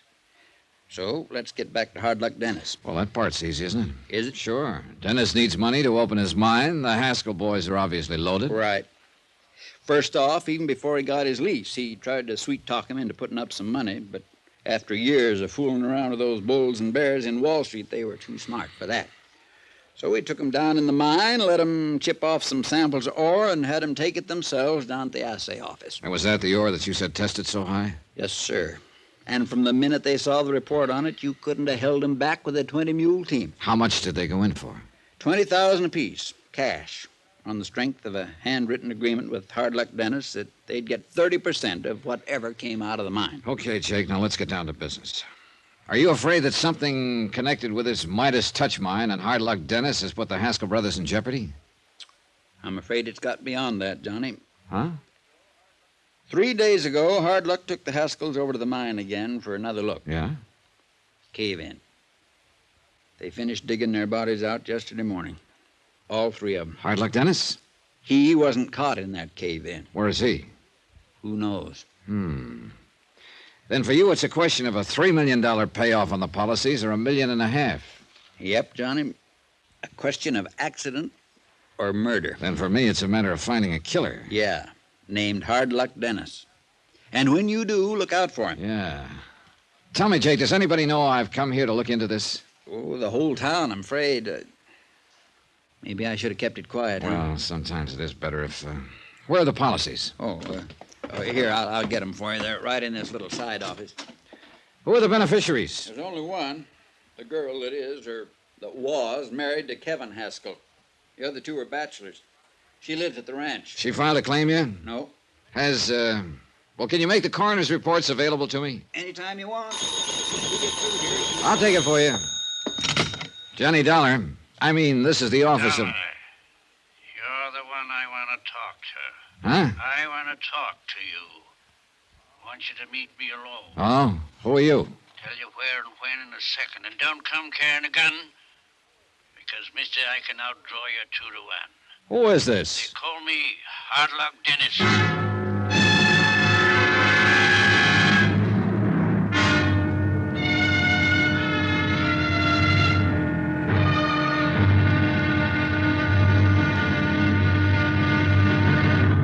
Now, here's our star to tell you about tomorrow's intriguing episode of this week's story. Tomorrow, I find that one of the fishermen who hangs around Lake Mojave is a character called Death. Join us, won't you? Yours truly, Johnny Dollar. Yours truly, Johnny Dollar, starring Bob Bailey, is transcribed in Hollywood. It is produced and directed by Jack Johnstone, who also wrote this week's story. Be sure to join us tomorrow night, same time and station, for the next exciting episode of Yours truly, Johnny Dollar. Roy Rowan speaking.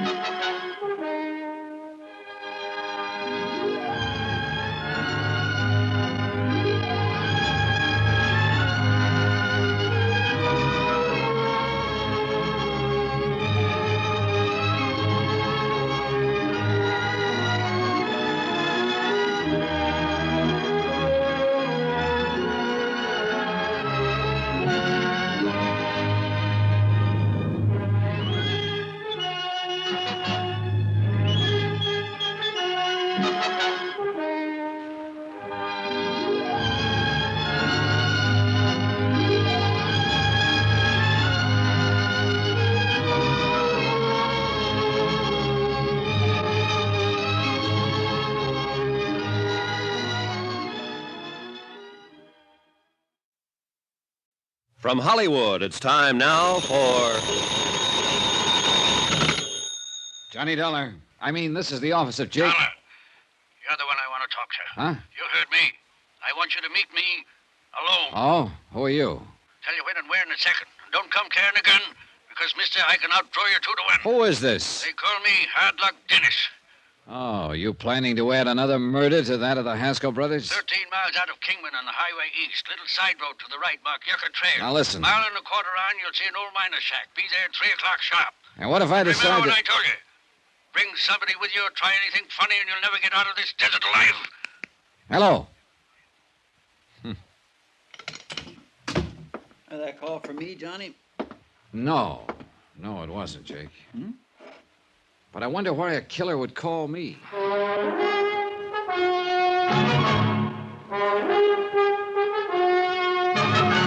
Tonight and every weekday night, Bob Bailey in the transcribed adventures of the man with the action-packed expense account, America's fabulous freelance insurance investigator. Yours truly, Johnny Dollar.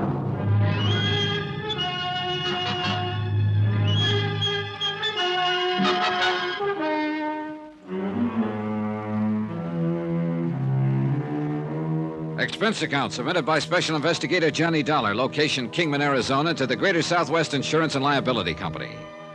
Following is a report of expenditures during my investigation of the Midas Touch matter. Jake Kessler, local representative for Greater Southwest Insurance and Liability, had laid it out pretty clearly. The 3 Haskell brothers, prosperous gentlemen ranchers, had taken out life policies totaling $1.5 million double indemnity, which meant that their death in what was supposed to look like an accident at the bottom of the Midas Touch mine could cost Southwest a cool $3 million. And the finger of suspicion pointed straight at one Hard Luck Dennis, prospector and promoter. It was in Jake Kessler's office that I'd received the phone call from Hard Luck. Where did Hardluck tell you to meet him, Johnny? Oh, I'll find it all right. Where? Look, I think I'd better handle this alone, Jake. Johnny, he's being hunted by every available policeman here in Kingman. He's a killer. Like I told you, he got $20,000 apiece from the Haskell brothers, cash. Then took 'em down to the Midas Touch and caved it in on 'em. All right, even supposing that he did. Why would he do it? Well, daggone it, that's as obvious as those two heads you're wearing. The mine is worthless. How do you know? Because smarter people than him gave it up over 20 years ago. I thought you told me the ore samples he brought out assayed at $1,100 a ton. Oh, now, look, Johnny, you know as well as I do that there's more ways to salt a gold mine than there is to skin a cat. You have any proof that Hardluck salted that one? No, but Tad Harding will. Who? Captain Tad Harding, police. He hasn't lived out in this country all his life for nothing. Where's Harding now? At the Midas Touch. But when he gets back here, you see him. He'll show you that I'm right.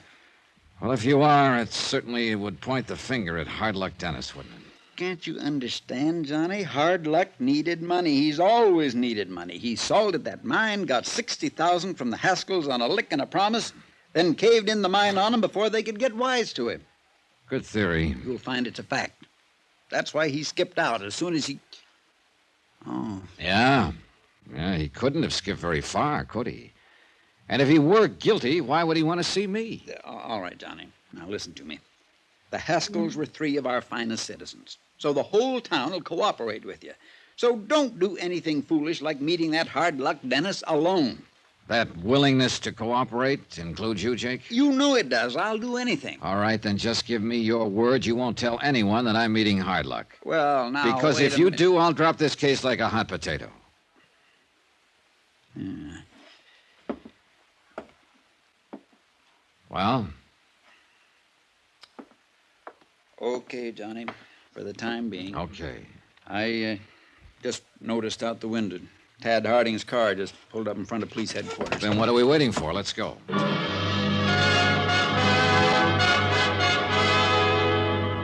Captain Tad Harding turned out to be a tall, well-built, cool-headed man of about 40 who impressed me as being able to cope with any situation that might arise. He bore out everything Jake Kessler had told me about the Haskells and about Hardluck. And he added 2 new and very important bits of information. One, that he'd found nothing whatsoever to indicate that the Midas Touch had been salted. On the contrary, he'd picked up some very rich chunks of ore. 2, he'd learned the probable cause of the cave-in and what it meant. I told you it was murder, Johnny. I told you. Tad Harding had found a length of wire rope, one end wrapped around the spool of a powerful hand winch. The other end had very obviously been tied around a pillar, a thick pillar of rock and gravel that had been dug around so as to leave support for the ceiling of a horizontal shaft. Jake and I walked back to his office. That's it, Johnny. No doubt about it. No doubt. A few quick turns of the handle on that winch, the pillar came down and the roof caved in. I'll have to admit it certainly looks that way. Well, at least the company's off the hook for $1.5 million of the insurance. If we can prove that somebody operated that winch while the Haskells were down there. Now, look, And Johnny, that means finding that person. I'm satisfied it was murder. Would the courts be? The court. Sure. When the claims on these policies are filed, they'll be for $3 million on the basis of double indemnity for accidental deaths. You can bet your last penny on that. Claims haven't been filed yet, have they? Oh, no. Well, I hope we'll have time before they are. Time? To prove it was murder by producing the murderer. You still plan to see and talk to Hardluck Dennis? Yep. Alone? Yep. When? Sometime soon. When, Johnny? Tell you all about it after I've seen him. Johnny, it's Say, dangerous. look, if I'm going to stay at that place you told me about over at Lake Mojave, I may as well go and get settled, huh? How do I get there? I'll drive you over, Johnny. No point in that. I've got my rented car. Well, you'll probably want to be seeing the mine, too. Maybe I can be of help to you.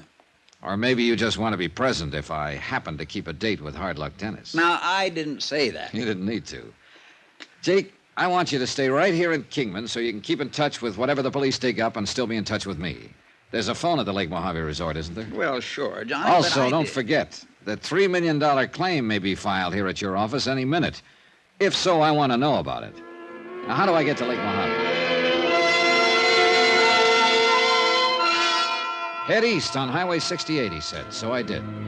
And 13 miles out of town, I found the little side road, Yucca Trail, that Hardluck had described over the phone. The next mile and a quarter was about the worst driving I ever encountered. This was nothing but an old wagon trail. Several times the crankcase and rear axle scraped on boulders in the middle of it.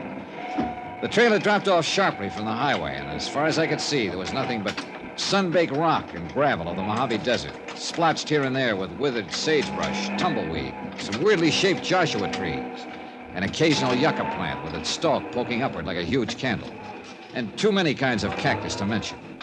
All of it surrounded by bleak needles and crags of rock, by high plateaus and mesas. The going got so bad, I'd almost decided to get out and walk when I spotted the old miner's shack that Hardluck had named as our meeting place. As I approached it, I could see no sign of life around it. Hello? Anybody here? Hardluck Dennis? Hello? Nothing. No one. No sign of life at all, huh? The sudden movement at the corner of the shack was nothing but an ancient desert turtle plodding at what he probably thought was breakneck speed toward a shady spot under a sagebrush. Hello? Hardluck?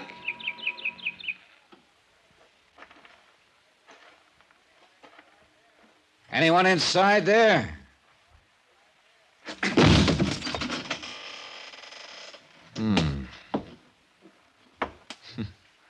Well... That's mine. What? Should have looked round back of this shack while don't reach for anything, mister. Hardluck? Dollar? Yes. Yeah.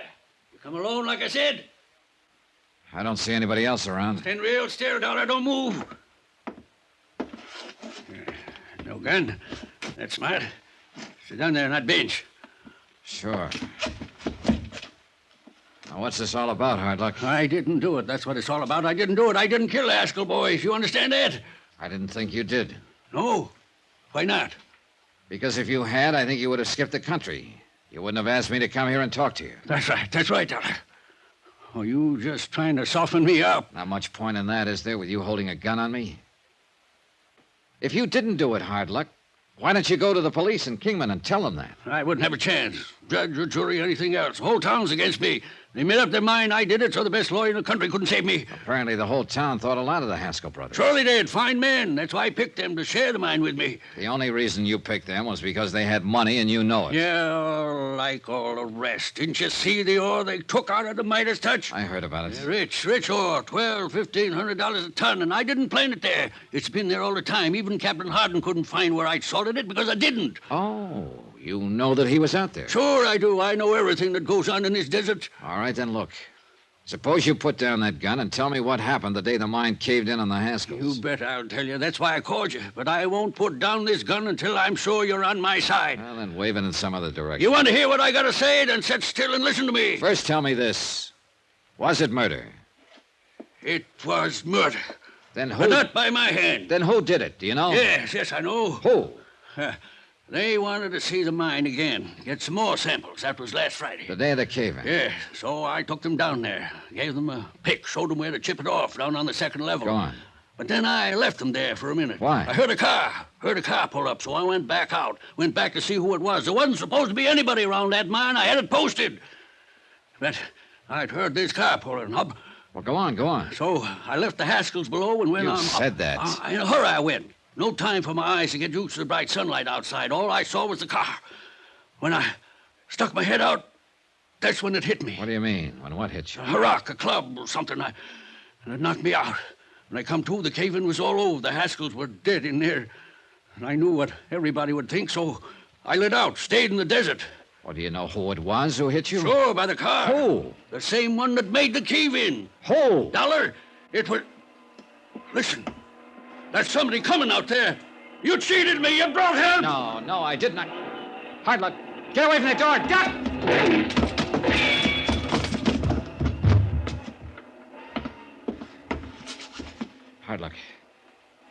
Hardluck. Yeah, I guess they named you right.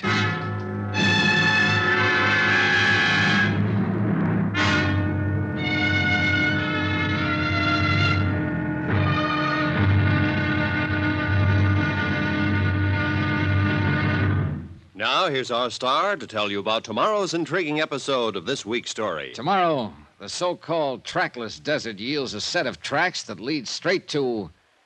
But if I told you, you'd know, wouldn't you? So join us, won't you? Yours truly, Johnny Dollar.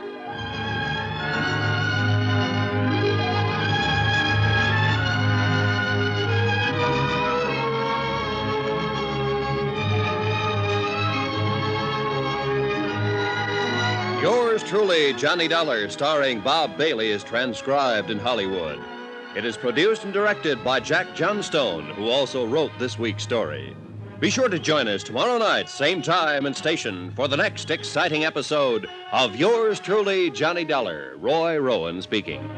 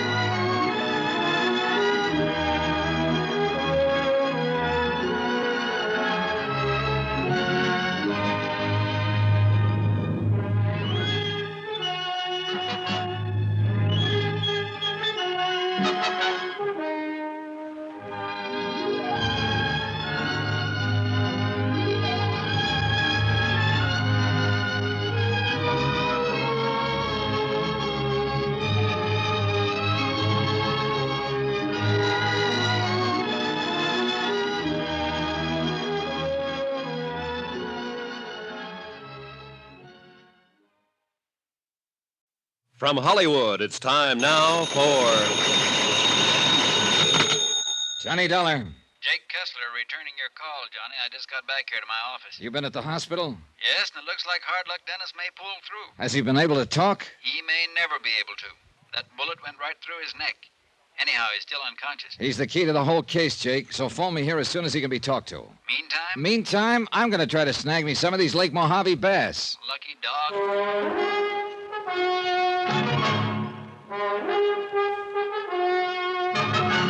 Tonight and every weekday night, Bob Bailey in the transcribed adventures of the man with the action-packed expense account, America's fabulous freelance insurance investigator. Yours truly, Johnny Dollar.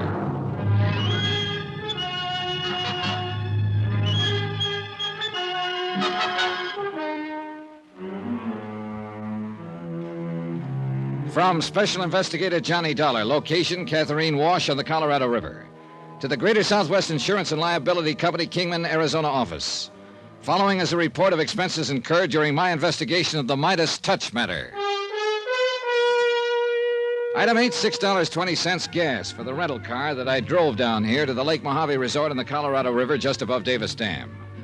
And what a place. Modern, comfortable cabin within spitting distance of the lake itself. Good restaurant, tackle shop, dock. In fact, everything to make a fisherman happy and to help him fight it out with the lunker bass that inhabit the 60-mile-long lake. But much as I wanted to fish, I had other things to do. First, I wanted a good look at the Midas Touch mine. On the advice of the manager, Ham Pratt, I took along Buster Favor, general factotum of the resort. I liked Buster immediately. Short, stocky, cheerful, and with keen eyes that took in everything that went on about him. Little side road to the left, Johnny. Okay. So old Hard Luck Dennis got shot up, huh? Yeah, apparently because he knew too much. You see, when that cave-in occurred at the Midas Touch and killed the Haskell brothers... Hey, you better go into second gear on this road. Okay, right. Why, Hard Luck was the only person known to have been there with them. Couple that with the fact he just got $60,000 from them to reopen the mine. Well, that mine's worthless, Johnny. So I understand. Anyhow, naturally enough, everybody decided Hard Luck had done it. You know, before the brothers could get wise to him. He's a funny old character. Pretty nervous when I saw him. He almost took a shot at me a couple of times when he didn't like something I said. But instead, he got it. Yeah. While he was just prospecting, he was all right. Managed to get enough out of the ground here and there to live on. Some left over for a Saturday night binge now and then. Hey, you see the workings up ahead? Right. But when he couldn't seem to make a big strike like every prospector tries for... That's when he tried finding suckers for some of his fancy promotions, huh? Yeah.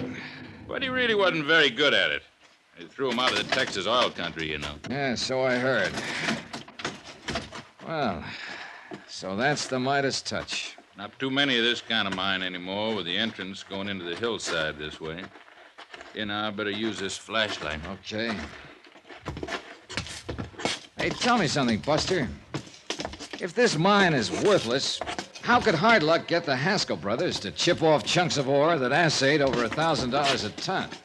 Well, I got kind of a theory about that. Let's see if I'm right. Everything's so covered up with dust down here, not having been worked for years, it ought to be easy to see where they knocked off chips for a sample to take back. Well, what are you doing down here? Holy smoke, that's a rattler. Yeah. Guess he decided to get in out of the hot sun out there. Well, here, I'll find a big rock or something. No, you just wait. Handle to this old pick here. If I can get him to strike at it, maybe I can grab him by the tail and... Watch it! And crack him like a whip. Oh, so help me, Buster. Sometimes you do it right, you can snap their heads right off. Got to be careful, though, not to snap that head against your own self. Oh, brother. Yeah, I can see what you mean. No chance of somebody having planted that snake down here, is there? You mean like the scorpion in the monument? Huh? You know, those little neat piles of rock you see here, there in the desert, 2-3 feet high. I thought those were where some prospector had staked a claim. Markers. Yeah, they are. Monuments, they call them. In the old days, they always did it the same way. How is that? Well, pull a couple of stones away, you'd find an old Prince Albert tobacco tin. You open the tin, you'd find two things in it. A piece of paper describing and marking off the claim, and a scorpion. Alive? As long as he stayed alive. That meant stay away, no trespassing. This is mine. Well, I'll be darned. Now, look here. Here, Johnny, on this pillar. That was the pillar that was left by digging around it to hold up the ceiling. Oh? You see where some of it was knocked off with a pick? Yeah, Hey, wait a minute, Buster. That looks like yellow... That looks like gold. That's what it is. Then this mine is rich. No, Johnny. You mean the only gold ore left down here is in these pillars? That's right. And without them, the roof would cave in. Well, couldn't it be shored up with wood? Why? Only 2, 3, 4 of these left down here. Probably not more than a ton in all. Not worth it. Oh, yeah, I see. But worth using it to bring in the suckers. Yeah. Well, now you want to see how they cave in on the Haskell. Now, what in the Sam Hill is this doing down here? This winch and length of wire rope. Isn't that the answer to the cave-in? Tad Harding over at headquarters in Kingman seemed to think so. Yeah, sure. Somebody used it to pull down one of the pillars. But, Johnny, a winch of this type hadn't got any place in the mine. Where would a rig like this be used? Well, every ranch in this whole area probably has a couple. Cattle ranch? Yeah, that's right. That gives me an idea. About who did it? At least it gives me a lead to an idea. Or at least the kind of questions to ask Hard Luck Dennis. Well, I thought you said he was still unconscious. Yeah, so I'll have to wait. Well, let's get out of here. What do you plan to do now? Oh, just wait, I guess. And do some fishing while I wait. Oh, now that's right down my alley. Only first I'm going to knock off a bit of this ore for a souvenir. Yeah, this old pick ought to do. Well, now take it easy, John. I said take it easy.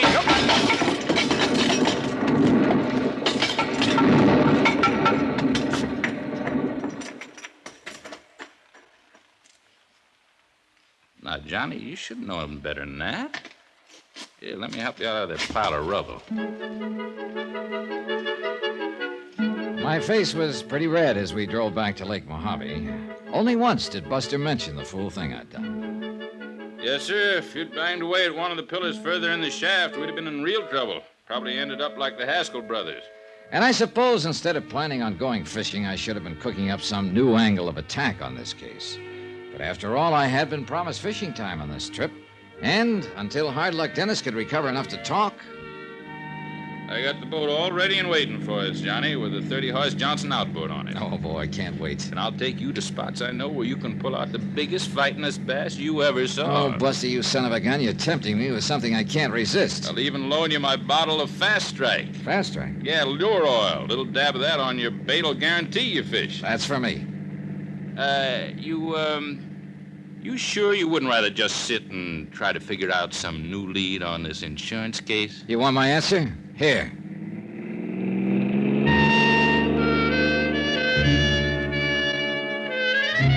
But, as luck would have it, Ham Pratt was standing down by the dock waiting for us with a message for me. Call Kingman operator number 37. I made the call. This is Jake Kessler, Johnny. How's the fishing? Well, if it wasn't for the message from you, I'd be out on Lake Mojave right now. So if that's all you want to know... Johnny. Yeah? I put in this call to you over 2 hours ago, when Hard Luck Dennis first came to. He has? Yes. The doc says he's going to be okay. Has he told you anything about who shot him up? No. He won't talk to anybody but you. Says you're his only friend. Okay, Jake, I'm on my way. In a half-hour flat, I was back in Kingman at the Mercy Hospital on the edge of town. Hello, Hard Luck. Johnny Dollar. That's right. Glad you came. Only one I trust. Not like people around town. They hate me. Wow. Knew he'd try to get me, Johnny. Who? Probably seen me going back to the mine. Knew I'd recognize that winch he left there. The winch that was used to pull down the mine pillar caused the cave-in? That's right. A lot of winches like that on the ranches. But only Alex. Only he used that particular make. Royal Standard. Alex who, Hard Luck? Bundy. Alex Bundy. Alex Bundy. Foreman at the Haskell's Ranch? The Too Lazy Two? Yes, Alex. But why? In love. Kevin Haskell's wife, Dora. Okay. Will you tell the police, the court, all this when the time comes? If you say so. If I live. You'll live all right. The doctor says you're going to be fine. You're going to be okay. Now, is there anything you want? Anything I can have sent up here to make you more comfortable? No, thanks, Johnny. Just come and see me, will you? Sure. Thanks. I guess you're the only real friend I have. Just why he felt that way, I don't know. Perhaps it was because he needed a friend. I decided I'd better let Jake Kessler in on what I'd learned and incidentally ask him for directions to the Too Lazy Two, so I drove on over to his little second-floor office on East Palm Drive. Alex Bundy, huh? Yeah, that's what Hardluck says. And with his testimony to back me up when I find Alex, we'll have a case, a good case. Which means, by the way, that your company won't have to pay off an additional $1.5 million for double... What's the matter? Shh, wait a minute. Yeah, Jake, I'm going on over and do a bit of fishing in Lake Mojave. What under the sun? Buster Favor promises to get me a limit of the finest bass you... What is it, Johnny? What are you doing? Somebody was outside that door listening to us, I'm sure of it. Well, who? Here, look, there he is, going down the street. Recognize him, Jake? Where, Johnny? Where? It's too late. He got around the corner. But if it's who I think it is, yeah, he must have heard all that was said in here. Alex Bundy, huh? What's your guess? I've been thinking, Johnny. Yeah? Old Hard Luck Dennis has been the key to this whole case right from the first. He still is, more than ever after what he told me. All right, then. Excuse me. Jake Kessler speaking. Oh, hello, Chief. I was just... Huh? What? Oh. What's the matter, Jake? What's the matter? You look like you've seen a ghost. I was Tad Harding at headquarters. A fire escape outside the room at the hospital. Huh? Somebody climbed up the fire escape, used a bailing hook. Oh. Yeah. He's dead now. Hard luck.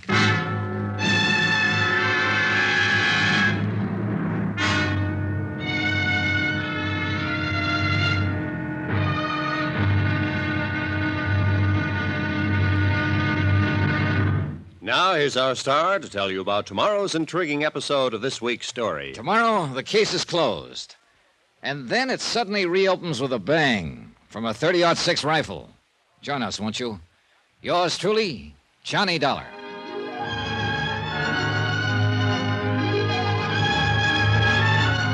Yours truly, Johnny Dollar, starring Bob Bailey, is transcribed in Hollywood. It is produced and directed by Jack Johnstone, who also wrote this week's story. Be sure to join us tomorrow night, same time and station, for the next exciting episode of Yours truly, Johnny Dollar. Roy Rowan speaking.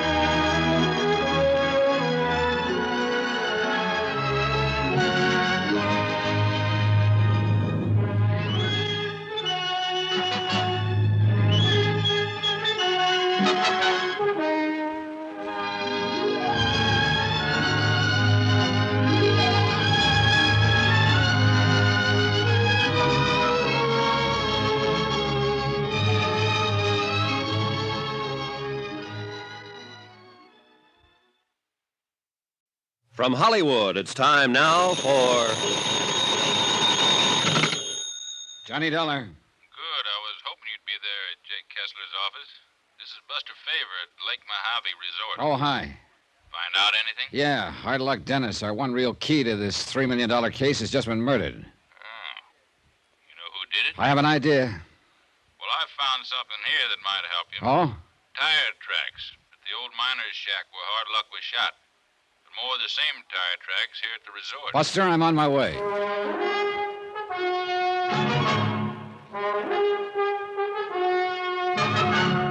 Tonight and every weekday night, Bob Bailey in the transcribed adventures of the man with the action-packed expense account, America's fabulous freelance insurance investigator. Yours truly, Johnny Dollar.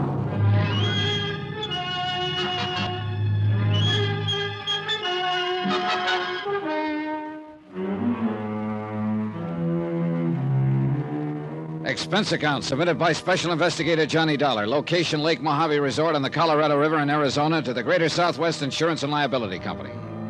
Following is an accounting of expenditures during my investigation of the Midas Touch matter. Item 9, 6:30, a stop at the sign of the Flying Red Horse for gas for my rented car to get me from Kingman, Arizona to Lake Mojave Resort. About a mile short of the lake on the winding road that led in from the main highway, I found Buster waiting at a spot where an old wagon trail cut off to the right. Right over here, Johnny. Clear as crystal. Hiya, Buster. You see him here? These tire tracks in the sand? Well, oh, yeah, sure. You see? 3 of the tires. Look here, where the car turned to get around this rock. Yeah. 3 of the tires were pretty good. Had those big knobby treads. But this one, right front's almost worn smooth. Or is it the left rear? Oh, it's right front, Johnny. Car was going north, out into the desert. Huh? Tell by the little skid on this turn. Buster, you read tire tracks like some people can read footprints. Oh, that's just practice. Anyway, these are the same tracks that I found by the old shack where you met Hard Luck and he got shot at. Then let's get into my car and follow these up. Oh, whoa, Johnny. Nothing but a Jeep could get over this trail. Well, where does this trail pick up a highway again? It doesn't. Winds around for 8 or 10 miles and ends up in the lake over by the southwest corner of the fence line on the Two Lazy Two ranch. Then our best bet is to drive over to the Two Lazy Two. Except for one thing.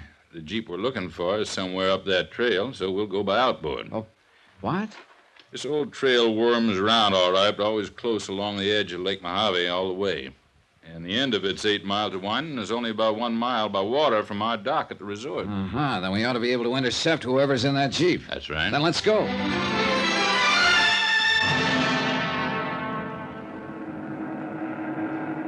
Lake Mojave was clear and calm and beautiful. Perfect for fishing.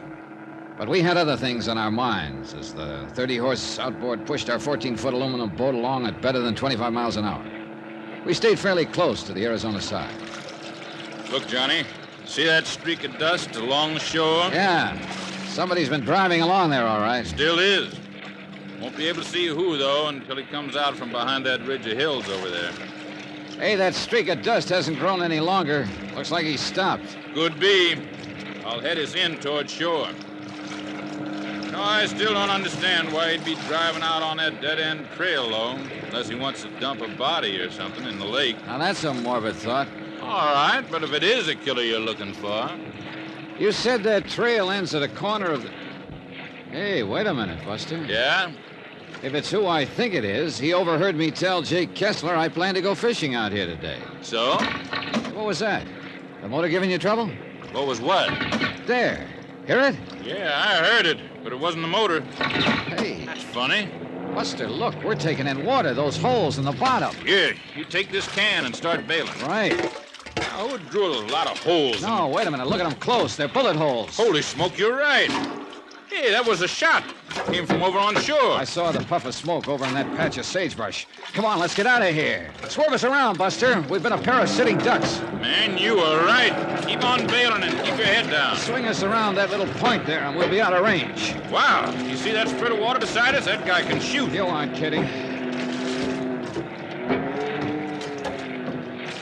Okay, Buster, you can ease her up now. We're out of his line.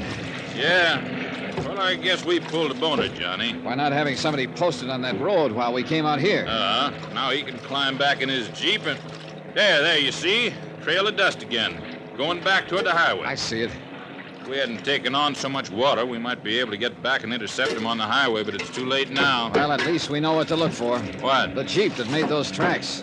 Well, isn't that kind of like looking for a needle in a haystack out in this country? Buster, I think I know exactly where to look. I believe I must have bailed a good 5 gallons of water out of that boat by the time we reached the dock. Then Buster insisted on going along as I headed back up the highway toward Kingman. We stopped where the old trail cut in, only long enough to see if the Jeep tracks had come back on the highway. They had.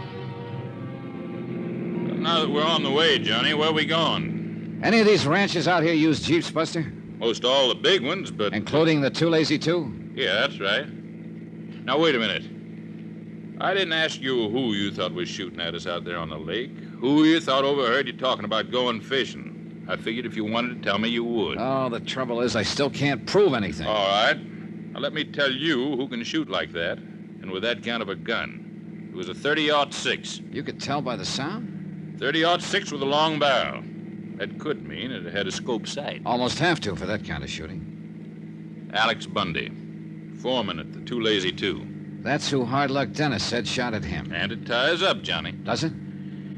He got a few too many under his belt one night at a dance party in Kingman. Yeah? Started yapping his head off about how a lot of soft-living millionaires from back east could come out here and own the place while he had to do all the work. It wasn't fair. Worm would turn sometime, even if he had to help it turn, and he'd be the one who counted the money.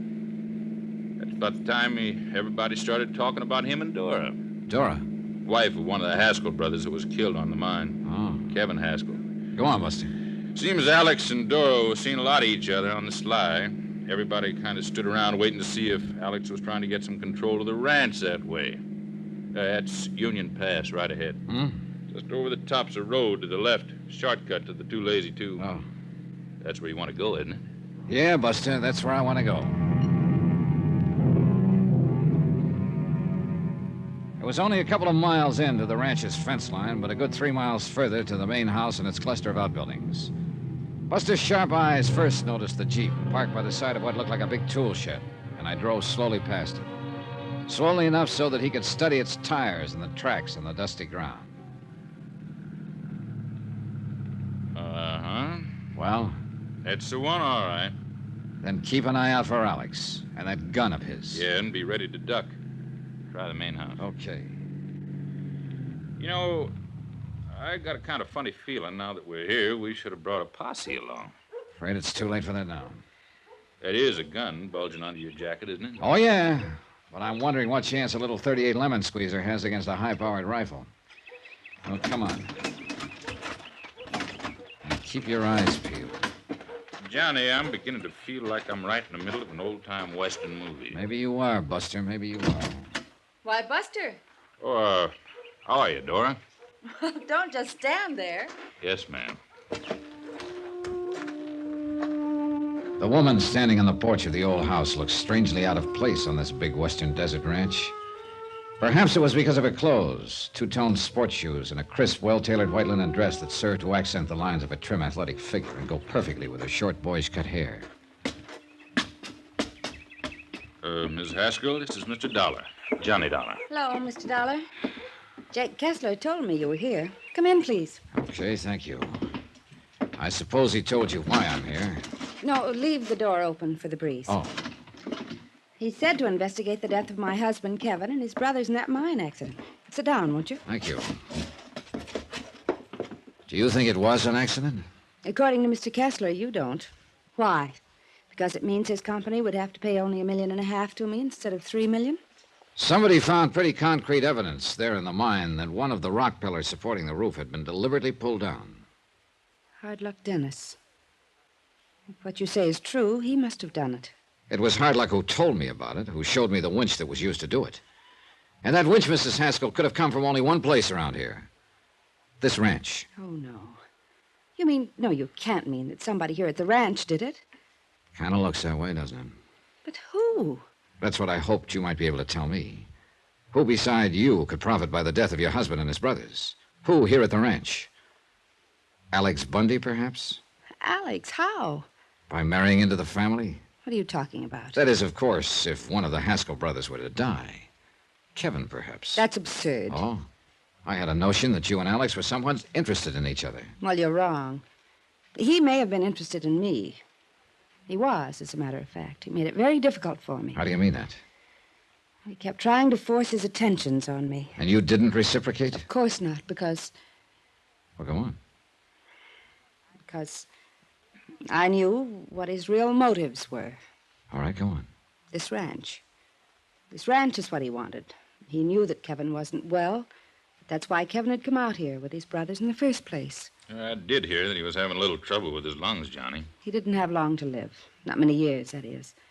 Even in this hot, dry air. So Alex did it. Well, it sure looks that way, doesn't it, Johnny? What led you to look for him here? It was Alex Bundy who shot up Hard Luck Dennis. Then somebody overheard me say I was going fishing down at the lake.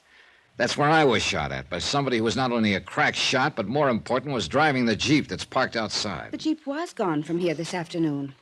Do you know where Alex Bundy is now? He must be somewhere around the ranch. And you must get him, Mr. Dollar. I'll help you. I'll help you find him. But don't go unarmed. Here, I'll give you one of my rifles. Hey, that collection of high-powered rifles is yours? Yes, at a national rifle team in college. Here. I'll give you ammunition. And Buster, you take one. This 30-30. Now, I don't know, Mrs. Take it.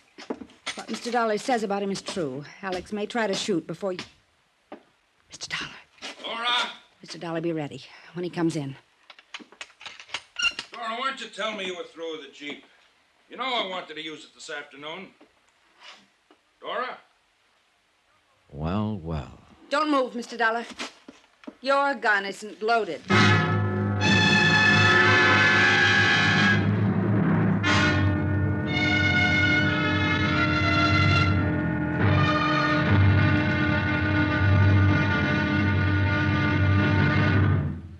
Now, here's our star to tell you about the final intriguing episode of this week's story. Tomorrow, well, sometimes justice is done by strange and devious means. Join us, won't you? Yours truly, Johnny Dollar.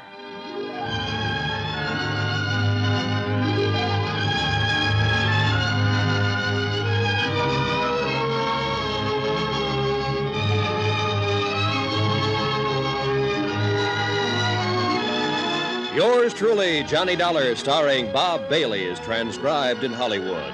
It is produced and directed by Jack Johnstone, who also wrote this week's story. Be sure to join us tomorrow night, same time and station, for the next exciting episode of Yours truly, Johnny Dollar. Roy Rowan speaking.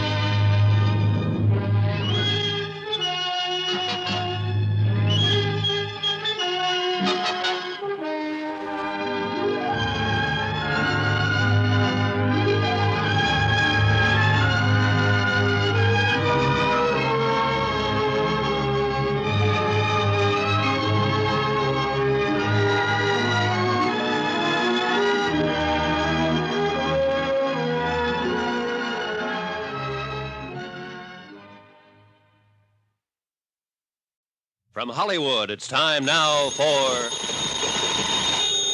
Johnny Dollar, answer it. Answer it!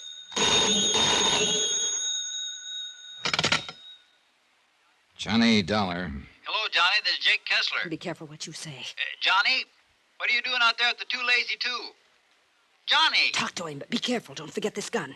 Why, Jake, what's on your mind? $3 million of insurance. Dora Haskell's filed a claim on the basis of accidental death. So unless you can come up pretty quick with proof the Haskell brothers were murdered... Jake, I have a funny feeling I'm looking at that proof right now. Careful. You mean there at the ranch?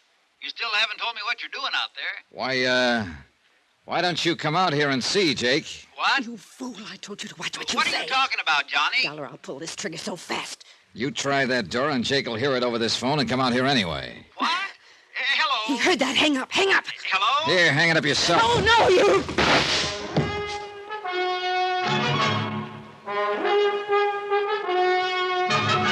Tonight and every weekday night, Bob Bailey in the transcribed adventures of the man with the action-packed expense account, America's fabulous freelance insurance investigator. Yours truly, Johnny Dollar.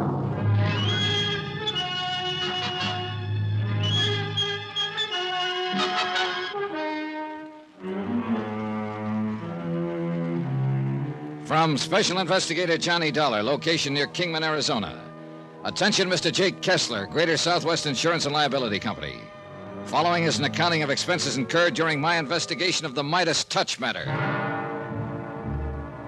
Proof that the Haskell brothers were murdered rather than killed accidentally in the cave-in at the Midas Touch mine could save Greater Southwest a cool $1.5 million.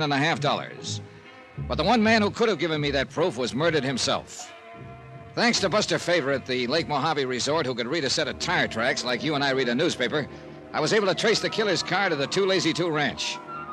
And there, the evidence all pointed to the foreman, Alex Bundy. However, when Alex appeared at the ranch house, he also put the finger on Dora Haskell. That's when your phone call came in, Jake. And that's when... Oh, no, you don't know! Thanks, Buster. Yeah, well, I kind of hate to hit a woman that way, but she wouldn't have missed with that rifle. Matter of fact, she didn't. She creased her arm there just above... Oh, forget it. First of all, let's take this gun off. Don't touch it. Oh, that's right, Alex. Kind of forgot about you. Now, why don't you put that thing down before you make the same mistake she almost did? It won't be a mistake, Dollar. Now, look, Alex. Shut up, Buster. You should have known better than to mess around this whole thing. Maybe you're the one who should have known better, Alex. According to Dora here a few minutes ago... I heard her. I heard from outside the window. Heard all of it. And she lied. Keep an eye on her, Buster. Yeah, sure. Just stay where you are. Stay away from that gun of hers, too. Look, Alex, why don't you just calm down? She lied. She was the one who shot at you down at the lake, not me. But it was you who shot up old Hard Luck Dennis when he tried to talk to me. Sure I did. I had to. He was going to tell you it was me that caved in the Midas Touch on the Haskell brothers. He did tell me. Sure, he was going to tell you. I know he was. And I had to stop him. Wouldn't you have stopped a man who was trying to put a noose around your neck? Will you listen to me? That's why I had to kill him there at the hospital when he was well enough to talk some more. He would have put the finger on me. I tell you, he already had put the Sure finger. he would. I know he would. And I had to stop him. But it wasn't my fault. It wasn't my fault, Dollar. She was lying to you. I heard her outside. I heard. She was trying to lay it all on me, but she's the one, not me. In spite of your murder of Hard Luck. I had to. Don't you understand me? I had to. Look, why don't you put down that gun and listen? She's the one all the way from the start. I'm not dumb, Dollar, but she was smarter than me, and she kept getting me in deeper and deeper. I'm a good ranch foreman, Dollar. See for yourself what I done for the Too Lazy Two. But this kind of thing I don't know about. So she got me in deeper and deeper right from the start. Just how did it start, Alex? I'll tell you. I'll tell you how it started. I got drunk one night over in Kingman. So I heard. Made a lot of foolish talk about wanting the Too Lazy Two for myself. Any foreman wants to have a big ranch of his own. Any of them. Ask him. You ask him. Isn't that true, Buster? You know. Alex, give me that. No, stay back. You stay back. I want him to know. I want him to know everything. She heard about what I'd said, understand? Then she came to me, sweet-talked me. Said I could own the Lazy Two. Along with her. Made it sound so wonderful, just me and her. But then when she started plotting how to get rid of her husband, well, she thought he was going to die when he came out here, but he didn't, see? So she started plotting how to get rid of him. And I was scared about that. But she told me I was already in it on account of I knew about it, so I better help her. So what else could I do? And all the time she kept me thinking how wonderful it would be, just me and her. Do you know what that means to a man, Mr. Dollar? Well, I can... So I helped her with the boat. You know the time, Buster. You mean when the Haskell sank during the windstorm out on the lake? Yeah, because I fixed the boat. I took out the flotation tanks and weakened the transom, so any kind of strain it would sink, and it did. Brother, you're in so deep. But you went after him. You saved him, didn't you, Buster? Yeah, I guess I did. So, but then I wasn't too deep, you see. You understand? Yeah, Alex, I understand. And I'm afraid that you're... When she thought of the mine, she made me tell old Hardluck to take him out to the Midas touch because he thought there was still gold in it. Johnny, did Hardluck tell you the door got him started on that pit? No, but he would have. That's why I had to kill him. Because he would have blamed her. And then she would have blamed me, the way she did you just now, don't you see? All she was doing was using me. You didn't come out here looking for her. You were looking for me, weren't you? Yeah, Alex, I guess we were. And if there'd been a fight, if I tried to gun you down, she would have killed me. Then she would have been in the clear, don't you see? She would have killed me the way she made me kill Hardluck. It took you a long, long time to realize it, didn't it, Alex? There were a lot of things you didn't realize. But what's done is done, and you can't ever change it. You're in so deep, there's no way out for you now. And you know it, Alex. But you're not going to make things any easier for yourself. No, get back, I tell you. I'm in so deep I can't get in any deeper. That's what you really mean, isn't it? So my only chance is to kill you and try to get away with it. Alex, now, listen. Look, boy. But before I try it, I'm going to kill her. I'm going to kill her because of what she's done to me. Listen, you crazy mixed-up guy. Sure. Maybe I am crazy. Maybe I've been crazy all along, but I'm going to kill her. You hear me? I'm going to kill her now. Oh, no, you're not... Dora! Grab her gun, Buster. Look out, Johnny! Okay, Alex. Okay, you've done it. Added one more murder to your list. And I'm glad. I'm glad I did it. Then put that gun down and listen to me. I'm gone. If you try to follow me, I'll kill you, too. Come on, Johnny. I've got her gun. No good. It's jammed. That's why she couldn't pull it on him. She did? Yeah. Well, we can't just let him get away. Here, Buster, while I make a phone call, see if you can find a gun for yourself and some ammunition. You sure she's dead? Yes. Hello, operator. Couple of 38 handguns here, Johnny. And find some ammo. Operator, get me Kingman 19970, emergency. All set with his sidearm, Johnny. You want a rifle, or do you... Jake, Alex Bundy has killed Dora Haskell and headed for parts unknown. Yeah, that's right. Call Ted Harding at headquarters. Have him put a roadblock on every highway leading from this ranch. Be sure there's a block at Davis Dam so he can't cross over into Nevada. Yes, that's right. He can phone him. By the time I hung up, Buster had my rented car started and waiting, so he took off on the main road leading from the ranch. We could still see the dust left by Alex Bundy in the Jeep. Could see that when he swung onto the highway, he'd turned right toward Lake Mojave. We saw no dust on any of the side roads, so we kept on going down toward Davis Dam, hoping that by the time he could get there, the roadblock would be set up. We'll be able to see you when we get to the top of this hill, Johnny. Good. Yeah. There, you see him? Cars across the road over the dam. That means he will have seen them. And there's only one place he could go. Lake Mojave Resort. Right. 10 is just up ahead. All right, we'll take it on 2 wheels. Glad we aren't having to track him this time. Huh? Wind's coming up. See the dust blowing off the mesas up the east end? When that east wind comes up, it comes up fast. All right, hang on. Here's our turn. Buster was right. By the time we got down to the dock at Lake Mojave, the wind was blowing a gale. The Jeep we'd been chasing was parked next to the tackle shop, and no sign of Alex Bundy. We learned the reason from Ham Pratt, general manager of the resort. Hey, Johnny, Buster, what's going on here? Plenty, Ham. Listen, Ham, did you see where... Alex Bundy came down the road like a bat out of Hades a couple of minutes ago. Where'd he go? Jumped out of his Jeep waving a rifle, tore down to the dock, and took off in his outboard runabout. Got a boat for us, Buster? Yeah, sure have. Come on. You want me along? No, 2 of us is better, Ham. We'll need all the speed we can get out on that lake. You're right. That boat of Alex's is the fastest one of the lot. 2 30-horsepower Johnsons. Here we are. Climb in, Johnny. Cast us off, Ham. Right, sharp. Fire her up. Here we go.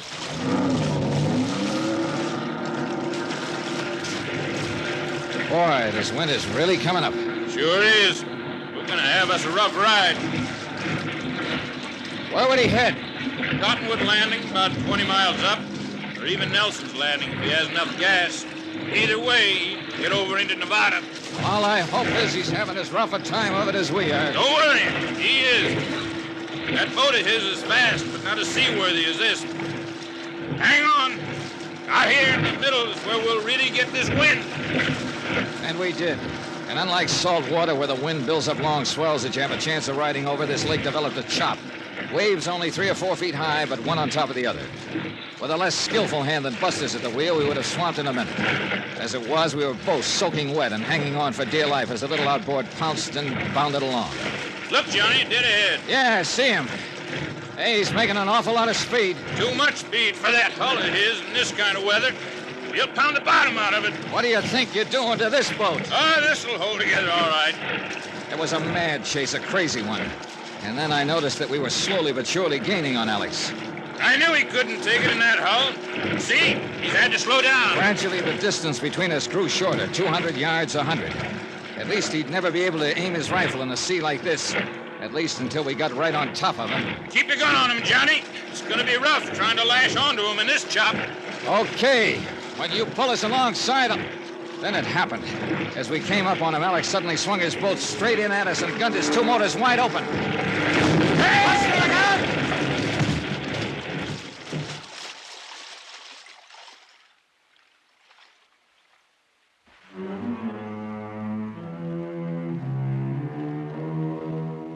That's really all there is to it.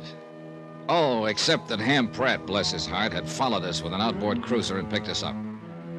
Alex, well, the shock of crashing into us must have wedged him into his boat. And with the bottom of it torn out, it sank like a rock, and he went along with it. Expense account total, including transportation back to Hartford, $978.35. Remarks? There was no question, of course, but that the Haskell brothers had been murdered. No double indemnity. And Dora's little scheme to collect a cool $3 million, well, it got her exactly what she deserved. Won't people like that ever learn? Yours truly, Johnny Dollar.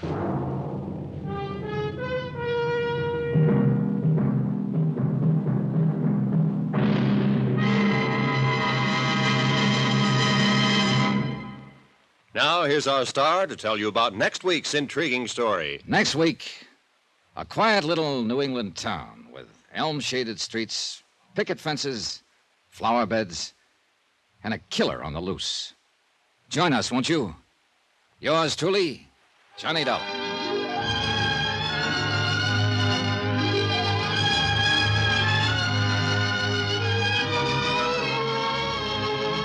Yours truly, Johnny Dollar, starring Bob Bailey, is transcribed in Hollywood. It is produced and directed by Jack Johnstone, who also wrote this week's story. Heard in this week's cast were Virginia Gregg, Johnny Jacobs, Herb Butterfield, Parley Bear, Barney Phillips, Shep Menken, and Roland Winters. Musical supervision by Amerigo Marino and Carl Fortina. Be sure to join us on Monday night, same time and station, for another exciting story of yours truly, Johnny Dollar. Roy Rowan speaking.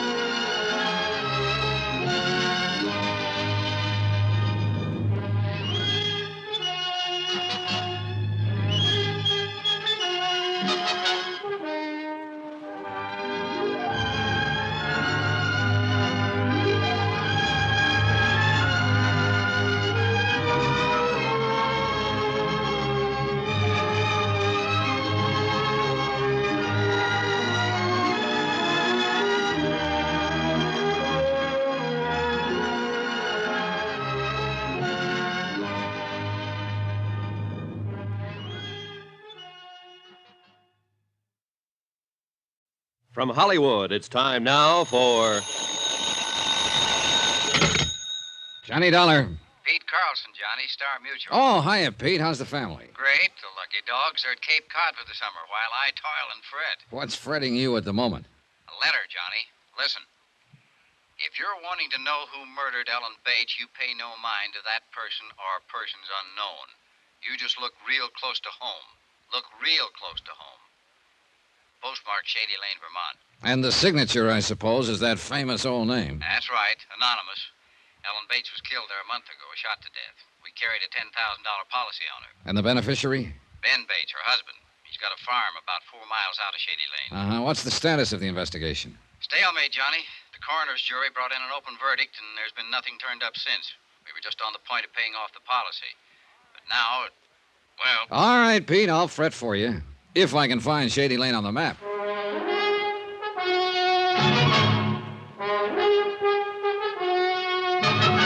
Tonight and every weekday night, Bob Bailey in the transcribed adventures of the man with the action-packed expense account, America's fabulous freelance insurance investigator. Yours truly, Johnny Dollar.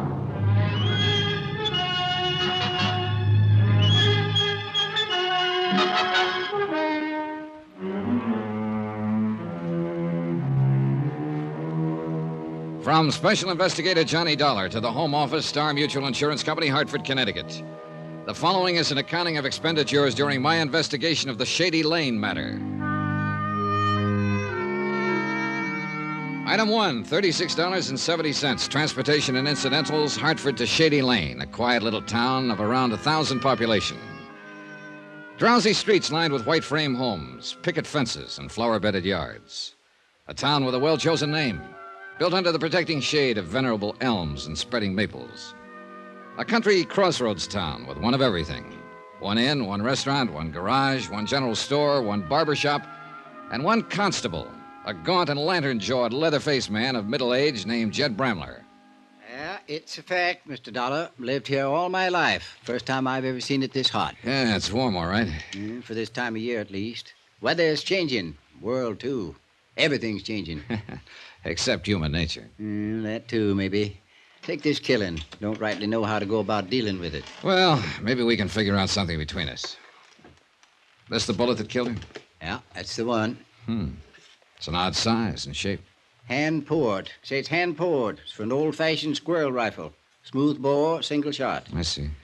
And I reckon that's about all I can give you in the way of facts, or clues, I guess you call them. Oh, facts will do.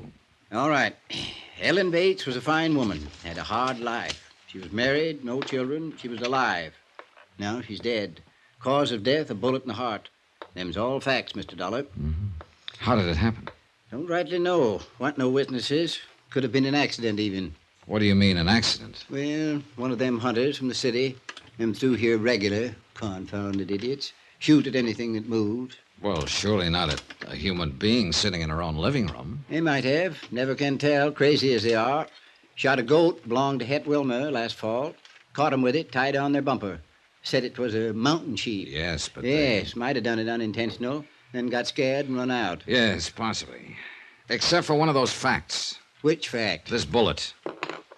Hunters from the city don't use old-fashioned squirrel rifles, Mr. Bramler. Well, I said it could have been accidental. Didn't say it was, though. I reckon somebody meant to kill her. Oh, I don't think there's much doubt of that. There ain't. Wish there was. Might not feel so danged worthless then. What do you mean? Ellen Bates was a fine woman. Hate to think of somebody killing her and getting clean away with it. Then let's make sure they don't get away with it. Got nothing to go on, Mr. Dollar. Not one lonesome thing. What about a possible motive? Haven't turned up a single one.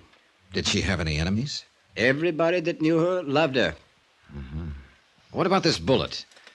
Did you have a ballistics check made? Yeah. Sent it clear to New York. They come up with anything? 6-page report. Yes, got it here somewhere. You can look at it if you want to. No need to. What was their conclusion? Same as mine. Fired from an old-fashioned squirrel rifle. Know anybody around here who might own a gun like that? Yeah, but near anybody in the township. Must be 300-400 of them rifles around. Keepsakes. Handed down. Family souvenirs. Yeah. Then that's one dead end. Couldn't be much deader. It's like I told you. Ain't no clues at all. At least none to speak of. Woman without an enemy in the world. Sitting in front of her window. Shot fired from outside the house. Woman's dead. Them's the facts. And all the facts. No. Not quite all. Eh? What do you mean? People. Persons are facts, you know. And their relations with other persons are facts. Facts that we can check on. Already told you, Mr. Dollar. Ellen Bates didn't have no enemies. The person who killed her wasn't exactly a friend. Known enemies, I mean. But she had contacts and relations with other persons, and one of them, known or unknown, was her enemy. Maybe an accidental enemy with a motive and the capacity for murder. What do you mean by accidental? Maybe Mrs. Bates saw something from that window of hers. Something that made her dangerous to someone else. Maybe she didn't even know she'd made an enemy. Yeah, might be. Or maybe it's just a matter of her death benefiting somebody. Somebody who otherwise wouldn't be her enemy. Mm-hmm. It thought of that, of course, but it don't lead nowhere. It might. I've got a letter here, Mr. Bramler. I wish you'd take a look at it. All right. It arrived yesterday at the home office of my client in Hartford. Mm-hmm. It was mailed here in Shady Lane. Nightfall and close to home. Look real close to home. Not signed, eh? No, not signed. Any idea who might have sent it? Yeah, somebody with a lot of vinegar in their blood. No, don't know. It's a fact. Wouldn't count too much on it if I was you. What do you mean? Well, like you just said, a matter of her death benefiting somebody. So? With that insurance policy like it is, the person that'd benefit most would be her husband, Ben Bates. Forget him. Why? Like you said, motive and capacity. Even if money was motive enough for Ben, he just hasn't got the capacity for murder. Forget him. Is Ben Bates a good friend of yours, Mr. Bramler? Since we were boys together. I see. Mm-hmm. Maybe you only think you see. I ain't making allowances for him. Just know him, that's all. Maybe I'd better meet him. All right. Farm's just out of town a ways. I'll drive you out there if you want. Oh, I'd appreciate that. Only one thing, though. You've got an expense account of some kind, ain't you? Sure, that's right. Why? Well, we're not exactly poor folks up here, but we ain't rich neither. And the township is kind of frugal with their money. I see. Going to have to charge you for the car expense if it's all right with you. Oh, sure. That sounds fine. Yeah, well, then. Maybe we could make a couple of other calls on the way. Who'd you want to see? Well, mostly I'd like to talk to the coroner here and... You already have. Huh? Yeah, I'm the coroner, Mr. Dollar. Well, are we ready? Expense account item 2, $3 even. Transportation in Constable Jed Bramler's car from Shady Lane to the Ben Bates farm. It was a pleasant trip. Summertime, and a country road winding among the farms, climbing lazily over the ridges. The heady, pungent scent of flax and clover, the hum of bees. But I couldn't completely enjoy it. I kept wondering how much real help I could expect from a constable who'd already made up his mind that the top suspect wasn't capable of murder. A constable who was also coroner, and for all I knew, county attorney and district judge. A constable who might even be, just an idle thought, might even be a murderer. Now, this is the Preeny farm. Ben Bates's place is the next one, about a quarter of a mile. I see. That's Martin Preeny there at the side of the road working on that fence. Might as well pass the time of day with him, I reckon. Were the Preenys and the Bates good friends? Yeah, real close. Afternoon, Jed. Martin? Township must be getting lax, letting you go gallivanting around on pleasure trips. Being paid for, Martin. Official business. This here's Mr. Johnny Dollar from down around Hartford. Martin Preeny, Mr. Dollar. Mr. Preeny? I do. That's quite a job you're doing there, Mr. Preeny. Well, a rock wall does just fine if you stack them real careful so they lock together. Looks pretty difficult. It takes a knack, no doubt about that, and work and time. But if it's dug in below the frost line, a rock wall will last a lifetime. And that's what I believe in, Mr. Dollar. Planning ahead and building right. That's a good philosophy. And then, too, a rock wall is a sight cheaper than fencing. And right there is his real reason, Mr. Dollar. A man that wastes his substance is a fool and a sinner. I believe in prudence. It's your only virtue, Martin. Fiddlesticks. We got callers, Sarah. Come on out here. No, ain't staying, Martin. Just passing. Just a minute, Martin. Just what so-called official business you on, Jed? Murder of Ellen Bates. Mr. Dollar here is an insurance investigator. He's come to look into it. I see. Well, it's a terrible tragedy, Mr. Dollar. Sad thing for the whole township, especially for Sarah and me. Yes, I imagine so. Yeah, they've been good neighbors. Fine people. Folks about to be proud to know. So I understand. Couldn't help feeling sorry for him. Just didn't seem to get ahead in spite of Ben being a good hard worker and all. And then this, on top of all the other trouble he'd had. Well, what do you mean by trouble? Afternoon, gentlemen. Come here, Sarah. Why don't you meet a friend of Jed's, Mr. Johnny Dollar, my wife, Sarah. Mrs. Brainy. Mr. Dollar comes from Hartford. Hartford. But then he's here for... He works for an insurance company. He's given Jed a hand with this Ellen Bates thing. Oh, yes, I see. Well, don't let me interrupt. I just tell him, Mr. Dollar, what good neighbors the Bates have always been. A body couldn't ask for a better friend than Ellen Bates. Mr. Preeny, you said something about all the other trouble they'd had. I was referring to Ellen's illness. Why, after that operation last year, she was pertly an invalid, you might say. Ben had to wait on her hand and foot, along with doing for the house and running the farm. A lot of time he spent taking care of her. Now, Sarah. Not half as much time as he spent hanging around that girl. What girl is that, Mrs. Preeny? Why, that little flibberty-gibbet that works at... Sarah! I'm sorry, Martin, but it's true and you know it. Mr. Dollar, I'm afraid my wife is just repeating gossip she's heard. Ben Bates is a fine young man. Any story to the contrary, idle rumors, nothing more. Well, sometimes the best way to stop an idle rumor is to check into it. If you'd care to tell me who she is. I know the girl, Mr. Dollar. Her name is Millie Wells. She's a waitress at the Shady Lane Cafe. I'd like to talk to her. You can when we get back to town. Well, folks, reckon we'd better be getting on. Hey, Mr. Dollar, Ellen Bates was a fine woman. Whoever it was killed her. I hope you get him. I believe we will. Oh, and by the way, Mrs. Preeny, the company was very grateful for your letter. My letter? I mean, how did you know it I was... didn't know. I was just guessing. Oh. Nice to have met both of you. See you again.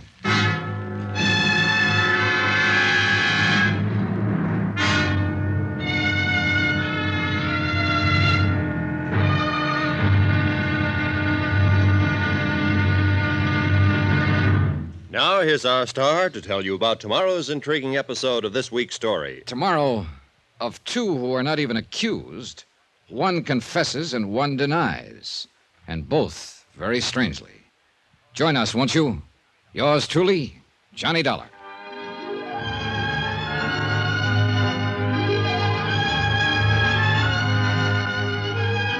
Yours truly, Johnny Dollar, starring Bob Bailey, is transcribed in Hollywood, written by Les Crutchfield. It is produced and directed by Jack Johnstone. Be sure to join us tomorrow night, same time and station, for the next exciting episode of Yours truly, Johnny Dollar. Roy Rowan speaking.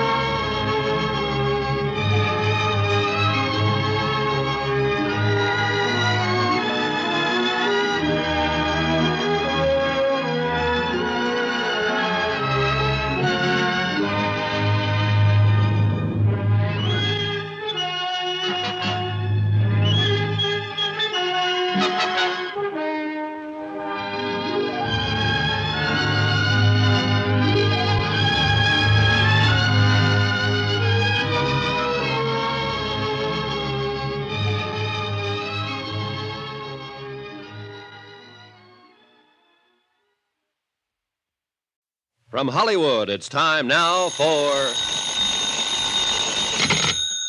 Johnny Dollar. Ready with your call to Hartford, Mr. Dollar. Thanks, operator. Go ahead, Hartford. Hello? Johnny? Yeah, Pete. A big fat expense account, and you still reverse the call. Had to. I'm phoning from a crossroads store. Look, I need a quick fact or two in connection with the Ellen Bates murder. That $10,000 policy on Ellen's life. When was it written, Pete? Oh, around 4 years ago.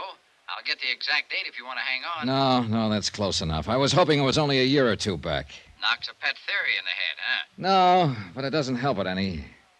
Hey, is there also a policy on the life of Ben Bates? Yeah, same amount, taken out at the same time, right after they were married. Add up to anything? A nice round 0. What do the local authorities think? The only local authority in Shady Lane is sitting outside in the car right now, and he thinks the same as I do. Which is what? We're both stumped. I'll be talking to you.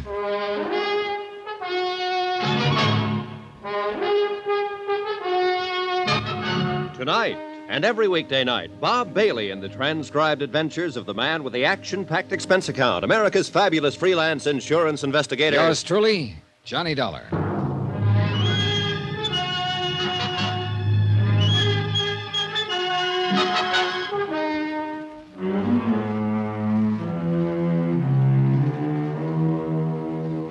From Special Investigator Johnny Dollar, location Shady Lane, Vermont, to the Home Office Star Mutual Insurance Company, Hartford, Connecticut.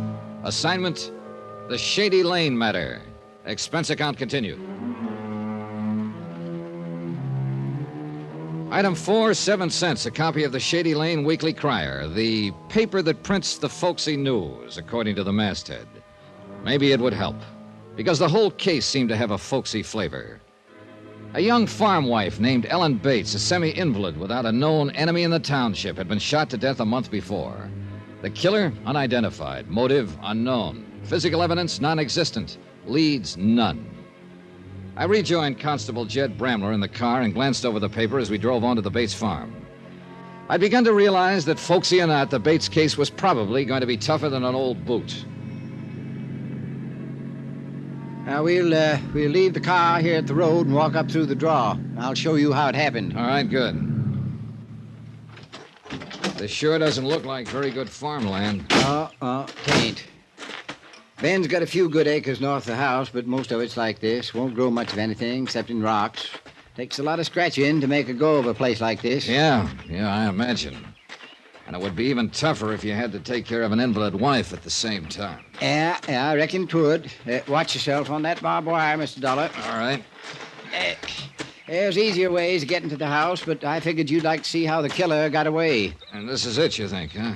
He fired the shot from cover and then... Oh, she did. All right, whichever. And then he or she ran back down this draw here and got away. Yeah, must have been seen otherwise. But here in the draw, a person would be out of sight from both houses. Either the Bates place or the Preeney's over on the other side. I'll buy that one, all right. This brush is thick enough to hide a herd of cattle. Yeah, well, once the killer got to the road, back where we left the car, might have gone any place. Yeah, that's the trouble. This case is too full of mites. Tried to pick up a trail in here, even brought in dogs, but they didn't turn up nothing. Dogs is mostly overrated anyhow. Yeah, so I've heard. Yeah, let's see now. Ought to be right about here some... yes, there we are. Over that way. Uh-huh, yeah. Yeah, I see the stake you put up to mark the place. Nope, wasn't me that put it up. It's a survey marker. But it's just about where I calculate the shot was fired from. Right about here. What was the survey for, Mr. Bramler? Highway Department. They was figuring to build a new turnpike through here last year. Fell through, though. How come? The whys of a public bureau ain't for mere man to know, Mr. Dollar. They finally picked someplace else a few months ago. Shame, too. Might have made this land worth something to Ben. Another one of those mites, huh? Now, look through the bushes there, just to the left of that big maple.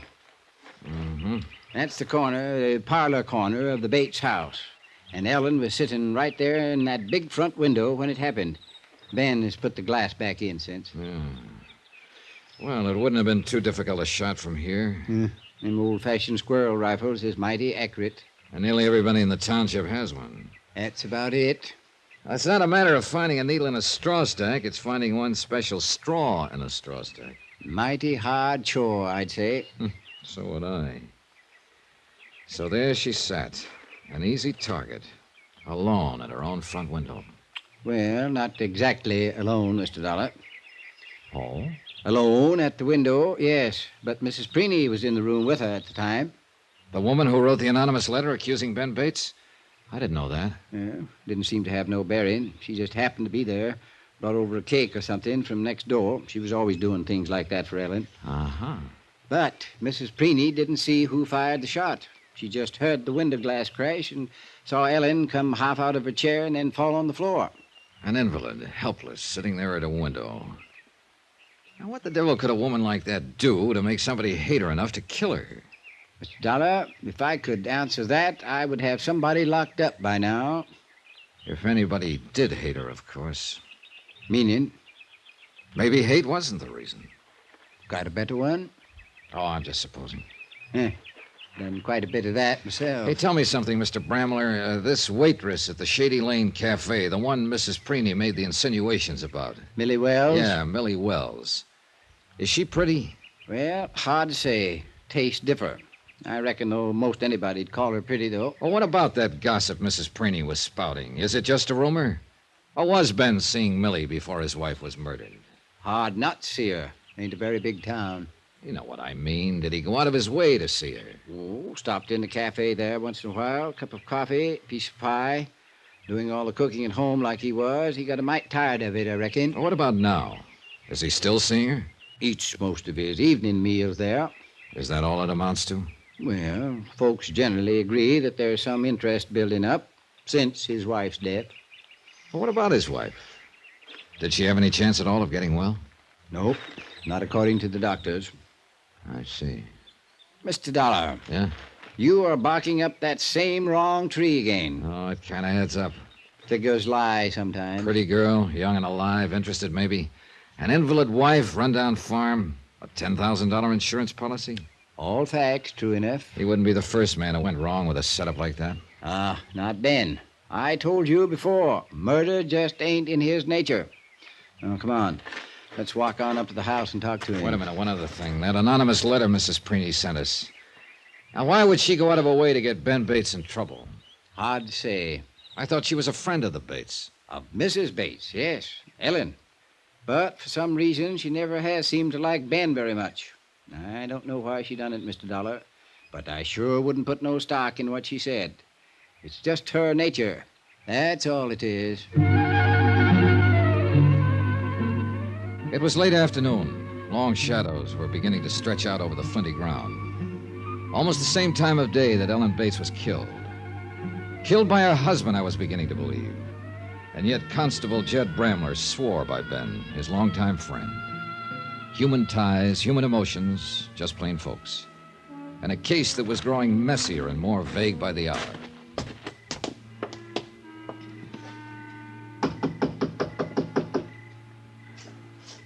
Not much sign of life. Well, Ben's in and out. You never know.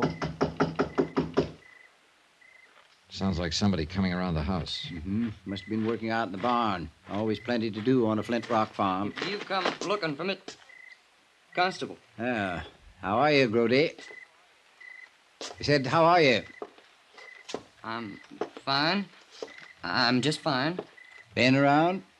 I've been working out back, fixing to spread it. Yeah, that's fine, Grody. Is Ben here? Ben? No. No, Miss Ben's not here. Know where he is? No, he's not here. Any idea when he'll be back? No. No, he didn't say. You can go in and sit, though, if you want, Constable. Maybe we will. Grody, this is Mr. Dollar. Grody Hawkins. How are you, Grody? Oh, I'm fine. I'm just fine. Grody does odd jobs for Ben. Some of the other farmers, too. Oh, I see.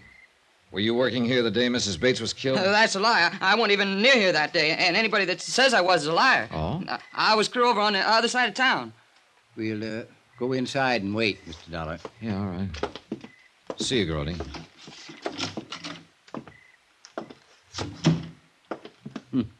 Kind of gets excited when he figures he's being accused something. Yeah. He seems scared of you. Has he been in trouble before? Well, petty stuff, like shooting game out of season. Is he a good shot? Dead shot. Never misses. Fact. We waited in the parlor for a while, the room where Ellen Bates had died.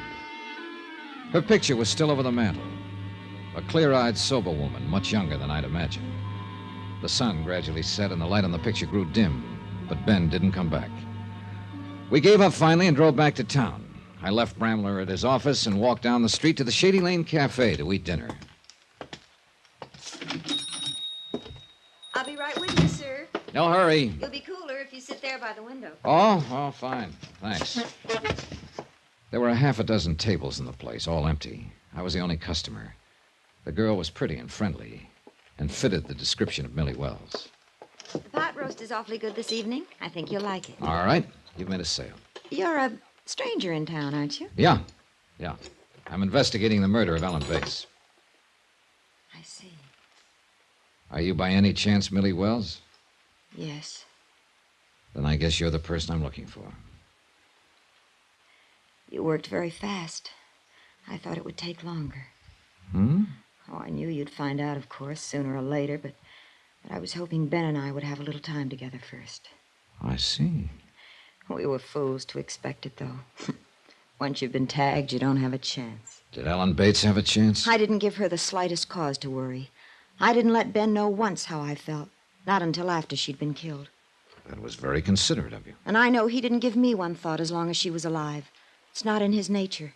So I've heard. Doesn't it mean anything at all when a person has been acquitted? Acquitted? Acquitted of what? Of murder. What else? Isn't that why... Oh. I thought you knew. I thought that's what you... I guess maybe you'd better tell me about it, Millie.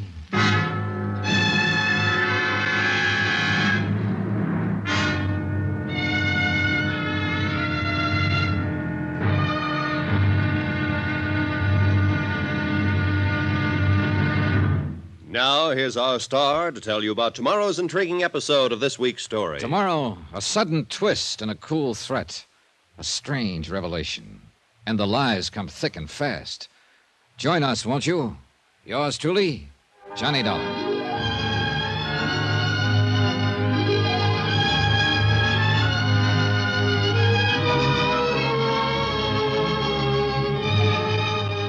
Yours truly, Johnny Dollar, starring Bob Bailey, is transcribed in Hollywood. Written by Les Crutchfield. It is produced and directed by Jack Johnstone.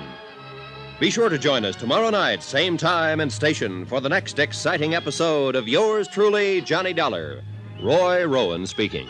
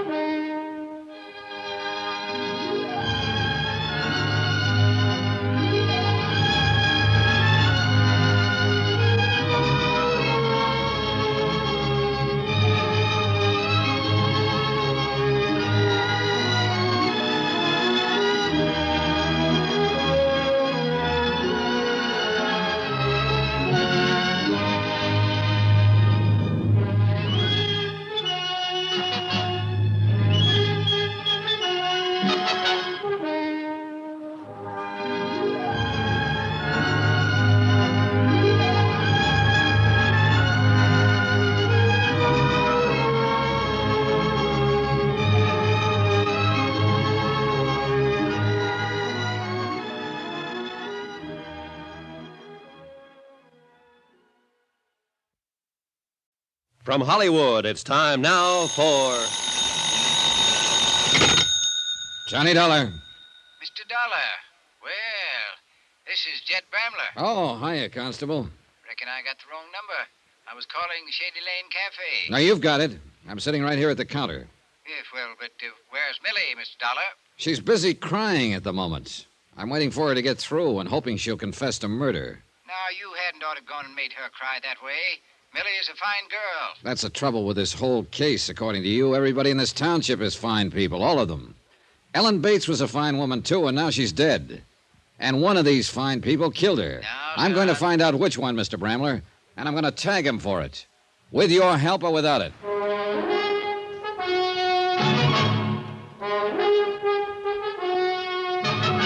Tonight and every weekday night, Bob Bailey in the transcribed adventures of the man with the action-packed expense account, America's fabulous freelance insurance investigator. Yours truly, Johnny Dollar.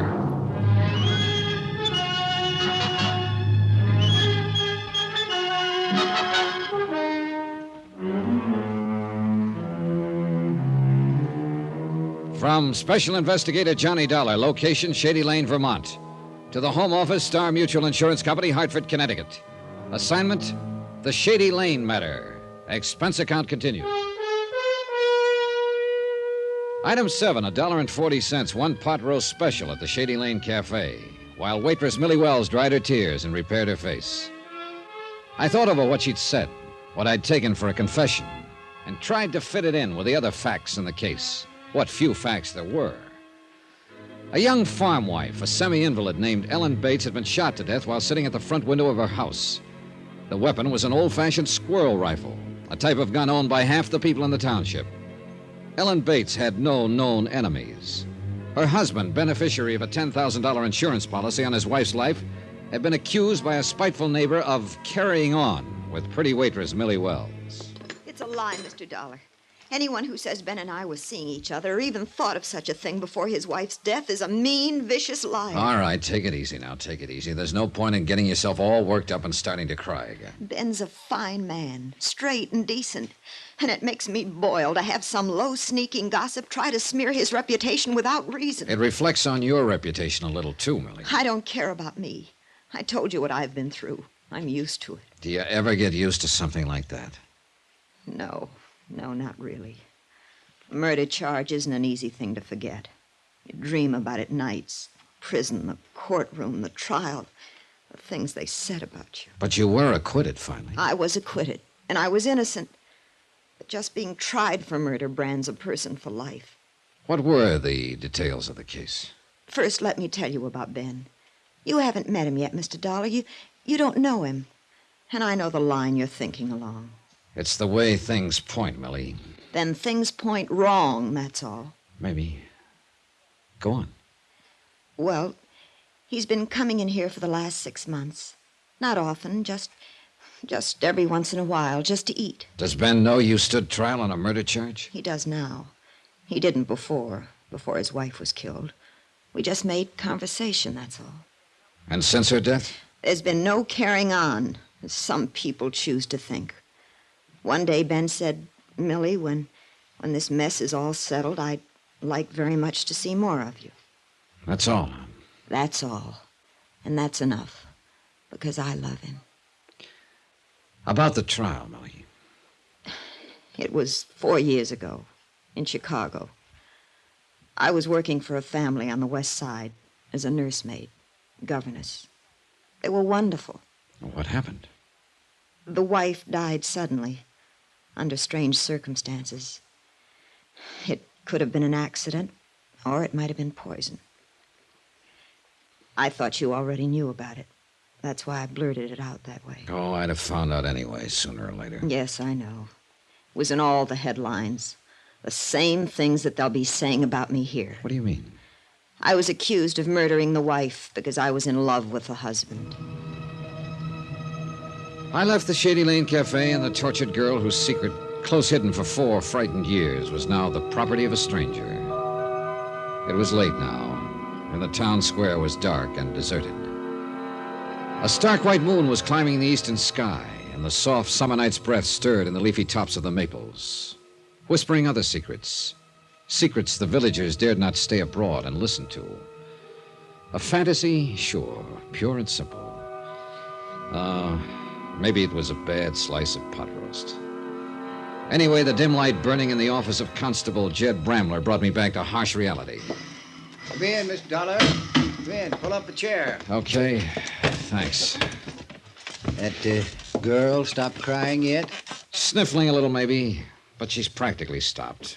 For the time being, at least. Mean something by that? You know what I mean by it. I reckon you must have found out about her past, so to speak.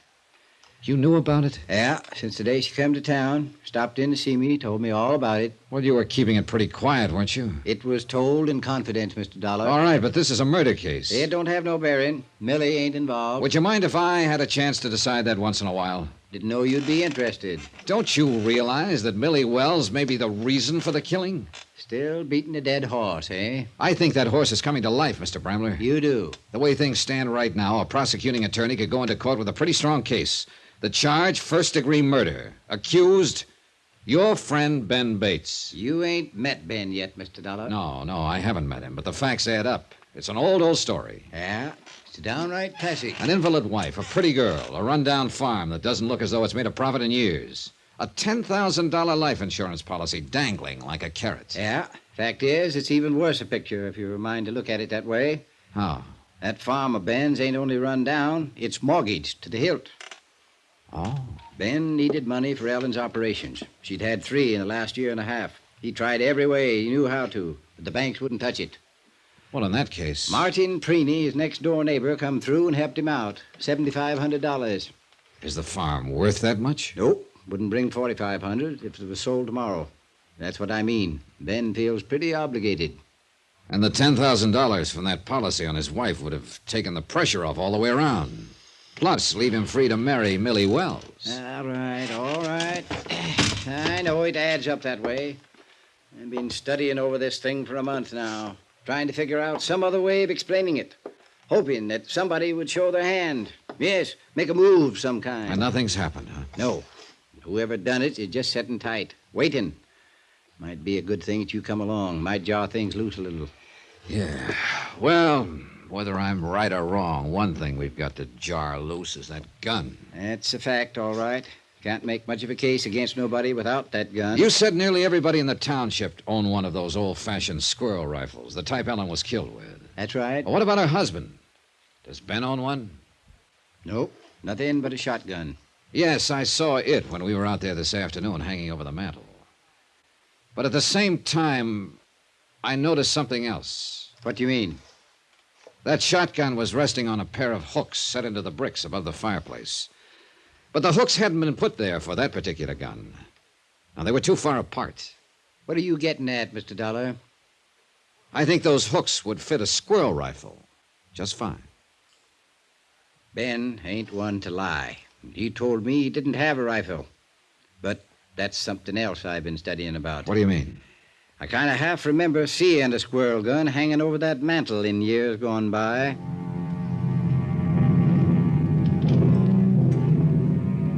Expense account item 8, $3. Car expense for another trip out to the Bates farm. A late night trip this time, and the last one, I hoped. Constable Bramler had suggested that my being in the case might help stir things up. Good, I was all for it. And not just stir things up, but wind them up. Tonight, maybe, if we caught Ben Bates at home. Lights on inside. Yeah, he must be here someplace. Oh, evening, Jed. Ben, like you to meet Mr. Johnny Dollar. Mr. Dollar? Hi, Ben. You fellas are out late. Little, I reckon. Mind if we come inside, Ben? Oh, sure. Sorry, Judd, I didn't think. Well, let's go on back through to the kitchen. That's about the only room I use since... Well, anymore, I mean. Set yourselves down there at the table. I'll get us some lemonade if there's any ice left. Oh, a lemonade lift would suit me fine. Don't go to no trouble for us, Ben. No, no trouble at all.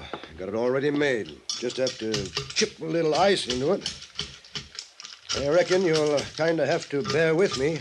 I'm not much used to having callers come around since Ellen. It's all right, Ben. Here we are. You fellas got some business out this way tonight?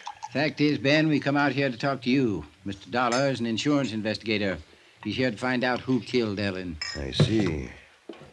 You got any ideas yet, Mr. Dollar? I've kind of got an idea you might have done it, Ben. I wouldn't have harmed a hair of Ellen's head. I could be wrong. Mr. Dollar has been checking around, Ben, talking to people here and there. Preenies, Millie Wells.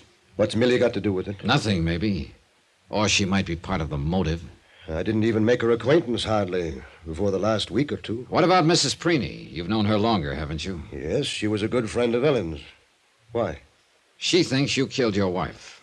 She wrote an anonymous letter about it to the insurance company. The woman's crazy. I knew she never liked me for some reason, but I sure wouldn't figure her to go that far.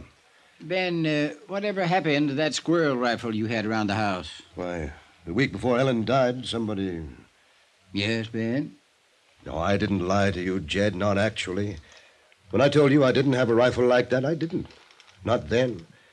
And you didn't ask me if I had one. What happened to the rifle? Well, it was stolen the week before Ellen was killed.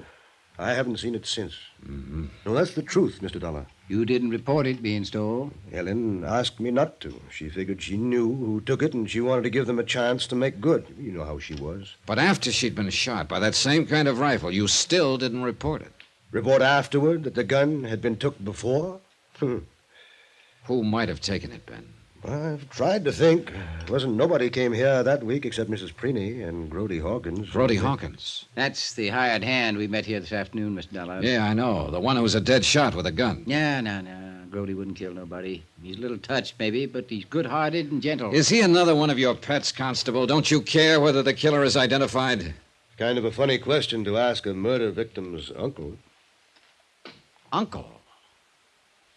Mr. Bramler, was Ellen Bates your niece? He was. I didn't think to mention it, Mr. Dollar. Just figured you knew, I guess. And anyhow, it don't have no bearing.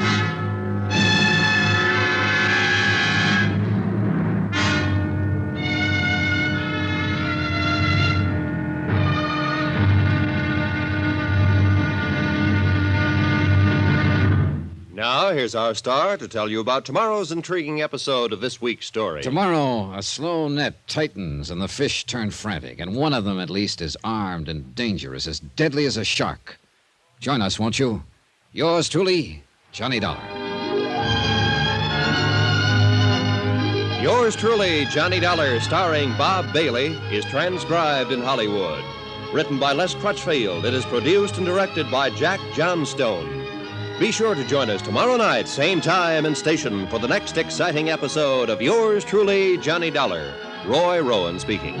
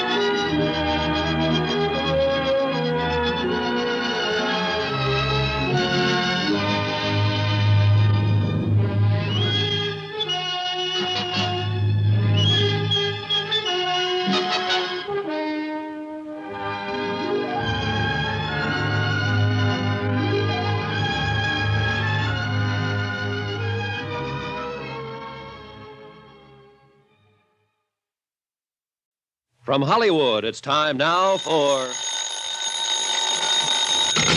Johnny Dollar. Hello? Hello? Hello? Sorry to scare off your caller, Ben. You always answer other people's phones, Mr. Dollar? Yeah, when it's right at my elbow, and when I want to find out who's calling at this time of night. Did you find out? I think so. I know of only one person in the township who'd probably hang up when they heard my voice. And who you reckon that'd be, Mr. Dollar? Millie Wells, Jed. Who else? I think you'd better leave Millie out of this if you don't mind. I can understand your concern, Ben, but I'm afraid I can't go along with it. Your wife has been murdered. Gossip around town says you and Millie have been interested in each other.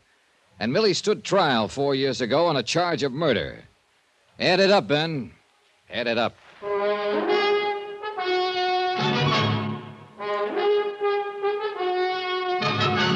Tonight and every weekday night, Bob Bailey in the transcribed adventures of the man with the action-packed expense account, America's fabulous freelance insurance investigator. Yours truly, Johnny Dollar.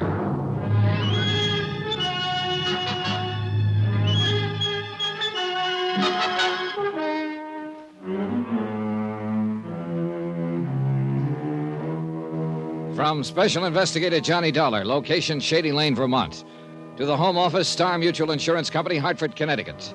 Assignment, the Shady Lane matter. Expense account continued.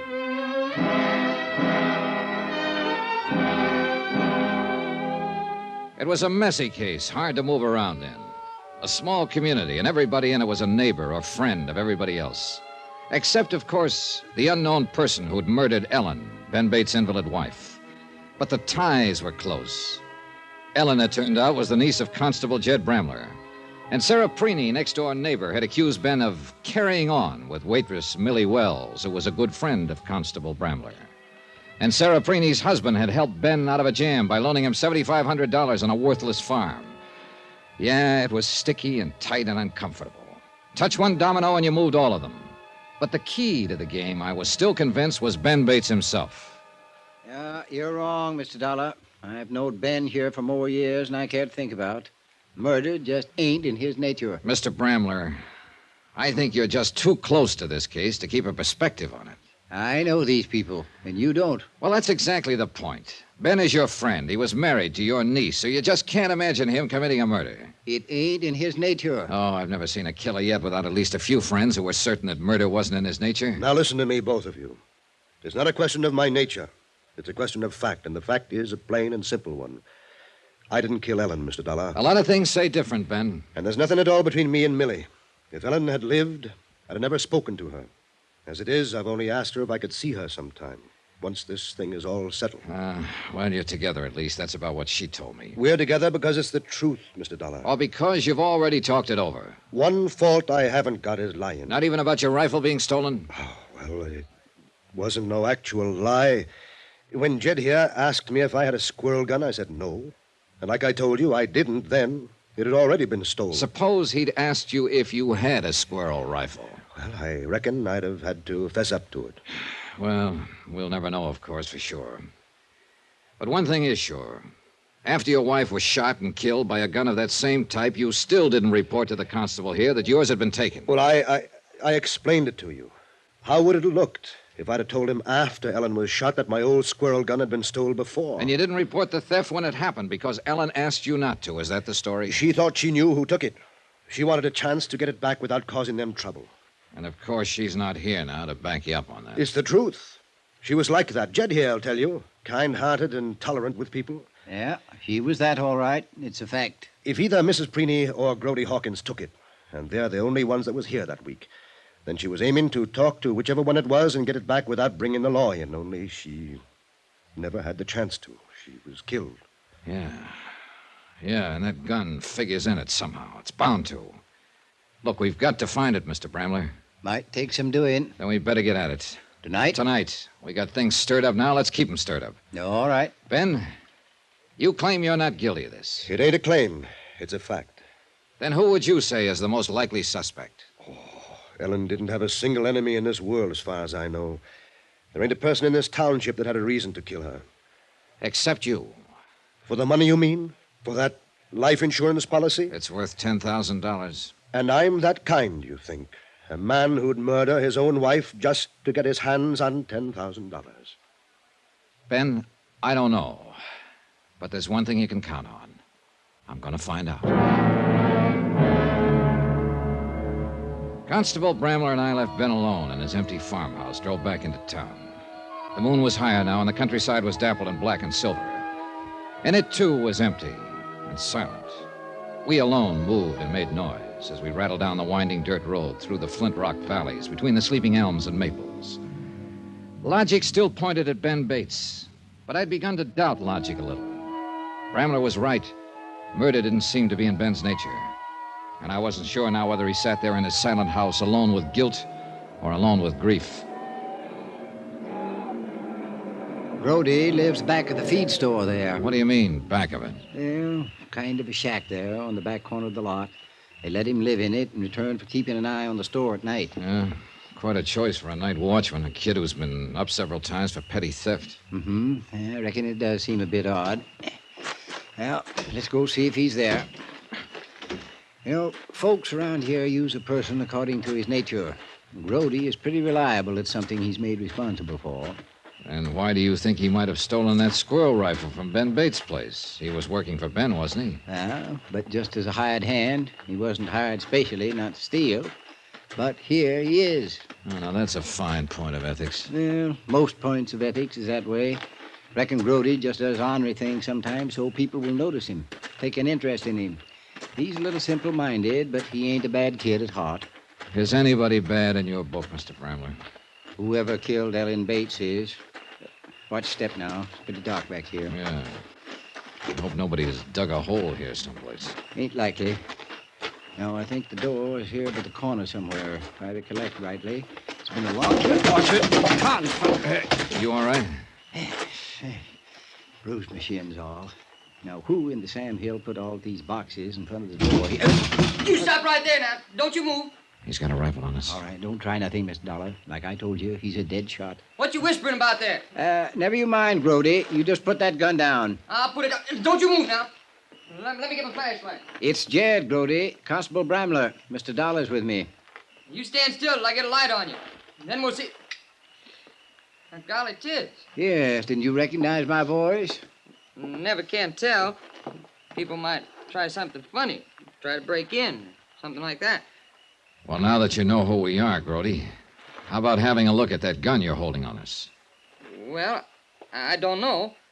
I guess if Constable Bramler says it's all right. It's all right, Grody. Let him look at the gun.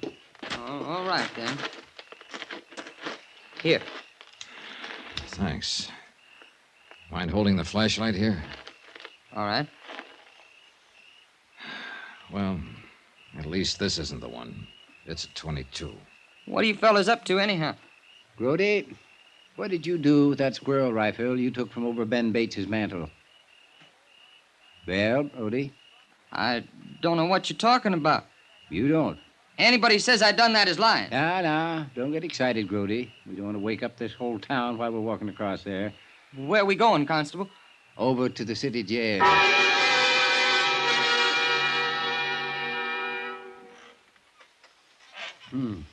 Quiet night.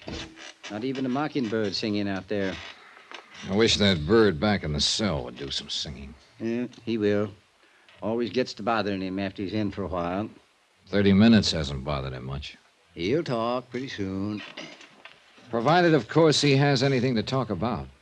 I know that boy inside out. Now, whether he stole that gun or not, he's lying about something. I'm going to have to buy some oil one of these days. Doggone chair even gets on my nerves. I don't think anything gets on your nerves, Mr. Bramler. Well, the country up here has that kind of influence, I reckon. These hills are older than man. They seen a lot of things come and go. Guess they kind of quiet a person down if he stays here long enough. I doubt if this place is as quiet as it looks. I think there are things under the surface like flint rocks in a field, and sooner or later they work to the top and break off a plowshare. Yeah, happens sometimes. Isn't there anyone you can think of who might have hated her, even slightly? Miss Dollar, if I was to say honestly who I thought was the best-liked person in this whole township, I would have to name my niece, Ellen Bates. And yet somebody put a bullet through her head and fired at her from the brush without even any warning. It's a fact. There had to be a lot of hate behind that bullet. Or a lot of greed. Same old tune, eh? Ben killed her for the insurance. I keep coming back to it because nothing else makes any sense. And neither does that. He owed that mortgage to Martin Preeny, and the farm wasn't worth it. Martin wasn't pressing him for it? Maybe not. But if I tagged Ben right, he still felt the obligation, the sense of pressure. $10,000 must have looked pretty big to him. Not that big, Mr. Dollar. Then there's Millie Wells, pretty as a picture and in love with him. And an invalid wife at home. Constable? Well, our pigeon's starting to chirp. Well, let him think I ain't coming right away. He gets more anxious. Saves time in the long run. Matter of understanding his nature, huh? Something like that. Constable Bramler? What about your nature, Mr. Bramler? Always was kind to my mother. And your niece, too? Meaning? How did you and Ellen get along? Fine. Just fine. Constable! Reckon he must be ready to talk now. It's true. I was lying about it. I stole that gun, all right. But I ain't got it now. Where is it, Grody? I sold it to Mr. Martin Preeny to hang in his house. Martin Preeny? Well, can't figure Martin paying money for something to hang in the house. He's too tight-fisted. He gave me $4 for it about 3 weeks ago. That would be after Ellen was shot. And you took the gun the week before the murder. I Are you saying that I shot Miss Bates? That gun was in your possession at the time, Grody. Oh, she was the best friend I ever had. The only one in this town that ever treated me like somebody. I wouldn't never done nothing to hurt Miss Bates. You had that gun, the same kind she was killed with. Oh, that gun ain't been fired in years. What? Well, Mr. Bates never did use it. Well, it's even got rust inside the barrel. Grody, for your sake, I hope it has.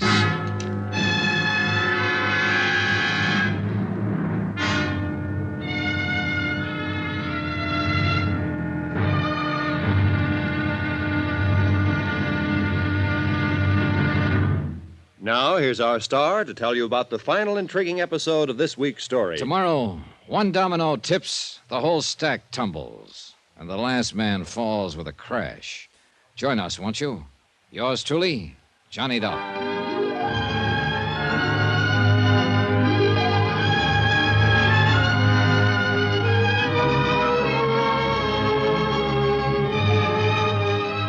Yours truly, Johnny Dollar, starring Bob Bailey, is transcribed in Hollywood. Written by Les Crutchfield, it is produced and directed by Jack Johnstone. Be sure to join us tomorrow night, same time and station, for the next exciting episode of Yours truly, Johnny Dollar. Roy Rowan speaking.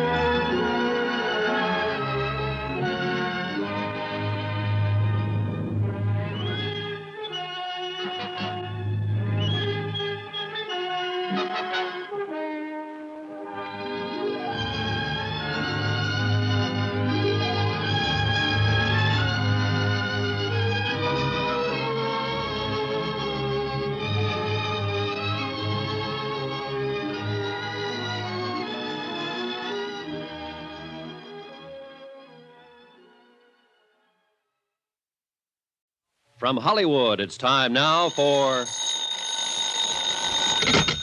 Johnny Dollar. Good morning, Mr. Dollar. I do hope I didn't wake you up.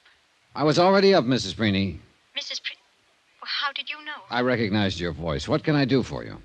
Well, I know you'll think me terribly forward, but I have to see you, Mr. Dollar, right away. All right, I'm in room 22. Come on up. Oh, good heavens, I couldn't possibly do that. After all, you're a man, and I'm... And you're a woman. Mrs. Preeny, I'm sure you haven't come into town this morning to play footsie. So let's both relax and forget about the fact that... This is a small town, Mr. Dollar, and you know how people talk here. Yeah, I know. And what are they talking about this morning? Well, the murder, I suppose. And, Mr. Dollar, I've got to see you right away. I've done a horrible thing, and I'm ready to confess.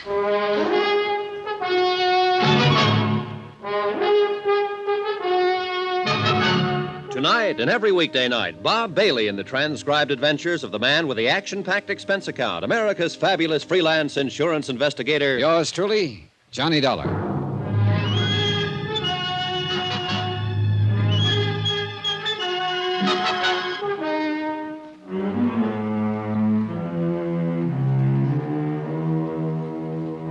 From Special Investigator Johnny Dollar, location Shady Lane, Vermont.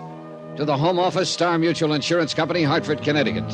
Assignment, the Shady Lane matter. Expense account continued.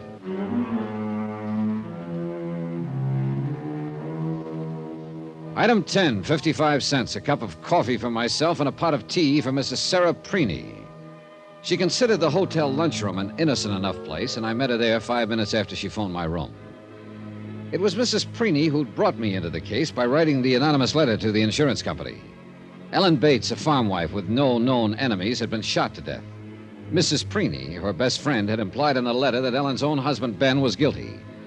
And I was inclined to agree with her. Ben was the beneficiary of Ellen's $10,000 life insurance policy.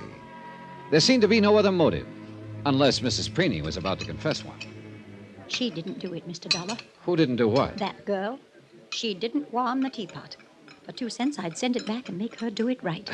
Well, I'm a little pressed for time, Mrs. Preeny. Oh, I'm not going to do it, really. I just said that. I wouldn't want to attract attention under the circumstances. You mean the fact that I'm a man and you're a woman, and apparently the twain hadn't ought to be meeting, in Shady Lane, at least. Well, people will talk, you know. And I didn't want Martin to know. Why not? Well, then he'd want to know why. Of course, I'd have to tell him, and, well... Well, as a matter of fact, Mrs. Preeny, I'd kind of like to know why. Well, it's... Oh, this isn't easy for me to say, you know. Well, let's have a try at it anyway. It's about that letter that I wrote to the insurance company that I didn't sign my name to. Yes? It was a terrible thing to do. Just terrible. In what way? Why, those things I said about Ben. Mr. Bates, I mean. Insinuating he might have had something to do with Ellen's death. Her murder, I mean. You made some fairly definite statements, Mrs. Preeny. They weren't true, Mr. Dollar. But I'm telling you the truth now. I know Ben didn't have anything to do with Ellen's death. Mrs. Preeny, there were some other things you implied to me, too, you know. Yes, about him and Millie Wells that works at the Shady Lane Cafe. I said they were carrying on before Ellen was killed. I made that up just to hit out at him. Why? I don't know, really. Ellen was wonderful, and I just loved her. But sometimes I'd get to thinking that... Not that my Martin isn't a fine man, you understand. Steady, reliable. You know, you've met him. Oh, yes, I'd say your husband is quite steady and reliable. I didn't want you to think that I was saying anything against him. But life on a farm isn't easy for a woman at the best, Mr. Dollar. Sometimes she gets silly notions, I guess. What sort of notions? Oh, a woman's human. She wants a little warmth, understanding. That's all. Nothing more. You understand what I'm saying. Yes, I think I do. But Ben Bates, well, he didn't even look at me. Didn't see me. That's all I wanted. Just for him to look at me. But he didn't do it, Mr. Dollar. Not even once. I left her sitting there in the stark, bare wooden booth in the lunchroom, sipping her prim cup of cold tea and trying to hide a red-faced confusion behind the shreds of decent dignity. Constable Bramler was right. Scratch the surface of Shady Lane anywhere, and you found a human passion just beneath the skin. Good morning, Constable. Yeah, morning, Mr. Dollar. Sleep well? So. How's Grody Hawkins? Still asleep, back there at his cell. He admits stealing that squirrel gun from Ben Bates' mantle the week before Ellen was shot, and claims he sold it to Martin Preeny the week after the murder. Yeah, so by his own admission, the gun was in Grody's possession the day of the killing. But Grody claims the gun is rusty and hasn't been fired in years. Yeah, whether it's rusty or not, Grody didn't kill nobody. Have you been out to the Preeny farm yet to pick up the gun? Nope. Figured you might like to do that yourself. You can use my car if you want to. Cost you another $3, though. How did you make a living before I came along? It wasn't easy. Traffic tickets, mostly. New turnpikes are going to stop all that, though. Misses the town complete. Along with Ben Bates' farm, huh? Yeah. Too bad they didn't stick to the original survey. Made that place of his worth something, maybe. And it might have saved his wife's life. Still beating that dead horse, eh? Oh, Ben Bates was up against the wall. A worthless farm, mortgage for $7,500 to Martin Preeny, a strong sense of moral obligation to pay it off, an invalid wife who would never get well, with a $10,000 policy on her life. Murder ain't in Ben's nature. I've told you. Then whose nature is it in? Mrs. Preeny's, maybe? She came to see me at the hotel a little while ago. You don't say so. She wanted to explain why she'd lied about Ben. Uh-huh. Reckon 'twas because he wouldn't pay no attention to her. Who told you? Figured it out. Reckon Martin ain't too easy a man for a woman to live with. Too straight-laced, tight-fisted. And Ben right next door that way, fine-looking young fella. Her running in all the time, taking things to Ellen. Bound to want to be noticed. Yeah, it's the nature of a woman. What about Ellen, Mr. Bramler? She was your niece. What was her nature? Ain't so easy to figure your own kin, Mr. Dollar. Reckon 'twas just her nature to be a victim, kind of.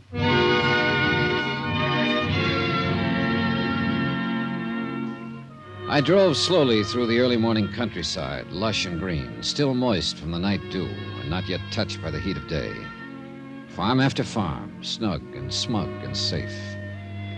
But Ellen Bates, a woman who never harmed anyone in her life, had lived on such a farm. Yet a bullet had crashed through the window and found her. I'd left the car parked in the yard and walked on up to the porch. The door opened before I had a chance to... Oh! Oh, good morning, Mrs. Preeny. You surprised me, Mr. Dollar. Is your husband at home? Yes, he's in there working on his accounts. I was just going to take some strawberry preserves to Mrs. Thrasher up the road. She hasn't been feeling too well. Sorry to hear it. You're not going to say anything to Martin about... Well, you know what about. I wouldn't think of it, Mrs. Preeny. Thank you. I have to take these preserves to Mrs. Thrasher. You just go right on in, Mr. Dollar. Yes, thanks. Mr. Preeny? In here.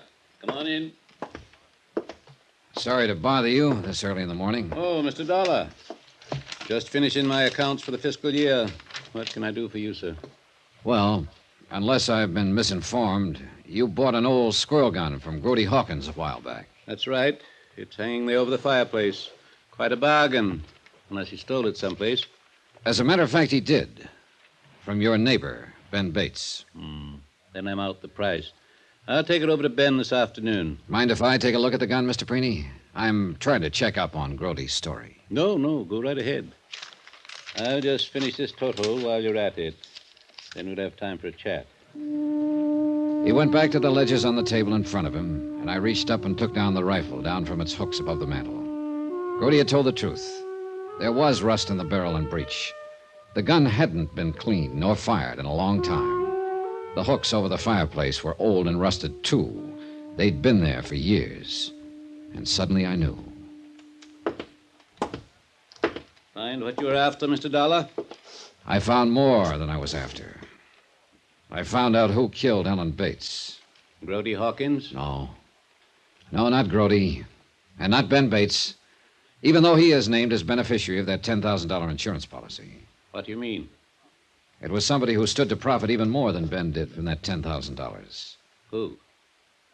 Somebody who made a $7,500 loan out of kindness. That alone should have tipped me off, Mr. Preeny. As Jed Bramler says, it wasn't in your nature. My nature? But of course it wasn't kindness. At the time, it was good business because a turnpike was planned that would make the farm worth double the loan. But the road fell through and you were stuck with a worthless farm, unless Ben could get money to pay you. I imagine that's when you started thinking about murder. Are you accusing me of murder, Mr. Dollar? Those hooks over the mantel have been there a long time. Where's the rifle that hung there before you bought this one from Grody Hawkins? There might not have been one. The neighbors will remember. Let me just put down this final total. Yeah. I had a good year last year. Very good year. I doubt it's going to be that good this year. No regrets, Mr. Dollar. It's like farming. You take risks on drought, frost, insects. Sometimes you make a mistake and lose. I knew I'd made a mistake the second I pulled that trigger. After that, it was just a matter of time. The gun is buried out behind the barn. I'll get my hat.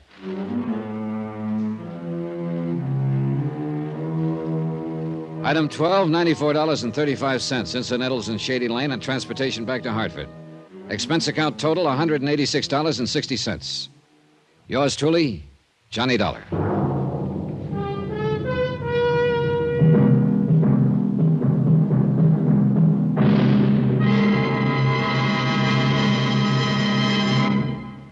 now, here's our star to tell you about next week's intriguing story. Next week, a diamond, a huge one, the Star of Cape Town. A piece of ice that should have been kept on ice. Join us, won't you? Yours truly, Johnny Dollar.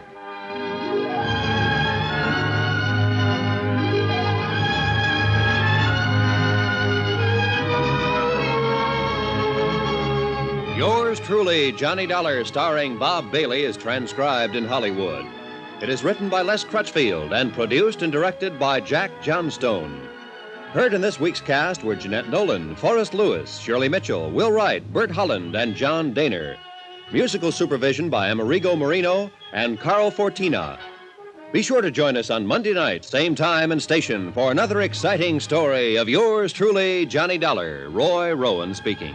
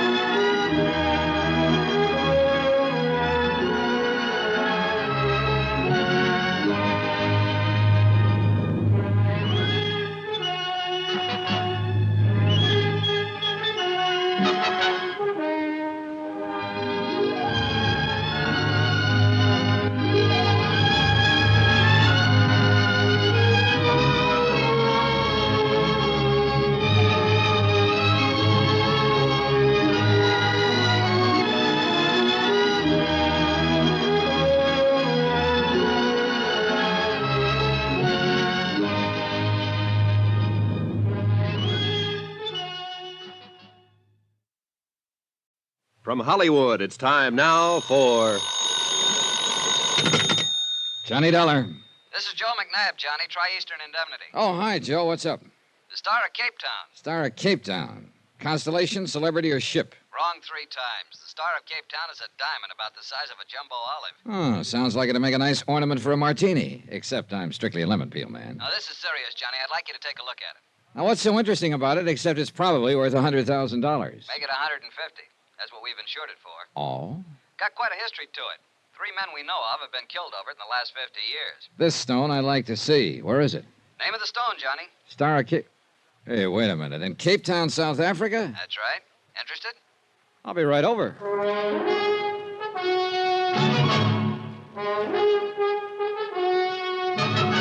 Tonight and every weekday night, Bob Bailey in the transcribed adventures of the man with the action-packed expense account, America's fabulous freelance insurance investigator. Yours truly, Johnny Dollar.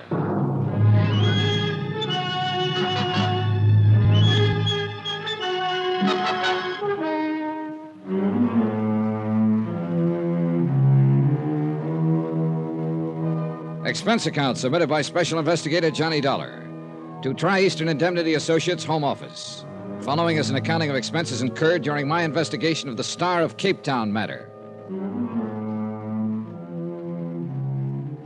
Expense account item 1, $1.50 cab fare from my apartment to the office of Tri-Eastern Indemnity Associates. Joe McNabb was waiting for me. Sit down, Johnny. Thanks. So what about the Star of Cape Town? Sounds interesting. You're interested, we're worried. What about it? Ever hear of Andrew Lanning Forbes III? Forbes. Seems to me I've seen his picture in the papers a couple of times. International playboy type, isn't he? That's the one. He owns the Star of Cape Town now, inherited the stone after the recent death of his aunt. So? Johnny, like I told you, we've got that diamond insured for $150,000. But Forbes treats it like it was a 10-cent store hunk of costume jewelry. What do you mean? He carts it from place to place wherever he goes. Paris, Rome, the Riviera, you name it, he's been there. And so has the Star of Cape Town. Ooh, you mean that he keeps it in hotel safes, stuff like that, but that isn't good enough.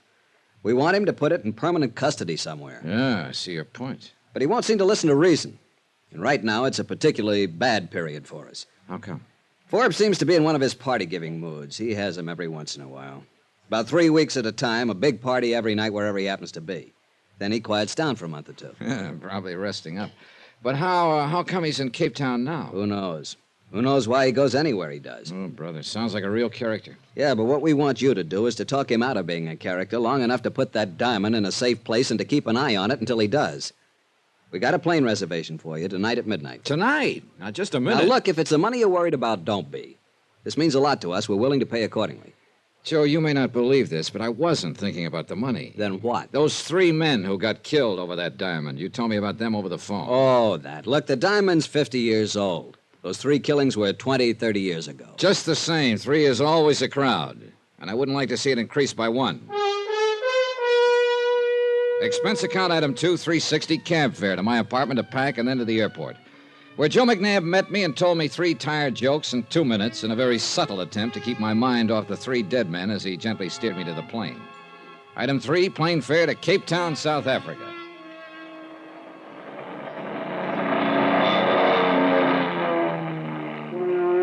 The plane came in over Cape Town in the early afternoon. Off to one side toward the famous Devil's Peak, and down below, the bay glittered like... Yeah, it looked like everything was trying to remind me of that diamond. As if I could forget a stone worthy of $150,000 in the lives of 3 people. Item 5, cab fare to the residence of Andrew Lanning Forbes III. He'd rented a mansion on the side of a hill. I was ushered onto a terrace overlooking the city and the bay. Forbes was waiting for me with a drink in his hand. He was a thin-faced, elegant, tired-looking character whose deep tan didn't hide the lines on his face. He could have been anywhere from 35 to 50. May I have you a drink, Dollar? Well, a little early in the afternoon, isn't it? Oh, is it? It might cool you off. Okay, thanks. Say, it's quite a place you have up here. It's adequate. You seem amused. Well, there must be 15, 16 rooms at least. Roughly. Adequate seems kind of like an understatement. Quite possibly. Here you are. Thanks. Look, Dollar, it was very thoughtful of the insurance company to send you all the way down here, but also it was, wouldn't unnecessary be the word? Well, that depends, Mr. Forbes. What do you mean? The company I represent is pretty jittery over that diamond of yours, the Star of Cape Town. Mm-hmm. Would you like to see it? Well, yes, but I think we ought to... Here it is. You carry it around in your pocket? Why not? I have no holes in my pockets. Oh, now look, Forbes. But no. I'm really not as bad as that, Dollar. I was expecting you, so I thought I'd play a little joke on you. Yeah, Mr. Forbes, that kind of humor shortens my life. Yeah, well, I suppose it was a bit cruel. Well, there it is. What do you think of it? McNabb said it was the size of a jumbo olive. Looks more like a golf ball to me. Quite vulgar, isn't it? Oh, what a cutting job they did on it. Whew, beautiful. Well, there must be 1,000 facets. Yeah, all of them glittering, all of them cold, all of them surfers. Rather like life, don't you think? Look, Mr. Forbes, if you don't mind, let's skip the philosophy for a minute and talk about the diamond. Oh, of course. You're still concerned about his safety. Well, perhaps this will reassure you. Will you come with me? Sure. This way. I have a very efficient wall safe in my bedroom. In here. So, you see, I do take precautions. Here we are.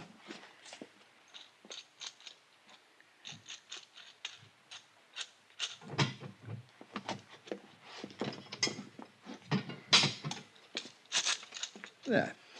Are you reassured now? No. Your bedroom opens off the terrace. It'd be too easy for somebody to get at that safe. Very well, Mr. Dollar. After tonight, I shall place the diamond in a bank vault. That's the best news I've had all day. Yes. Tonight's party will be my last for a while. Party? For Agatha. Who's Agatha? Oh, she's my elder sister. She's on a world tour, arriving here in Cape Town later this afternoon. I'm going to surprise her. Hey, wait a minute. You came all the way here to Cape Town to throw a surprise party for your sister? Well, I wasn't doing anything else at the moment. Why not? Well, I could think of a couple of reasons, but they probably wouldn't sound convincing to you. Probably not. Although they probably would sound convincing to Agatha. Oh? Yeah, she and I are quite different. Half the time she worries about me, and the other half the time she disapproves of me. She considers it quite beneath the dignity of the Forbes name for me to go popping around from place to place like this. I see. She's quite devoted to the cause of the Forbes name. To make sure it keeps standing for, well, whatever it's supposed to stand for. I was never quite sure myself. So you're giving her a surprise party tonight. Will she like the idea? Probably not. That's what makes it fun. Oh, by the way, would you like to come? Well, under the circumstances, I think I'd better. I wonder if I could have a guest list. A guest list? Oh, good heavens. You mean you don't have one? Well, of course not. I just invite people here and there and wait to see who turns up. Then you don't have any idea who all's coming? Absolutely not. Donna, that's the only thing that makes these parties worthwhile. Oh, great. A character with a quaint habit of carrying his diamond in his pocket, throwing a party where he didn't know who was coming.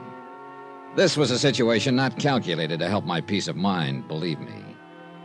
Forbes had his driver take me back to town. I stopped along the way at police headquarters and talked to Lieutenant Van Tile, who agreed to furnish a man to help me keep an eye on the party. Expense account item 6, cab fare back out to Forbes' house that evening for the party.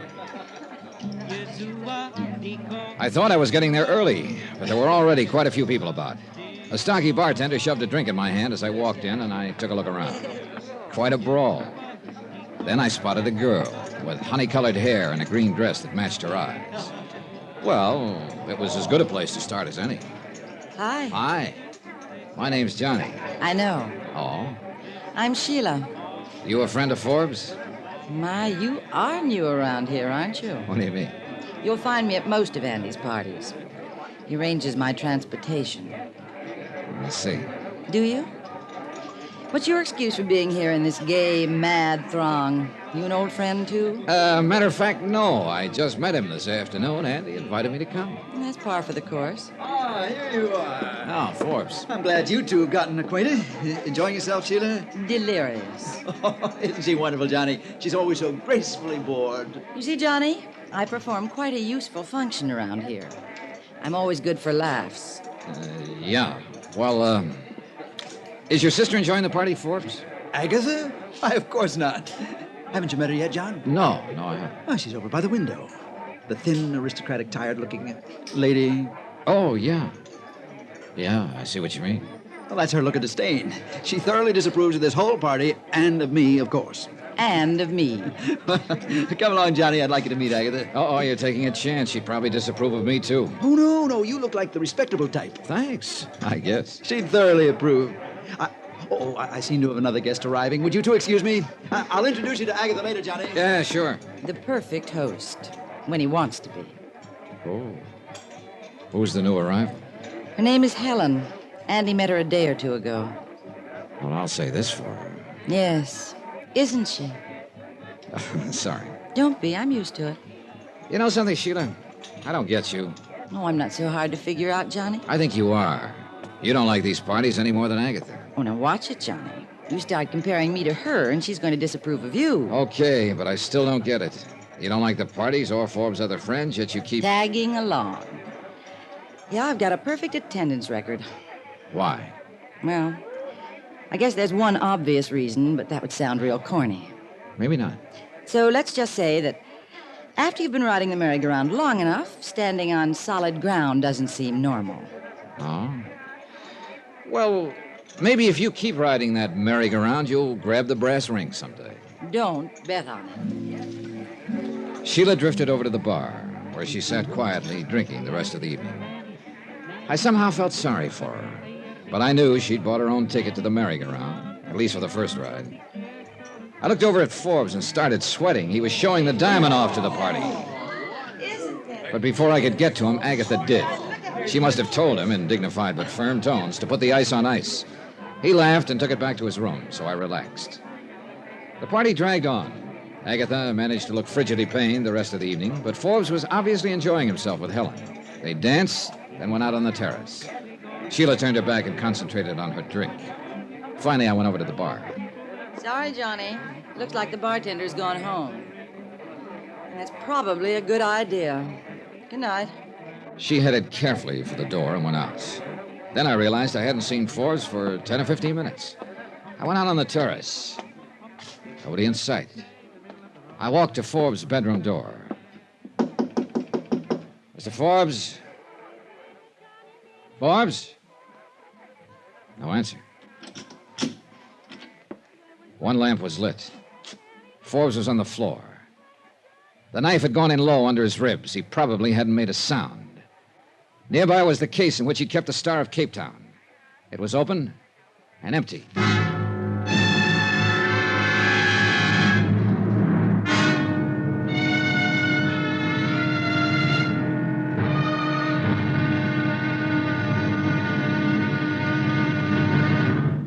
Now, here's our star to tell you about tomorrow's intriguing episode of this week's story. Tomorrow, a girl who is exciting, beautiful, and deadly.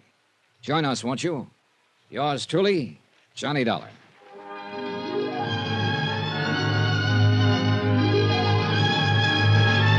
Yours truly, Johnny Dollar, starring Bob Bailey, is transcribed in Hollywood. Written by Robert Reif. It is produced and directed by Jack Johnstone. Be sure to join us tomorrow night, same time and station, for the next exciting episode of Yours truly, Johnny Dollar. Roy Rowan speaking.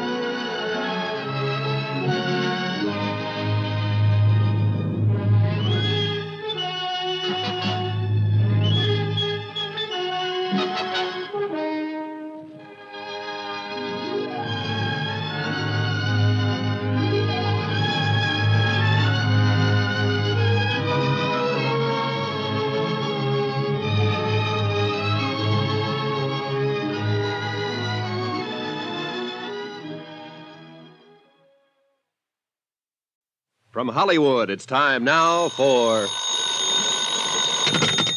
Johnny Dollar. This is Lieutenant Van Tile of the Cape Town Police, Mr. Dollar. Oh, yeah, Lieutenant. I've been trying to get you. Anything new on the Forbes murder? I'm afraid not. How about the diamond? It's still missing. Oh, so far we're batting 0. Any suspects? Oh, yes, indeed. Who is it? Not it, Mr. Dollar. They. What do you mean, Lieutenant? How many guests would you say were at Andrew Forbes' party last evening? 60? Then we have 60 suspects. Oh, great.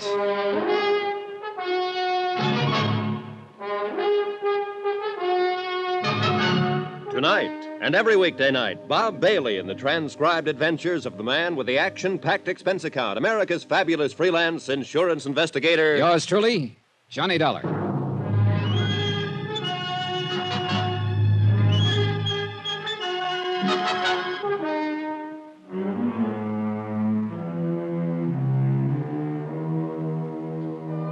From Special Investigator Johnny Dollar, location Cape Town, South Africa, to the Home Office, Tri-Eastern Indemnity Associates. Assignment, the Star of Cape Town matter.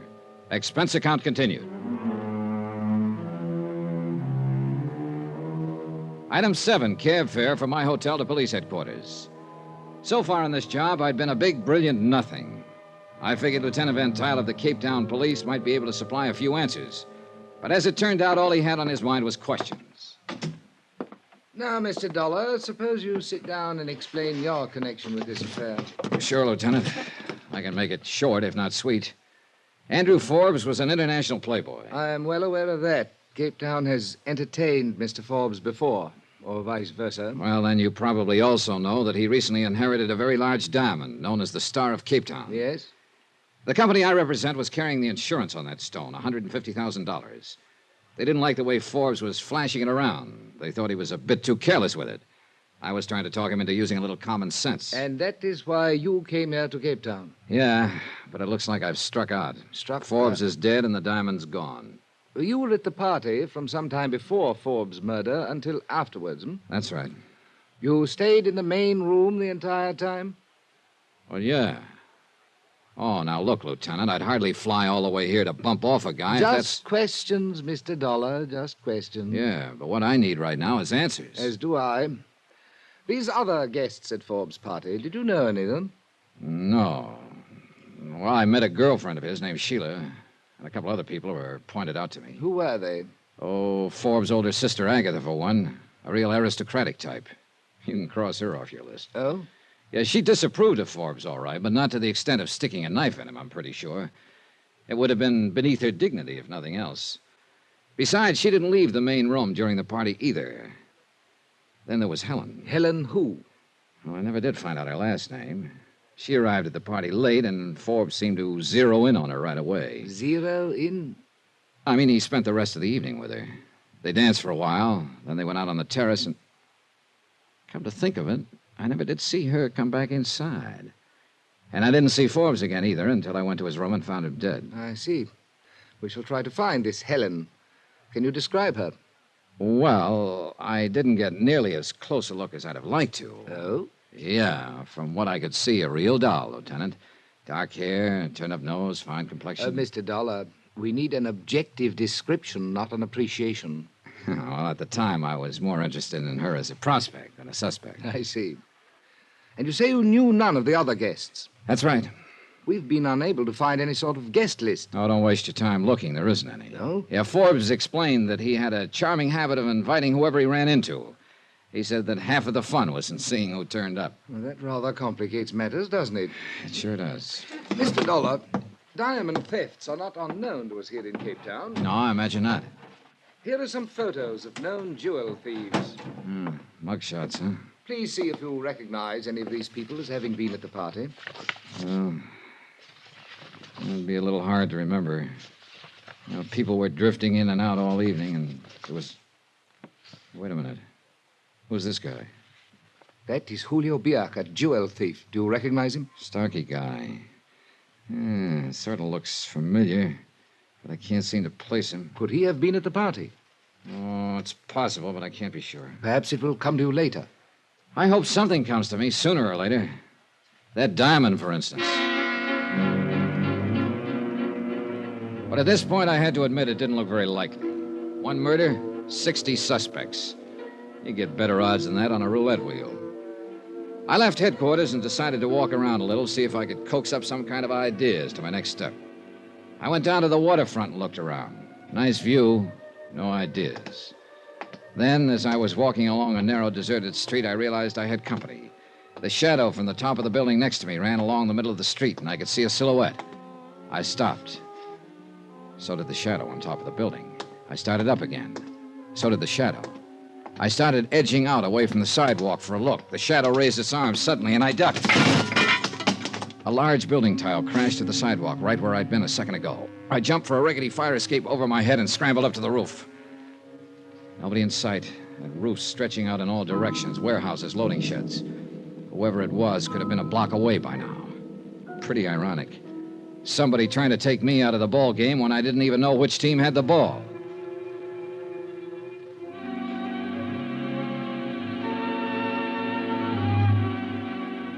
I went back to my hotel room. 2 steps inside, I stopped cold. I'd caught a whiff of what smelled like a pretty expensive perfume. It certainly wasn't my shaving lotion. Hello, Johnny. Wow. Sheila. Yeah. Yeah, I remember now. You were wearing that perfume at the party last night. I've been waiting for you. Let's talk. Uh-huh. Any particular subject? Last night? What happened, Johnny? Give me that. You were there, too. You remember. I left before it happened, I think. What do you mean, you think? Guess I had a few too many last night. I don't remember some of it. No? You were making pretty good sense when I was talking to you. Well, after that, I mean. And you were with it enough to react when Forbes and Helen went out on the terrace together. Don't, Johnny. Did you do it? Oh, well, now that's a switch. I'm not kidding, Johnny. You went to his room. There's only one way you'd know that, Sheila. You were outside somewhere watching. Yes. After I left, I went around and back. And? Pretty soon, Helen came out of his room. She was carrying something. Oh, what? Don't worry, it wasn't the diamond. I was close enough to see it. Even if I hadn't been, I guess I'd have known. What do you mean? It was a small bottle of perfume. That was always the first step. Perfume. And always the same kind. Oh. That kind you're wearing. Yes. It's got a great name. Forever. What happened then? I walked around the garden a few minutes, trying to decide whether to have it out with Andy once and for all. I started back toward the terrace, then I saw you heading for his room, so I left. I said, don't, Johnny. If I'd done it, would I have told you I was out in the garden? You would if you were afraid somebody'd seen you there and would tell me about it. Oh? And I suppose you figured out a motive for me, too. Couple of possibilities. You told me you'd been on a merry-go-round with Forbes for a long time. Maybe you couldn't stand the thought of anyone else getting aboard. Helen? That sort of thing's happened before, Johnny. Or maybe you figured the only way to get off that merry-go-round was to get rid of the guy who ran it. And the diamond. That could buy you a lot of rides somewhere else. And I thought I was the cynic. You really have a nice opinion of people, haven't you? I'm afraid most of the people I get myself involved with on these jobs aren't very nice, Sheila. I didn't do it. All right, if you didn't, I'm sure Lieutenant Van Tuyl will find out. I know. I'm on my way there now. Oh? He phoned me an hour ago. I thought I'd stop by and talk to you before I went. Johnny, you don't really think I could do a thing like that, do you? I guess not, Sheila. One thing I am interested in, though. What's that? You're finally off the merry-go-round. How does it feel? It isn't real. That merry-go-round was all I ever knew. She walked out of the room looking, well, empty is the best word I can think of. And I kept wondering what she'd been like before the merry-go-round. The rest of the day I spent composing soothing cablegrams in reply to angry ones from McNabb of Tri-Eastern Indemnity. The inquest was the following morning, but the verdict was no help.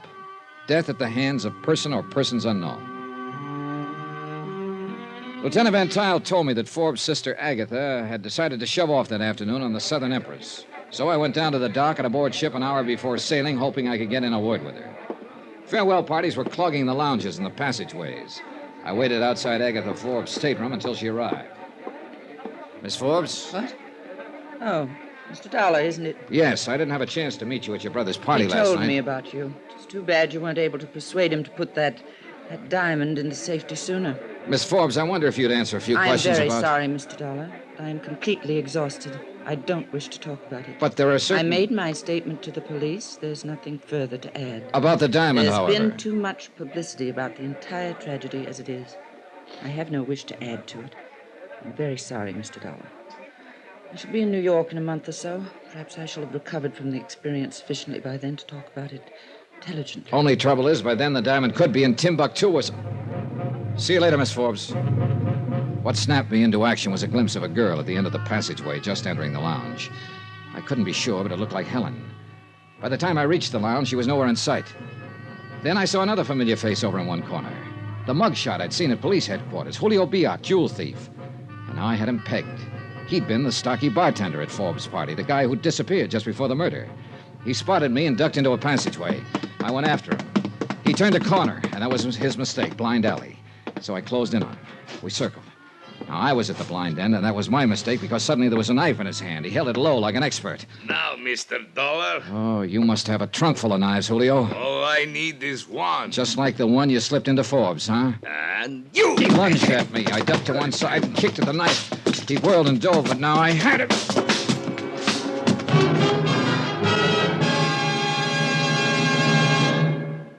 I'm glad you had him sent ashore and locked up, Mr. Dollar. It may be you have found our killer. But not the diamond, Lieutenant. It was not on him, eh? Nowhere. And that can mean just one thing. Either Julio is working with somebody who's sailing on the Southern Empress, or he's after somebody aboard who has the diamond. In that case, Mr. Dollar... In that case, the Southern Empress is going to have another passenger, me.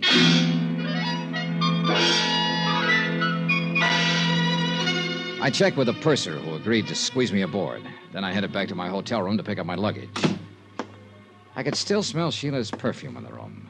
Then as I bent over to lock my suitcase, I spotted a movement out of the corner of my eye. I tried to whirl, but too late. Something hard connected to the back of my left ear, and I went down. And out.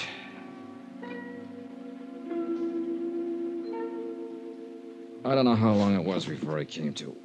The room was swimming, but I managed to get to the window and looked out.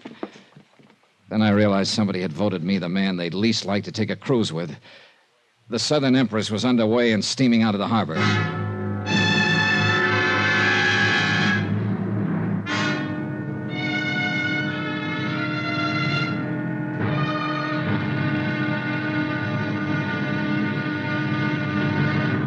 Now, here's our star to tell you about tomorrow's intriguing episode of this week's story. Tomorrow, I take a trip, all right. A one-way trip. Join us, won't you? Yours truly, Johnny Dollar.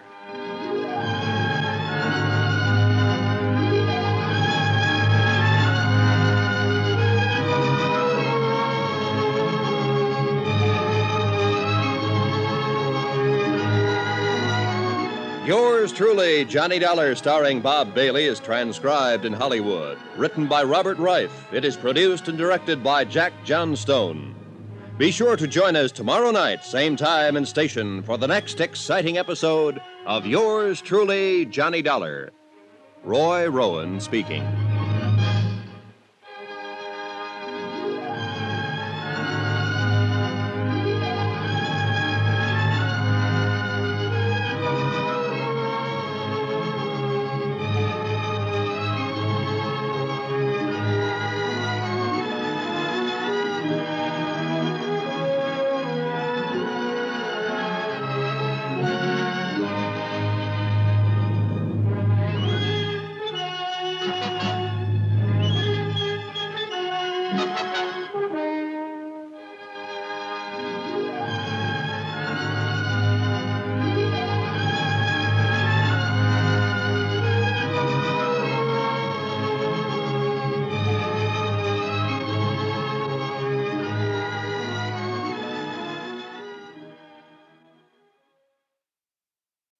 From Hollywood, it's time now for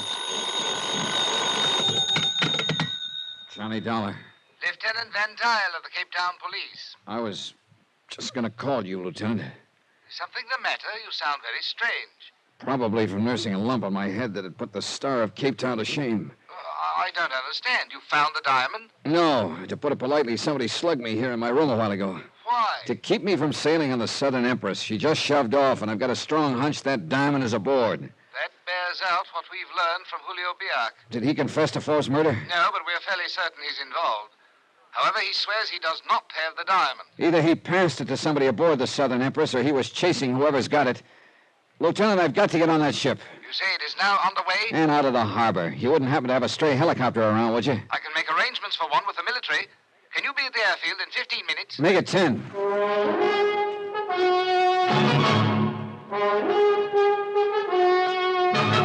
Tonight and every weekday night, Bob Bailey in the transcribed adventures of the man with the action-packed expense account, America's fabulous freelance insurance investigator. Yours truly, Johnny Dollar.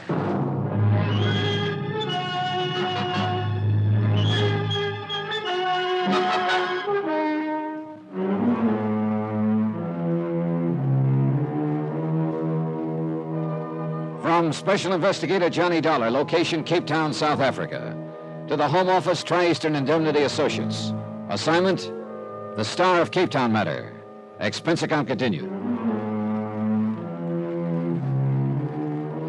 Item 8, cab fare to the airfield, where the helicopter was waiting for me. I don't know which was throbbing the most, the helicopter engine or my head. On the way out to sea, I had time to try to put the pieces together. But as usual, they didn't fit. A playboy named Andrew Forbes inherits a diamond called the Star of Cape Town, worth 150 G's. The insurance company gets fidgety at the way Forbes is flashing the stone around. So they send me to Cape Town to talk some sense to him. But now Forbes is dead and the diamond is missing. And the fact that his probable killer was picked up aboard the Southern Empress before it shoved off convinces me the stone is somewhere on that ship. But I've got no proof, even though I'm breaking my neck to get there at the moment.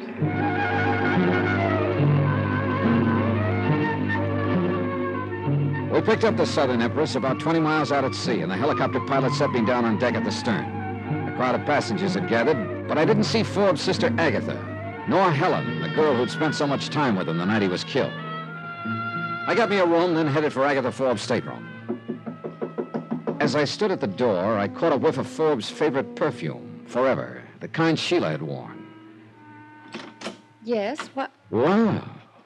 It's Helen, isn't it? I don't think we've met, Mr. Dollar, Johnny Dollar. No, we haven't met officially, but we were both at Forbes' party the other night. You wish to speak with Miss Forbes? And you too, Helen. Who is it, Helen? Mr. Dollar. I'll be in my stateroom if you want me, Miss Forbes. Well- Very well, my dear. Just a minute, Helen. Well, Mr. Dollar, I must say you are a persistent person. On my job, I have to be, Miss Forbes. Well, as long as you're here, you might as well sit down. Thanks. I still would rather not talk about what's happened. I can certainly understand that. But if I can throw any light on it, which I doubt very much, then I suppose it's my duty to. One thing I must ask, however. What is it? That there be as little additional publicity as possible Forbes' name has been dragged through the dirt enough as it is. I'll do my best. Very well. What is it you want to know? Well, several things. First, do you think your brother could have been killed for a motive other than the diamond? Why, I hadn't thought of that. After all, you must admit that a diamond like the Star of Cape Town would be motive enough to the kind of people my brother thought it amusing to consort with. Yeah, you're probably right. But I'm trying to cover all the possibilities. How about your brother's friend Sheila, for instance? I prefer not to discuss her. But do you think she could have done it? I don't know. I'm afraid I wouldn't put anything past her. All right, another thing, Miss Forbes. I was pretty surprised to find Helen here in your stateroom when I knocked. Why? I didn't know you knew her. I have engaged Helen as my traveling companion. Oh? Kind of sudden, wasn't it? As a matter of fact, it was. My brother had told me about her. For one of the few times in his life, he was right about someone. She's a thoroughly nice person. So you hired her? I think I told you before how exhausted I am by all this. I needed someone to make arrangements for me. At the last moment, she decided to make the trip, and I was delighted. Uh-huh. She made up her mind at the last moment, huh? May I ask why all these questions about her? Well, right now, she's pretty high on my list of possible... That's impossible. As far as we know, she was the last person to see your brother alive. And I refuse to believe she could possibly be involved. I hope she isn't. But I've got to run down every lead I can get. If I don't recover the Star of Cape Town, the company I represent is on the hook for $150,000. I have not filed a claim as yet, Mr. Dollar. Nor do I propose to until we reach New York. I shall give you every opportunity to recover the diamond. I appreciate that, Miss Forbes. But I'm afraid it still doesn't leave me much time. I went back to my stateroom. The door was open. But I was sure I'd closed it when I left.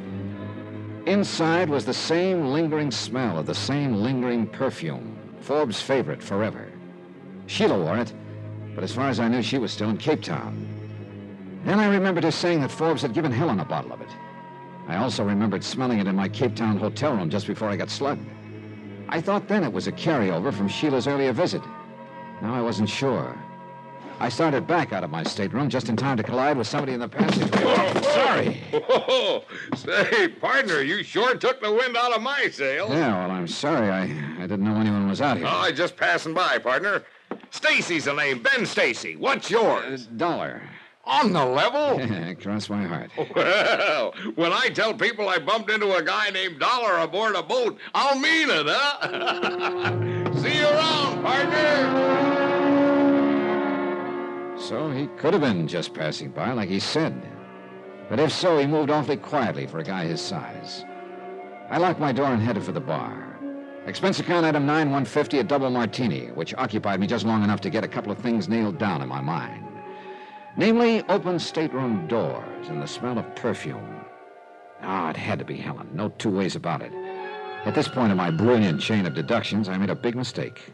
I looked down toward the other end of the bar. And the person I saw sitting there made me realize in one big hurry that my train of thought had just gotten itself derailed. Hello, Sheila. Hi, Johnny. I thought you were back in Cape Town. Why should I be? What's to stay for now? Good question. But you didn't tell me you were leaving. You didn't ask me. Sit down. You must have decided in a hurry. It's the only way I ever decide anything. Oh? Well, you picked an interesting boat to sail on. I suppose you know Helen's aboard. Small boat, isn't it? Oh, look, Sheila, suppose we drop the flip chatter, huh? Okay, Johnny. What do you want me to tell you? That I hate Helen for taking Andy Forbes away from me? Okay, I do. It's happened before, but Andy always came back. What hurts this time is that he was killed before he had a chance to. Sheila... Don't worry. I'll keep out of her way. I won't make any trouble. And, Johnny, do me a favor. What is it? Let's just forget I'm on board. I'd kind of like a decent chance to forget a few things, if I can. Okay. Just one thing, Sheila. Yeah? Were you in my room a few minutes ago? No. On the level? Sure, why? All right, skip it. See you later. Okay. I hope you find your diamond. Thanks.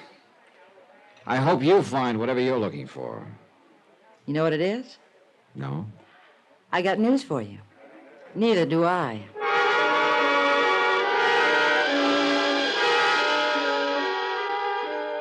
Well, one thing was clear anyway. If Sheila hadn't been in my stateroom, then the perfume I'd smelled must have belonged to Helen. She seemed to be getting higher on my list all the time. I had to have a talk with her, but by the looks of things, that wasn't going to be easy. She was doing a pretty good job of avoiding me.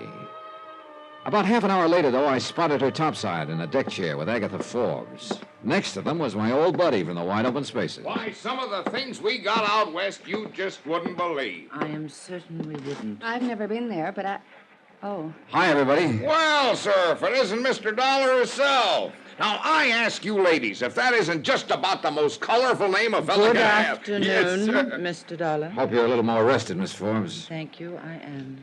And Helen, I'm glad Miss to see Forbes, I wonder if you'd excuse me. Why, certainly, my dear. I'm afraid I have a headache. Why don't you go lie down for a while? Thanks, I think I will. Well, now, that's kind of a chilly reception, partner. Looks like a little lady doesn't like you much. Oh, well, you can't win 'em all. Yeah, thanks. I'm sure Helen's simply tired, Mr. Dollar. Mr. Stacy here tells me he was quite a good friend of my brother's. Oh? Why, sure, partner. Andy Forbes and I was the best of buddies. Well, I didn't see you at his party the other night. Well, he asked me, of course, but I just couldn't make it. I tell you, though, dogged if I wouldn't have been there if I'd have known it was going to be old Andy's last party. Oh, excuse me, ma'am. That's all right. How long had you known Forbes, Mr. Stacy? Years, Dollar, years. Old Andy and me was always bumping into each other in the darndest places. Cairo, Paris, Copenhagen. I tell you, it was always a barrel of laughs when we got together. I'll bet. Why, I'll never forget one night in little old Dakar. We're going to be in Dakar in a couple of days, aren't we? I believe so. Oh, yeah. I suppose everybody will be going ashore for You the day. bet! Well, you don't want to miss Dakar. Why, I can show you some places you just wouldn't believe. Oh, yeah, sure. I tell you what, why don't we get up a little party and... Mr. Stacy, it sounds very pleasant, but I'm afraid you'll have to excuse me. I'm not quite in the mood for sightseeing. Oh, I understand. Sure enough, Miss Forbes. Well, Dollar, how about you? We'll see. Yeah. Well, anybody care to join me for a walk around the deck? No, thanks. I gotta keep up my appetite, you know. See you later. But don't you forget about Dakar. It'll be a ball. Yeah, it'll be a barrel of fun. Miss Forbes. Yes? Did your brother ever mention this character Stacy to you? No. Of course, Andrew had many strange friends that he didn't mention to me. Yeah, I'm sure he did. I went back to my stateroom. This time the door was closed and there was no odor of perfume. But when I went in, I saw that I'd had a visitor again, and this time he or she had been much more thorough. The room was torn apart from one end to the other. I sat down, tired and beat. I thought of that building tile somebody tried to drop on me in Cape Town and the bang on the head I'd collected in my hotel room. I knew that whoever I was after was also after me. And now it looked like a third party was involved. Whoever had torn up my room must have figured I might have the diamond. Sheila, Helen, Stacy, it could be any of them. Or even worse, it could be somebody I didn't even know about. But one thing was sure, I was no closer to that king-size diamond. Pretty soon we'd be getting to Dakar, and once everybody had the chance to get ashore, my chances of getting the diamond back were practically zero. I had a strong and sickening hunch that Dakar could be the end of the trail for me, and I didn't like it.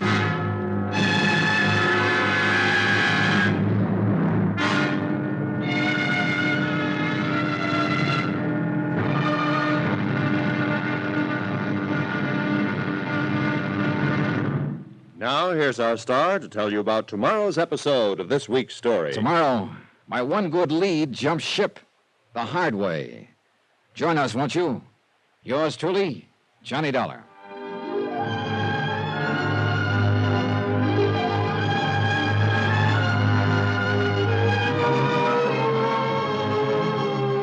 Yours truly, Johnny Dollar, starring Bob Bailey, is transcribed in Hollywood. Written by Robert Reif, it is produced and directed by Jack Johnstone. Be sure to join us tomorrow night, same time and station, for the next exciting episode of Yours truly, Johnny Dollar. Roy Rowan speaking.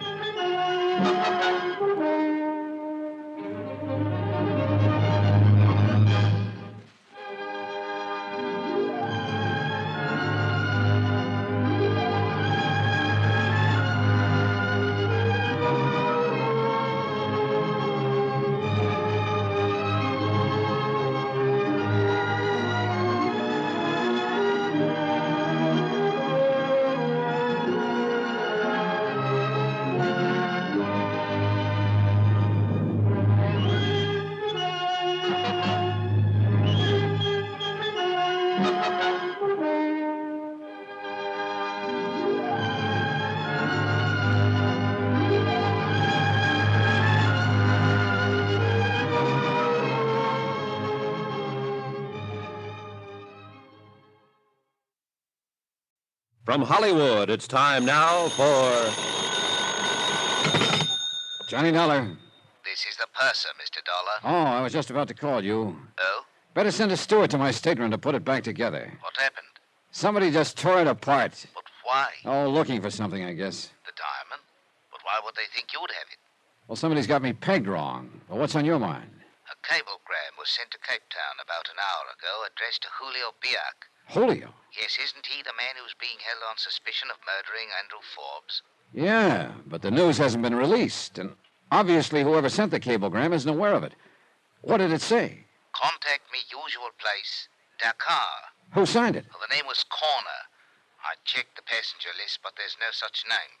A steward delivered the message to the radio room. I've sent for him. He should be able to tell us who sent it. Nice work, Purser. Could be you just helped me wind up this case.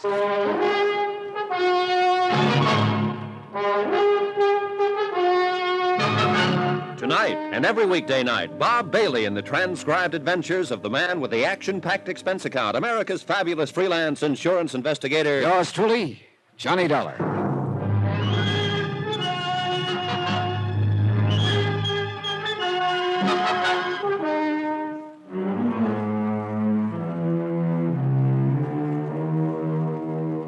From Special Investigator Johnny Dollar, location at sea, en route Cape Town to Dakar. To the Home Office, Tri-Eastern Indemnity Associates. Assignment, the Star of Cape Town matter.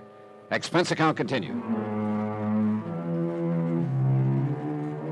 Item 10, $10. A token of appreciation to the purser for furnishing me the one good lead I've had in this deal. A cablegram to Julio Biak, who is being held in Cape Town right now as Andrew Forbes' probable killer. But Forbes' diamond, the Star of Cape Town, $150,000 worth, was still missing. The cablegram indicated that Julio hadn't been working alone on the deal. Whoever sent it was aboard ship and either had the diamond or was looking for it. Before long, I'd know who that someone was. I started for the purser's office. Mr. Dollar. Huh? Oh, Helen. I'd like to talk to you. Hell no, that's a switch. What do you mean? Ever since I got aboard this ship, I've been trying to talk to you, but you weren't having any. I don't know what this is all about, but you've gone too far, Mr. Dollar. Come again? Don't try to pretend. When I found my room all torn up just now, I realized... Oh, hey, wait a minute. Your room's been torn up, too? What do you mean by two? Mine got the same treatment a while ago. I don't understand. I thought it was you who... Look, Helen, I think you and I had better have a little talk right now. I steered her to the bar. Expense account item 11, $5, drinks. I still couldn't figure out which team she was playing on, but I had to find out, and this was the best way I could think of. May I have a cigarette, please? Oh, sure. Here. Thanks. I've been so confused, Mr. Dollar. Johnny. Johnny. Confused about what, Helen? Everything. It's all happened so fast. And then when I realized that somebody was watching me and following me... Look, I think you'd better start from the top. I suppose so. Maybe it'll make sense to you. I hadn't really known Andy Forbes very long. Longer than I had. That party he gave, it was so strange. All those people I didn't know. I mean, well, I guess it took me a little while to realize he was interested in quite a few people. Sheila? I feel sorry for Sheila. I guess she's pretty bitter about everything. But I didn't do anything to encourage Andy, and I didn't realize he was serious about me until the night of the party. And then he told me he was. And he gave me... A bottle of very expensive perfume, forever. Oh. His usual gift?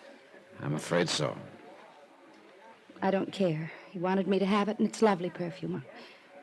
I liked Andy. He was completely irresponsible, but in his own strange way, he was nice. So? When they told me the next morning that he'd been killed during the night, I couldn't believe it. And then when the diamond was missing... Yeah? His attitude about the diamond was very strange. How do you mean? He seemed to regard it as an inexpensive trinket. He was so careless with it. Oh, you're telling me. That's why I was sent down to Cape Town, to try and talk him into being more sensible with it. But, Helen, you said something about being watched or followed. Yes. When I left Andy's house that night, I felt that somebody was watching me. Oh. And later I knew somebody had been in my hotel room, and now my stateroom torn apart. What does it all mean? That's a good question. One more thing. Yes? You decided to make this trip rather suddenly, didn't you? I wanted to get away from Cape Town. Miss Forbes was kind enough to offer me a job as her traveling companion for the trip, so I took it. Do you like working for her? Yes. She's really a very nice person, perhaps a little on the dignified side. Yeah. But she's...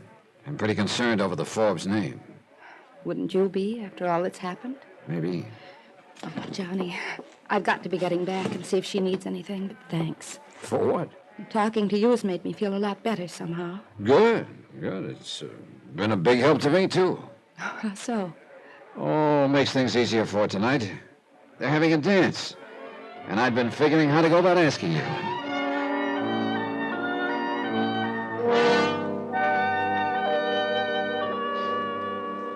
No, dear, there isn't a thing I need at the moment. Then if you don't mind, I'll go to my stateroom and change. Of course, Helen. See you tonight, Johnny. Right. Well, you two seem to be getting along pretty well now. Yeah, I guess so. I'm glad. I'm sure you realize by now that Helen couldn't possibly be involved in the murder or the diamond theft. I hope not. You are a very suspicious man, Mr. Dollar. It's part of my job, Miss Forbes. I still don't have any idea who's got your brother's diamond, and if I don't find out before we get to Dakar tomorrow, the chances are I never will. I don't see how you can be so sure the Star of Cape Town is aboard this ship. I wasn't sure until today. That cablegram convinced me. Cablegram? Yeah, it was addressed to Julio Biak in Cape Town. Biak? Isn't he the one who's under arrest back there? That's right. He was posing as a bartender at your brother's party. We think he's the killer. But apparently whoever sent him the cablegram was working with him and doesn't know he's been arrested. Well, I hope you can clear it up, Mr. Dollar, so that all this publicity will die down. It's been terribly trying. Yes, I imagine it has. I know Helen's felt the strain, too. She's been so nervous lately. Oh, If what? No, I was just thinking. If only Andrew had met someone like Helen sooner, perhaps none of this would have happened. Maybe not. Had I known she was coming to the party, I don't suppose I'd have tried to talk Andrew out of giving it. She's been the one bright ray in all of this. Oh, if only. But regrets are so futile.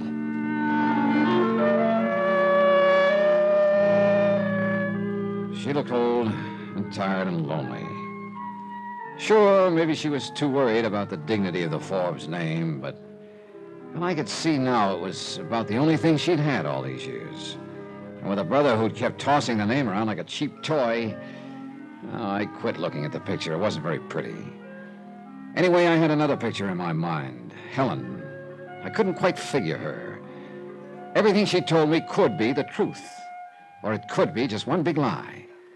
And there was something else bothering me about the whole deal. Something I couldn't quite put my finger on. A piece that didn't fit. A discord in the tune. But Helen kept pushing everything else out of my mind. And the feeling didn't change any that night. We danced. And then we went out on the deck. But all the while, one of my stock Confucianisms kept gnawing away at me. He who gets too interested in suspects is building up to king-size letdown. It's beautiful out here. The moon and the sea and the ship sliding along. It almost doesn't seem real. I know. I almost wish it could go on this way forever. No people, no places. There's just one thing wrong, though. What? That routine doesn't work for very long. I know. Johnny. Is there something wrong? What? He seems so far away, so preoccupied. Well, just thinking about a lot of things, I guess. That's not being very informative. I'm sorry, I guess I'm not feeling informative. That's okay. Sometimes talking isn't very important. You know, Johnny, the last few days have been a sort of nightmare for me. But tonight everything seems so nice. Why would that be, Johnny? Maybe I could make a kiss. Maybe you could. Johnny. I'm sorry, I'm not. Well, say now, if you two don't look just like a picture postcard. Hello, Mr. Stacy. Stacy. Yes, sir, I tell you, if they could put a picture of what I saw a second ago in all their travel folders, they'd double their business. How nice for them. You want us to run through it again for the proper camera angle? Johnny. Oh, come on now, partner. Can't you take a little joshing? Oh, I'll try, partner. The reason I've been looking for you two, we get into day car in the morning. Yes, I know. And you can have a barrel of fun in that town. So you've told us. What do you say we set up a little party? I can show you some places you won't believe. Sounds like fun. How about it, Dollar? Yeah. You can count me in, Stacy. Good. I'll see you in the morning then, bright and early. He means well, Johnny. Maybe. You don't sound very convinced. I don't know. Half of my job has always been sizing up people. Suddenly, I seem to have lost my touch. Meaning me? I didn't say that. If it's any help in sizing me up, what happened a moment ago? I meant that, Johnny. Mr. Dollar. What? Oh, excuse me a minute. Sure. Be right back. Yeah, what is it, Percy? That steward I was telling you about, Mr. Dollar? The one who delivered the message for Cape Town to the radio room? Where is he? That's just it. I don't know. You what? I can't understand it. I've looked everywhere. I'm worried. That's not good. I was counting on him to tell me who sent that message to Julio Biak. Whoever did is probably working with Biak and could have the diamond. Well, I'm sorry, Mr. Dollar. I'll keep looking and let you know the minute I find him. I turned back toward Helen, but she was nowhere in sight. I started along the deck to see if she... Johnny! What happened? What's the matter? I was walking along the deck. As I passed the lifeboat, somebody stepped out from behind it and grabbed at me. Who was it? I couldn't see. Well, come on, let's take a look. He ran away when I screamed. Oh, I see.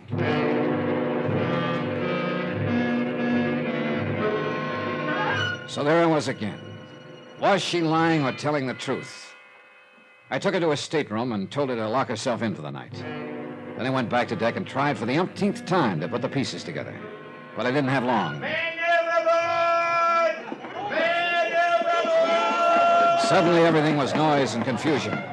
Almost by the time I got to the stern, the ship was circling, lowering a boat. 20 minutes later, they hoisted a body aboard. He was wearing a steward's uniform, and one look at the purser told me which steward it was. Yeah, my one good lead, gone.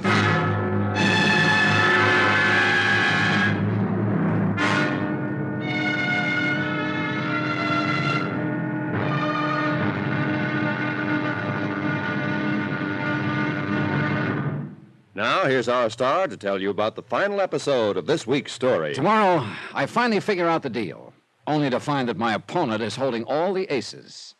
Join us, won't you? Yours truly, Johnny Dollar.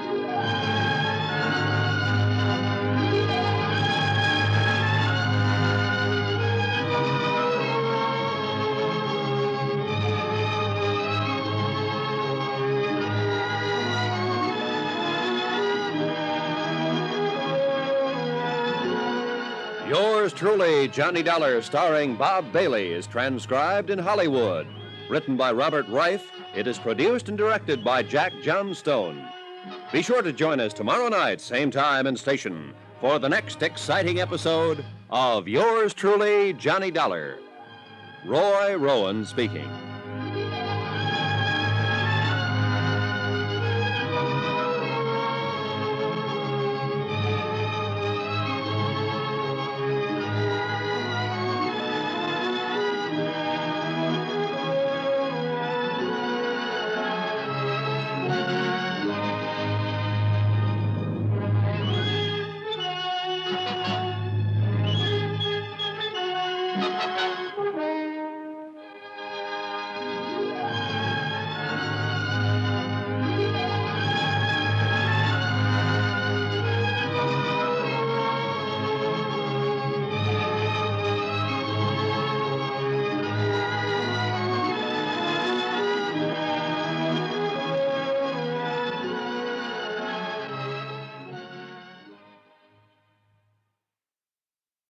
From Hollywood, it's time now for... Johnny Dollar, This is Ben Stacy, partner. Oh, hi, Stacy. We'll be docking a day car in an hour or so now. Yeah, I know. Don't forget, I'm going to show you and Helen around the town. Okay, I'll be ready. Say, Dollar, that was a little excitement we had aboard ship last night, huh? That steward who fell overboard? That's putting it politely. Oh, what do you mean? I think he got pushed.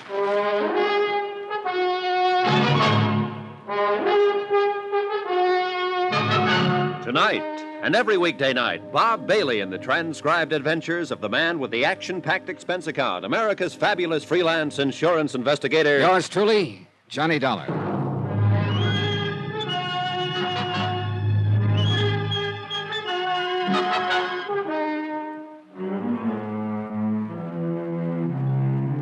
From Special Investigator Johnny Dollar, location at sea on the Southern Empress, en route Cape Town to Dakar.